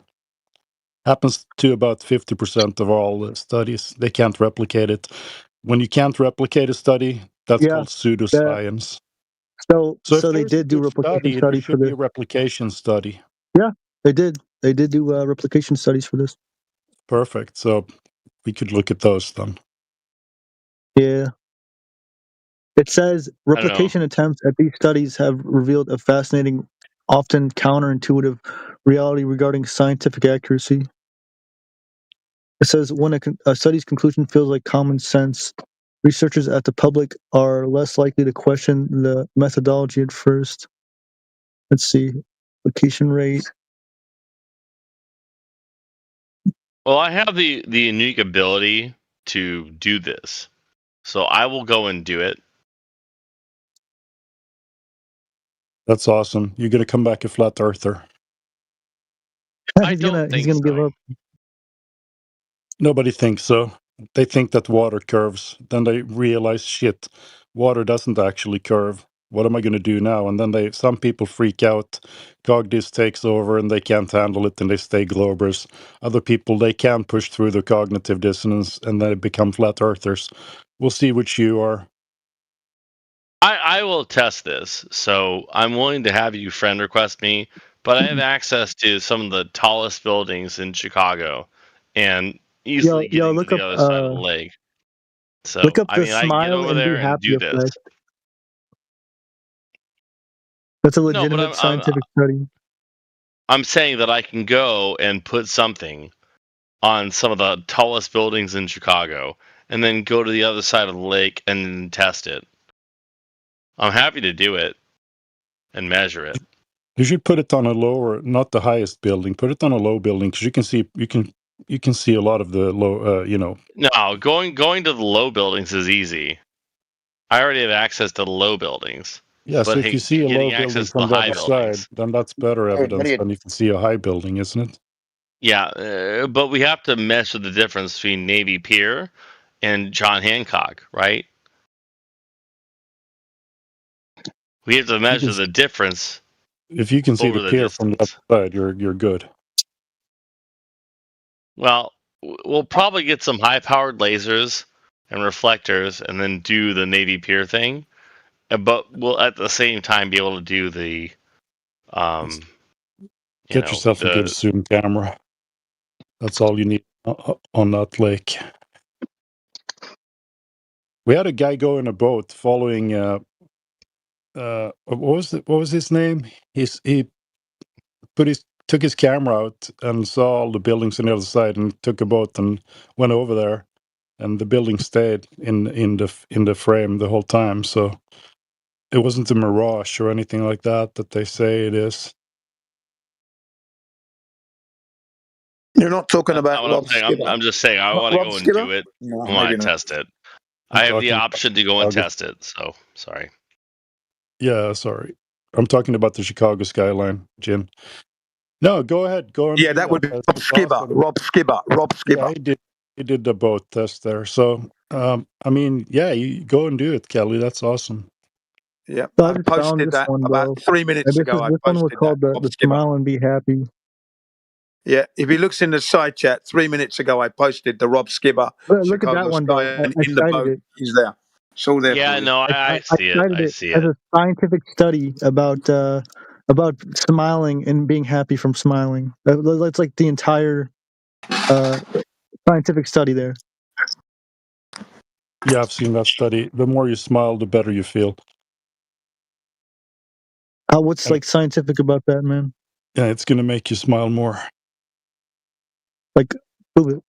If you think negative thoughts, you're going to attract negativity. It's a known phenomena.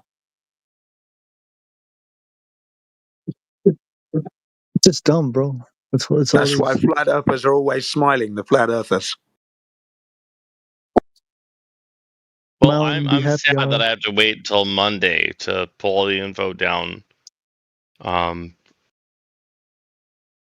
But I want to give good live info that's reasonable, and I don't want to contribute the things that I say based on my personal experience. 3,878 participants, bro. That's crazy. Yeah, that's a cohort. Yeah, I mean, I feel bad. I feel bad that I've done this for like 20 plus years, and I get yelled at for it. So I'm gonna go and do the thing that I can do on Monday, and then try and bring that data, redacted as much as it has to be, back here, based on the declinations we have to do over the Earth, the curvature that we have to do all the time, and I will see what we can get. And if he'll let me release the data, then we can do it. But we had a whole conversation. We were raising the tower up and raising the dishes up where the guy was like, "Well, isn't the Earth flat?" And I was like, "We have to make the dishes tilt down." Like we had Dude, the whole how conversation high earlier was the tonight. dish? How far was the observation? You just keep saying the same thing over and over again.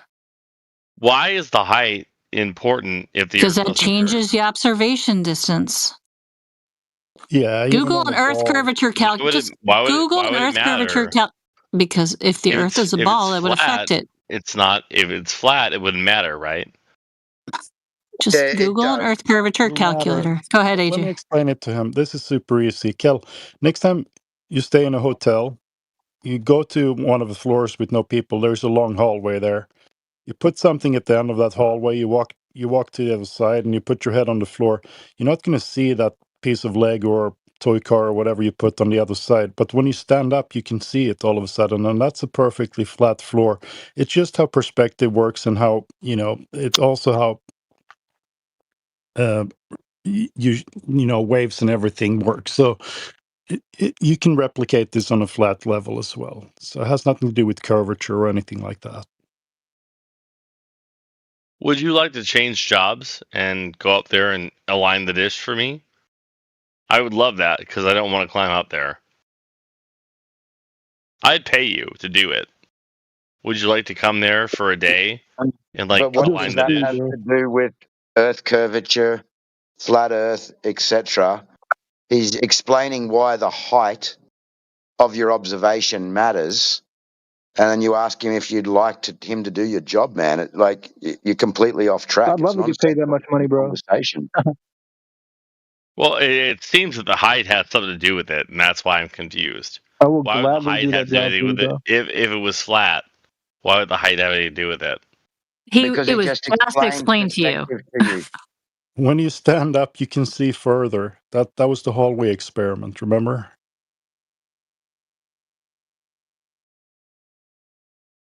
I get the idea. Your hallway is not like 5 or 10 miles long. No, It doesn't matter. It's not an idea. Sorry, dude. You go. We could do the long hallway experiment. I don't mind that. Over 10 miles. 10 miles is good, right? There's 66 foot of curvature. That's a 6-story high building, right? So if you find some lake or whatever that's 10 miles wide and you can see the beach on the other side with your zoom camera, well, then there's no 66 foot of curvature.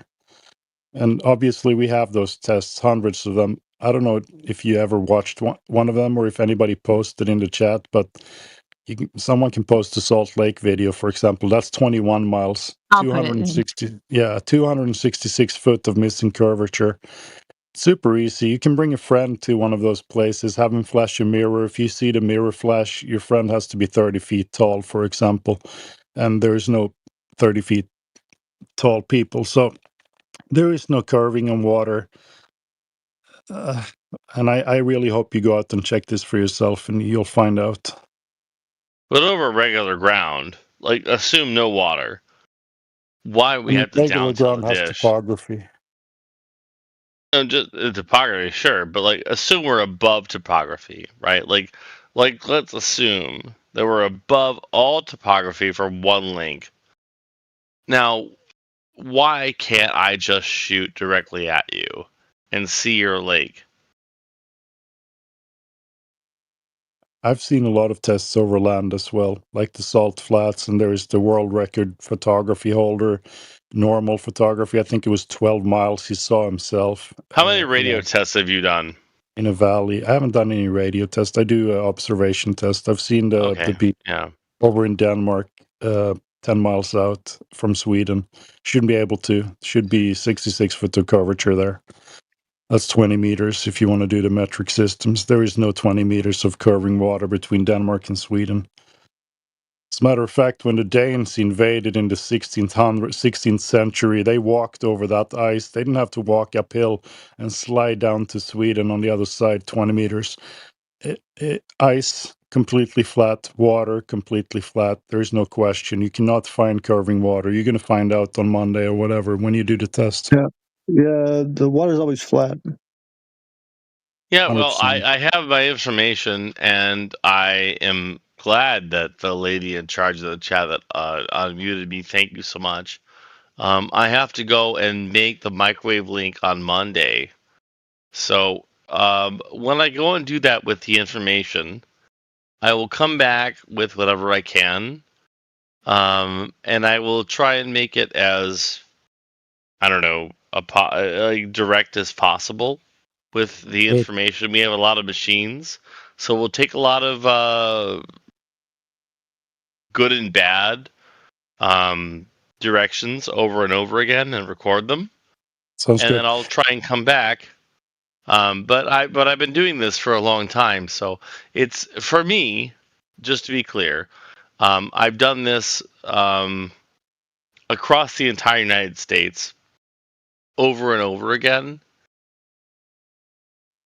That's perfect.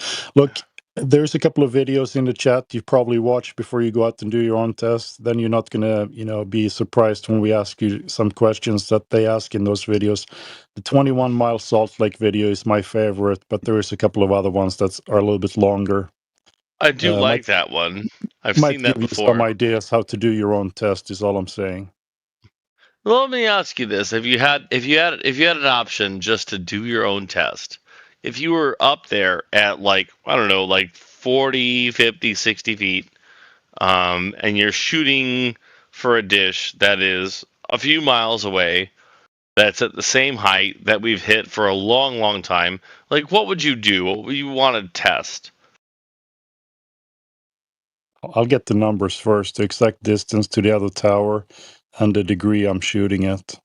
And if that math works out, obviously there's no curvature. There's no 622 feet of curvature over those 40 miles at the 60-foot height. Well, I think it was 622 feet of curvature. So obviously I'm not shooting through that. Because it's not curving, unless there's topography curving. So you require the height before you make a determination. I mean, we have to do the math. So obviously, the higher up we go, the further we can see. That's true on a globe and on a perfectly flat surface.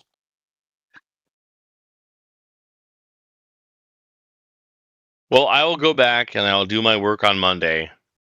However, I will tell you, with my experience, especially in Texas, it was not directly about whatever you're talking about. It was about avoiding satellites.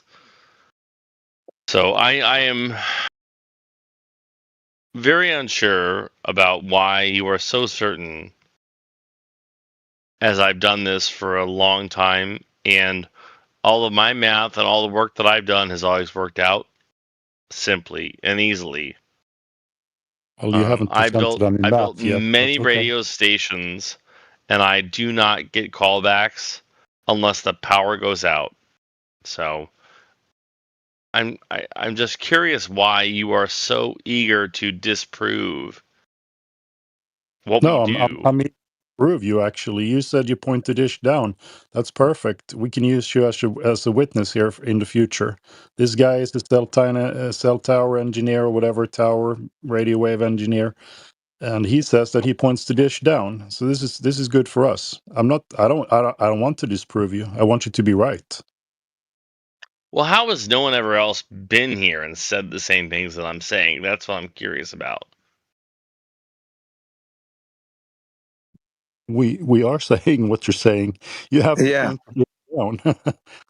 But you've never had a cell tower engineer here before. Yeah, we did. Not really, no, not We had often. a GPS engineer, Josh Ingersoll. He's here. He works with towers on the ground as well. Yeah, I did say that, Tim. GPS towers, yeah. But for your microwave tower, you're the first person coming in giving us this knowledge, as far as I'm concerned, anyway.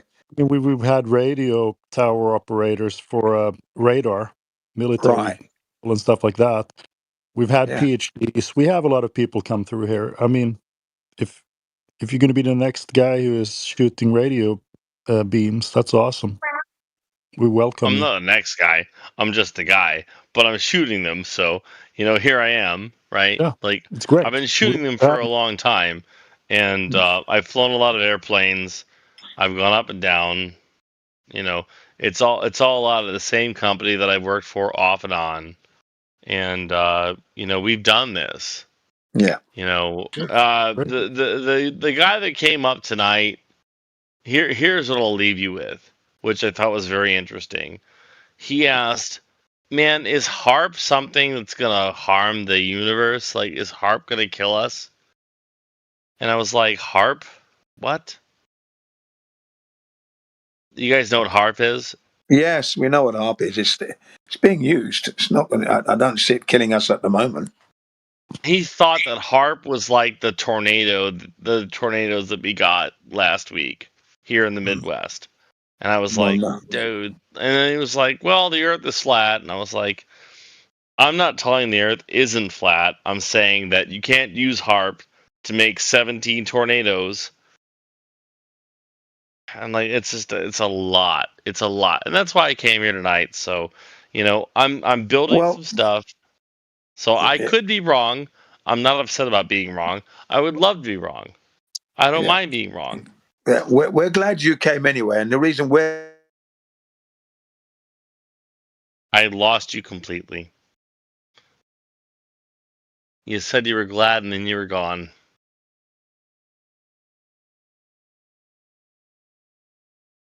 Is it just me or Monday, Tuesday, you're going to be coming into the realization that you've been operating on a flat up all this time. You just didn't realize it. That's all.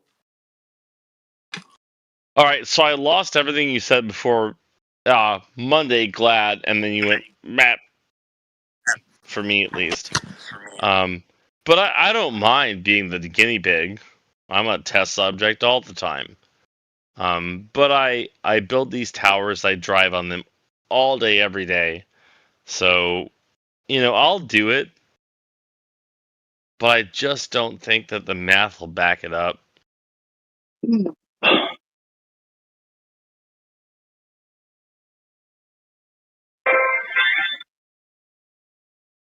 So what do I do?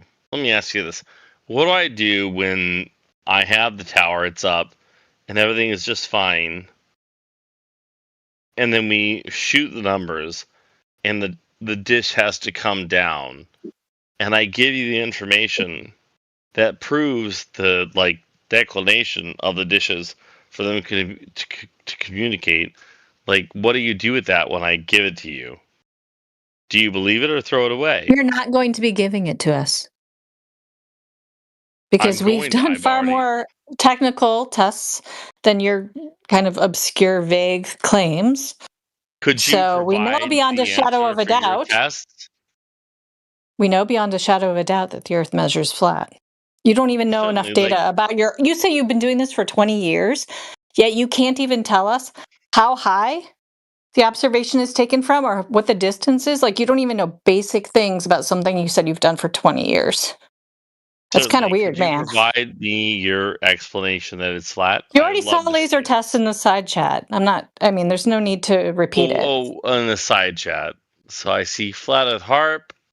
You were already directed to this. Are you drunk right now? No, I'm just trying to look. You sound drunk. See. You sound drunk. I'm just trying to maybe you're having a hard time tracking because of that, but for somebody who's done it for 20 years and can't just like roll off the data off the top of his head, I'm kind of surprised, actually. Yeah. The things I've done for 20 years, I can easily and talk about fluently. What do you do? I'm not sharing that, but that's not the point. I don't see any of this in the side chat. Okay, dude. Anyway, go back. Hold up. I've looked. To 5. Let's see. 3 minutes past the hour. 1 minute past the hour. There are laser tests. That's what was discussed with you. But you can't even. It's weird that for somebody who says he does this all the time, you don't know anything about what you do when we just ask for very basic information.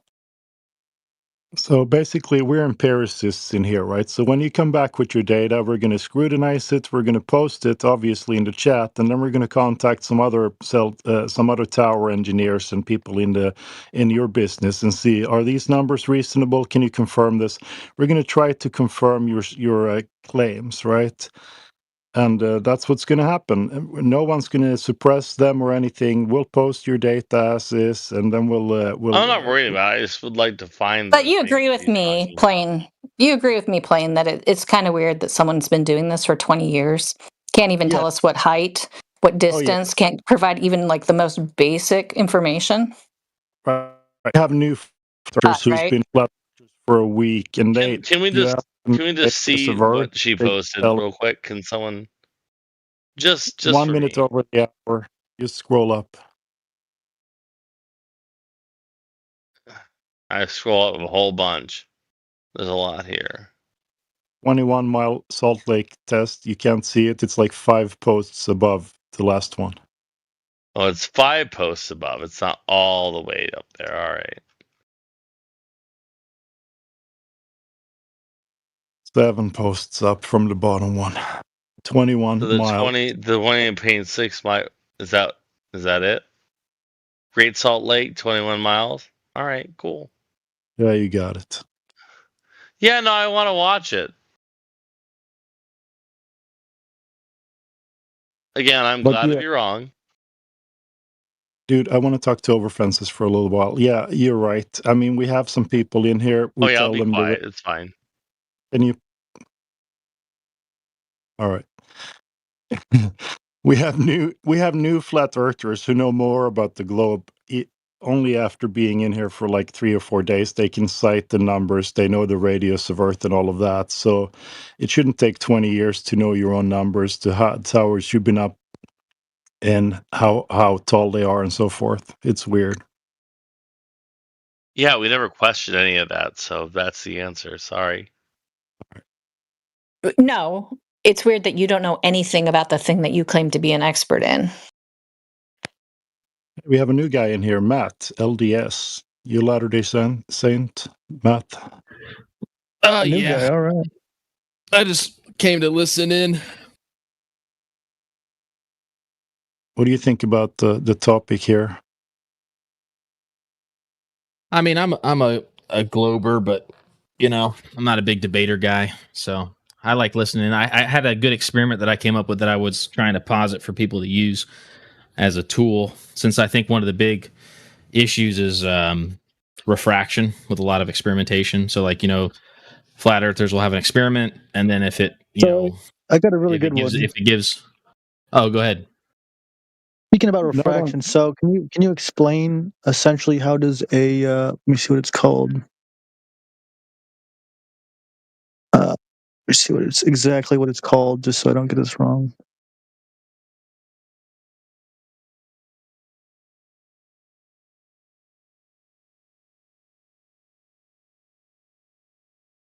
It is called a Selenium eclipse. How does that work? Oh, I don't know. That's not my whole thing. Yeah, I don't know. I have to look it up, just like you just looked it up. Yeah, just look up the impossible eclipse. Is that the one? Let me see. Impossible eclipse. Did not be physically possible with the globe model. The eclipse, reddish moon and the sun in the sky at the exact time. Helen Elliott. Okay. Yeah, I don't know. I'd have to look it up and look at both explanations and all that stuff. Hey, Matt, my experiment was way simpler than that. Yeah. What's your? Well, it's probably not an experiment. It's probably an observation, right? It's not dealing with cause and effect. It's not a scientific experiment, right? Yeah. Well, I don't. I guess it depends on how you define that. But okay, we just try to be precise with word usage. I'm not dissing on you. I'm just saying. Oh, I'm not. I don't care. It's all good. I was just gonna say. So, like, my idea is, what you do is you have a hot air balloon, right? And below the hot air balloon, on rigid poles, you suspend a grid pattern in a particular shape. So, like, you have a flat plate that's verified flat, and it's of a known dimension, and it has a grid pattern, and the grid pattern has known dimensions also. right? And then you suspend it below the hot air balloon on rigid poles, flat, like it's facing perpendicular to the ground, right? Then you go to a flat known location topology-wise, like maybe a massive, like a desert, something like salt flats or something like that, right? And so instead of looking at the a lot of experimentation with lasers and stuff is done surface level or near surface level, right, over long distances.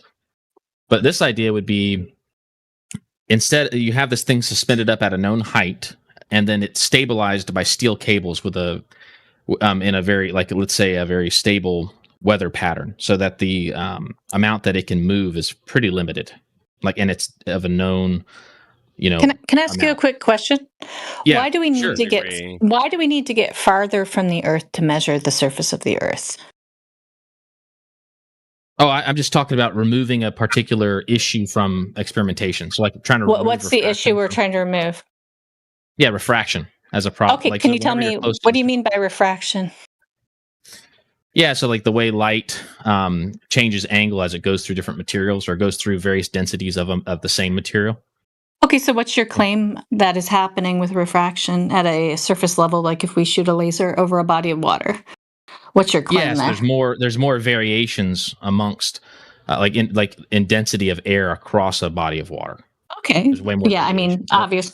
Well, you mean that it will be denser closer to the surface, right? Is that what you're saying? That air in general is not denser. No, it's more variable. So at a surface level, there's more variation. If you go into a drier place with less humidity, there also is variation when it comes to heat. But when you go away from the surface, there's less variation. So generally speaking, right. I'm sure there's exceptions to that, but generally speaking, it's less variation. Yeah, so I agree with that. I would just say that there's no evidence that lasers refract down. In atmospheric conditions. I know, but then Glober, other scientists would say, yes, there is. No, there isn't. Well, they can say it, but they would have to provide evidence of that claim, which they can't. But I'm just trying to completely avoid it. So your idea is that we take two balloons. How far apart would they have to be? No, not even two. Yeah, only one. Yeah. So how would one balloon suspended above the Earth measure the surface of the Earth? Now, I could see if you had a steel cable of a fixed length, and then you had two balloons, and they were X amount distance, and then you could see that the altitude varied.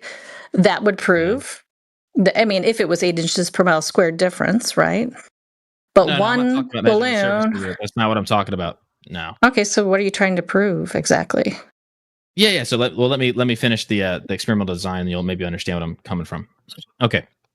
So you have this balloon with the grid pattern suspended below it on fixed poles, right?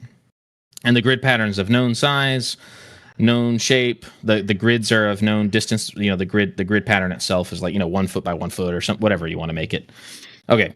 And that's the hot air balloon is fixed in place by steel cables, and it's in you pick a calm weather pattern so that you know that the amount that it could move is pretty limited, right? Now, as you're on the ground, if you look directly up at the grid pattern, it won't be distorted, okay? Because the grid pattern is directly above you. So you'll have a square, and you'll have the grid pattern. And if you took a picture of it without distortion, you would have a known. How do you get this grid pattern? How's this formed? Make it with what? Yeah, you could make it with levels and rulers and squares, all that stuff. How big is this thing, and how much flexibility is there, and where is it suspended? Do you realize all the variables you're introducing when we can just simply shoot a laser over water? Yeah, well, the problem with shooting a laser over water over vast distances is the humidity variation. Okay, but if you're going to show, how far is vast? Are you are you discounting my experiment just because you think? Yeah, I am. It just has a lot of problems with it when we can simply shoot a laser, and we can view the laser from. A lot of problems with it. Yeah, it does. It has a lot of problems, and we can simply view the laser. You don't even have the whole experiment. Listen, it has so many problems from the get-go, but we can shoot a laser, and we can view the laser from the side and see it's not refracting. So what then? Yeah, you're still not letting me finish my experiment. You're just discounting. No, because you're trying to get as far away from the Earth and introduce all these variables, and you don't have anything concrete. How are you building this grid? What is it built out of? You can make it out of steel if you levels. want. You mean things that bend? Okay. How are you suspending it? How big is it? Like this just sounds like a waste of time. We have lasers. We view them from the side. They are not refracting. Okay. Yeah, you just discounted my experiment just because you don't like it. It's fine. I just think there's a lot of reasons I don't like it, and they're legitimate reasons, right? Yeah, sure, you can think that. Yeah. I think we should let. Well, it's introducing a lot of inaccuracies and problems. Not really. It's convoluted. Not really. It's not convoluted. It's convoluted because no, it's not. I haven't even finished the experiment. I haven't even finished finish talking about it, and we'll just leave it for the live stream viewers. So everyone can hear how the lengths that are necessary to deny laser tests. Right. Just to be fair, I'm not denying any laser tests. I'm not. Like, what's going on? Listen to me. We are going to let you present it for the YouTube listeners, and no one's going to interrupt you. That's the courtesy we can give Globers, and we give it to Flat Earthers when they present their laser experiments, right? So go ahead, and when you're done, we can critique it. Yeah, sure.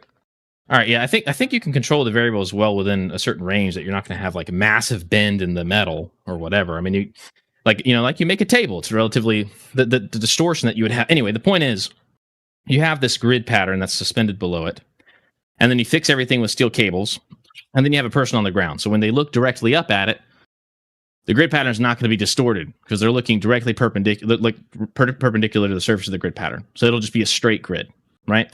As you move left or right on a horizontal plane, let's just say, as you move on that plane and you look at it from a distance, right, you're going to have the view that you have of that grid pattern will be distorted, right? Because you're looking at it at a different angle. Okay, and as you get further and further away distance-wise, the grid pattern is going to be perceived lower, so the distortion is going to change, and it's measurable. Okay? Now, if you have it suspended up high enough, if you were on a curved plane, at a particular point, you would start to dip, right? And then you could look up at it, and the grid pattern's distortion would no longer continue at the same rate. It would slow down because you're curving. But if you're on a horizontal plane and you look at it from a further distance, that same distortion would continue. Make sense? Yeah. All right. Thank you. I think we can replicate it on a flat surface, but that would be interesting to see then. Yeah. Thanks, man. I don't think it's like a perfect experiment. It would take some time to design it well and like look at what distance it would need to be from the ground. But I think it would help remove a little bit of the idea, like a little bit of the issue with refraction, because I feel like it's a fallback. Like refraction can get complicated. That's what they say. I know that you may not agree, but that's like a big contentious point from like experimentation. Like they'll just say, oh yeah, you did these laser and they'll say refraction, and then when the flat earthers will say, well, refraction is not, it wouldn't cause that much difference that far. And then the other scientists would say, oh no, the Glober would say, no, it can, depending on. You would depending on. You get what I'm saying? Right. So I think that this kind of removes it. So the here is that there is a refraction calculator that we use nowadays when people want to claim refraction. And the funny thing is that we grant you guys 120%. That's the max that the refraction calculator can figure out, and you still have to deal with curvature. So it's a problem. We had a guy in here yesterday. He did a test over 16 miles. And we took that slider and slide it all the way up to 120% refraction, which is basically ridiculous refraction. That's like miraging and stuff like that. You probably can't even replicate it indoors in a lab, right? So, but we give him the full one, and there was still 35 feet of curvature he had to deal with. That's 3.5 storage high building, right? So we deal with refraction just by granting you guys it's not a problem. However, I wanted to ask you a question, and it has to do with Earth a little bit, but more so because you have the LDS tag. Is that all right with the people in the room? Can I go into religion for 2 minutes or no? I mean, I wasn't really interested in going into. I don't mind it. I just have a question, just because you're LDS, right? You know that there's a verse in the Bible. Joshua, are you familiar with him? Yeah, sure. General. After Moses. Sure. Yeah. They're fighting a war, and he says, can you stop the sun because we want to get this done, right? So God stops the sun for a full day, Are you familiar? Joshua 12, Yeah. 10, verse 12 and 13. What do you Sure. think about that? Why would he stop the sun if it's the earth that's moving? Yeah, I don't know. Something to think about. Sure. Anyway, have you been presented with laser tests from us? I think I have a I don't have, so I got a new computer, but there was a big long PowerPoint that I got, but I hadn't got to read it yet on my old hard drive. But I forgot the name of there was like a group that did it. I don't know. They did it. I think it was across like the lakes up north, up like in like the Great Lakes up north. But I can't remember the name of it. I basically just wanted to go over a method how you can check yourself. So when you have time, next time you're outdoors, or if you ever find a lake that's 10 mile wide or so, you can go check it yourself. Do you happen to know the claimed radius of Earth? No, I don't know it off the top of my head. Yeah, it's not something I like keep an eye on. So if I say that they claim that the radius is 3,959 miles, would you believe me? I mean, I'm just assuming that you're pulling the figures, right? So sure. Yeah, I'm pulling it. So let me paste something. Are you capable of looking at the chat right now, or the side chat? Yeah, I can look at it. Yeah, all right. So you've seen these pictures of Earth from space, the ball, right, that NASA sends out? Sure. Yeah. So there's a ball there, and it has a lot of blue stuff on it. We both agree that's water, correct? Sure. Right, and you can see in that picture that the water curves around the ball, right? Sure.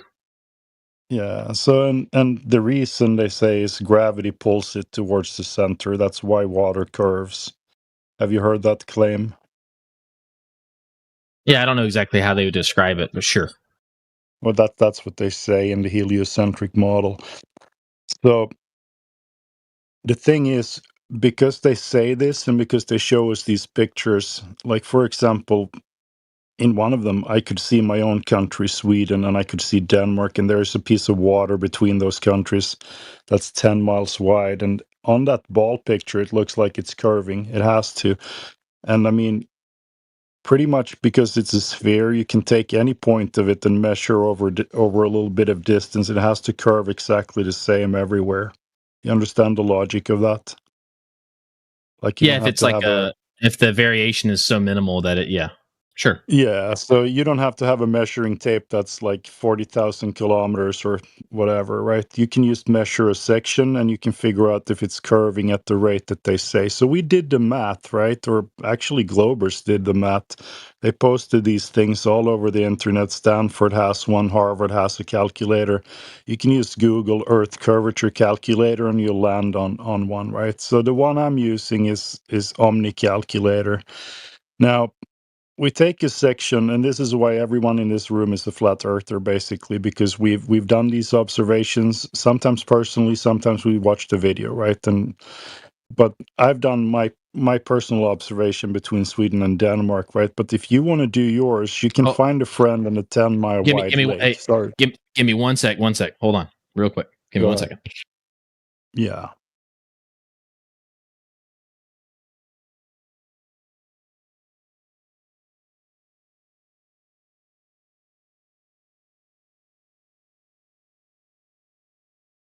Can you hear me now?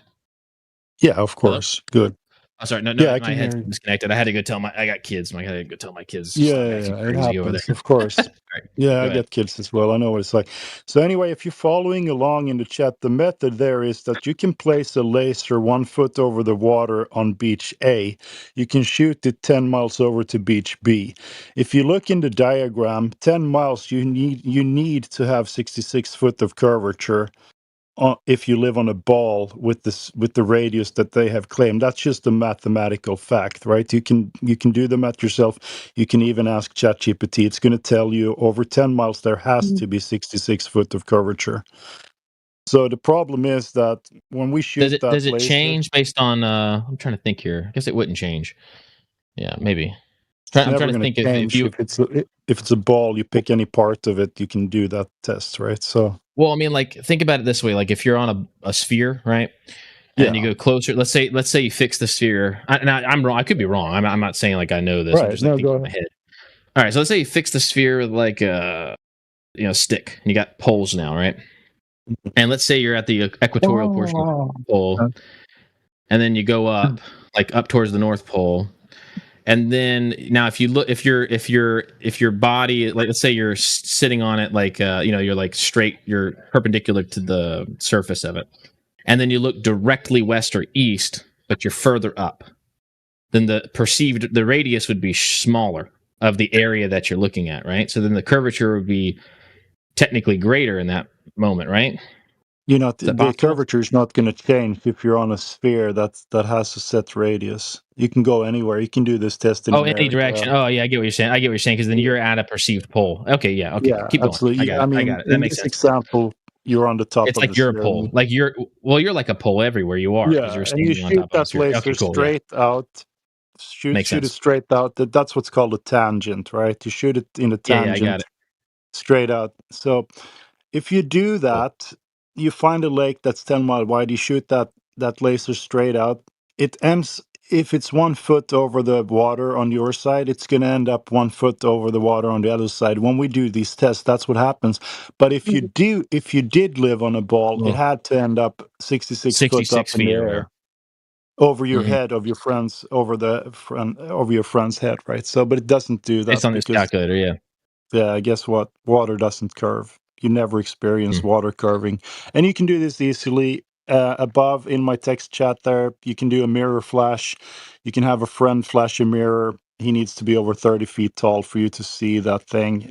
But you can see it because water doesn't curve. So that's, since the Earth is claimed to have 71% water covering it, we call it flat Earth, right? But it's really flat water we base it on. So it cannot possibly be a ball.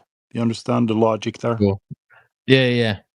Yeah, so that's why we're flat earthers here. So now you've had the test presented. I can paste the laser test. You can look at where they tried this out. Yeah, go ahead and paste it so I can I can look at it. I got more time now. I was in dental school when they gave it to me, so it didn't have a lot of time to read it. But if you send it to me now, maybe I got a lot more time now. So it was years ago. I mean, you save the link, watch it at your convenience. These guys shot a laser 21 miles. There should have been 266 foot of curvature. Do you happen to have the one I was talking about? Like the there's like the FP core, of course. Yeah, I can paste that as well.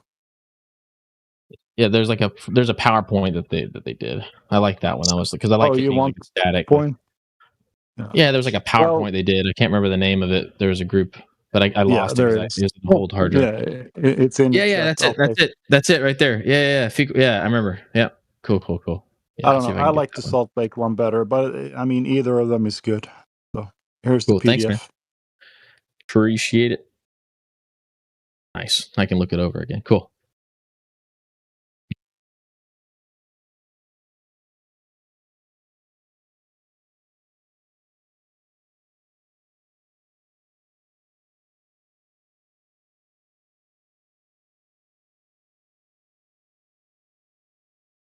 All right, let's check the room.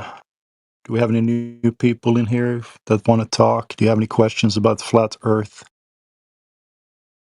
We can entertain that for a little while. We like to thank Matt for coming up and bringing his experiment to us and listening to our evidence. Always nice to have people who can talk normally in here. No shouting, no freaking out, nothing like that. If you're over on YouTube, feel free to come and join us and ask your questions.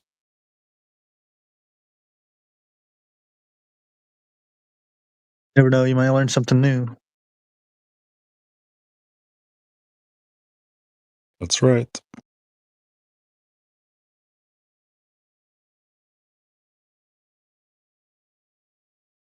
Overfence has posted a side view, a laser. It doesn't bend at all. That's a good one. I think that's over 6 miles, if I remember correctly. Yep, 6 miles.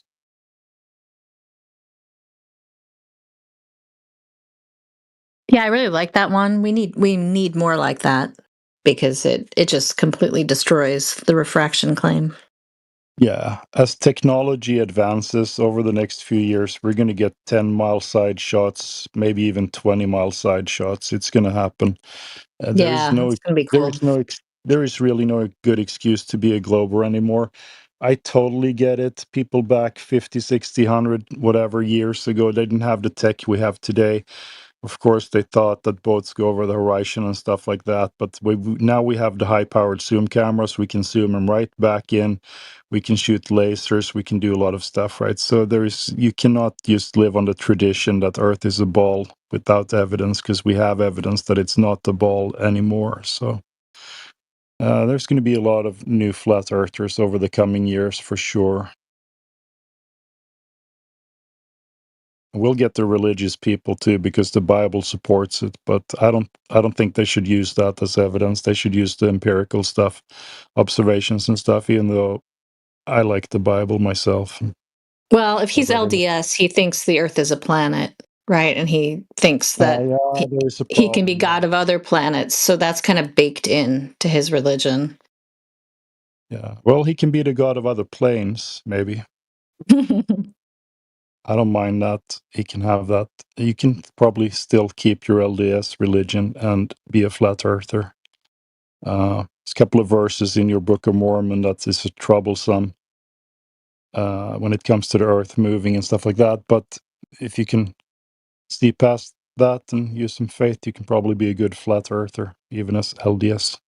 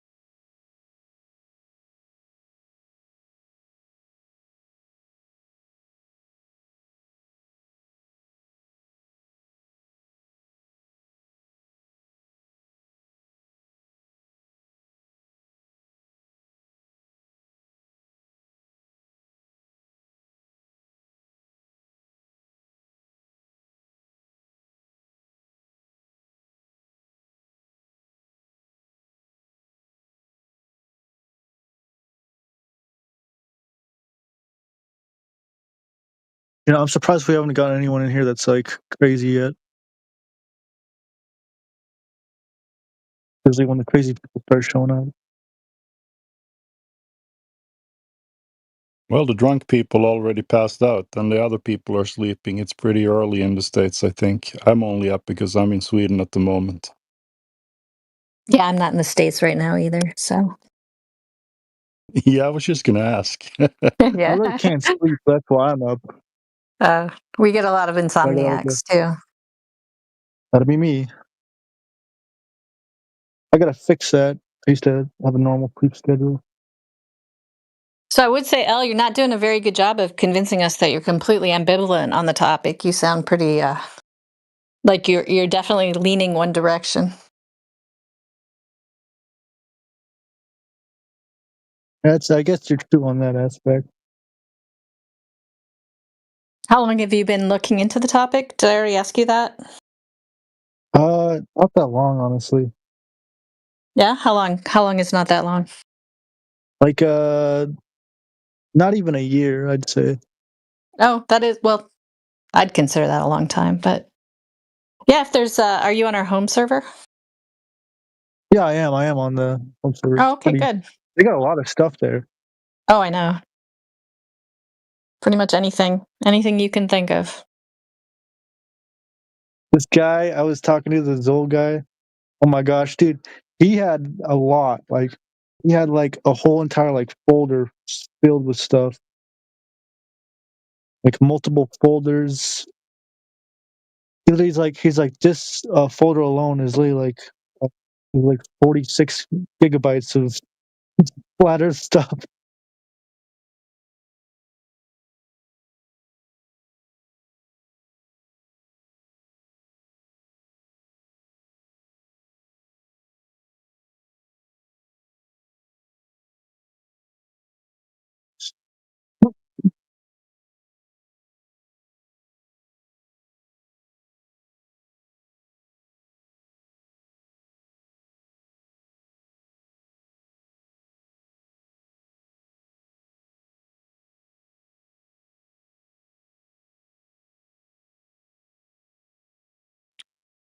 So, do we think that Kelly guy is going to come back with data on Tuesday? I don't think so. I don't think he's gonna come back, bro. Let's be honest. I don't know, bro. Guys, I promise I'll come back with evidence. Just like Yeah. How do you work with something for 20 years and you don't know the height of the tower even? That was kind of weird. he just made his own entire profession look bad. Yeah. It's kind of ironic. He's a consultant. I do a little bit of everything. Sounds like you're out of a job and you're making shit up to me. That was funny when he said that he's freelance, but he does fiber optics or something like that. Yeah, he did everything. He's flying planes for the military. He's doing That's a good joke. There's no way he's doing fiber optic and flying planes. Yeah, I mean, you can be diverse. I worked for Nokia and I'm a programmer at the same time, right? Well, like what I'm saying is those are two completely different occupations. There's no way he's doing them. In the military, that would be to be a pilot. When you're a pilot, generally speaking, you're the pilot of a particular plane. Like that's your job. He's a pilot network fiber optics engineer / radio operator, tower builder. I mean, okay. Unless he does those on the side. Now, if he does it on the side, is like that's his hobby, and that could be feasible. But if he has like, he said he does everything. Saying that you have a pilot, that you're a pilot, and you do that other stuff as official jobs in the military wouldn't make a lot of sense. But I'm in the Navy. I know a girl who married a doctor / pilot. You know, hit the jackpot, so it can happen. But seriously, it's yeah, it's a little funny. What did you say you were doing, Matt? Sorry, I spoke over you. I didn't mean to. Oh no, I was just saying like in the military, like let's say you're active duty and you're an active duty pilot. To be like also a fiber optic engineer, like also like you do fiber optics in the military and you're a pilot doesn't make a lot of sense. Like your sole job, like pilots don't really get like they wouldn't be like your job is to fly that vehicle. Yeah, Matt, it's kind of a running. Sorry, go ahead. Oh yeah, no, I was just saying like there's guys who fly Ospreys, like that's what they do. They fly Ospreys. Right. Now you're trained to fly a few other like aircraft on the way to learning how to fly an Osprey, but once you're there, that's your thing. So, and there's enlisted. Now enlisted might get cross trained like on a few things, but they're not flying the plane. You know what I mean? So it's just like it would be weird to be like, you know, I'm a tech and I do fiber optics. Now if he did those things in order, like maybe he did fiber optics and then he went to officer school, and then after doing fiber optics, then he became a pilot, and then now he's a pilot. Okay, I can see that. Said his exact words was he said he was like freelance, so he does a little bit of everything. Matt, it's kind of a running joke in here that people who want to prove the globe and don't have any like real information are always claim to be pilots or surveyors or astrophysicists. We get it daily. Very rarely are they any of those things. Right. And then the funny thing is they ask us, well, why would people lie about the globe? But they came in lying, so they don't see the irony there. They're lying about their credentials. It's pretty funny that they have to resort like an appeal to authority too. Also, like like hey, I get whatever. But yeah, that's very common. Yeah, I have a friend who's an astronaut. Okay.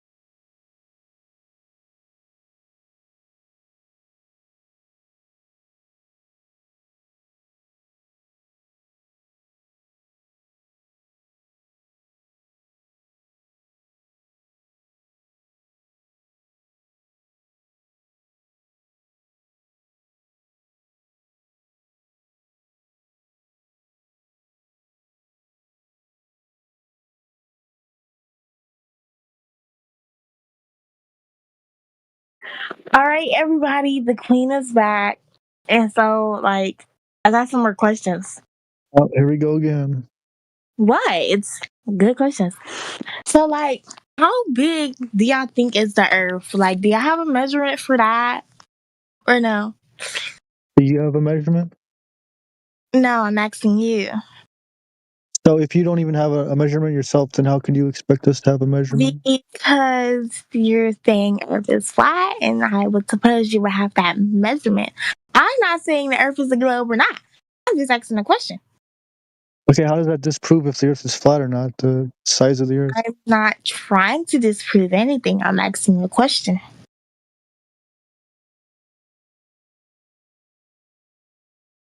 So it looks like you can't answer that.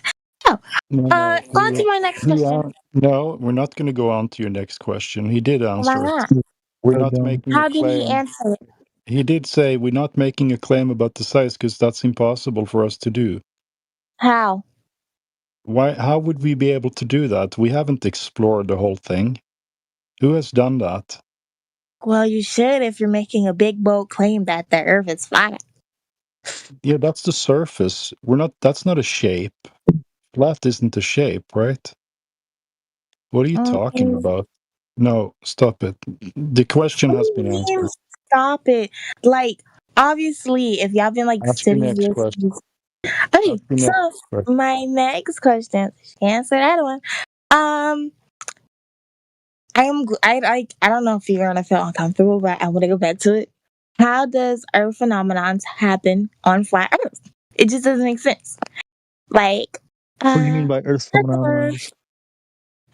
Earthquakes, volcanoes, erupting, things like of that sort. Mostly earthquakes, though.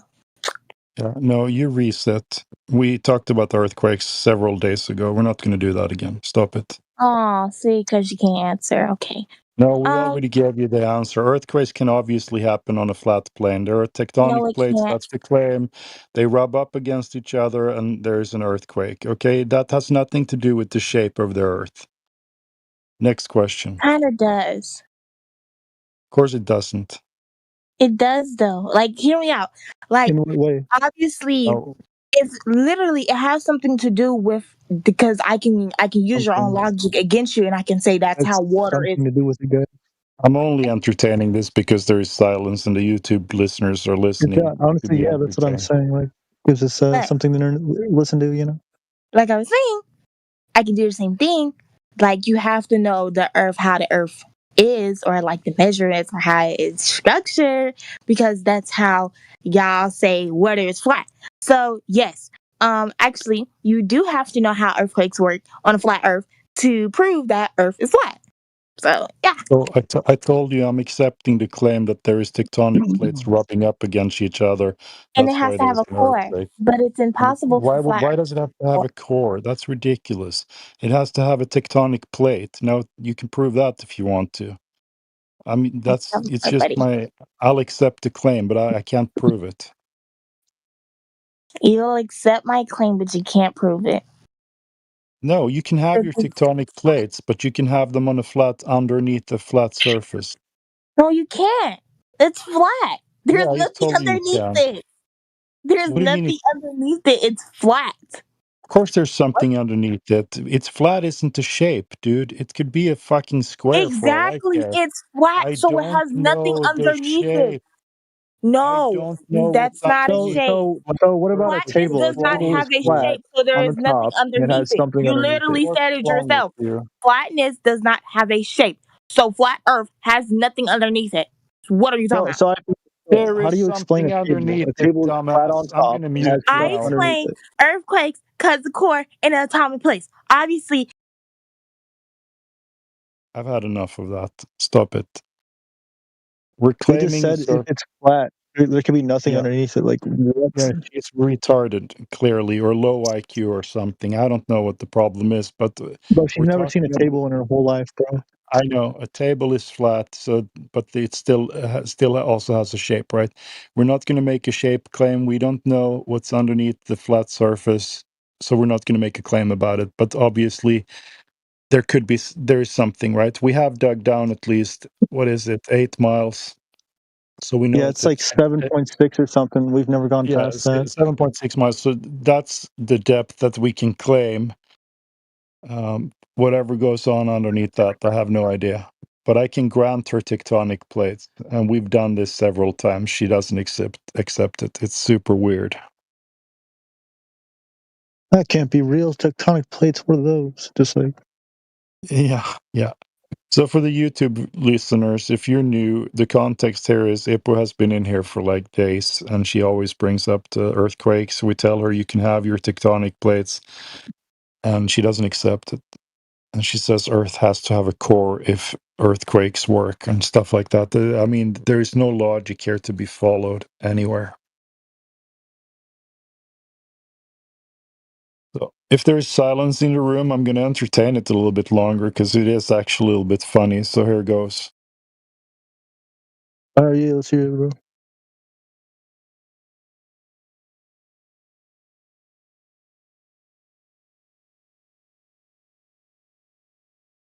I like just like waiting to see what people say.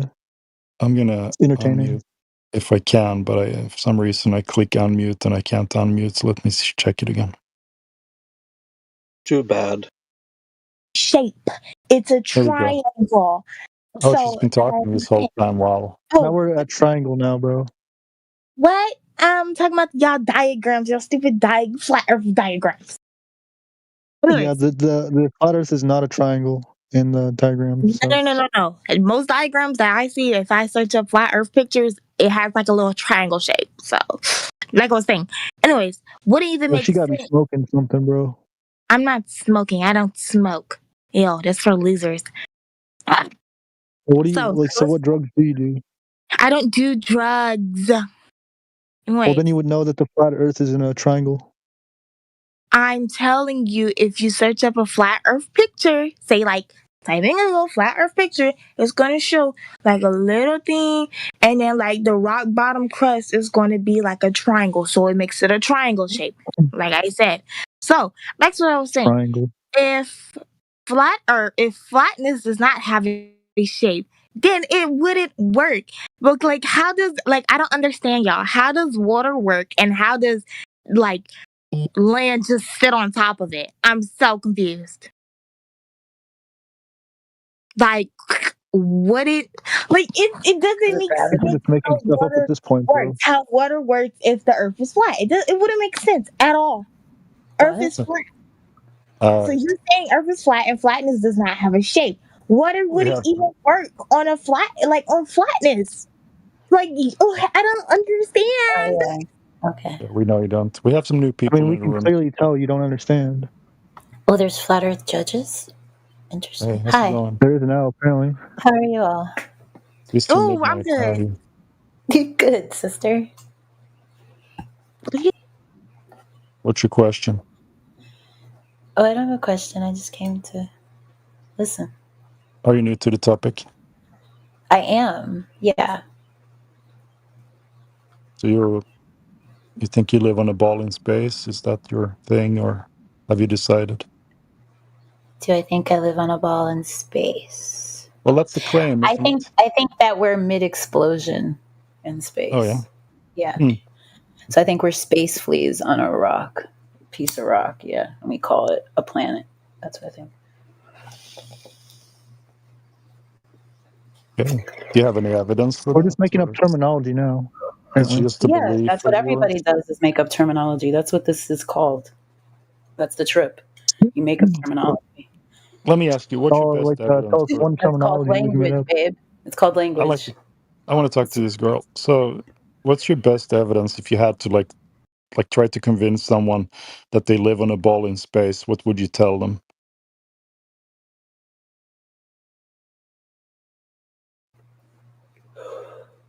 You're addressing me? Yeah. What's your question? I said, if you're like walking down the street and you have to convince someone that they live on a ball in space, what would be your best evidence to them? Why am I trying to convince them they live on a ball in space? Just for fun. I mean, it's a thought experiment. What would you say? Like, how are you gonna prove it to them? Well, how did they get people who used to think the world was flat to think it was round? Because we've been here before. Well, they saw boats go over the horizon, and they thought, "Oh shit, it's curving," but they didn't have lasers and high-powered zoom cameras and stuff. So you basically live in a tradition right now. People, I mean, whoever told you that you lived on a ball in space, that was probably your What third about grade gravity teacher. though? Gravity and stuff doesn't have anything to do Yeah, with that. we're not going to derail, but I mean, when you Why were is a that kid, derail? someone That was a told. genuine question. Yeah, I can answer it, but I want to stick to the point here because people expect us to Because you stick to the asked me point. the question. Your question was if I want to try to convince, Yeah. right, someone, which Yeah. I'm not really into. I'm not into conversion. That's not what I do. Okay. But I just like to talk with people. That's what I Sure. like to do. So how would you talk to them if you were So gonna? I'm more interested in understanding why they don't think they're on a ball in space. Oh, so you're looking for evidence. I'm looking for understanding Let me. of belief because it let me seems like a take it. belief more than it sounds. You Like, think why is so? that your belief? If I have to convince you, right? Interesting. Well, we don't consider it a belief because we've done something called a measurement. Like, for Who's we? example, Are you speaking for yourself or like yeah, I I'm thought you speaking said for a myself guy? and Okay. the group. I'm Or the officially voices in your talking head? for the Okay. people in here right now. Gotcha. So They like you talking for them? I'm the official representative of the flat earthers in this thing here right now, unless Gotcha. somebody else speaks up, right? So I can explain to you why we think it's not a belief, but What it's part of Earth knowledge. are you from? I'm from Sweden. Cool. So listen, do you know your height? You don't have to tell me, but do you know it? Sure. How did you figure it out? Do you know your height? Yeah, I do. And I figured it out by measuring myself. How did you figure out your height? Because you guys say it's 5 feet and 5 inches. Because Sure. we're remedial here where I am. Now, how did you figure it out? I didn't figure it out. I was told that I was 5 foot 5 inches, and I can count the units that they gave me and said it equals this. So I'm able to convert it into the human speak, which that's what that equals in their understanding of dimension. So they look at me, and in their units, it's those units. So that's language. That's how that works. So we have a common way of understanding things. So, I mean, so that's how I understand that I'm 5 foot 5. How tall are you? I'm tall. Listen, Yeah. I figured out. Swedes are tall because you got better nutrition than we do. Yeah. Mm-hmm. Listen, I figured out my height by measuring myself. So to me, that's not a belief. I don't Don't you believe. look at yourself in scale next to like a tree? That's how I figure out my height. That I'm small. That I'm not that big. Okay. You should do that. All right. You're not that big. So you You're not measured a yourself? judge. You're not a judge of anything. I'm the flat Earth judge. You're not a judge. The Earth isn't flat. Haven't you seen a picture of it? Yeah, I was going to present You mean like it to those you now. CGI images? I want to do this with her and see if I can get her There was through a this. picture So, before CGI. Those are pictures are you able to? CGI. Those are photographs with film. Are you able to look at the chat? What do you mean, sure? What does that mean, sure? Address that. I'm talking to you right now. Are you going to look at the chat? But you're not addressing what I'm saying, Judge. I am addressing you. You wanted evidence of flat Earth, and I'm going to give it to you now. And No, I asked you to address. These are photographs that predate CGI, so I want you to address that. I'm going to post a picture of a ball Earth, and I'm going to ask you questions about it. If you have the attention span to answer. Yeah, I can. Sort of. I don't have a great attention span. Yeah, I know that. So there's a ball in the chat now. It looks like something you've seen before, maybe. There's a little bit of land, I don't see a clouds. This thing here. This is a chart. Yeah, but look at the picture. Don't worry about the numbers. I'm not talking about the numbers. This is an illustration, though. It's a drawing. Yeah, that's a picture from NASA. They claim that this is a real picture from space. Look at all the blue Some stuff. chart that you made or somebody made. No, don't worry about the numbers. The picture is taken from NASA. The picture is Okay, taken go ahead. from Make your NASA. point. Okay. The picture is taken from NASA. What's all the blue stuff? What's all the blue stuff in that picture? Water. Right. You see something funny about that water? What do you see funny about the water, friend? It curves around the ball. There's curving water. Ever heard of curving water? Sure. Water does all kinds of things. You're all water. Talking water. You're talking water. You're mostly water, bro. That's the claim. But look, they That's say the claim. Just like you have a claim. We've all got claims. Yeah, you claim try that to you're look- in Sweden. attention. I claim Stan. that I'm in New York. Yeah. It's all claims. Attention. Pay attention. Attention. You pay attention. You can do this. You can do I'm this. running dog walking you. You pay attention, honey. You can do this, dude. Okay. You can do it. We're going round and round like the Earth. The claimed radius of Earth is 3,959 miles. Who You cares didn't about know that. That is something you have to care I don't about. care about that.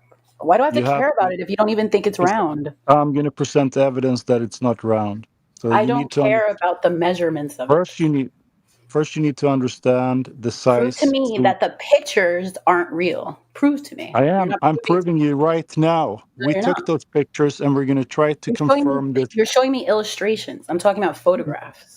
That is a photograph of Earth. It comes from NASA, okay? Listen, they claim this is what it looks like. They claim the size. Because they claim the size, we can figure out how much water needs to curve over distance at any point on that ball.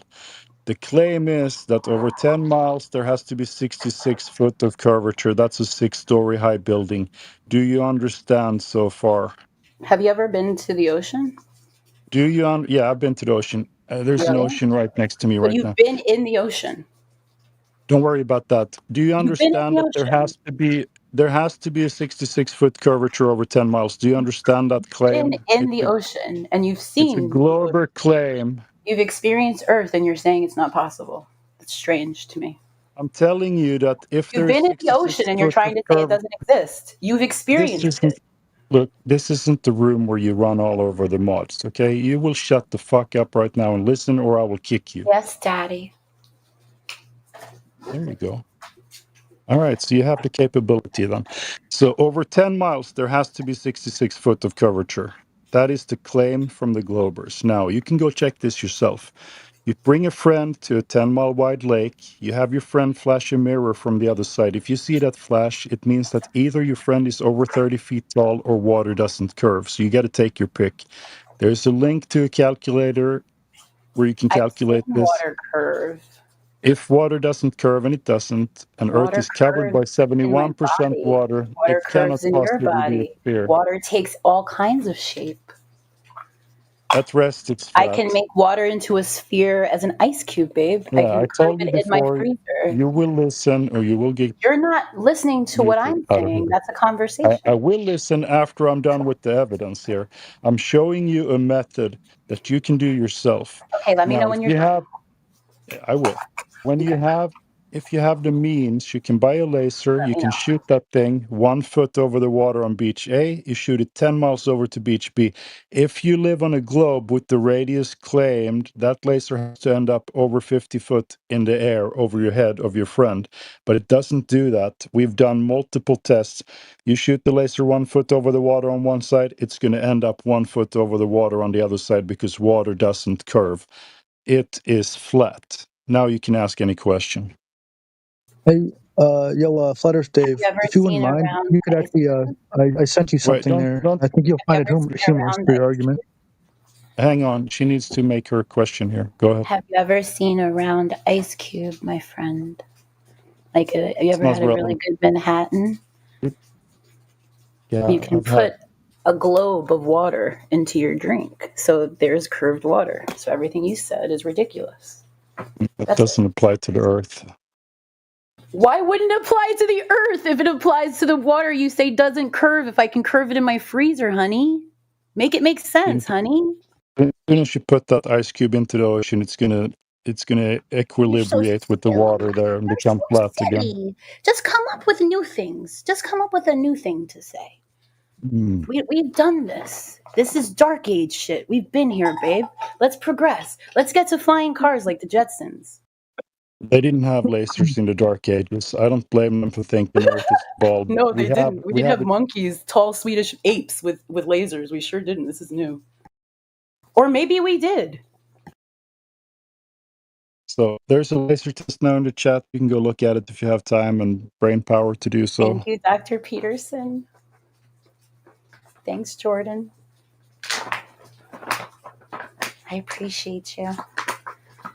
Hey, lakes in the face of oceans like a child. like a child. Go ahead. So I sent you an image, bro.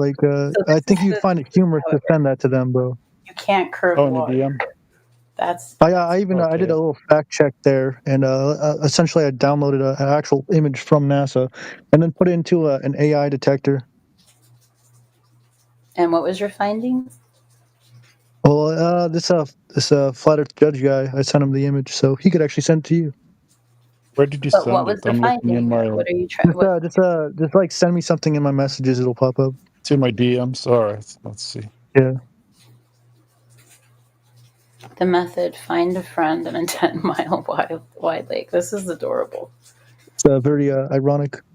Have your friend flash a mirror from the other side. If you see the flash, oh man.